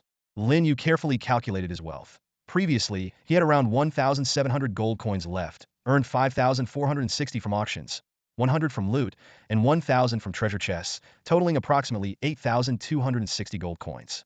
After spending 1,000 on the field upgrade and 5,400 on the latest summons, he had about 1,860 left. Lin Yu decided not to use the remaining gold coins immediately. Instead, he planned to check the market for any lookout tower blueprints. If none were available, he would wait for the hunting teams to return in the evening and, with the new gold coins, summon another angel squad to complete his 10-squad angel army. Finally, I'm on the verge of having a real army. Lin Yu clenched his fist, his eyes gleaming with anticipation. Lin Yu opened his personal information panel, which he hadn't checked in a long time. His eyes scanned the rows of data. Lord profession, level 5 early stage honor points, 2,500 reputation points, 2,500 territory points, an intermediate village, an unnamed exclusive troop type, angels. His gaze lingered on the number of gold coins, 1,849 is only wealth. After pondering for a moment, Lin Yu decided to inquire about the reputation points required to establish a kingdom on the floating island of all realms. The system quickly responded, 100,000 reputation points. The number made Lin Yu gasp, but soon a glint of calculation flashed in his eyes. The dark forest is vast and boundless, with far more than 100 local strongholds, Lin Yu muttered, lightly tapping the panel with his fingers. Moreover, the stronger the stronghold, the more honor and reputation points you gain. His thoughts raced, sketching out a grand blueprint. Conquer the 4 superpowers, subdue the entire dark forest, and easily accumulate 100,000 reputation points. Then, establish a kingdom based on the dark forest and wage war for the position of island lord as a king. Ambition sparkled in Lin Yu's eyes as he envisioned his angel army sweeping across the land, eliminating all forces that refused to submit. But he quickly calmed down, realizing that all of this hinged on having a truly invincible angel army. With resources, I can summon more angels. Lin Yu clenched his fist, igniting a fierce determination within him. If I could command an army of millions, or even tens of millions of angels, what could possibly stand in my way?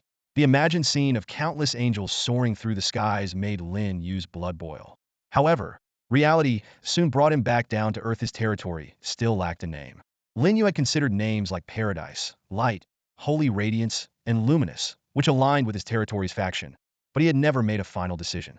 Paradise Village sounded too lackluster.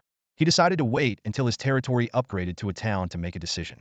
After handling his territory affairs, Lin Yu reopened the trading platform and the island's chat channel. The channel was still filled with speculations about his troop type, none of which came close to the truth. Lin Yu shook his head disdainfully, thinking to himself that those so-called light troops could never compare to angels. In Lin Yu's view, angels were unique mythological troops, possessing unwavering faith and loyalty, with a status and lineage at the pinnacle of intelligent beings. More importantly, angels were eternal, containing the angel's heart, which allowed them to be resurrected even if they fell in battle. Lin Yu felt a sense of pride, absolute loyalty, high status, superior lineage, immortality, and the ability to spread faith and develop a follower army. All these factors established angels as a top-tier troop. He firmly believed that no other troop type could compare to angels. To put it bluntly, marking the floating island as unique for the angels signifies their unparalleled supremacy. Otherwise, the angels would be ranked alongside other top-tier units. Lin Yu didn't linger in the bustling chat channel. Instead, he focused on the trading platform, refreshing the blueprints for the watchtower. Despite the slim chances, he wasn't willing to give up this slight opportunity. Time quietly slipped away, and before he knew it, it was already past noon. A large group of figures suddenly appeared outside Lin Yu's territory, approaching in two separate teams. One was led by the level 8 goblin leader, Bard, commanding his goblin followers. The other team was composed of gray dwarves, followers captured through the divine faith magic of the four-winged archangel, Elena. Both teams had reached a fanatical level of faith, especially the newly added 1,000-plus gray dwarf followers who would provide Lin Yu with a substantial amount of faith power, aiding his future ascension as a god of faith. Both teams brought a large amount of basic resources, all sourced from the gray dwarf tribe's reserves.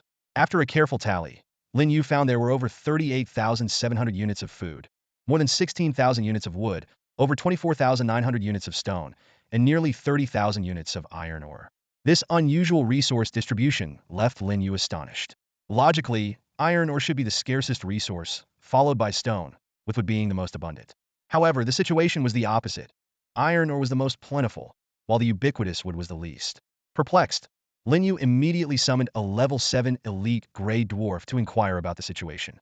Although this elite was quite strong, he couldn't resist Elena's divine faith magic and was easily captured. Greetings, great lord of the holy light. May your radiance be as eternal as the sun in the sky. The elite gray dwarf knelt before Lin Yu, his eyes filled with fervor and excitement. Not far away, other gray dwarves looked on enviously. Rise. Lin Yu nodded slightly, then voiced his confusion. Upon hearing the question, the elite gray dwarf appeared both embarrassed and fearful. He hastily explained, in response to the supreme god, our gray dwarf tribe has been separated from the dwarf race for so long that we have lost our skills in forging equipment. However, our fondness for iron ore remains. Over the years, we have lived in tunnels and mountains, collecting a large amount of iron ore and high-quality stone. I see, Lin Yu said, finally understanding why the gray dwarf tribe had such a large stockpile of iron ore and stone. It was simply because they had no use for it and could only store it. So, your tribe doesn't have any blacksmiths? Lin Yu pressed further. That's correct, great god. The elite gray dwarf was even more fearful, worried that the god of faith might abandon their tribe, stripping them of their hope for the future. Lin Yu didn't have such intentions, though he felt a slight pang of regret. He had hoped to gain the legendary dwarf blacksmiths, but it turned out this group of gray dwarves had long lost the glory of their ancestors. Lin Yu turned to the elite gray dwarf in front of him, his tone calm yet commanding. Select a few of the smartest and most talented gray dwarves from your tribe and send them to the blacksmith shop to learn from Devon. Tell your people that the past is behind us, but from now on, you must strive to reclaim the dwarven tradition of craftsmanship. As dwarves, not knowing how to forge is unacceptable. These words struck the elite gray dwarf like a bolt of lightning. He trembled all over, tears uncontrollably streaming down his face. For years, the gray dwarves had been living in the shadows, barely surviving, having forgotten even their proudest skill blacksmithing.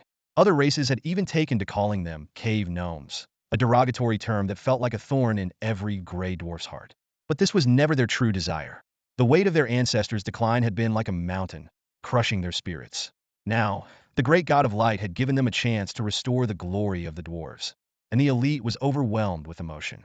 He was convinced that following the Lord of Light was indeed the right choice. Only the Lord of Light could bring a bright future to the gray dwarf tribe. Praise be to you, great Lord of Light, the elite gray dwarf exclaimed, kneeling once more, his voice trembling with fervor. Under your protection, our tribe will surely produce excellent blacksmiths and revive the splendor of our ancestors. Lin Yu smiled, and then posed a question. Since your tribe lacks blacksmiths, where did your equipment come from? He had noticed that many of the gray dwarves entering the territory were fully armed. The elite gray dwarf quickly explained, Great Lord, some of our equipment is inherited from our ancestors, and some we traded for with the goblin tribe. He paused, then added, those goblins are incredibly greedy. No sooner had he finished speaking than the goblin leader Bard and his followers were seething with anger. How dare this gray dwarf insult them in front of the Lord of Light? If not for the Lord's calm demeanor, they would have rushed to settle the score right then and there. Lin Yu raised his hand, signaling for peace, his voice both authoritative and gentle. Let bygones be bygones. Now that both of your tribes are my followers, your duty is to believe in me, be loyal to me, and contribute to my realm. When I establish my divine kingdom, your souls will enter the divine realm. I will grant you eternal life. Praise be to you, great Lord of Light. In an instant, all the goblin and gray dwarf followers shouted in unison, kneeling before Lin Yu, their faces filled with fervent devotion. Go now and carry out your duties, Lin Yu commanded. Lower-level goblins and gray dwarves will stay in the tribe to process monster corpses. Those above level 5 will form teams to hunt outside. As Lin Yu's words echoed, the goblins and gray dwarves in the territory immediately sprang into action. Soon, two formidable teams left the territory, composed entirely of elites capable of hunting monsters even without the assistance of the angel squads. With this, Lin Yu's hunting forces expanded to 12 teams, 9 fully staffed angel squads, 2 goblin teams, and 1 gray dwarf team. This meant that their daily harvest would be even more abundant. Lin Yu turned and walked toward the territory's warehouse, contemplating his future plans. The promises he made to the goblins and gray dwarves were not empty words. Once he became a god and established his divine kingdom, he could indeed grant his followers eternal life. Even if their physical bodies perished, their souls would be reborn in the divine realm with their memories intact. This was a unique power of a god of faith, a capability that gods of law lacked. Without the bonds of faith, gods of law could not directly guide souls to their divine realms. The square was piled high with food, wood, and other resources, all seized from the Grey Dwarf tribe. The warehouse's storage capacity was already insufficient.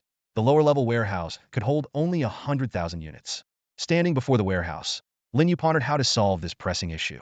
But the basic resources from this hall alone already exceeded 100,000 units. Lin Yu frowned slightly and quickly brought up the upgrade options for the warehouse building. Without hesitation, he invested 1,000 units of wood, 500 units of stone, and 300 units of iron ore. Instantly, the warehouse was upgraded to intermediate level, and its storage capacity expanded to 50,000 units. However, this still wasn't enough to meet Lin Yu's needs.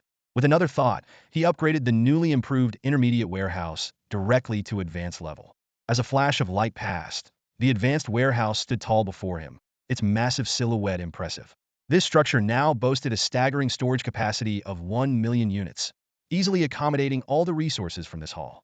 Lin Yu contentedly checked the warehouse data. Advanced warehouse, capacity of 1 million units. Current stored resources, 66,700 units of food, 35,900 units of wood, 42,000 units of stone, 47,300 units of iron ore, plus various monster materials. The system notification indicated that the next upgrade to a town-level storage depot would require 10,000 units of wood, 5,000 units of stone, and 3,000 units of iron ore. Additionally, there was a prerequisite: possessing a town-level territory. Lin Yu wasn't concerned. A storage capacity of 1 million units was more than sufficient for the short term, and there was no risk of overflow. Besides, his territory was close to upgrading to a town. The following day passed peacefully. The entire territory was busy and orderly, while Lin Yu, as the Lord, was leisurely. He occasionally refreshed the island's chat channel and trading platform to pass the time. Time flew by, and it was already afternoon. About 6 kilometers from Lin Yu's territory, a crystal-clear small lake nestled quietly among the thick ancient trees. This lake, only 200 to 300 meters in area, was usually a watering spot for wild monsters, but it was unusually quiet at the moment. The reason soon became apparent: a forest python, several dozen meters long, coiled by the lake. Its entire body was green, with silver-white patterns resembling lightning wrapping around it. The most striking feature was the silver horn on its head, which sparkled with electric light. This was a powerful level 8 latest-stage Lord-level boss, whose presence deterred nearby wild monsters from approaching. The python leisurely coiled its body, flicking its tongue and basking in the sunlight, absorbing the elemental magic from the surroundings. As it enjoyed its peaceful time, an unexpected guest arrived quietly. It was a beautiful angel radiating divine light, gracefully navigating through the forest, her snow-white wings flapping lightly. Finally, she stopped in front of the forest python. This angel was none other than Lin Yu's four-winged angel, Angelia. Finally, she found a high-level monster, and it was an advanced level 8 one. In midair, Angelia approached slowly. The 4 angel wings on her back radiated a dazzling brilliance, illuminating the surrounding air. She held a sword of angels in her hand, blazing with golden flames. The flickering fire on the blade reflected on her stunning face. She looked down coldly at the forest python coiled tens of meters away. This distance was extremely dangerous. The massive body of the forest python could easily whip Angelia towards it with a single tail swipe. Yet, her expression remained indifferent, as if this lord-level monster was merely a low-level beast. It was worth noting that the magical energy emanating from Angelia had already reached the advanced stage of level 7. From the morning when she was summoned until now, in just a few hours, she had jumped 2 minor levels, only a step away from advancing to level 8. Such a terrifying leveling speed was due to her focus on hunting high-level wild monsters, rather than wasting time on mid to low-level ones. Her angel squad was scattered in other areas hunting as well. Angelia nodded slightly, her gaze never leaving the forest python. Come on, let me end your suffering. For you lowly creatures, living in such a world must indeed be very painful. The forest python roared in response, its dark green pupils flashing with anger. As a high-level wild monster, it could barely understand Angelia's words but was extremely displeased by her provocation. Suffering? It didn't feel any suffering at all. It was the lord of this region, having just taken over the lake of life. The future promised endless food and ample time for meditation to level up. From its perspective, the good days were just beginning. The forest python roared again, its voice deafening like a wild beast. Almost simultaneously, a thick purple lightning bolt shot from the horn on its head, heading straight towards Angelia in midair. It intended to strike down this arrogant and beautiful creature with the lightning and then swallow her whole. Angelia swiftly swung her angel sword, the sword light slicing through the sky like a meteor, precisely hitting the purple lightning. The holy light clashed with the thunderous power, and the lightning disintegrated instantly. The sword light, however, continued its momentum, slashing towards the forest python. The forest python's eyes widened, its dark green pupils filled with incredulity. This winged creature's combat power was astonishingly strong. It hurriedly twisted its massive body, trying to dodge the formidable sword light. It could feel that even after shattering the lightning, the magical energy of the sword light remained undiminished. If struck, it would undoubtedly be severely injured. Despite twisting its body at an exaggerated angle, barely avoiding a fatal hit, the sword light still grazed its body, flying towards the distant forest. With a loud clang, sparks flew, and blood splattered. A deep wound, reaching the bone, appeared on the forest python's waist, with 2 bones neatly severed. Had it not reacted in time, this strike could have sliced it in 2. The excruciating pain enraged the forest python, its eyes turning blood red, resembling a berserk 2-headed demon. Accompanied by overwhelming fury, one after another, thick purple lightning bolts shot from its horn, densely striking towards the 4-winged angel, Angelia. Faced with an attack that would make same-level warriors retreat, Angelia remained motionless, as if frozen in midair. She swung her angel sword again, and sword lights rained down like a storm, each one accurately shattering a lightning bolt. In the blink of an eye, all the lightning bolts had dissipated. Only the dense flashes of swords continued to slash at the forest serpent. The massive snake's body trembled under the relentless assault, its muscles quivering beneath its scales. Terrified, the forest serpent's emerald eyes flickered with fear. Without hesitation, it twisted its dozens of meters-long body, attempting to flee from the formidable opponent. At this critical moment, a cool female voice pierced the air, "Confine." Before the words had fully settled, a radiant holy light cascaded from the void, enveloping the forest serpent completely. Instantly, the space around the serpent seemed to solidify into an invisible prison. No matter how it struggled and thrashed, the cage formed by the holy light remained unyielding. This high-level skill, holy light confinement, was typically the domain of divine-level angels. However, it was effortlessly cast by the war-level angel, Angelia. Such an ability to cast beyond one's rank was undoubtedly a remarkable feat. As the forest serpent was confined, more sword flashes rained down from all directions like a storm. Each strike hit the serpent with pinpoint accuracy. In an instant, scales flew and blood splattered, creating a chillingly dark scene in the air. When the barrage of sword light finally ceased, the forest serpent's massive body had been reduced to countless pieces. Shattered organs and viscous blood covered the ground, filling the area with a thick scent of blood. Even the nearby lake turned red, attracting numerous fish and beasts that swarmed to devour the serpent's remains. With the battle over, a golden light suddenly enveloped Angelia, making her appear even more beautiful and regal. The aura emanating from her rapidly intensified, and in a moment, she had broken through her level constraints, leaping from late stage level 7 to early stage level 8. However, Angelia furrowed her delicate brows slightly and muttered to herself, I was a bit too heavy-handed. How are those lowly followers supposed to transport such a mangled corpse back to the master's domain? Next time I should hold back a bit. A single strike to decapitate it should suffice. She didn't linger, quickly picking up a pile of gold coins and a faintly glowing golden blueprint that had dropped. Unfurling her angel wings, she vanished into the vast forest in an instant. Her goal was to seek out higher-level wild monsters. Meanwhile, in a distant territory, Lin Yu also received the notification of Angelia's kill. He had previously configured the communication with the floating island to filter out ordinary kill notifications. However, notifications for rare items like blueprints and equipment would still appear. Thus, he was immediately informed of the forest serpent's demise. A four-winged angel, indeed. Lin Yu marveled, single-handedly taking down a high-level wild monster. Angelia, initially at level 7, had managed to kill a latest-stage level 8 forest serpent. Such a display of strength, crossing at least one major rank, genuinely amazed Lin Yu. But more than anything, he felt delighted. If a four-winged angel was this powerful, how terrifying would a six-winged angel be? With this thought, his eagerness to upgrade his territory grew even stronger. However, a sudden thought struck Lin Yu. Among the millions of professionals on the island, no one had managed to drop a blueprint for a watchtower. Was this a sign of moral decay, a twist of human nature, or simply the whimsical nature of Lady Luck?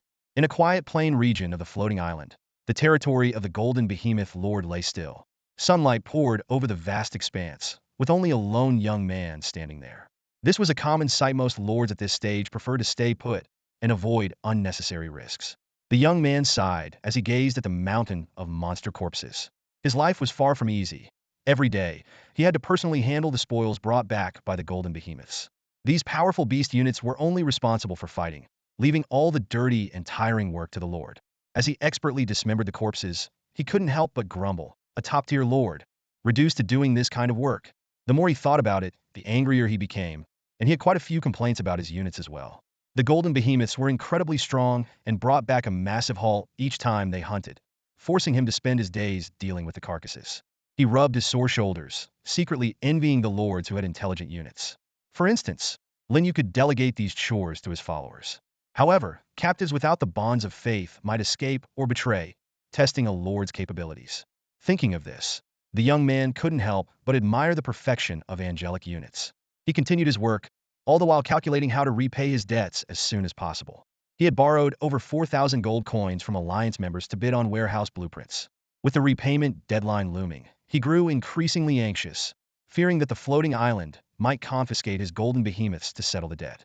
It's all Lin Yu's fault, he muttered through gritted teeth. If it weren't for him, would I be in this mess?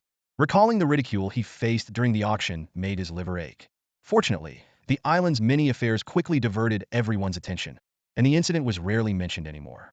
The exodus from the Hall of Kings had also subsided, providing him with some comfort. After handling another batch of corpses, the young man decided to take a short break.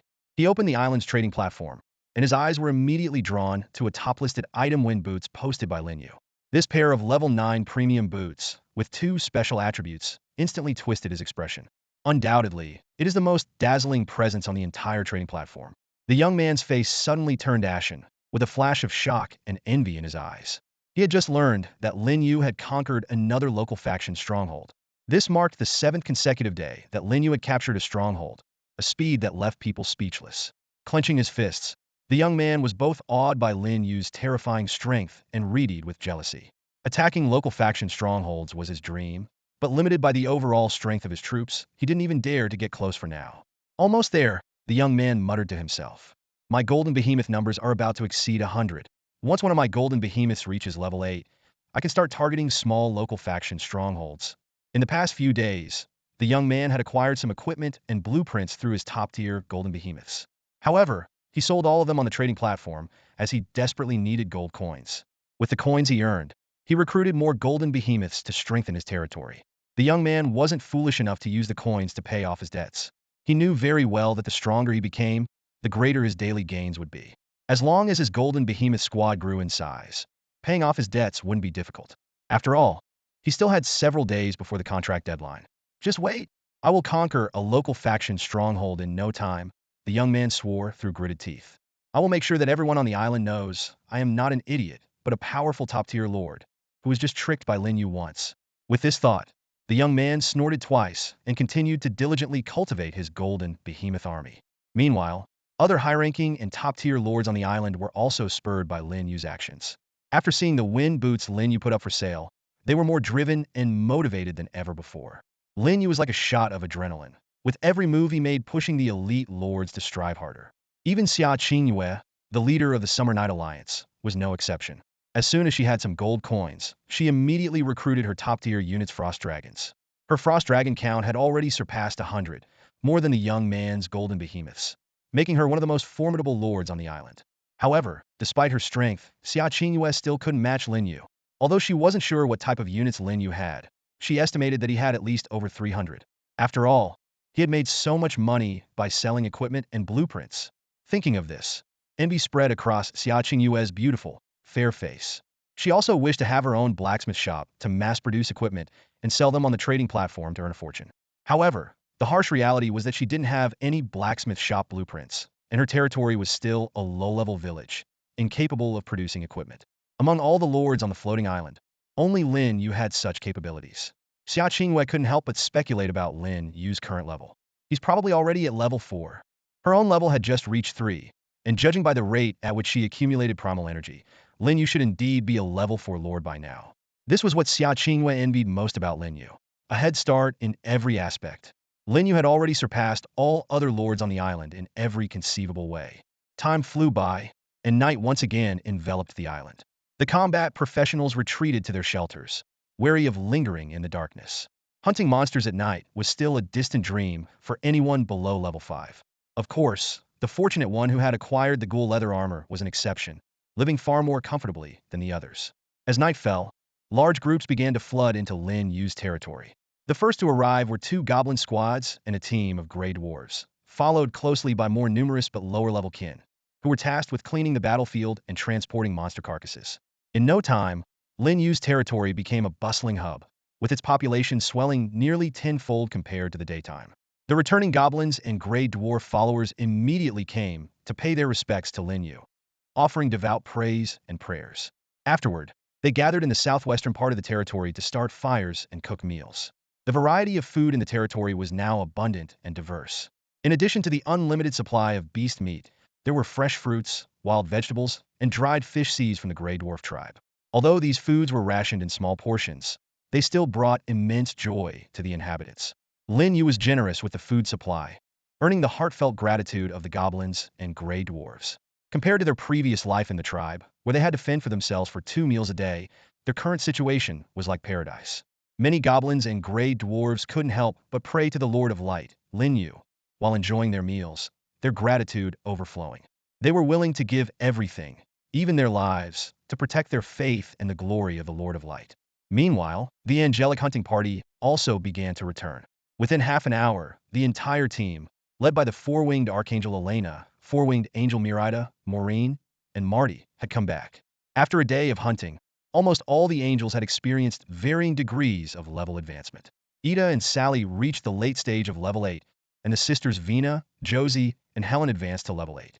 4-winged Angel Miraida and others stepped into the late stage of level 7, while 4-winged Archangel Elena reached the early stage of level 8. Other angels also made notable progress. However, the most striking was the 4-winged Angel Angelia. When Lin Yu's gaze fell upon her, he immediately sensed that her magical power had surged more than tenfold since the morning when she was summoned. This rate of improvement was astonishing, even surpassing Ida and Sally, who had jointly slain the Grey Dwarf chieftain Jean. Curiosity piqued by this extraordinary progress, Lin Yu quickly opened Angelia's information panel to investigate further. Lin Yu stared at Angelia's information panel, a hint of astonishment in his eyes.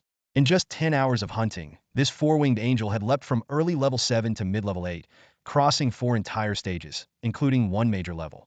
His gaze swept over the detailed information on the panel. 4-winged angel, Angelia. Level, mid-level 8. Growth potential, peak demigod. Combat skills. Holy Cross Sword, Holy Light Slash. Affiliated with the Orthodox faction of the angel race, under the command of the 12-winged archangels. Lin Yu quickly pieced together what had happened. Angelia must have single-handedly defeated multiple high-level wild monsters, possibly including that late-level 8 forest python, and absorbed all the primal energy, which allowed for such an astonishing level increase. He gently called for Angelia, and the four-winged angel immediately appeared before him, bowing respectfully. Lin Yu spoke kindly. Angelia, your rapid level increase is something to be celebrated. However, don't forget your angel squad when you act alone. Angelia responded immediately. Rest assured, my lord, when I hunt wild monsters, I always stay near the angel squad. If they encounter danger, I can provide support at a moment's notice. Lin Yu nodded in satisfaction and then turned to the other four-winged angels. You can follow Angelia's example. As long as the safety of your angel squad is assured, you may hunt high-level wild monsters nearby on your own. This is merely a suggestion. Your own safety should always come first. Understood, merciful Lord. The angels answered in unison before presenting their spoils of the day. Coins clinked, and equipment and blueprints were neatly arranged before Lin Yu. The final tally was impressive. Nearly 4,000 coins, 17 pieces of equipment, and 5 blueprints. Contributions also came from Goblin and Grey Dwarf teams. Lin Yu was secretly delighted. This income was almost enough to summon 2 more full-scale angel squads. And this was just the day's haul. When night fell and undead creatures emerged, there would be another round of substantial gains. He could already foresee that it wouldn't be long before the number of angels under his command would surpass 1,000. He instructed the angels, rest for now. When undead monsters appear outside the territory, proceed to engage them. The angels bowed respectfully and withdrew, gathering in the central square of the territory to restore their magic and stamina through prayer. Lin Yu eagerly began sorting the spoils, paying special attention to the blueprints. When his gaze landed on the last blueprint, his breath caught, and his eyes lit up with undisguised excitement. A lookout tower blueprint! Lin Yu exclaimed with joy, feeling as if he had once again been favored by Lady Luck. This lookout tower would bring a significant boost to the territory's defense system, filling him with even more confidence in future developments. In the realm of architectural blueprints, the watchtower is a unique structure with limited uses. Lin Yu held a blueprint in his hand that emitted a faint golden glow. This precious watchtower blueprint brought a radiant smile to his face. This blueprint was a loot from Angelia's defeat of an advanced stage forest python. Much earlier than Lin Yu had anticipated obtaining from the Skeleton King Ryan's burial grounds or the twin-headed ogre tribe. Lady Luck is on my side. Lin Yu rejoiced inwardly. With this blueprint, my territory can upgrade to an advanced village, and I'll unlock the ability to summon a 6-winged angel. He quickly found an appropriate spot and decisively chose to use the blueprint. A system prompt immediately popped up. Do you want to construct the watchtower at this location? The system also specifically reminded him. The watchtower can be built both within and outside the territory, but external watchtowers must be defended from enemy attacks. Build! Lin Yu decisively chose to construct it within the territory. After all, with only one blueprint, safety was paramount. As he made his choice, the blueprint dissolved into countless golden lights and merged into the ground. In the blink of an eye, a 7-story tower, nearly 30 meters tall, rose from the ground. The tower was constructed from wood and stone, presenting a solemn black and gray appearance. At the top of the tower was a large orb that emitted a gentle, moon-like glow, neither glaring nor disruptive to sleep. The orb's illumination covered a vast area, not only encompassing the entire territory, but also extending into the wilderness. Under this light, monsters that were previously hidden in darkness were now fully exposed. Standing at the top of the tower, Lin Yu could clearly see the silhouettes of various undead monsters. Skeletal undead, ghouls, and shambling, rotting zombies, each step leaving behind a trail of putrid slime. As time passed, the number of undead creatures steadily increased. Lin Yu estimated that in less than half an hour, the area outside his territory would be swarming with undead. Despite the angel squad's relentless purging, the undead seemed endless, as if the floating island was automatically refreshing them. Strangely, these undead creatures seemed completely unaffected by the watchtower's light. Instead of retreating into the darkness, they continued to slowly approach the territory. Lin Yu speculated that this might be a rule of the floating island. The watchtower's light was visible only to those within the territory, while enemies remained oblivious to it, much like a game where only allies can see the map. This effect is incredible, Lin Yu thought with delight. He then opened the territory information panel to check. Sure enough, with the construction of the watchtower, all 3 conditions for upgrading to an advanced village were marked as complete. This meant his territory could be upgraded once again. Without any hesitation, Lin Yu immediately initiated the upgrade of his territory on the floating island of Myriad Worlds. The system prompt echoed in his mind. Confirm territory upgrade? Lin Yu resolutely chose yes. In an instant, dazzling golden light surged from all directions, enveloping the entire territory. The scene was reminiscent of the previous upgrade to a mid-level village, but on a much grander scale. The ground began to tremble, and Lin Yu steadied himself, witnessing the astonishing transformation. The fences and arrow towers around the territory seemed to be pushed by an invisible hand, slowly moving outward. As they advanced, hordes of undead creatures vanished instantaneously, as if they had never existed. Only when the territory's boundaries ceased expanding did the surviving undead manage to escape. Meanwhile, the ground beneath Lin Yu's feet continued to stretch. Though he remained stationary, he saw the wooden houses, the Lord's Hall, the warehouse, and the blacksmith shop gradually recede into the distance. This signified a substantial increase in the territory's area, now spacious enough to accommodate thousands of wooden houses without feeling cramped. As the tremor subsided and the golden light faded, the upgrade process concluded. Lin Yu's mind was immediately filled with a notification from the floating island of myriad worlds. Congratulations, Lord Lin Yu. Your territory has successfully upgraded to a high-level village. You are one step closer to unifying the floating island. Well done. You have earned 300 honor points and 2,000 reputation points. Keep up the good work, and may you soon establish your own kingdom-level territory. Although there was no world announcement, the upgrade rewards were already quite generous, leaving Lin Yu satisfied. He speculated that the first lord to upgrade to a town or city might trigger a world announcement and even more rewards. Eagerly, Lin Yu returned to the Lord's Hall to check the summoning information template for the territory-exclusive units. When he saw the information before him, a delighted smile spread across his face. Recruitment requirements: 2-winged angel, unlocked. 4-winged angel, 50 gold coins. 6-winged angel, 200 gold coins. 8-winged angel, 1,000 gold coins. 10-winged angel, 5,000 gold coins unlocked at town-level territory. 12-winged angel, 20,000 gold coins unlocked at city-level territory. Lin Yu felt an unprecedented sense of exhilaration. Compared to the semi-divine 2-winged and 4-winged angels, the 6-winged angel was a true divine unit, with growth potential reaching the level of a true god. Now that the 6-winged angel was finally unlocked, he could begin summoning this formidable force. In the heart of the territory, a holy radiance permeated the air. The dense aura of divine and luminous magic filled every corner, even overshadowing the light of the watchtower. In the central plaza, hundreds of beautiful angels gathered, their hands crossed over their chests, their exquisite faces solemn and devout. A harmonious murmur flowed from their lips as they prayed to the great Lord of Light.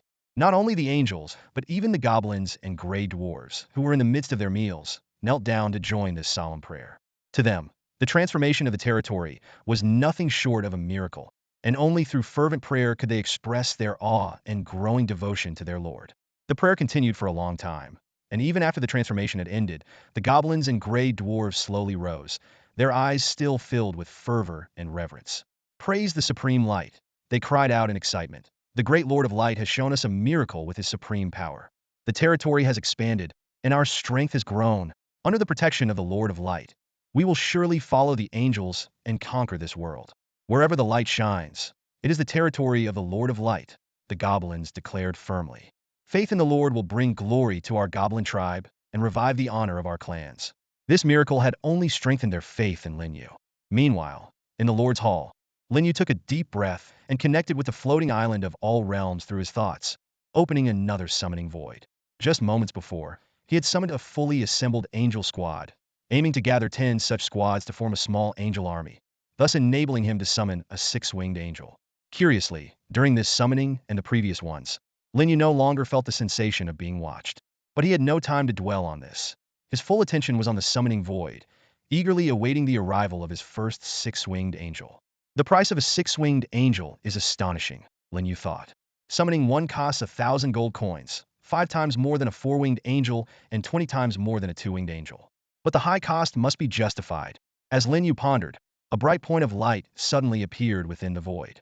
The light rapidly expanded, illuminating the infinite darkness of the void and presenting a mesmerizing scene. The visual impact captivated Lin Yu, his gaze fixed on the ever-growing light source. At last she appeared.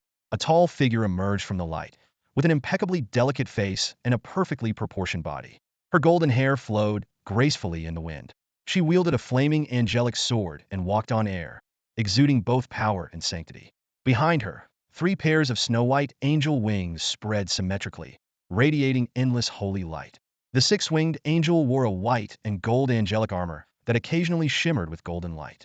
Her angelic sword, inscribed with mysterious runes, burned with an intense golden flame. Judging by her equipment, she was a war-grade angel under the command of the 12-winged archangels, adept at leading charges. Her gear was far superior to that of any two-winged or four-winged angel. The six-winged angel approached Lin Yu and immediately bowed with reverence, her voice both grateful and solemn.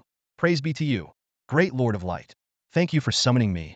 I vow to use my angelic sword to vanquish all heretics who dare to defile the holy radiance. Your glory shall endure forever. Lin Yu couldn't suppress the smile on his face. Excellent, he said with satisfaction. The appearance of the six-winged angel was enough to ensure he would sleep well and have pleasant dreams tonight. Lin Yu gazed at the six-winged power angel radiating a holy light before him, a touch of ironic self-mockery surfacing in his heart. He spoke, "May the holy light be with you." As soon as the words left his mouth, he felt like a charlatan. But then again, as the god of faith for the angelic race, wasn't his primary duty to spread faith across the myriad worlds and gather followers? In a way, that was the ultimate act of a charlatan, wasn't it? With these complex feelings, Lin Yu opened the information panel of the six-winged angel. The data immediately flashed before his eyes.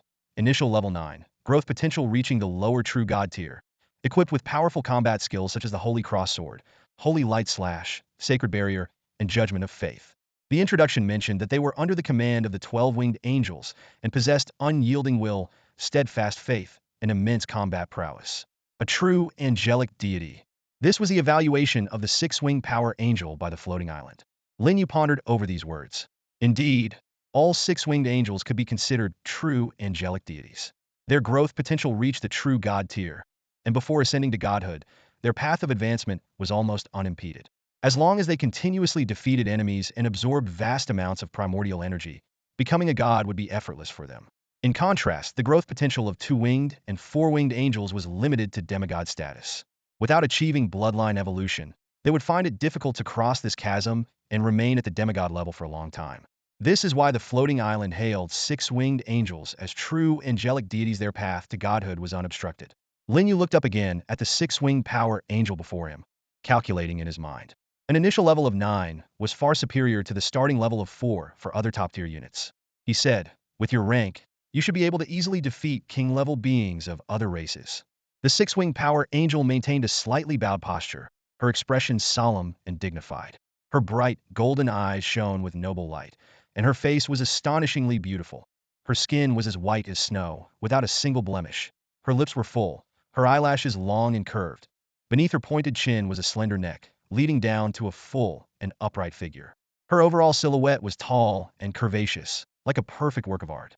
The six angel wings behind her added to this beauty, far surpassing the splendor of two-winged or four-winged angels. Rest assured, Lord of Holy Light, the six-winged power angel responded respectfully, her voice clear and resolute. My unwavering faith is my sword. Against a king-level heretic, I can strike them down with one blow. Hearing this, Lin Yu grew even more delighted. After a moment of contemplation, he announced to the six-winged power angel, "From now on, your name shall be Renee. I grant you the authority to command the angel legion of my territory. From this moment on, you are a legion commander." In reality, a six-winged power angel isn't the ideal candidate for a legion commander. Lin Yu knew well that among the three main factions of the angelic race, seraphim, archangels, and dominions, they were truly suited to lead a legion. Unfortunately, he didn't have a six-winged dominion under his command. Out of necessity, he temporarily appointed the six-winged power angel, Renee, to lead his angelic legion. Lin Yu's gaze swept across the plaza, where 10 fully assembled angel squads had gathered, along with a smaller squad led by Yida and Sally, totaling over 500 angels. The formation of this small angelic legion marked a significant milestone. Lin Yu pondered that there were likely very few lords on the island with their own legions. Even if there were, most would be low or mid-level lords. After all, recruiting low and mid-level troops was quite inexpensive, costing just 5 and 10 gold coins respectively. The chances of high-level and top-tier lords having their own legions were even slimmer, as their financial resources couldn't compare to Lin Yu's.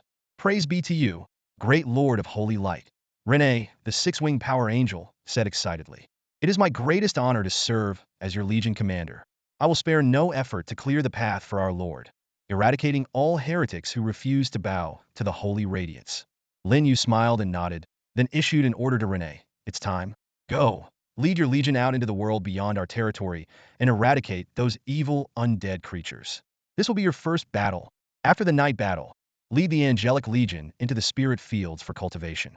It's an ideal place that will not only accelerate your magic recovery, but also offer the chance to evolve your bloodline, allowing you to ascend to higher ranks as angels. Yes, my lord. Renee responded respectfully, committing Lin Yu's instructions to memory.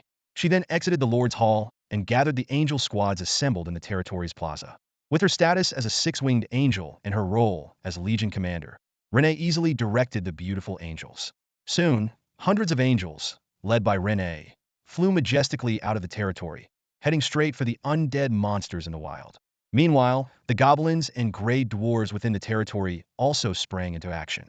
They formed two goblin squads and a larger gray dwarf squad, following the angelic legion's war cry as they charged out of the territory. The battlefield was instantly ignited. In no time, the wilds echoed with the sounds of battle. Within a radius of several hundred meters from Lin Yu's territory, the area had turned into a fierce battleground. The dazzling holy radiance flickered continuously, illuminating the entire night sky. This awe-inspiring sight was far beyond the scale of the first night battle in the wild a few days ago. Comparatively, the overall strength of Lin Yu's territory had increased more than tenfold.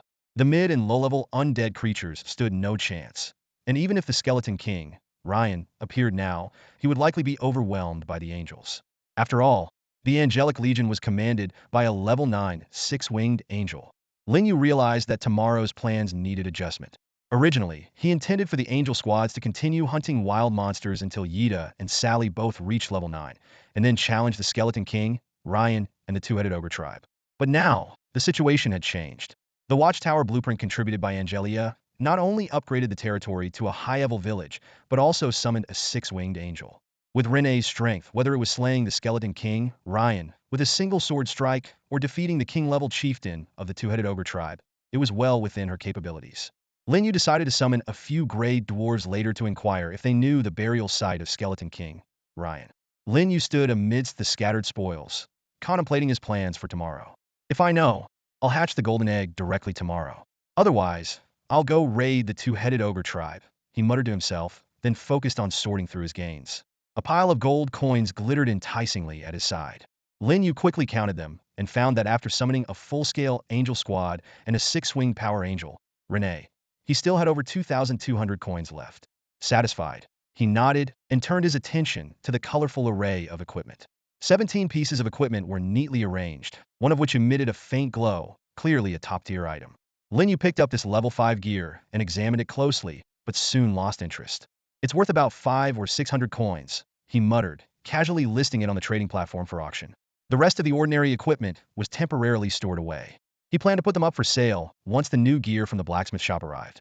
Remembering how yesterday's gear was snapped up in no time, a smile tugged at the corner of Lin Yu's mouth.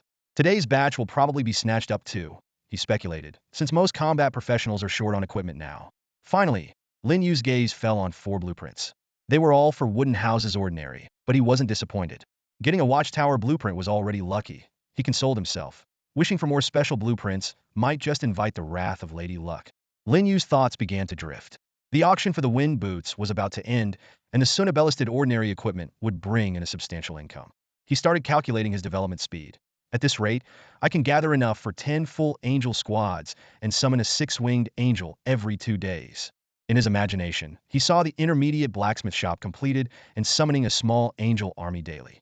Just a few more days, and once I upgrade my territory to a town, maybe I can summon an 8-winged angel. Lin Yu thought excitedly. An 8-winged angel's initial level might directly be at the king level, easily defeating extraordinary enemies.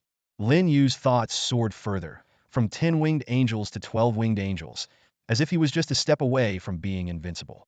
Suddenly, he snapped out of it, slapping his flushed cheeks. Calm down, he warned himself. If I keep dreaming like this, even Lady Luck might give me a hard slap. I can't afford to be this reckless. The Land of Bones, ruled by the Skeleton King Ryan, lies in a remote corner of the underground world. Near this eerie place, a hidden subterranean passage leads directly to the surface world, conveniently close to Lin Yu's territory. This fact keeps the Skeleton King Ryan in a state of constant unease. Last night's fierce battle completely changed Ryan's perception of Lin Yu. In that fight, Lin Yu demonstrated an astonishing rate of growth that sent chills down the Skeleton King's spine. Now, Ryan fears that Lin Yu will follow the underground passage and threaten his dominion. Upon returning to his territory, Ryan made a decisive move. He first deployed elite troops to tightly guard the subterranean passage. But that wasn't enough. As night fell, the Skeleton King led his high-ranking undead on a journey to seek aid. Their destination was the nearby Dark Elf tribe, also located near the subterranean passage. In Ryan's view, these alluring Dark Elves should ally with him to jointly confront the threat posed by the otherworldly lord, Lin Yu. The underground world is vastly different from the surface. There is no distinction between day and night, always shrouded in a perpetual twilight. However, it is not a pitch-black darkness. On the contrary, the light here is sufficient for ordinary people to see clearly. Countless bioluminescent creatures and glowing minerals are scattered throughout, while crimson lava rivers win their way, providing ample illumination for this subterranean realm. Ryan's party trekked for over 10 kilometers before finally reaching the edge of the Dark Elf territory. Suddenly, the sound of arrows slicing through the air rang out, and a dozen arrows shot toward the Skeleton King and his entourage with pinpoint accuracy. The Skeleton King reacted swiftly, his massive form retreating rapidly. The skeletal knights beside him stepped forward, brandishing their long spears to shatter the incoming arrows. "Hold your fire! Friendly Dark Elves, we mean no harm." A skeletal mage in a tattered gray robe stepped forward, using soul fire and mental strength to project his voice into the dimly lit area hundreds of meters away. After a long pause, a group of figures emerged from behind the obstacles. They were clad in tight leather armor, revealing their smooth arms and long, slender legs. Tall and shapely, their faces were strikingly beautiful. They bore the characteristic pointed ears of the elf race, but their eyes were a dark red, and their lips hinted at symmetrical fangs, sharper than a human's canine teeth, but less pronounced than a vampire's. These were the Dark Elves that Skeleton King Ryan had been seeking, about a dozen of them, each armed with bows and swords, watching Ryan's group warily. At that moment, a Dark Elf with a slender waist stepped forward, sneering. "Evil undead creatures claim they mean no harm. Such an outrageous lie is harder to believe than the Light Goddess and the Dark Goddess being sisters. But it's the truth." Skeleton King Ryan amplified his mental energy.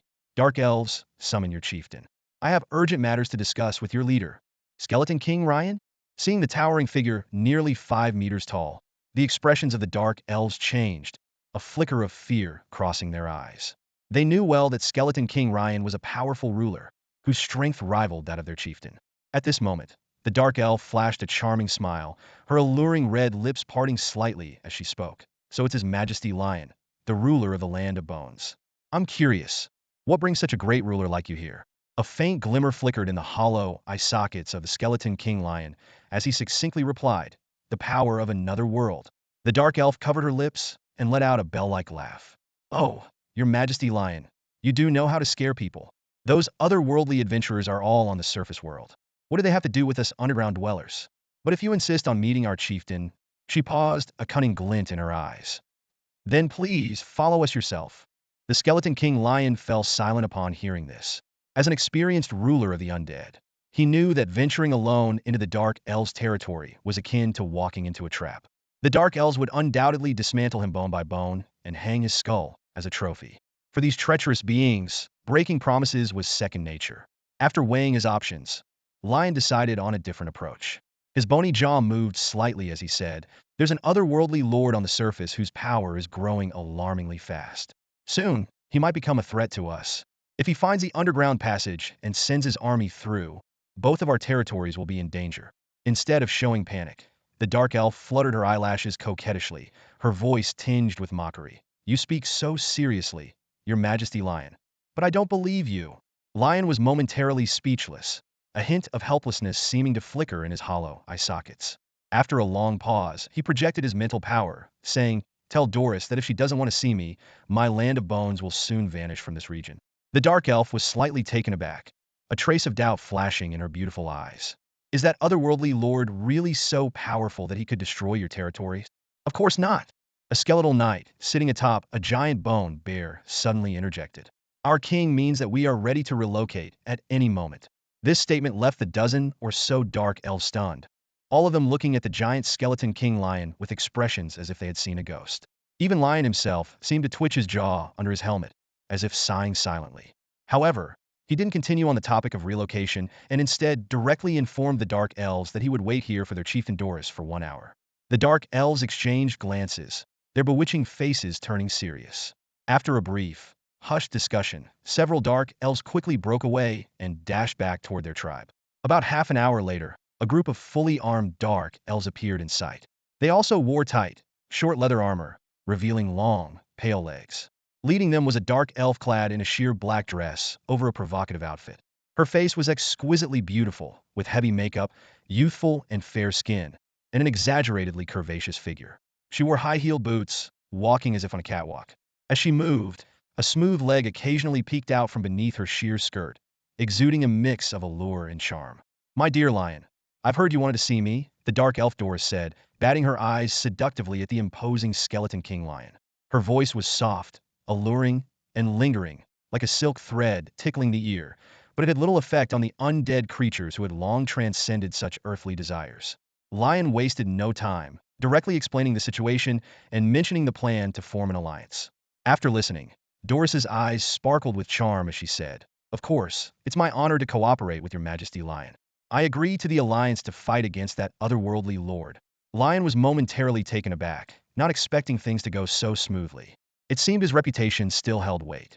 After discussing further with Doris, Lion and his undead retinue swiftly departed. As they walked away, a skeletal mage couldn't help but ask, "My king," Doris agreed so readily. "Could there be a trap?" Lion waved his hand lightly. "Don't worry. Everything is under my control. When the time comes, the Dark Elf tribe and the otherworldly lord's army will surely destroy each other." "Wise as always, my king," the undead creatures praised in unison. Meanwhile, in the Dark Elf camp, someone asked, "Chieftain, could there be a trap in Lion's proposal for cooperation?" Doris let out a seductive laugh. "What is there to fear? When the otherworldly lord appears, we'll lead him to the land of bones and let him and Lion fight to the death. We'll just step in at the end to clean up the mess." "Wise as always, chieftain," the dark elves echoed in unison. The leaders of the two malevolent forces each plotted their own schemes, calculating their moves. However, neither knew how the upcoming confrontation would ultimately unfold. Lin Yu stood in the Lord's Hall, his gaze sweeping over the bustling territory outside the window. Little did he know that his presence had already thrown the Skull King, Ryan, into a state of panic. This renowned regional powerhouse not only dispatched heavy troops to seal off the underground passage, but also personally went to the Dark Elf tribe to form an alliance with the chieftain, Doris, to jointly oppose Lin Yu. A slight smile tugged at the corners of Lin Yu's mouth as he imagined giving himself a pat on the back if he knew all this. After all, being able to instill such fear in the butcher in the shadows was indeed something to be proud of. Not only did goblins and gray dwarves fear the Skull King, but even the ferocious two-headed ogre tribe dared not approach the entrance to the underground passage. Taking advantage of the time when the six-winged power angel, Renee, led the angel army out on a hunt, Lin Yu didn't idle. He quickly used the wooden house blueprints in his possession to build dozens of small wooden houses in one go and upgraded them all to intermediate level. The number of wooden houses in the territory instantly soared to nearly 200, providing 6,000 living slots, far exceeding the current population of about 3,000.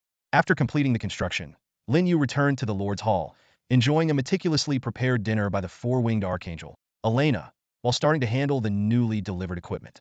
Thanks to the efforts of the old goblin, Devin, and two goblin blacksmiths, the smithy produced nearly 70 pieces of equipment in one day, a 40% increase from the previous day. As Lin Yu's eyes scanned through the batch of equipment, something caught his eye. Two exceptional pieces of equipment stood out. This was undoubtedly a pleasant surprise, given that the probability of such high-quality items appearing was only 4%. Although the special effect attributes of these two level 3 exceptional pieces were average, each could sell for at least 2 to 300 gold coins, far surpassing the 100 gold coins price of ordinary level 3 gear. Lin Yu quickly listed all the equipment on the island's trading platform. Almost instantly, combat professionals who had been waiting eagerly swarmed in, snapping up each piece at lightning speed. In less than 5 minutes, over 80 pieces of equipment were sold out. Such a frenzy was not uncommon. Among the millions of combat professionals on the floating island, most were still using starter gear gifted by the island, and their hunger for high-quality equipment was palpable. Lin Yu's gear, with its suitable level and relatively fair price, naturally became highly sought after. As the last piece of equipment was sold, the island's chat channel erupted. Countless professionals flooded in, tagging Lin Yu and eagerly anticipating the arrival of the next batch of equipment. The chat channel was buzzing with calls for Lin Yu to increase the number of items for sale. Combat players were clamoring for more equipment. One player furiously typed, "Selling fewer than 100 items a day is way too little.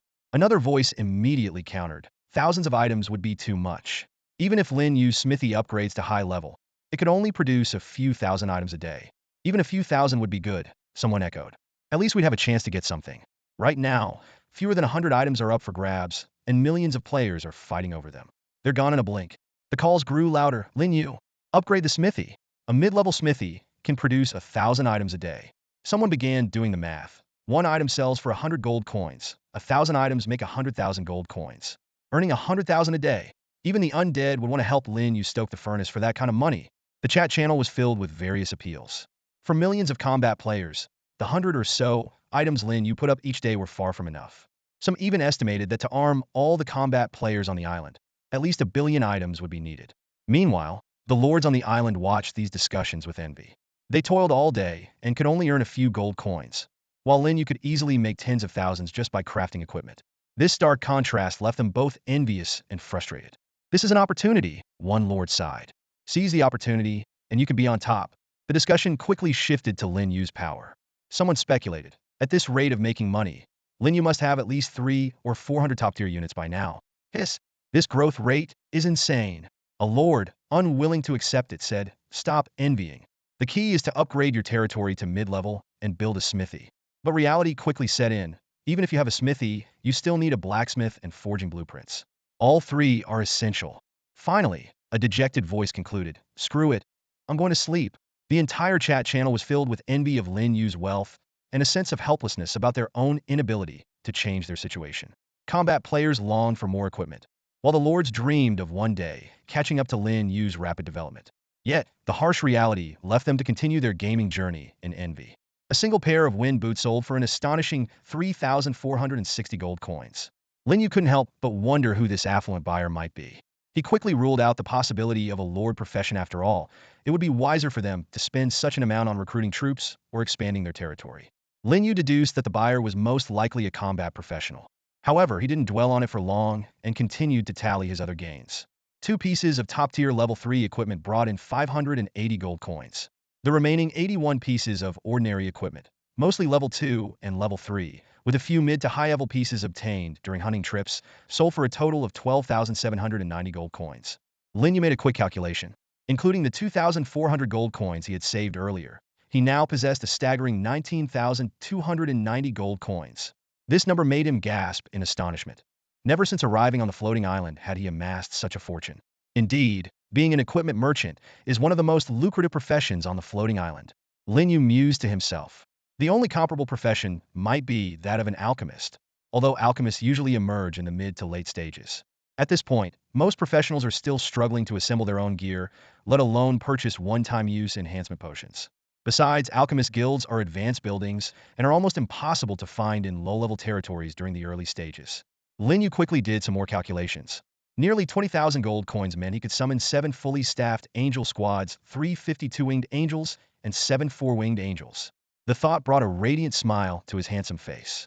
Perhaps due to his long-term association with the angels and the influence of their holy magic, his appearance was becoming more strikingly handsome. Back on Blue Star, he would undoubtedly be a head-turner, his good looks complemented by a robust masculinity. Summoning 7 angel squads at once. And with Eileen and Yeto working tirelessly day and night, I might actually be able to form an angel legion in a day, or even summon a 6-winged angel daily. Lin Yu's heart raced with excitement, as this once distant goal now seemed within reach. He calmed his excitement a bit, and then used his mind to communicate with the floating island, opening the summoning vortex. Soon, countless points of light appeared within the vortex, each representing an angel. As the cluster of light expanded, beautiful and holy figures gradually emerged before Lin Yu. Moments later, the angels flew out of the vortex in squads, fully armed. They wore standard silver-white armor, wielded flaming angelic swords, and had snow-white wings that radiated divine light. Each angel was flawless in appearance, physique, and aura. In just a few seconds, all 7 fully staffed angel squads appeared, neatly lined up in the Lord's Hall. Luckily, the territory had just been upgraded to an advanced village, and the Lord's Hall had expanded accordingly. Otherwise, it would have been difficult to accommodate so many angels. Hail the Lord of Light! Praise be to the Most High! May the Holy Lord be eternal, and the Holy Light ever-present. Hundreds of beautiful angels chanted in unison, their hands crossed over their chests as they bowed to Lin Yu, their devotion evident. The scene was both awe-inspiring and beautiful.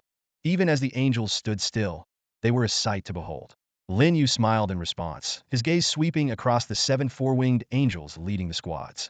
5 of them were war-grade four-winged angels, while the other 2 were divine-grade four-winged archangels. Lin Yu's face lit up with a joyful smile as he gazed at the 2 newly born four-winged archangels before him. He named them Aisha and Anna on the spot. With these 2 sisters joining Alina, he now had 3 four-winged archangels capable of casting divine spells of faith under his command. This would undoubtedly make spreading their faith much easier. In his mind, Lin Yu envisioned a scene, brilliant divine spells of faith striking down on their enemies like meteors.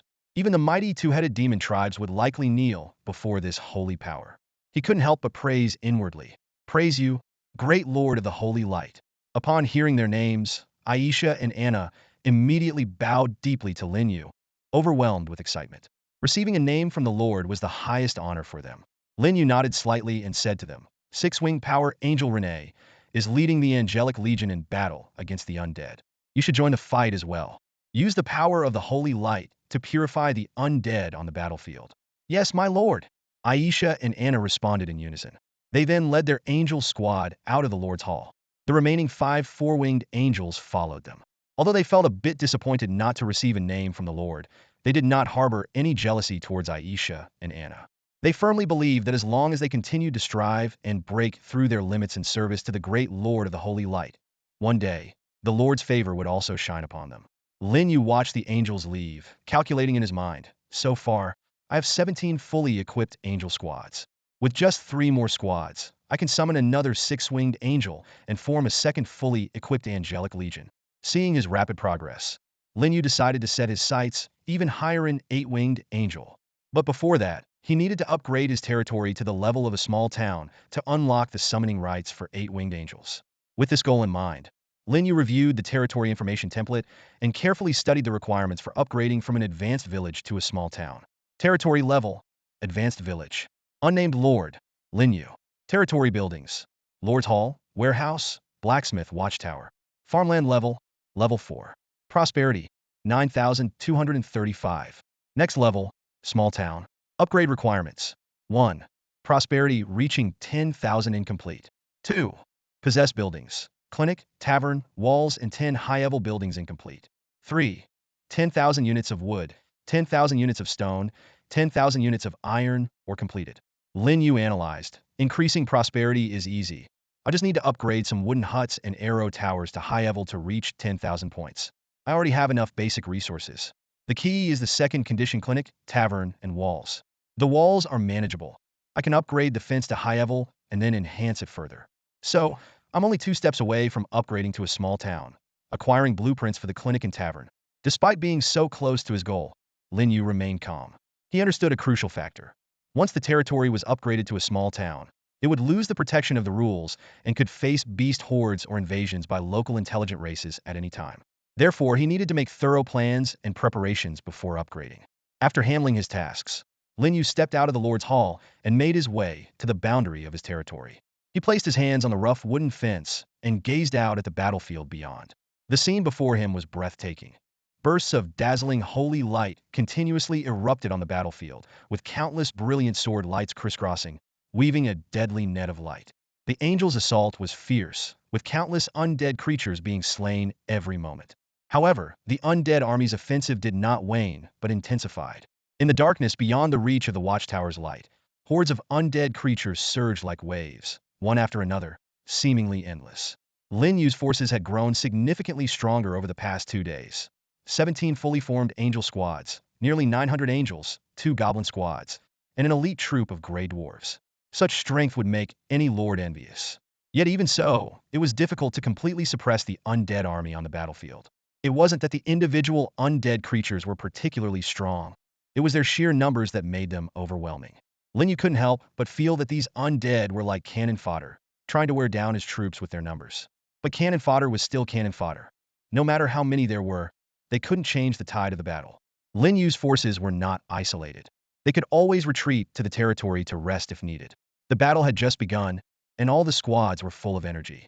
They were frantically slaying undead creatures, harvesting a steady stream of essential energy. Occasionally, A golden light would emerge from some of the angels, signifying their level up. Some of the goblins and gray dwarves also leveled up, although their growth potential was not as high as the angels. Lin Yu shifted his gaze to other areas of the battlefield, finally locking on his six-winged power angel Renee. She was the most dazzling presence on the battlefield. Renee raised her angelic sword, covered in mysterious runes, and slashed towards a group of undead 100 meters away. Instantly, a brilliant sword light exploded in that area, completely obliterating the undead, leaving nothing but ashes. Truly worthy of a six-winged angel, incredibly powerful. Lin Yu marveled to himself. In the purified area, there were not only levels even skeleton warriors but also an 8th level ghoul boss. Yet these high-level undead didn't even have time to scream before being annihilated by Renee's single strike. With Renee, the six-winged angel, holding the fort, Lin Yu no longer worried about the sudden appearance of the Skeleton King, Ryan. In just 2 days, his strength had undergone a dramatic transformation. The fear he once had for the Skeleton King had now turned into a confident anticipation of its defeat. It was precisely because of Lin Yu's astonishing growth rate that the Skeleton King, Ryan, sought an alliance with those seductive dark elves to jointly combat Lin Yu. Of course, if the Skeleton King knew the extent of Lin Yu's current achievements, it looks like the moving plans will need to be restarted. Lin Yu murmured to himself, yawning. It was already late at night, and he decided not to pay attention to the ongoing battles outside his territory. Lin Yu walked through the Lord's Hall and ascended the stairs to his second-floor bedroom. With the territory upgraded to a high-level village, his bedroom had also been completely transformed. The space was more spacious, with mysterious murals and exquisite decorations adorning the walls. But the most captivating feature was the bed, large, white and soft, seemingly inviting his weary body to sink into it. He slipped into the warm covers, his fingers swiping across the light screen as he browsed the latest messages in the island's chat channel. In just one day, I've reached the late stage of level 5, Lin Yu muttered to himself. One more step, and I'll be at level 6. I thought that as I reached this level, the upgrade speed would slow down. After all, the original energy required to advance each major realm increases exponentially. But surprisingly, my upgrade speed is still astonishingly fast. Lin Yu reflected on his development trajectory. Last night, he commanded only 4 angel squads, totaling just over 200 angels. Tonight, however, the number of angel squads had surged to 17, nearly 900 angels ready for battle. Not to mention the newly added elite squad of gray dwarfs. At this rate, I'll reach level 6 by tomorrow. 1 level a day on average. Lin Yu clicked his tongue, realizing that if his upgrade speed were revealed in the island's chat channel, it would undoubtedly cause a huge stir. Even those lords with top-tier troops were only at level 3, a far cry from his progress. By 3 a.m., Lin Yu was already deep in slumber. However, the battle outside his territory had just concluded.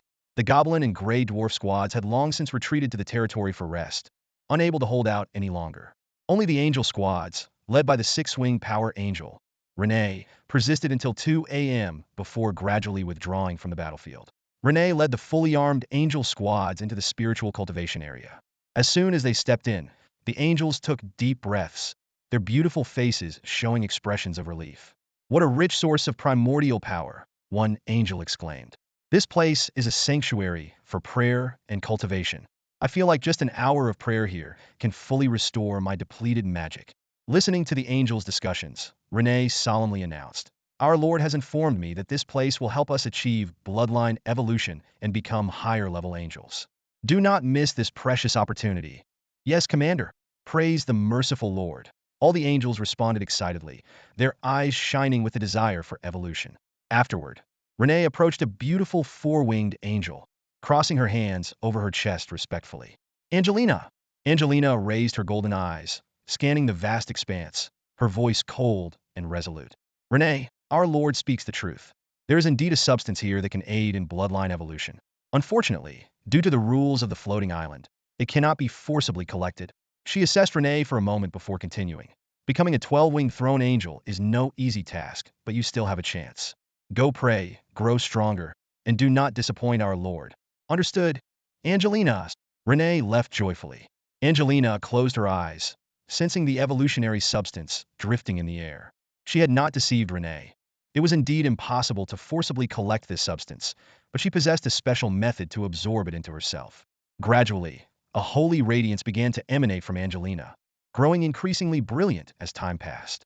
After an indeterminate amount of time, A miraculous scene unfolded. Pure, white wings emerged from Angelina's body, spreading out behind her like newly sprouted limbs. She had evolved. The next morning, Lin Yu woke from a pleasant dream. He smiled softly, savoring the memory, but quickly brushed aside the private scenes. The four-winged archangel, Elena, was already prepared. Her pure white wings shimmered slightly in the morning light as she gracefully arranged Lin Yu's clothes. With Elena's meticulous care, Lin Yu completed his morning routine. As he enjoyed the breakfast Elena had thoughtfully prepared, he couldn't help but marvel at the angel's efficiency. In comparison, the young female goblin, despite her best efforts, always seemed to fall just a bit short. After finishing his meal, Lin Yu opened his bedroom door and was immediately drawn to the pile of spoils in the first-floor hall.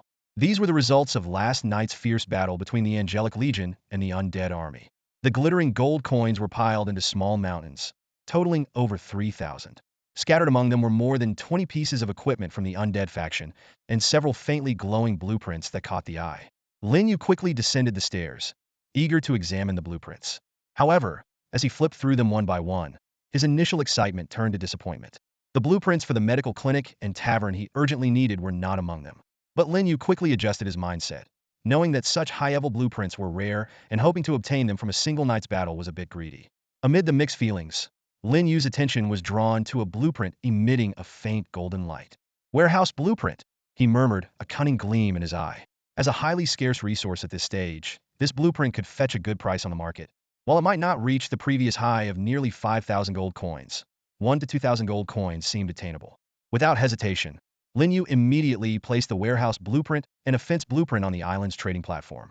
He chose to auction the warehouse blueprint while listing the fence blueprint at a fixed price of 500 gold coins. After tallying the spoils, Lin Yu found he had amassed a total of 3,427 gold coins. This number made his eyes light up. It was enough to summon an entirely new angel squad. He closed his eyes, and with a thought, a dark summoning vortex appeared out of thin air. Accompanied by a burst of holy light, 52-winged angels emerged from the vortex, led by a four-winged angel. Lin Yu nodded in satisfaction, calculating silently. 2 more angel squads, and he could welcome his second six-winged angel. This goal was surely within reach today. I wonder what faction the next six-winged angel will belong to? Lin Yu murmured, his face full of anticipation. He hoped to summon a commanding six-winged archangel, or perhaps some unique, non-traditional faction angel. Flanked by Elena and the newly summoned angel squad, Lin Yu strode out of the Lord's Hall. In the territory square, a dense formation of angels had already assembled. At the very front stood 2 radiant six-winged angels, followed by over a dozen four-winged angels, including Mirida, Maureen, Marty, and Mara. Further back were 17 squads of 52-winged angels, neatly arranged in formation. Lin Yu's gaze swept over the front of the Legion, and he suddenly froze. He confirmed once more indeed, there were 2 six-winged angels standing side by side. He blinked, making sure he wasn't seeing things. These 2 angels were certainly not twins. One of them was the six-winged power angel, Renee, whom he summoned yesterday, and the other six-winged angel was Angelia. Lin Yu's gaze darted between the 2 angels, and suddenly, a delighted smile broke out on his face. Angelia's transformation had caught him completely off guard. In just one night, she had evolved from a four-winged angel to a six-winged angel. This breakthrough not only surprised Lin Yu, but also filled him with a sense of unexpected joy. Summoning a six-winged angel costs 5 times as much as a four-winged angel, amounting to 1,000 gold coins. Angelia's evolution effectively saved him 800 gold coins, making him feel as if he had stumbled upon a fortune. Angelia, you've given me quite a surprise. Lin Yu walked towards the 2 angels with a beaming smile, his eyes involuntarily lingering on Angelia's breathtakingly beautiful face. Perhaps due to her evolution, Angelia now appeared even more radiant and captivating, exuding an elegant and noble aura that subtly overshadowed Renee, the six-winged power angel beside her. She crossed her hands over her ample chest and bowed her head slightly in a gesture of respect toward Lin Yu. Praise the Lord, Angelia said reverently. It is by the Lord's grace that I have been given the opportunity to evolve my bloodline. Lin Yu responded with a broad smile. Regardless, your evolution is something to be celebrated. As he spoke, he quickly checked Angelia's information. Six-winged power angel, Angelia. Level, mid-stage level 9. Growth potential, lower true god. Skills, holy cross sword, holy light slash. Description, belongs to the orthodox faction of the angel race under the 12-winged thrones. Lin Yu noticed that Angelia's growth potential was the same as Renee's, both being lower true gods. However, one thing surprised him. How did your level jump to mid-stage level 9 overnight? Lin Yu asked in bewilderment. Does this have something to do with your bloodline evolution? He clearly remembered that when they returned from hunting yesterday, Angelia's level was only mid-stage level 8. Overnight, she had ascended an entire level, which was truly astonishing. Angelia respectfully explained, My lord, bloodline evolution is a comprehensive enhancement, including but not limited to growth potential, soul status, physical attributes, and internal magic power. Achieving bloodline evolution is not easy. In fact, it's extremely difficult. But once successful, the benefits are immense. After last night's battle, my level reached latest stage level 8. With the energy surge from the bloodline evolution, my level easily advanced to mid-stage level 9. I see. Lin Yu exclaimed in realization, a joyful smile spreading across his face. This meant that once an angel evolved, it not only saved him a significant amount of gold coins, but also granted him a substantial amount of primal energy, allowing them to break through their levels. The benefits were countless. Lin Yu secretly hoped that all 900 of his angels could undergo such evolution. This way, he could save a huge amount of gold coins, and their levels would skyrocket. It was a perfect win-win situation. In fact, it wasn't just Angelia's level that had increased. Lin Yu's own level had also unknowingly advanced. Last night, while he was asleep, he had ascended from latest stage level 5 to early stage level 6 without even waking up. This situation perfectly illustrated the saying, breaking through in your sleep. Seeing the 3 pairs of pristine white wings gently fluttering behind Angelia, Lin Yu's mind suddenly flashed with a question. Frowning in thought, he pondered. Since Angelia has unexpectedly evolved into a 6-winged angel, can he still summon the second 6-winged angel he had planned? If not, wouldn't that mean losing a precious slot? With this doubt in mind, Lin Yu immediately established contact with the floating island of the Myriad Realms. Moments later, he received a reply. Self-evolved angels do not count towards the summoning quota. The Lord can still summon a 6-winged angel as the commander when forming the Second Angel Legion. This response made Lin Yu breathe a sigh of relief. He turned to Angelia and asked in a calm tone, Would you like to become a Legion commander? It's just an option, not a command. Understanding Lin Yu's intention, Angelia respectfully replied, Great Lord of the Holy Light, I prefer hunting alone over leading a legion. My wish is to become the strongest angel under your command, slaying all heretical leaders for you. This answer did not surprise Lin Yu. Angelia seemed indifferent to power. Yesterday, when she led the angel squad on a hunt, she demonstrated a preference for independent combat, single-handedly killing multiple high-level monsters and advancing from early level 7 to mid-level 8. Lin Yu smiled and said, You are already the strongest angel under my command. But I hope you continue to hold that position in the future. Praise be to you, Supreme Lord. Your favor is my motivation to keep moving forward. Angelia slightly bowed her head, the morning light casting a dazzling glow upon her. Her 3 pairs of white wings seemed to shimmer with golden light, a breathtaking sight. A new day began.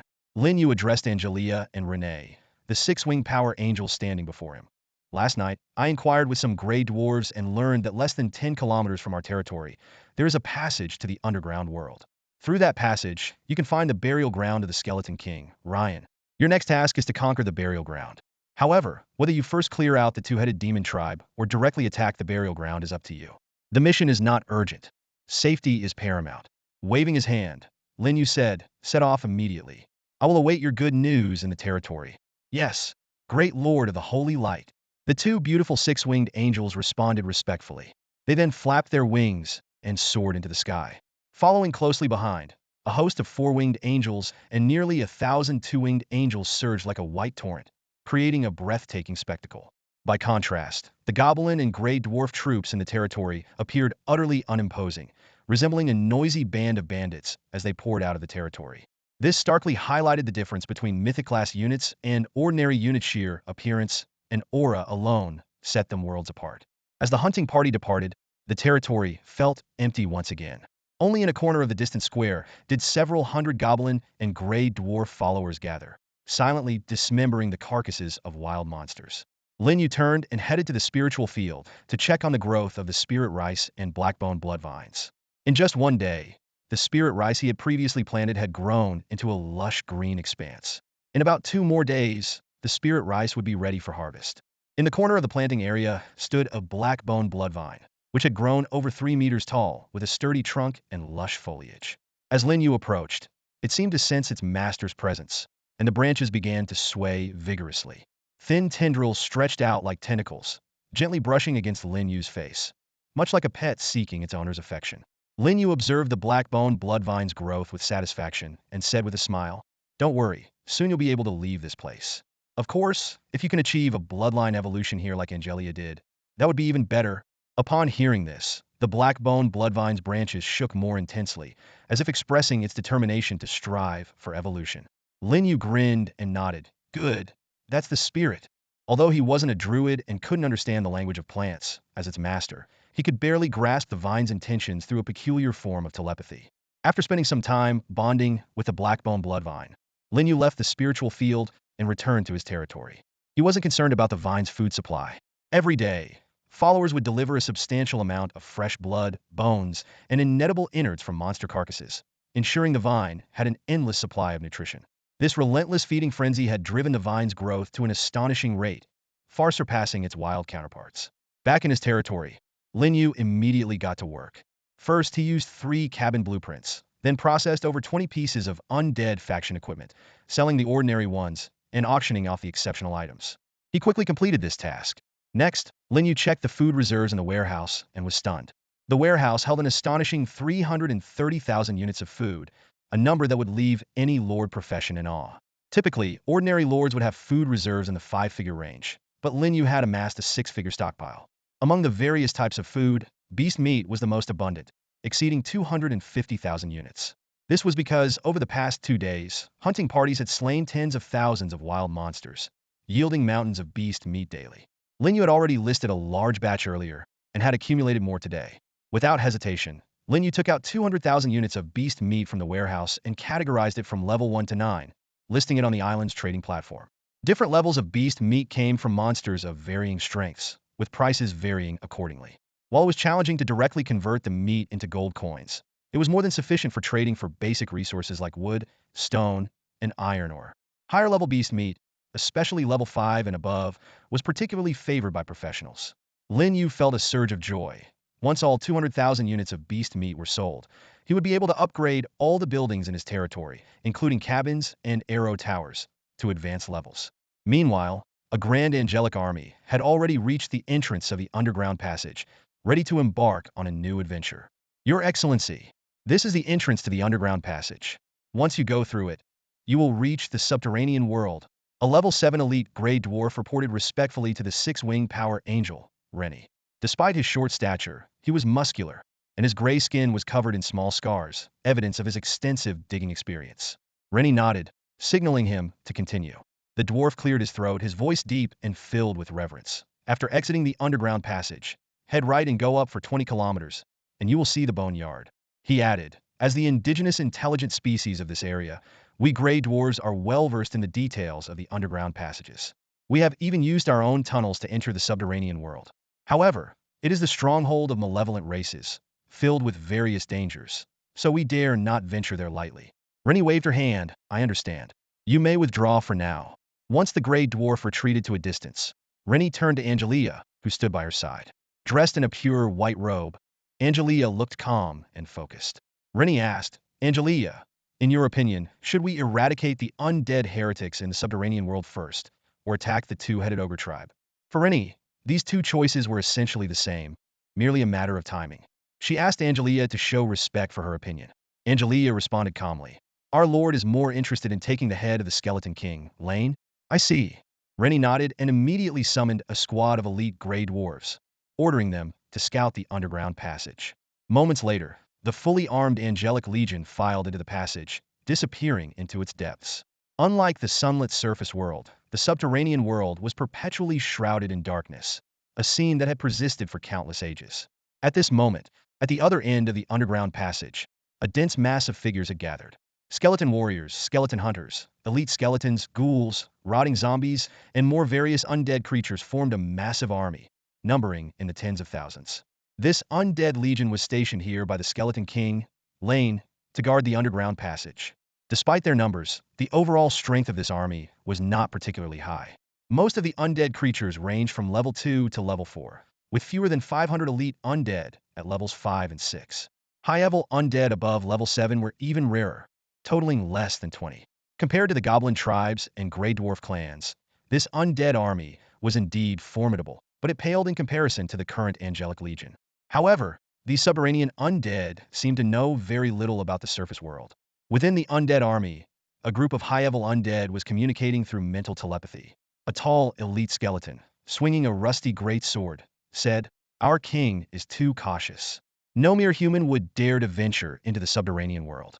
This is the stronghold of evil creatures. Besides us undead, there are dark elves, driders, cyclopes, and beholders. Even a saint-tier warrior would perish here." Another undead replied, "The enemy is, after all, a lord from another world. It's wise to be cautious." The elite skeleton scoffed, "I fear no lord from another world. If he appears before me, I'll slice him in half with one strike. Since my resurrection in the subterranean world, I haven't seen a human in decades, especially not one from another world. My great sword thirsts for the hot blood of humans." Nearby, a high-level skeleton hunter nodded its bony head in agreement. "I too look forward to that human lord showing up before me." The other undead creatures laughed eerily, clearly not taking the otherworldly lord seriously. This was not surprising. These undead from the Boneyard had roamed this area for decades, and even the powerful two-headed ogre tribe dared not provoke them. What threat could a mere otherworldly lord pose? After all, it had only been a few days since his arrival in this world. No matter how powerful the forces of the otherworldly lord are, they can't be that strong. Can they? If Skeleton King Ryan were here, he'd take them down single-handedly. These isolated underground undead creatures have no idea how terrifyingly fast human development can be. At that moment, a ghastly ghoul boss lifted its rotting head, nostrils flaring as it sniffed the air deeply. Its raspy voice echoed through the silent underworld. "I smell the scent of the living, but it's not human. It's from those cave-dwelling dwarfs." Cave-dwelling dwarfs is a derogatory term used by some intelligent races to insult the gray dwarves, filled with scorn and contempt. As soon as the ghoul boss finished speaking, its green glowing eyes widened. "They're here. They've come through the passage, and their levels are high." Hearing this, the high-level undead all turned their gaze toward the distant, dimly lit exit of the underground passage. They issued a simple and direct command to the undead army through mental communication. "Attack immediately if any enemy appears from the underground passage." The undead, upon receiving the order, became instantly alert and gripped their weapons tightly. The frontline undead soldiers began to gather near the passage exit, forming an impenetrable barrier. Moments later, chaos erupted near the passage exit. A group of short-statured figures forcibly emerged from the passage, engaging in fierce combat with the undead guarding the area. Amid the flashing of blades and clashing of swords, the sound of metal striking metal rang out clearly. "These cave-dwelling dwarfs. They have some nerve to invade the underworld," a high-level undead shouted excitedly. "Kill them." However, just then, the ghoul boss sent out a wave of mental communication filled with horror. "Be careful. Behind those cave-dwelling dwarfs are a large number of beings from the light faction. Such an astonishing aura of light. It's even purer than that of a bishop-level light wielder." "Perfect timing," another undead leader shouted arrogantly. "Slaughter those beings of light, and show them that this is the underworld, a forbidden zone for the light and order factions." Before the arrogant mental command could fade, a brilliant light burst from the distant passage exit. Countless figures emerged, each radiating dazzling light. In an instant, holy light poured down, illuminating the dark passage exit. The nearby undead had no time to react before they were purified into heaps of ash by the sudden surge of light. "It's the Angel Legion. They're here!" An undead screamed in terror. Leading the charge was a majestic six-winged power angel, Renee, followed by several four-winged angels and a vast army of two-winged angels. As soon as Renee appeared, she swung her giant sword, unleashing a massive blade of light that swept through hundreds of undead. Following closely were the four-winged archangels Elena, Aisha, and Anna, who simultaneously raised their staffs. Holy light spells rained down like meteors onto the surrounding undead. In an instant, the undead fell in droves, dissipating into wisps of black smoke. The dense formation of two-winged angels followed, crashing into the undead ranks like a silver flood. In mere seconds, the undead army's line collapsed completely. This wasn't due to a retreat, but because the angels' killing speed was simply too fast. In the blink of an eye, a third of the undead army, numbering in the tens of thousands, had disintegrated. "Damn it, what kind of light beings are these? How are they so powerful?" a high-level undead shouted in terror. "Who cares what they are? Kill them!" Several straightforward high-level undead roared as they charged forward. However, halfway through their charge, they were crushed by the descending angels Aida, Sally, Vina, and Josie, all of whom were level 8. Witnessing this, The remaining high-level undead finally realized the severity of the situation and turned to flee. A terrifying thought arose in their minds. No wonder the Skeleton King dreaded that otherworldly lords so much. Such power is indeed fearsome. Evil undead creatures deserve purification even more than heretics. Two ethereal and holy figures streaked across the sky like arrows, intercepting the fleeing high-level undead. It was Ietta and Sally, the angels, wielding their flaming golden swords, charged without hesitation at the dozen high-level undead. At that moment, a brilliant holy light descended from the void, enveloping them. It was the divine shield from the four-winged archangel Alina, bestowing a powerful magical barrier upon the war-class angels. Holy light slash! Ietta shouted, her sword slicing through the air with a dazzling flash. Triple light strike! Sally followed closely, unleashing 3 consecutive sword beams. Swish, swish, swish! The sword beams wove through the air, instantly shattering the bodies of several high-level undead. 2 elite skeletons didn't even have time to release their soul fire before the holy and radiant power within the sword beams obliterated them, reducing them to ashes. Seeing their comrades fall, the remaining high-level undead were terrified. The rotting zombie commander screamed and ran. The zombie lord leaped dozens of meters high, and the ghoul boss frantically scuttled away, its spiked limbs flailing like a frightened wild dog. However, their speed was no match for the angelic swords. Sally's sword cleaved down, and the fleeing ghoul boss was instantly split in two, its broken body and foul innards sliding a dozen meters away. She wrinkled her nose in disgust and incinerated the remains with a casual flick of angelic flame. Meanwhile, Ietta was locked in fierce combat with a mid-9th-level zombie lord. The zombie lord roared, swinging its long, sharp claws and releasing gray beams of light. These beams could easily slice through hard stone, but only caused ripples on Ietta's divine shield. Expressionless, Ietta swung her sword in a swift arc. With a clang, the zombie lord's iron hard hands were severed, falling to the ground and still twitching. In desperation, the zombie lord spewed a thick cloud of toxic fog and leaped dozens of meters away. You can't escape. Ietta spread her snow-white angel wings, dispersing the toxic fog with radiant holy light, and quickly caught up with the fleeing zombie lord. A few swift strikes later, the zombie lord lay dead on the spot. The battle lasted less than half an hour, and all the high-level undead were slain without a single one escaping. As the last undead fell, golden lights surged from Ietta and Sally, elevating their levels from latest stage 8 to early stage 9, their true combat power now rivaling that of king-level warriors. Meanwhile, on the main battlefield, the angelic army sealed off the entire area. Led by the four-winged angels, nearly 1,000 two-winged angels mercilessly slaughtered the undead creatures. The undead legion dwindled rapidly, and soon the battlefield was nearly devoid of undead. The ground was littered with skeletal remains and decaying corpses, a scene as horrifying as hell. Lady Renee, a group of four-winged angels flew over to report, the battle is over. All undead creatures have been slain, none escaped. The six-winged power angel Renee nodded slightly. She had barely intervened in this battle, casually dispatching a few elite undead herself. The undead creatures on the battlefield had already been dealt with by the other angels. This not only allowed the angels to absorb more primordial energy to level up, but also aligned with the Legion commander's responsibility to enhance the overall strength. The six-winged power angel, Renee, decisively ordered, advance to the bone burial grounds. Leave the battlefield cleanup to the Grey Dwarves. Yes, Commander, the angels responded in unison. Soon, the angelic legion regrouped and, under Renee's leadership, marched majestically towards the bone burial grounds 20 kilometers away. For this formidable legion, the earlier battle was merely an appetizer. The real challenge lay ahead. Meanwhile, about 5 kilometers in another direction, a large group of figures suddenly appeared.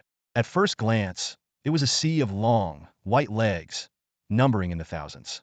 Upon closer inspection, it was a fully armed dark elf legion, 3,000 strong. Each elf was clad in black, midriff-bearing leather armor and short leather shorts, wielding either elegant elven swords or carrying quivers and elven bows, exuding a deadly allure. Suddenly, a dark elf scout appeared at the front of the legion, urgently reporting to the elder commanding the army. Elder, a massive battle has erupted at the underground passage exit. The forces of the undead are clashing fiercely with the forces of light. It is highly likely that the army of the otherworldly lord from the surface world is invading. This news stunned the dark elf elder. She was strikingly beautiful, with a voluptuous figure that radiated the charm of a mature woman. The otherworldly lord's army has advanced this quickly, she murmured in disbelief. In fact, The Dark Elf tribe's actions had already been quite swift. Just last night, the tribe's leader, Doris, had formed a friendly alliance with the Skeleton King, Lin. At dawn, the tribe had gathered its forces to head towards the underground passage. However, the otherworldly Lord's speed was even greater, having already engaged the undead guarding the passage before the Dark Elves arrived. What is the strength of the enemy forces? The Elder inquired further. The scout replied, they seem quite formidable. The light magic in that area is extremely intense. I did not dare to approach recklessly and returned immediately to report. The Dark Elf Elder's red lips curled into a slight smile. This is good news, she mused. The leader tasked us with ensuring that the otherworldly Lord's army and Skeleton King, Lane, weaken each other. It seems we won't have to lift a finger to make it happen. She then ordered loudly, pass the word. Advance slowly. Let them fight to the death first. Yes, Elder, the Dark Elves responded in unison. The Dark Elf Legion slowed its pace, taking a full hour to cover the few kilometers. When they finally arrived, the scene before them left the Elder perplexed. They saw a group of elite gray dwarves cleaning up the battlefield. Standing on a high slope, the Elder's seductive figure was faintly visible in the breeze. She gazed at the devastated battlefield in the distance, her mature and alluring face filled with confusion. Cave gnomes? Aren't they creatures of the light faction? And why are there only undead corpses on the battlefield, with no other races in sight? The Elder Dark Elf turned to the scout and asked, did you get a clear look at the enemy? The scout shook his head and replied, too far away to see clearly. But I could tell they all had a pair of white wings. Some even had two pairs. The Elder's arched eyebrows furrowed slightly as she muttered to herself, wings? Could they be from the Winged Tribe? But I've never heard of Winged Tribe members having two pairs of wings. Two pairs of wings. Isn't that the rumored flower fairies? The Elder mused. The scout quickly interrupted. Elder, they're definitely not flower fairies. Each one of them wields incredibly pure light magic and can unleash a terrifying flame that turns undead creatures to ash. The scout continued. Flower fairies belong to the nature faction, allied with surface-dwelling nature elves. Their powers are also nature-based. It's rare for flower fairies to wield light magic, let alone so many of them. Most importantly, their appearance is different. With a hint of reverence in his voice, the scout added, in my opinion, the winged beings on the battlefield seemed more like celestial beings, exuding an aura of holiness and nobility. When I saw them, I even felt a sense of inferiority. The Elder pondered for a moment and said, whether they are flower fairies or not, the surface army's strength must be formidable to end the battle so quickly. They're likely already advancing towards the bone burial grounds by now. The scout asked urgently, Elder, should we head there immediately? A sly smile appeared on the Elder's lips. Of course. Now is the perfect time to clean up the aftermath. Timing is everything. The chieftain's wisdom is truly remarkable. The scout then asked, Elder, what about the cave-dwelling gnomes who are scavenging the battlefield? Should we kill them? The Elder waved her hand dismissively. Those gnomes must be under the command of that otherworldly lord. Killing them might alert the enemy. Ignore them. Order the army to head straight to the bone burial grounds. That's the priority. Yes, Elder. The scout saluted and left to relay the orders. Soon, the Dark Elf army set off again, changing direction towards the bone burial grounds 20 kilometers away. This time, they didn't slow their march, knowing the enemy could fly and was much faster. They needed to hurry, or they'd miss the opportunity. The bone burial grounds was a place of deathly silence. Within a kilometer radius, there were nothing but countless bones, creating a terrifying scene. 3 towering mountains, each over 200 meters high, stood among the bones. 2 of these mountains were entirely made of the remains of various creatures, their number unfathomable. In the center of these 3 mountains, in a natural basin, lay the palace of the Skeleton King, Lane. The mountains formed a natural fortification around the palace, making it an easily defensible position. Any enemy attempting an attack would have to pass through the narrow passages between 2 of the mountains, making them vulnerable to flanking by the undead army. Once in the central basin, they could easily be surrounded on 3 sides. It was an almost impregnable fortress. At that moment, in the bone palace made of countless giant bones, the Skeleton King, Lane, sat on his throne. As an immortal undead, he had plenty of time and often napped on his throne, as he was doing now. Suddenly, a gleaming white skeleton rushed into the hall, panic written all over its face. My king, terrible news! Our troops stationed in the underground passage have been annihilated.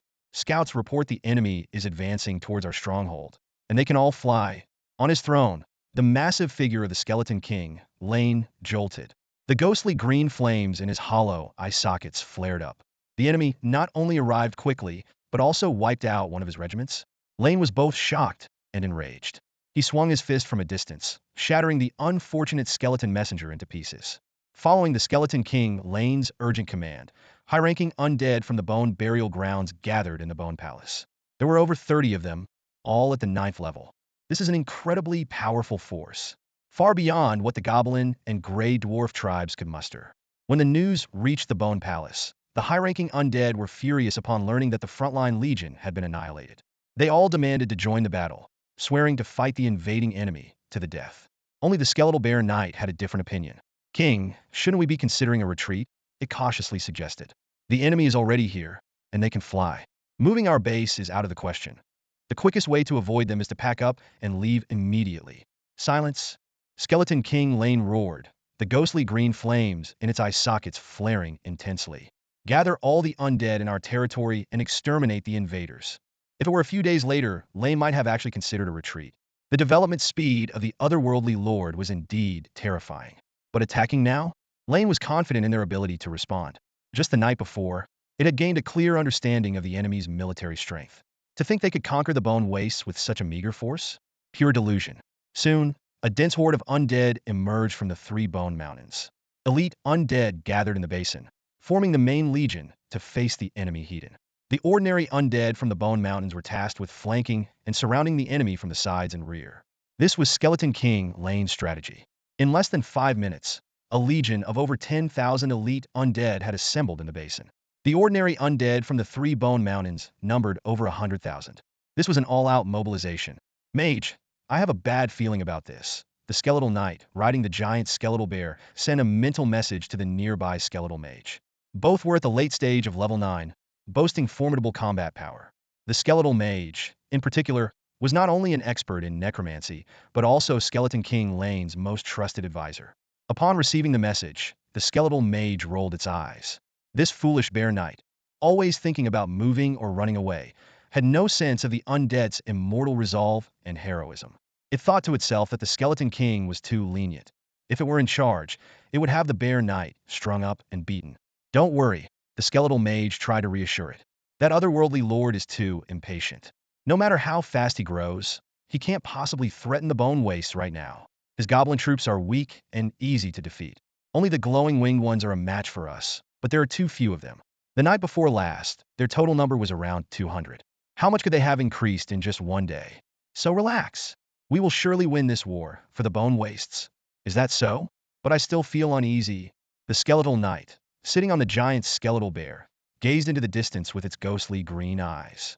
Time passed, and suddenly, a bright light appeared on the horizon, as if to illuminate the dark underground world. Emerging from that light was a swarm of holy angels, nearly 1,000 strong. Seeing this, the Skeletal Knight's jaw dropped, and it sent a mental message to the Skeletal Mage. Mage, I will never trust you again. The Skeletal Mage stared at the dense, holy figures on the distant horizon, deeply puzzled. Just 2 nights ago, there were only about 200 angels, but in the span of a single day, their numbers had swelled to nearly 1,000. The speed of this increase was astonishing, even surpassing the rate at which new undead emerged from the bone burial grounds. Suppressing the unease in his heart, the Skeletal Mage tried to reassure the Skeletal Knight beside him and himself. It's fine. Their numbers don't mean they can overrun our bone burial grounds. Our Majesty is a king-level powerhouse. Unless one of them reaches the 9th level, they can't possibly defeat our Majesty.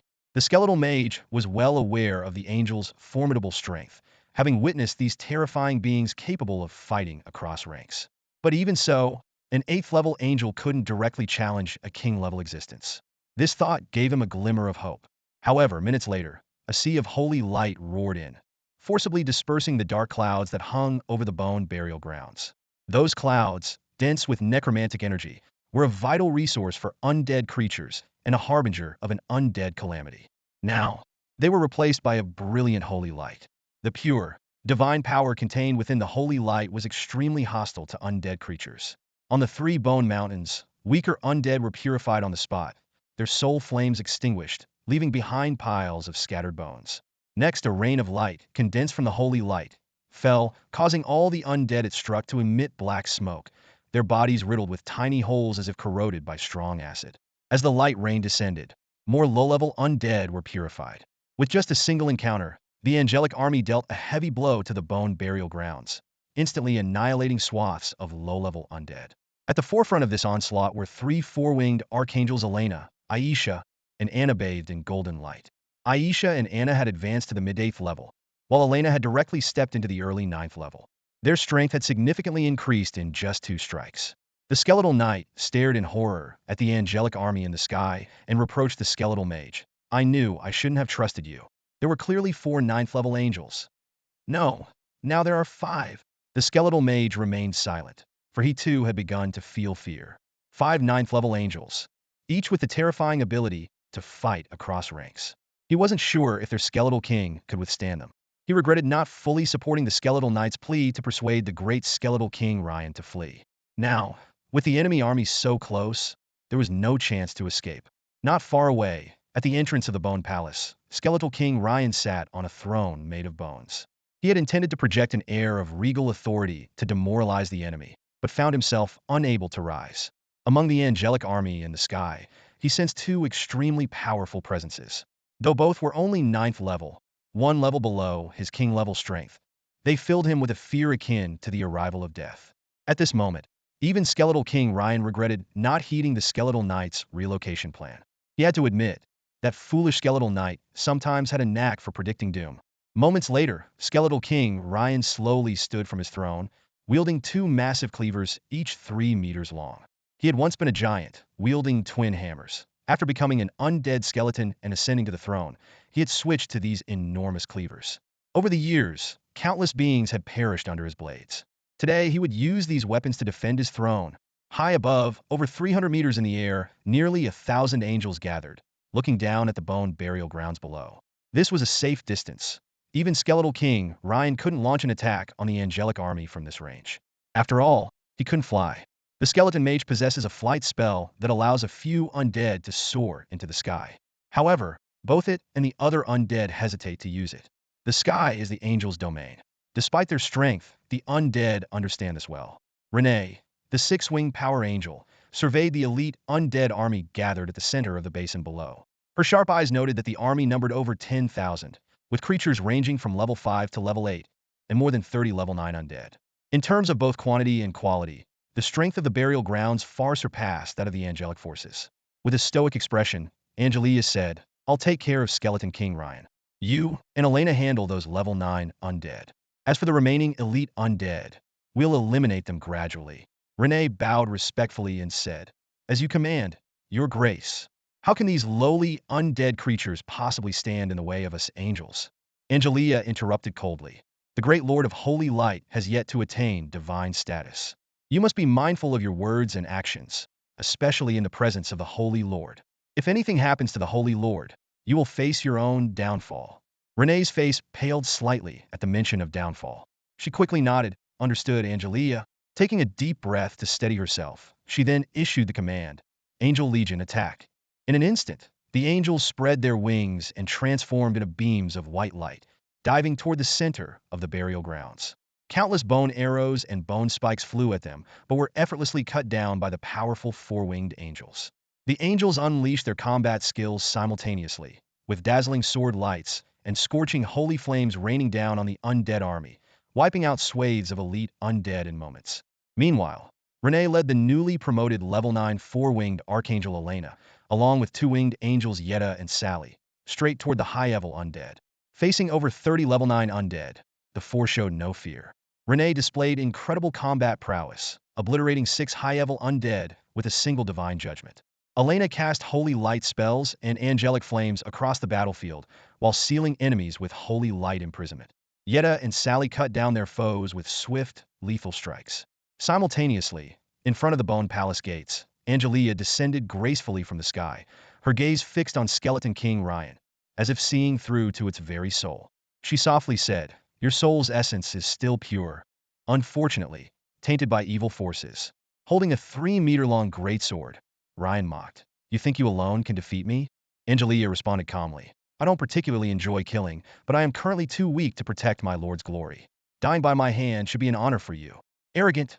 Ryan roared, swinging the great sword with a deafening whoosh. Coldly, it asked, "Before I kill you, I want to know, what exactly are you?"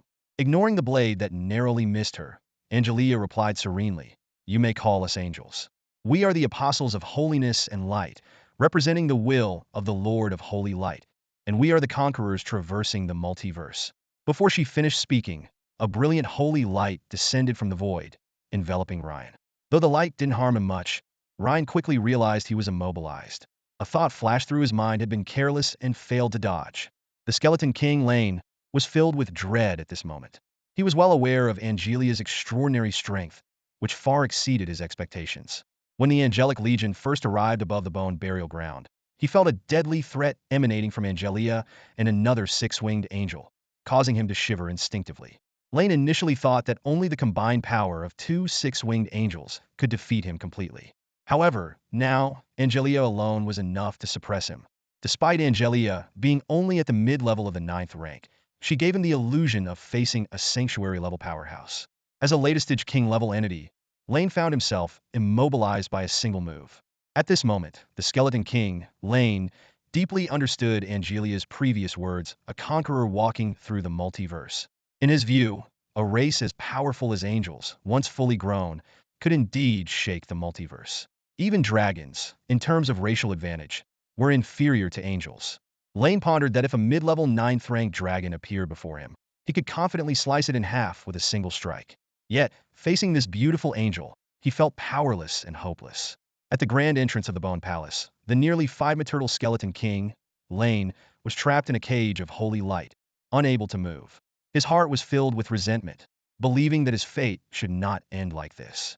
As the king of the skeleton race, he felt that even in death he should die with dignity, not being confined without a chance to fight back. Lane struggled to muster his mental will, glaring at the six-winged angel, Angelia, with a voice full of indignation. I respect you as a strong opponent. If you have the guts, release me first. I want a life-and-death battle with you.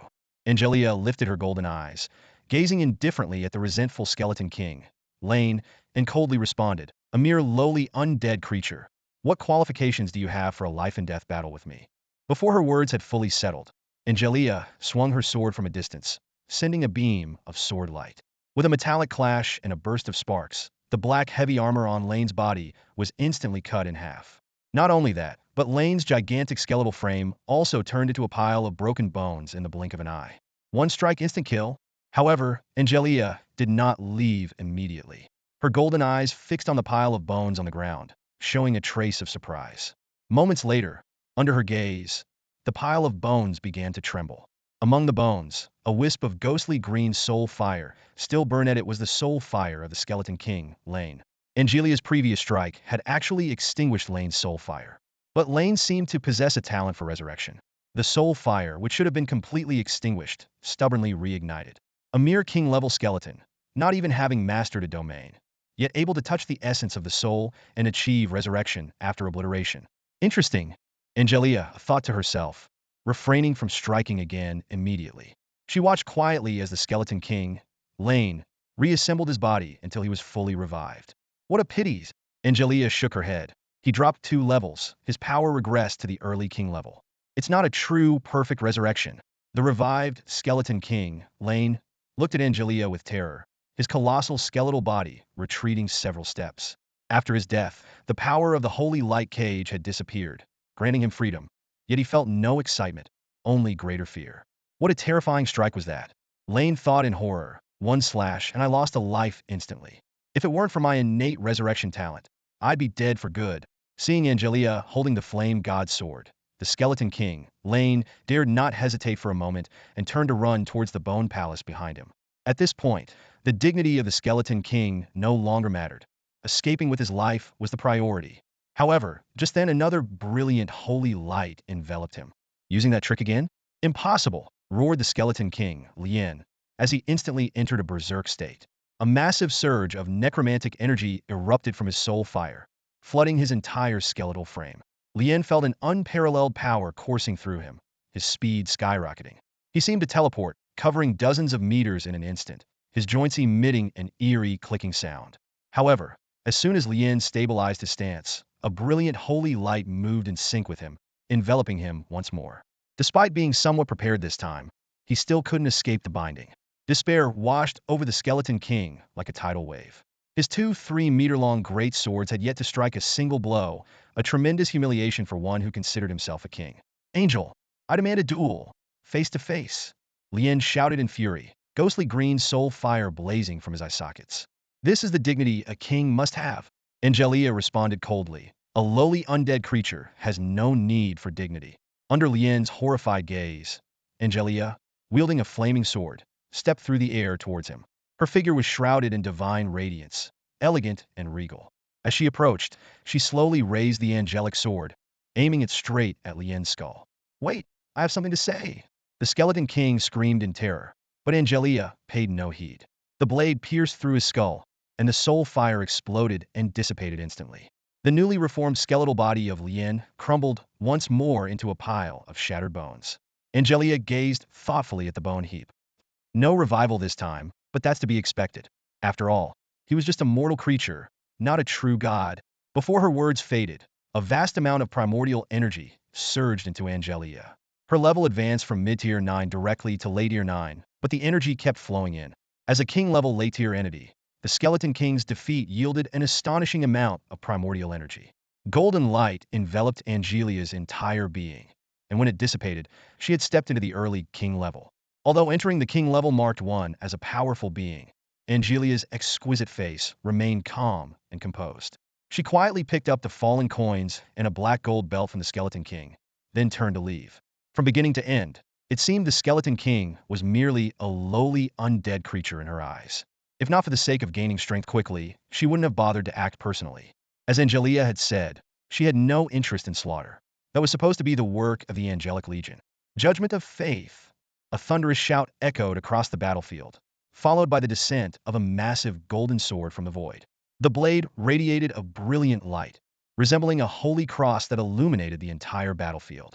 In an instant, the golden sword pierced through a mid-level tier 9 zombie lord, slaying the high-level boss without even a scream. The golden sword then transformed into blazing angelic flames, incinerating the zombie lord's decayed body to ashes. At the same time, an even more powerful aura surged from the six-winged power angel, Renee, signifying her upgrade. This was the 15th tier 9 undead she had personally slain, elevating her from mid-tier 9 to late-tier 9, just one step away from reaching the king level. On the battlefield, Renee wasn't the only angel making progress. The four-winged archangel Elena, along with the two-winged angels Yetta and Sally, also had significant achievements. Together, the trio had slain over 10 tier 9 undead, advancing their levels to mid-tier 9 and significantly boosting their power. In a broader battlefield area, nearly 1,000 angels, led by several four-winged angels, relentlessly assaulted the undead legion's ranks. This main force of the burial ground consisted of elite undead with a minimum level of tier 5, making them formidable opponents. However, for the angelic army, these foes were not insurmountable, merely requiring more time for systematic eradication. As the battle raged on, more and more elite undead fell under the angels' holy light. The angels continued to ascend in power, mastering greater abilities and enhancing their overall strength. In stark contrast, the elite undead legion rapidly weakened and dwindled in size. From the surrounding bone hills, waves of ordinary undead surged onto the battlefield. Yet, these feeble creatures posed no threat to the angelic army, instead becoming easy targets that could be annihilated en masse with a single holy light. The valiant death of Skeleton King Ryan dealt a devastating blow to the undead legion's morale. What was supposed to be a prolonged battle turned into a relentless pursuit due to the fall of their leader.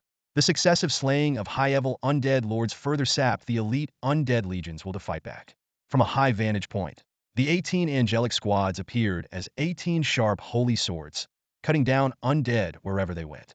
Numerous elite undead scattered towards the exits of the burial ground, marking the total collapse of the undead legion. Six-winged power angel Renee approached Angelia to report the battle situation. The tier 9 undead in the burial ground have been mostly cleared, with only 2 escaping. I've dispatched Elena and Yetta to pursue them. Angelia did not respond immediately, instead issuing a brief command. Have the angelic army wrap up the battle quickly and then withdraw to the surface world. Renee nodded in agreement and plunged back into the fray, wielding her angelic sword with deadly precision. Now at late tier 9, she was unstoppable on this battlefield, with no undead able to withstand her assault.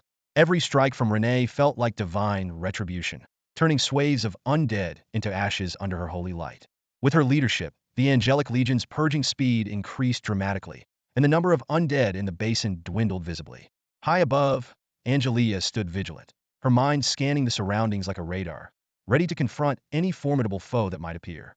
As the last remaining angelic legion under the Lord of Light, they could not afford any mistakes. Meanwhile, several kilometers away, two figures were sprinting at an astonishing speed. They were a skeletal mage and a giant skeletal knight from the ranks of the Skeleton King Ryan, possessing greater intelligence than other high-level undead. Sensing the dire situation, they decisively chose to flee. I told you we should have moved, the skeletal knight grumbled as they ran, but his majesty wouldn't listen. Now his majesty is gone, and so is our home. The skeletal mage ignored his companion's complaints, waving his bone staff to infuse both of them with the power of a wind spell, increasing their speed. In life, he had been an elemental wind mage, miraculously retaining this ability after death, and with the addition of a wind magic gem, he became an anomaly in the world of the undead. Stop whining and run faster, the skeletal mage urged. The wind magic in the gem is running low. If those glowing winged ones catch us, we're dead. The two undead fled with all their might until the skeletal knight glanced back, nearly scared out of his wits. Mage, they're catching up? The skeletal mage made a split-second decision, channeling all the remaining wind magic from the gem into himself. His speed surged, leaving the skeletal knight behind as he bolted forward. Mage, you traitor! The skeletal knight shouted in dismay. Just as the two undead were about to be overtaken by the angels from above, they suddenly spotted a fully armed army ahead to their left. Idiot, we're saved! It's the Dark Elf Legion. Overjoyed, the two undead rushed toward the Dark Elf army without hesitation. However, what greeted them was a barrage of arrows, whistling through the air. Upon first sight of the incoming Dark Elf reinforcements, a flicker of delight crossed the eyes of the Skeleton Mage and Skeleton Knight. However, this joy was fleeting. A barrage of elven arrows rained down on them, instantly turning them into pincushions. Had they not been undead, this attack would have been fatal for any ordinary creature. Damn it, I knew we couldn't rely on these flamboyant dark elves. The skeleton mage's mental essence trembled with rage, causing the arrows stuck in its bones to vibrate. The following skeleton knight was equally battered, with dozens of arrows piercing its frame. It halted abruptly, not daring to advance further. Hearing the mage's outburst, the knight reflexively retorted, Mage, it was you who suggested to his majesty to ally with the Dark Elf tribe. The skeleton mage was left speechless. It quickly assessed the situation. Pursuers from behind, stopping meant certain death. Dark elves ahead, advancing was equally perilous. The only option was to change direction and flee, hoping the two angels behind them would be distracted by the Dark Elf army. Without hesitation, the skeleton mage turned to flee, with the knight close on its heels. The panting knight couldn't help but quip, Mage, don't we look like dogs with our tails between our legs right now? The skeleton mage was filled with frustration, silently vowing to part ways with this oaf if they survived.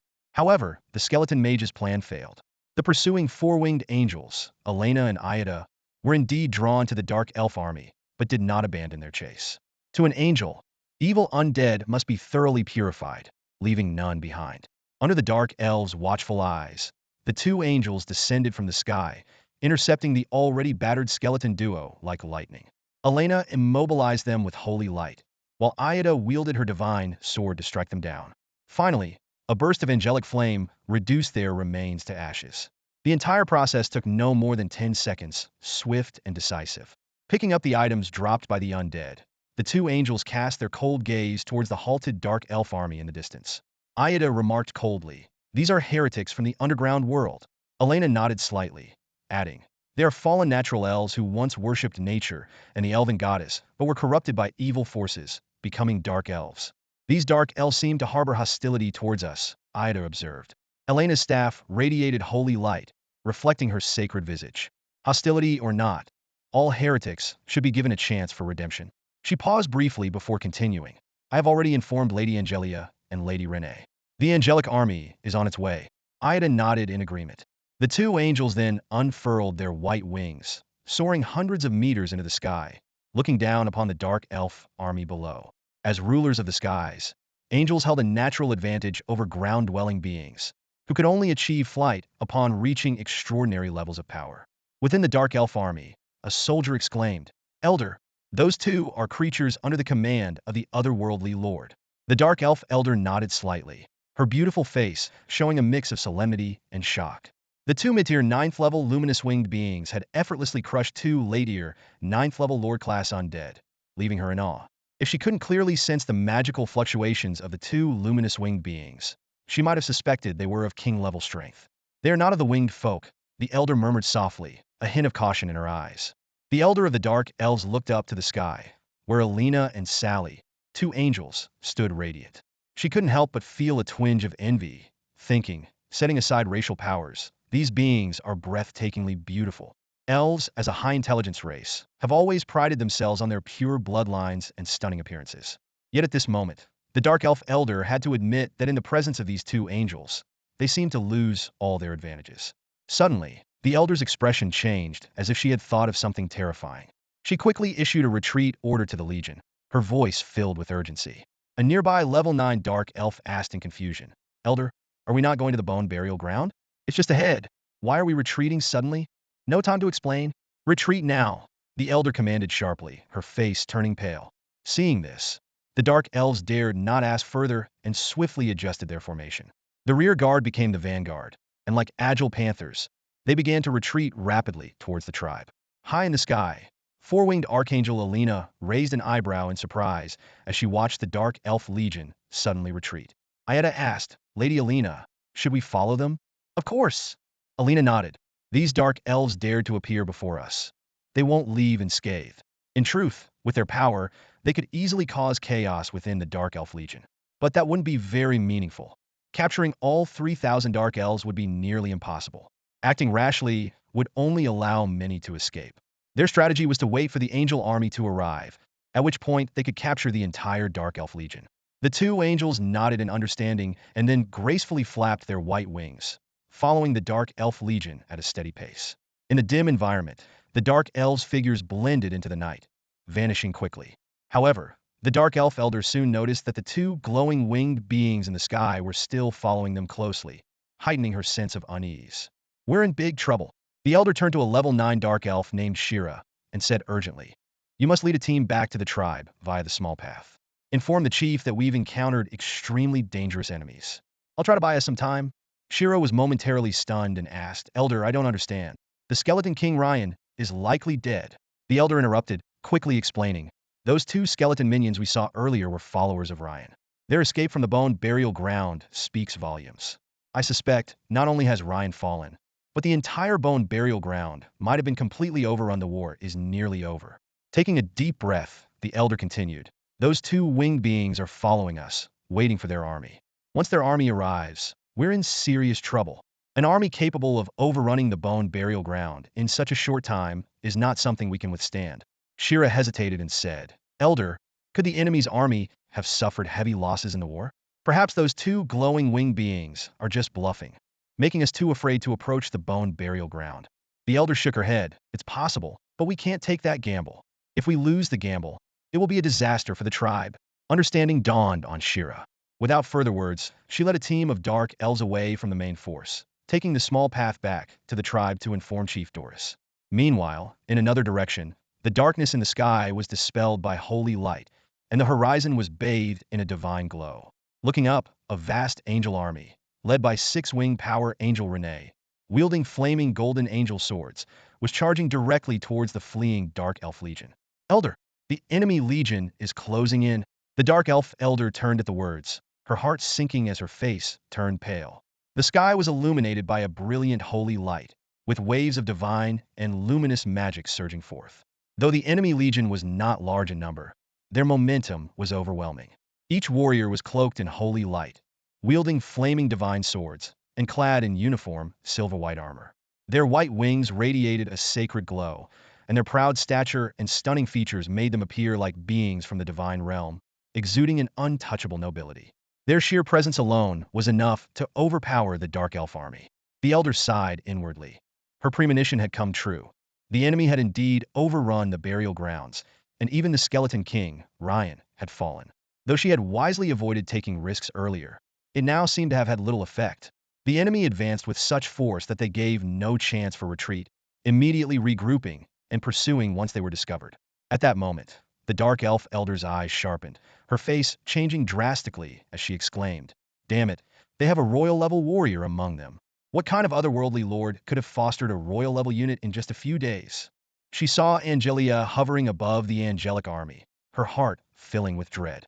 This explained the fall of Skeleton King Ryan.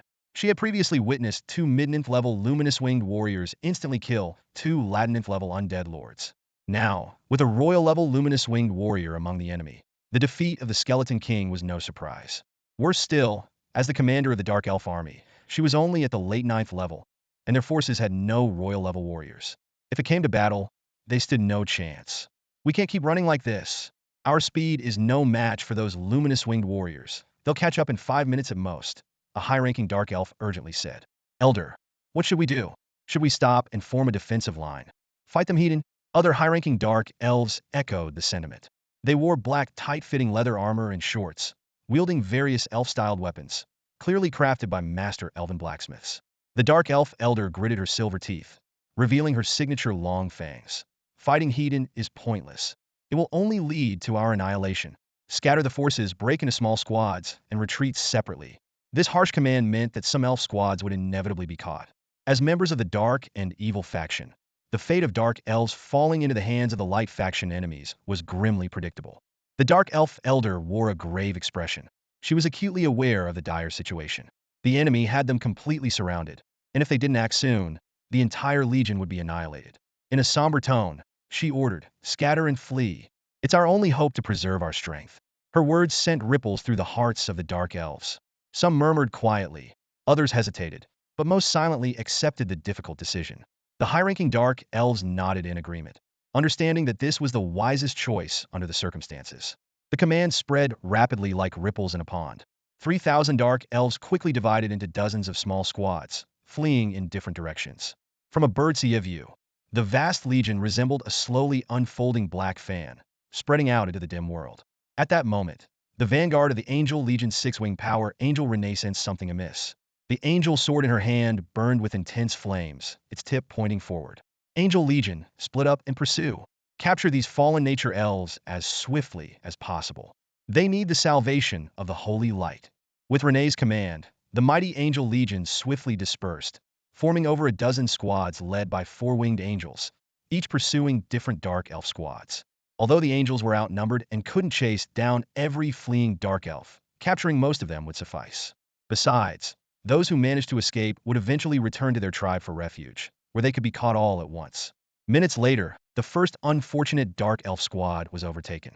Leading this angelic squad was four-winged Angel Marty, a powerful being on the verge of advancing to the 9th level. She and her dozens of angels, wielding flaming divine swords, surrounded the Dark Elves on the ground. Marty proclaimed loudly, "Fallen nature elves, our Lord is merciful and offers you a chance for self-redemption. Lay down your weapons, and you shall receive compassionate forgiveness." The angels did not immediately attack, as they had orders to offer every heretic a chance for forgiveness, given the Holy Light's dire need for followers, even those from the Dark faction. Marty firmly believed that the divine light could purify all evil souls, and even Dark Elves could embrace the light. Her eyes shone with determination, awaiting the Dark Elves' response. However, the encircled Dark Elves were far from willing to surrender. The air was thick with tension and hostility as the Dark Elf hunters reacted swiftly and decisively. Their slender fingers drew back the bowstrings, and arrows shot forth like streaks of lightning in the darkness, moving too fast to be seen by the naked eye. Hovering in the air, the four-winged angel, Marty, displayed a fleeting sneer on her majestic face. With a single swing of her angelic sword, she sliced through the incoming arrows, which shattered into sparks of light and dissipated into the air. Marty coldly issued her command, "Reject the salvation of the holy light. Kill." Before her words had fully echoed, dozens of angels descended like meteors, transforming into beams of white light as they dove towards the Dark Elves on the ground. The battle erupted in an instant. The Dark Elves responded quickly.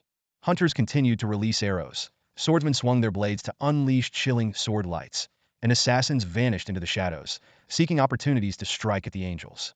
The Dark Elf assassin's stealth skills were extraordinary, making it nearly impossible for even higher-level warriors to detect them. However, against the angels, this advantage vanished. The angels, with their snow-white wings, unleashed scorching flames that forced the hidden assassins out of their concealment. The holy fire not only melted metal, but also purified evil, making the Dark Elf assassins hesitate. Seizing the opportunity, Marty led the angels in an attack on the remaining dark elves. The radiant sword lights illuminated the darkness, and one by one, the dark elves fell in pools of their own blood.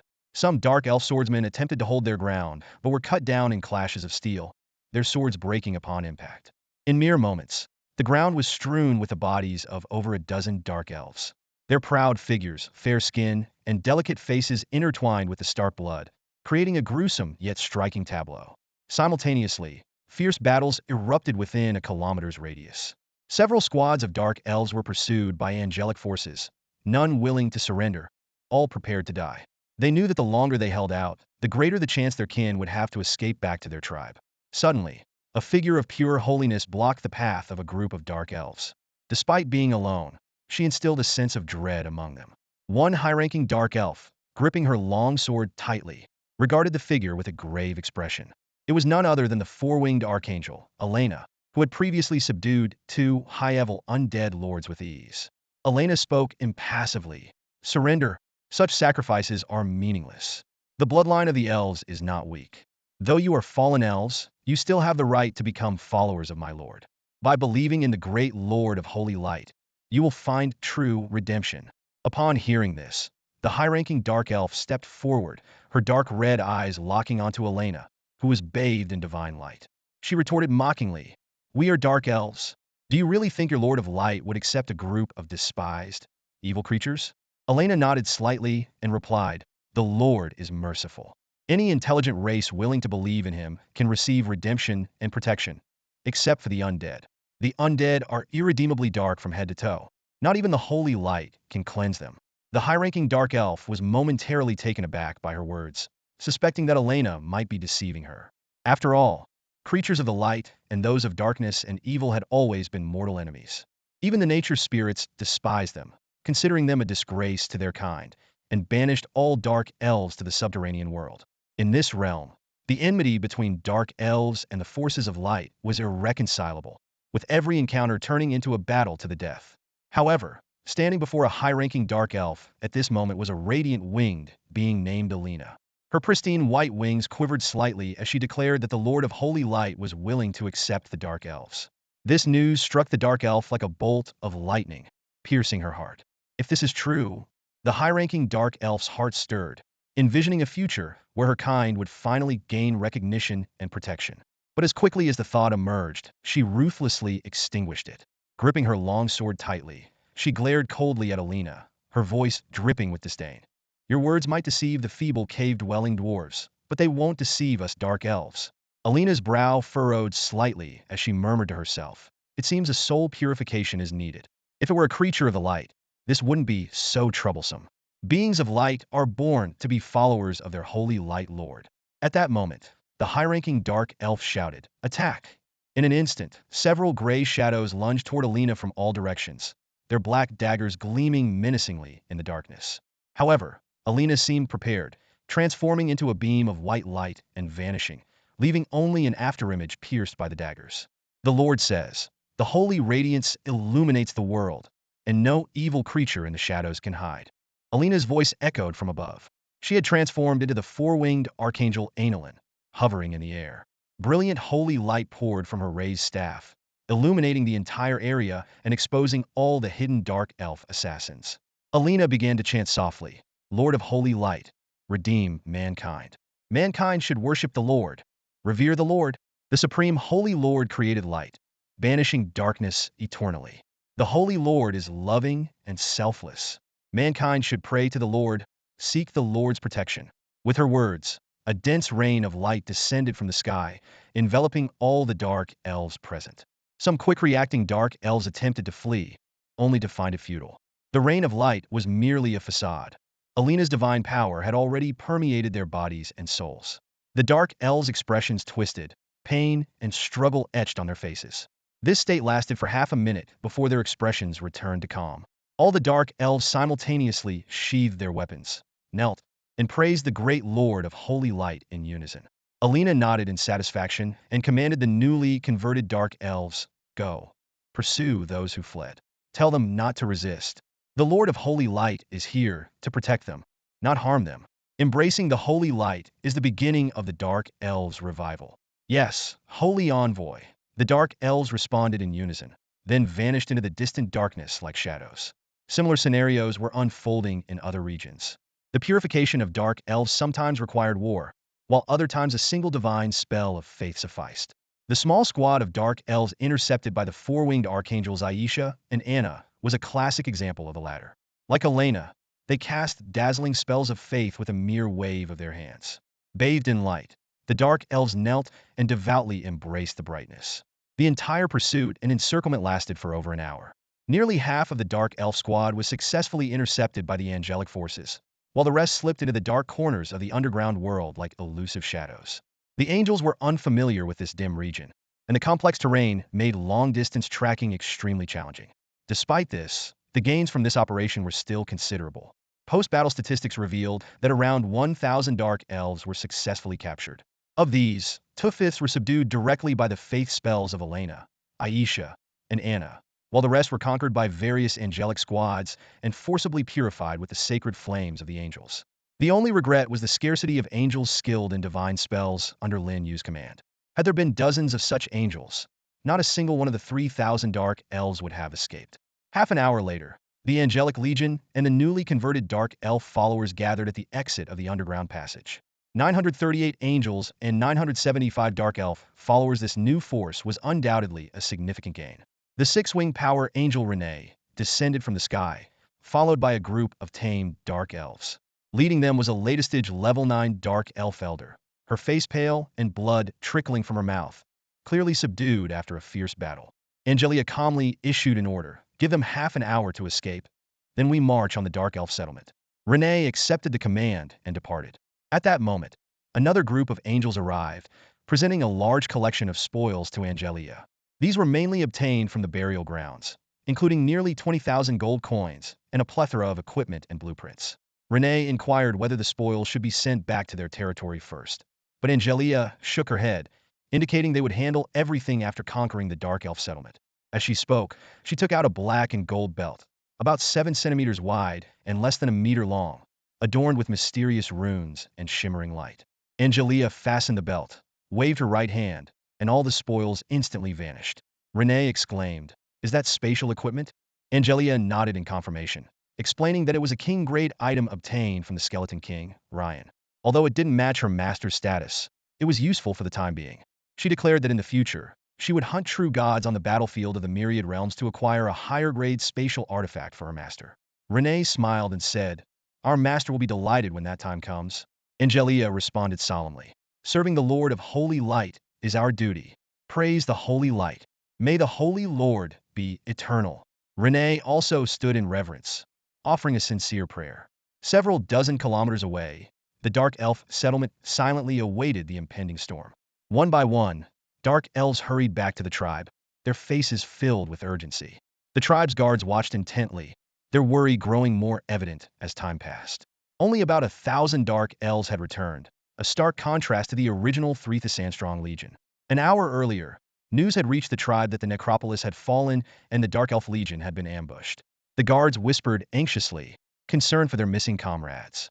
Even the mighty Skeleton King Lane, a latest-stage king-level warrior, had perished, raising fears for the safety of the elders. Besides silent prayers, the guards were helpless. The Dark Elf tribe was a sprawling expanse of layered blackwood buildings, each intricately carved with elven patterns. Flowers, plants, and elven-style decorations adorned the structures, reflecting the Dark Elves' dedication to their heritage. At the center of the tribe stood a towering tree, hundreds of meters tall, its branches and leaves forming a massive canopy over the entire village. Large black fruits hung from its branches, emitting a faint red glow. This was the lifeblood of the Dark Elf, the Dark Elf Mother Tree. Beneath the tree gathered a group of young Dark Elves, their skin pale and features delicate like porcelain dolls. Their dark red eyes and occasional flashes of small fangs made them look like little demons from legends. Dark Elves, akin to the natural elves of the surface world, did not pass down their lineage through sexual reproduction. They were born from the fruits of the Mother Tree, growing from small orbs of light into adult elves. To the elves, the Mother Tree was their mother, the eternal guarantor of their lineage. Inside the tribe's meeting hall, dozens of powerful Dark Elves had gathered, each with exquisite and alluring features, most of them being ninth-level warriors. Among them, Two had reached the king level: the tribe leader Doris, a late-stage king-level warrior, and the Great Elder, a mid-stage king-level warrior. The presence of these two king-level warriors was a secret even the skeleton king Lane was unaware of. Great Elder Carol, a dark element elven sorceress, wore a black gown embroidered with gold and countless runes, holding a magical staff. She stood alongside the tribe leader Doris, who was dressed in a seductive black sheer gown, the two resembling sisters. Carol spoke, "Tribe leader, the enemy's ability to swiftly conquer the necropolis, kill Skeleton King Lane, and launch a powerful attack on our legion indicates their immense strength. I propose we consolidate our forces and fortify the tribe. Under the protection of our mother, we shall fight the enemy's legion to the end." The words of the Great Elder resonated strongly within the council chamber. One of the tribe's high-ranking officials immediately echoed, "That's right, the tribe is our home turf. Here, we can unleash our full combat potential." No sooner had he finished speaking than another official added, "Even if the situation worsens, we still have our mother as our trump card. But once we leave the tribe, we lose her protection." The other officials nodded in agreement. Everyone present was well aware that the true powerhouse of the Dark Elf tribe was neither the Great Elder nor Chief Doris, but their mother, the Dark Elf matriarch tree. This ancient tree was the tribe's ultimate safeguard. However, a discordant voice broke the consensus. "Are we just going to abandon the troops and tribespeople who are out there?" one worried official said. "We still have at least 2,000 tribespeople who haven't returned." This statement was like a boulder thrown into a calm lake, plunging the chamber into silence. For the Dark Elf tribe, which had a total population of less than 7,000, losing over 2,000 members was a devastating blow. After a long pause, another official tried to ease the tension. "Maybe not everyone has met with misfortune. Some might have successfully escaped and are on their way back." "That's not the point," someone immediately retorted. "The key issue is how we are going to rescue them. Staying put in the tribe means abandoning them to the mercy of those terrifying enemies." These words plunged everyone back into silence, including the previously defensive Great Elder Carol. The chamber was filled with the sound of heavy sighs, and every elf felt a deep sense of sorrow. All eyes eventually turned to Chief Doris, who sat on her throne. She had shed the enchanting allure she had displayed during her meeting with the Skeleton King, Ryan, the previous night. Instead, her face was now marked by grim anger. Her heart was filled with rage against the enemies, especially the otherworldly lord who had descended into their world. If given the chance, she would kill him with her own hands. "Chief," Great Elder Carol broke the silence, "what do you think we should do?" Under the gaze of everyone present, Doris bit her lip and decisively ordered, "Hold the tribe and avenge our fallen tribespeople." Hearing this decision, Carol secretly breathed a sigh of relief. Although a few officials seemed hesitant to speak, they ultimately chose to remain silent. They all understood that this was the most prudent choice at the moment. Doris gave no one the chance to object and immediately issued a series of commands. "Send out scouts to monitor the area within a 5-kilometer radius of the tribe. Report immediately if the enemy approaches.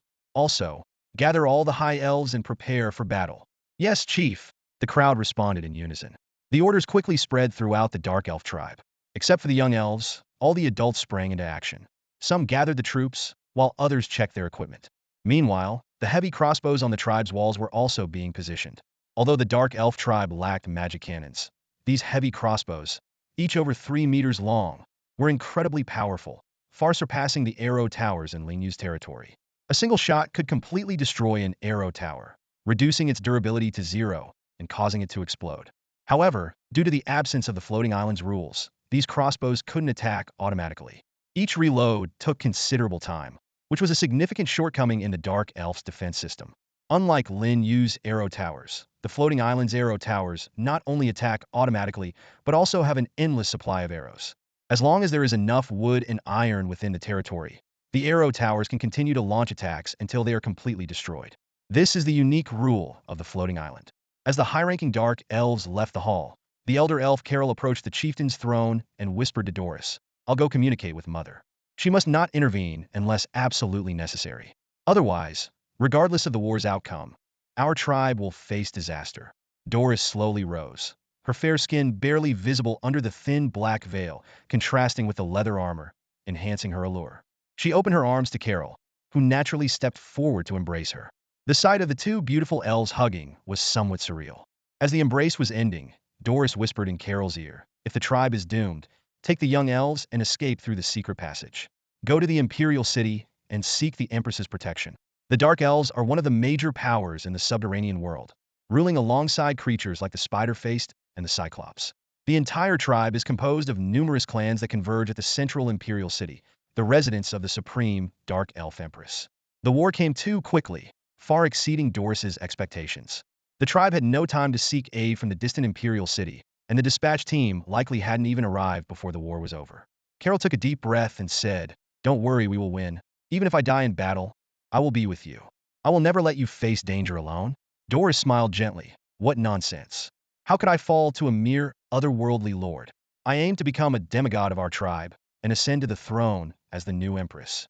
Saying this, she gently pushed Carol away. "Go now, dear elder, and send my regards to mother." With a complex expression, Carol nodded and then left the meeting hall. As Carol departed, the light in the hall seemed to dim. Doris returned to the chieftain's throne, leaning her delicate body against it, her purple hair falling to cover half of her face. The smile on her face faded, replaced by an expression mirroring her inner solitude and anxiety about the impending war. On the surface, within the territory, Lin Yu sat at the entrance of the Lord's Hall, basking in the sunlight. The chair beneath him was crafted by the old goblin, Devon, following his design. Though it lacked luxurious adornments, it was extremely practical. Lin Yu gently pressed a latch on the left armrest, and the chair instantly transformed into a comfortable recliner, perfectly conforming to the human body's curves. It was undoubtedly a satisfying piece of work. Upon closer inspection, the aura of a professional emanating from Lin Yu was several times stronger than usual. In fact, his level had increased to 6 during his sleep last night.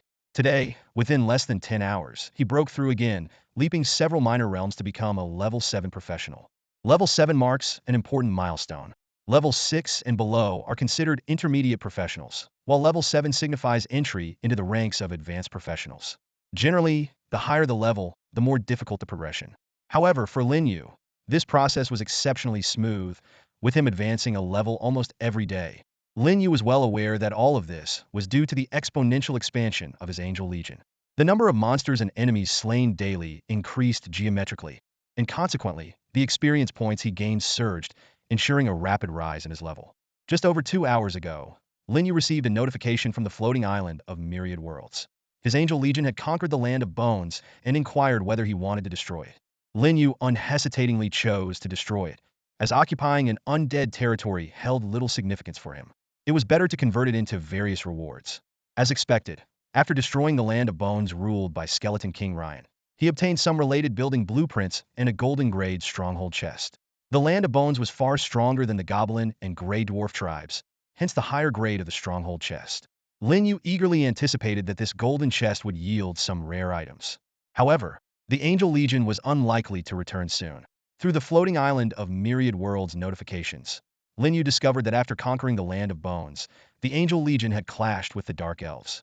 This unexpected development delighted Lin Yu, as he had always been intrigued by elves. Although Dark Elves were not true nature elves, he believed they might be more adept at winning favor. Through the connection of the faith lines, Lin Yu could sense that the Angel Legion was still in the underground world, with no signs of returning to the surface. Meanwhile, the number of his followers had significantly increased, likely comprising the Dark Elves captured by the Angels. Lin Yu did not forcefully recall the Angel Legion, trusting fully in the abilities of Angelia and the six-winged power angel, Renee. Especially Angelia, who had single-handedly slain the latest-stage king-level Skeleton King Ryan during the assault on the Land of Bones, showcasing her astonishing combat prowess. Lin Yu speculated that Angelia might have already stepped into the king-level realm. After all, the experience gained from solo killing a latest-stage king-level Skeleton King should be enough to elevate her to the next level. As a six-winged angel, Angelia held a very high rank, and upon reaching the king level, her combat strength should rival that of extraordinary professionals. With Angelia in command, Lin Yu was confident that the Angel Legion would inevitably conquer the Dark Elf tribe. He waited patiently, anticipating the Angel Legion's triumphant return with more spoils of war and new surprises. After all, with the help of those Dark Elf followers, the Angels had already gathered detailed intelligence on the Dark Elf tribe. Angelia's decision to stay in the underground world rather than lead the Angel army back to the surface clearly showed her confidence in their strength. This realization put Lin Yu in a good mood. He hummed an off-key tune while browsing the trading platform and checking the island's chat channel. Suddenly, a series of eye-catching messages exploded in the chat channel. Awesome! Another top-tier lord has emerged. Finally, it's not just Lin Yu dominating the glory contribution leaderboard. Oh my goodness, Seekong Jun's village is called Phoenix Village. Does that mean his troops are mythical phoenixes? No way. Phoenixes are mythical creatures. How could they be troops? If Seekong Jun's troops really are phoenixes, other lords won't stand a chance, including Lin Yu. Imagine a massive army of mythical phoenixes. Who could stand against that? Good point. By the way, is there really a surname C? You idiot, it's Seekong, a double surname. The discussion quickly went off topic, and someone interjected, "Stop derailing the conversation. I just want to know if Seekong has formed an alliance. If he has, please post the alliance number on the public screen. Thanks." Don't bother. I've already asked. Both Seekong Jun and Lin Yu haven't formed alliances. Sigh, so frustrating. I've been sick of this dumb Hall of Kings alliance for ages. Golden Behemoth Lord. Who are you dissing? Lin Yu stopped following the ongoing chatter and turned to the Glory Contribution leaderboard. The situation had changed. Glory Contribution leaderboard. First place. Lin Yu, 800 glory points, professional lord, no title. Second place. Seekong Jun, 200 glory points, Phoenix Village Lord, no title. Third place, none. 100th place, none. Lin Yu calculated silently. Currently, there were only two ways to earn glory points: capturing native strongholds or being the first to upgrade one's territory. He speculated that only the first lord to upgrade a territory level would receive glory points. This design showed the floating island's stinginess while encouraging lords to compete for the top spot, ultimately aiming to cultivate the strongest lord to become the island master. At the same time, the floating island encouraged lords to attack native strongholds, a quick way to accumulate glory points. Seekong Jun must have captured a native stronghold to earn his 200 glory points. As for Seekong Jun's troops, the title Phoenix Village Lord made Lin Yu ponder. Could it really be the mythical phoenix? If phoenixes existed, would Azure Dragon, Black Tortoise, and White Tiger also appear? This seemed beyond reason. Lin Yu murmured to himself, what a sudden shift in style. Despite his speculation, his intuition told him that this phoenix likely had little to do with a mythical creature. Otherwise, wouldn't that be an overwhelming advantage? With this curiosity, Lin Yu decided to ask the floating island, does the extraordinary world have top-tier troops related to the phoenix? That's all for today. Thank you so much for watching. I hope you guys enjoyed. If you wish to have another part of this recap, please give us at least 1,000 likes. Please don't forget to comment and subscribe to our channel for more content like this. Until next time.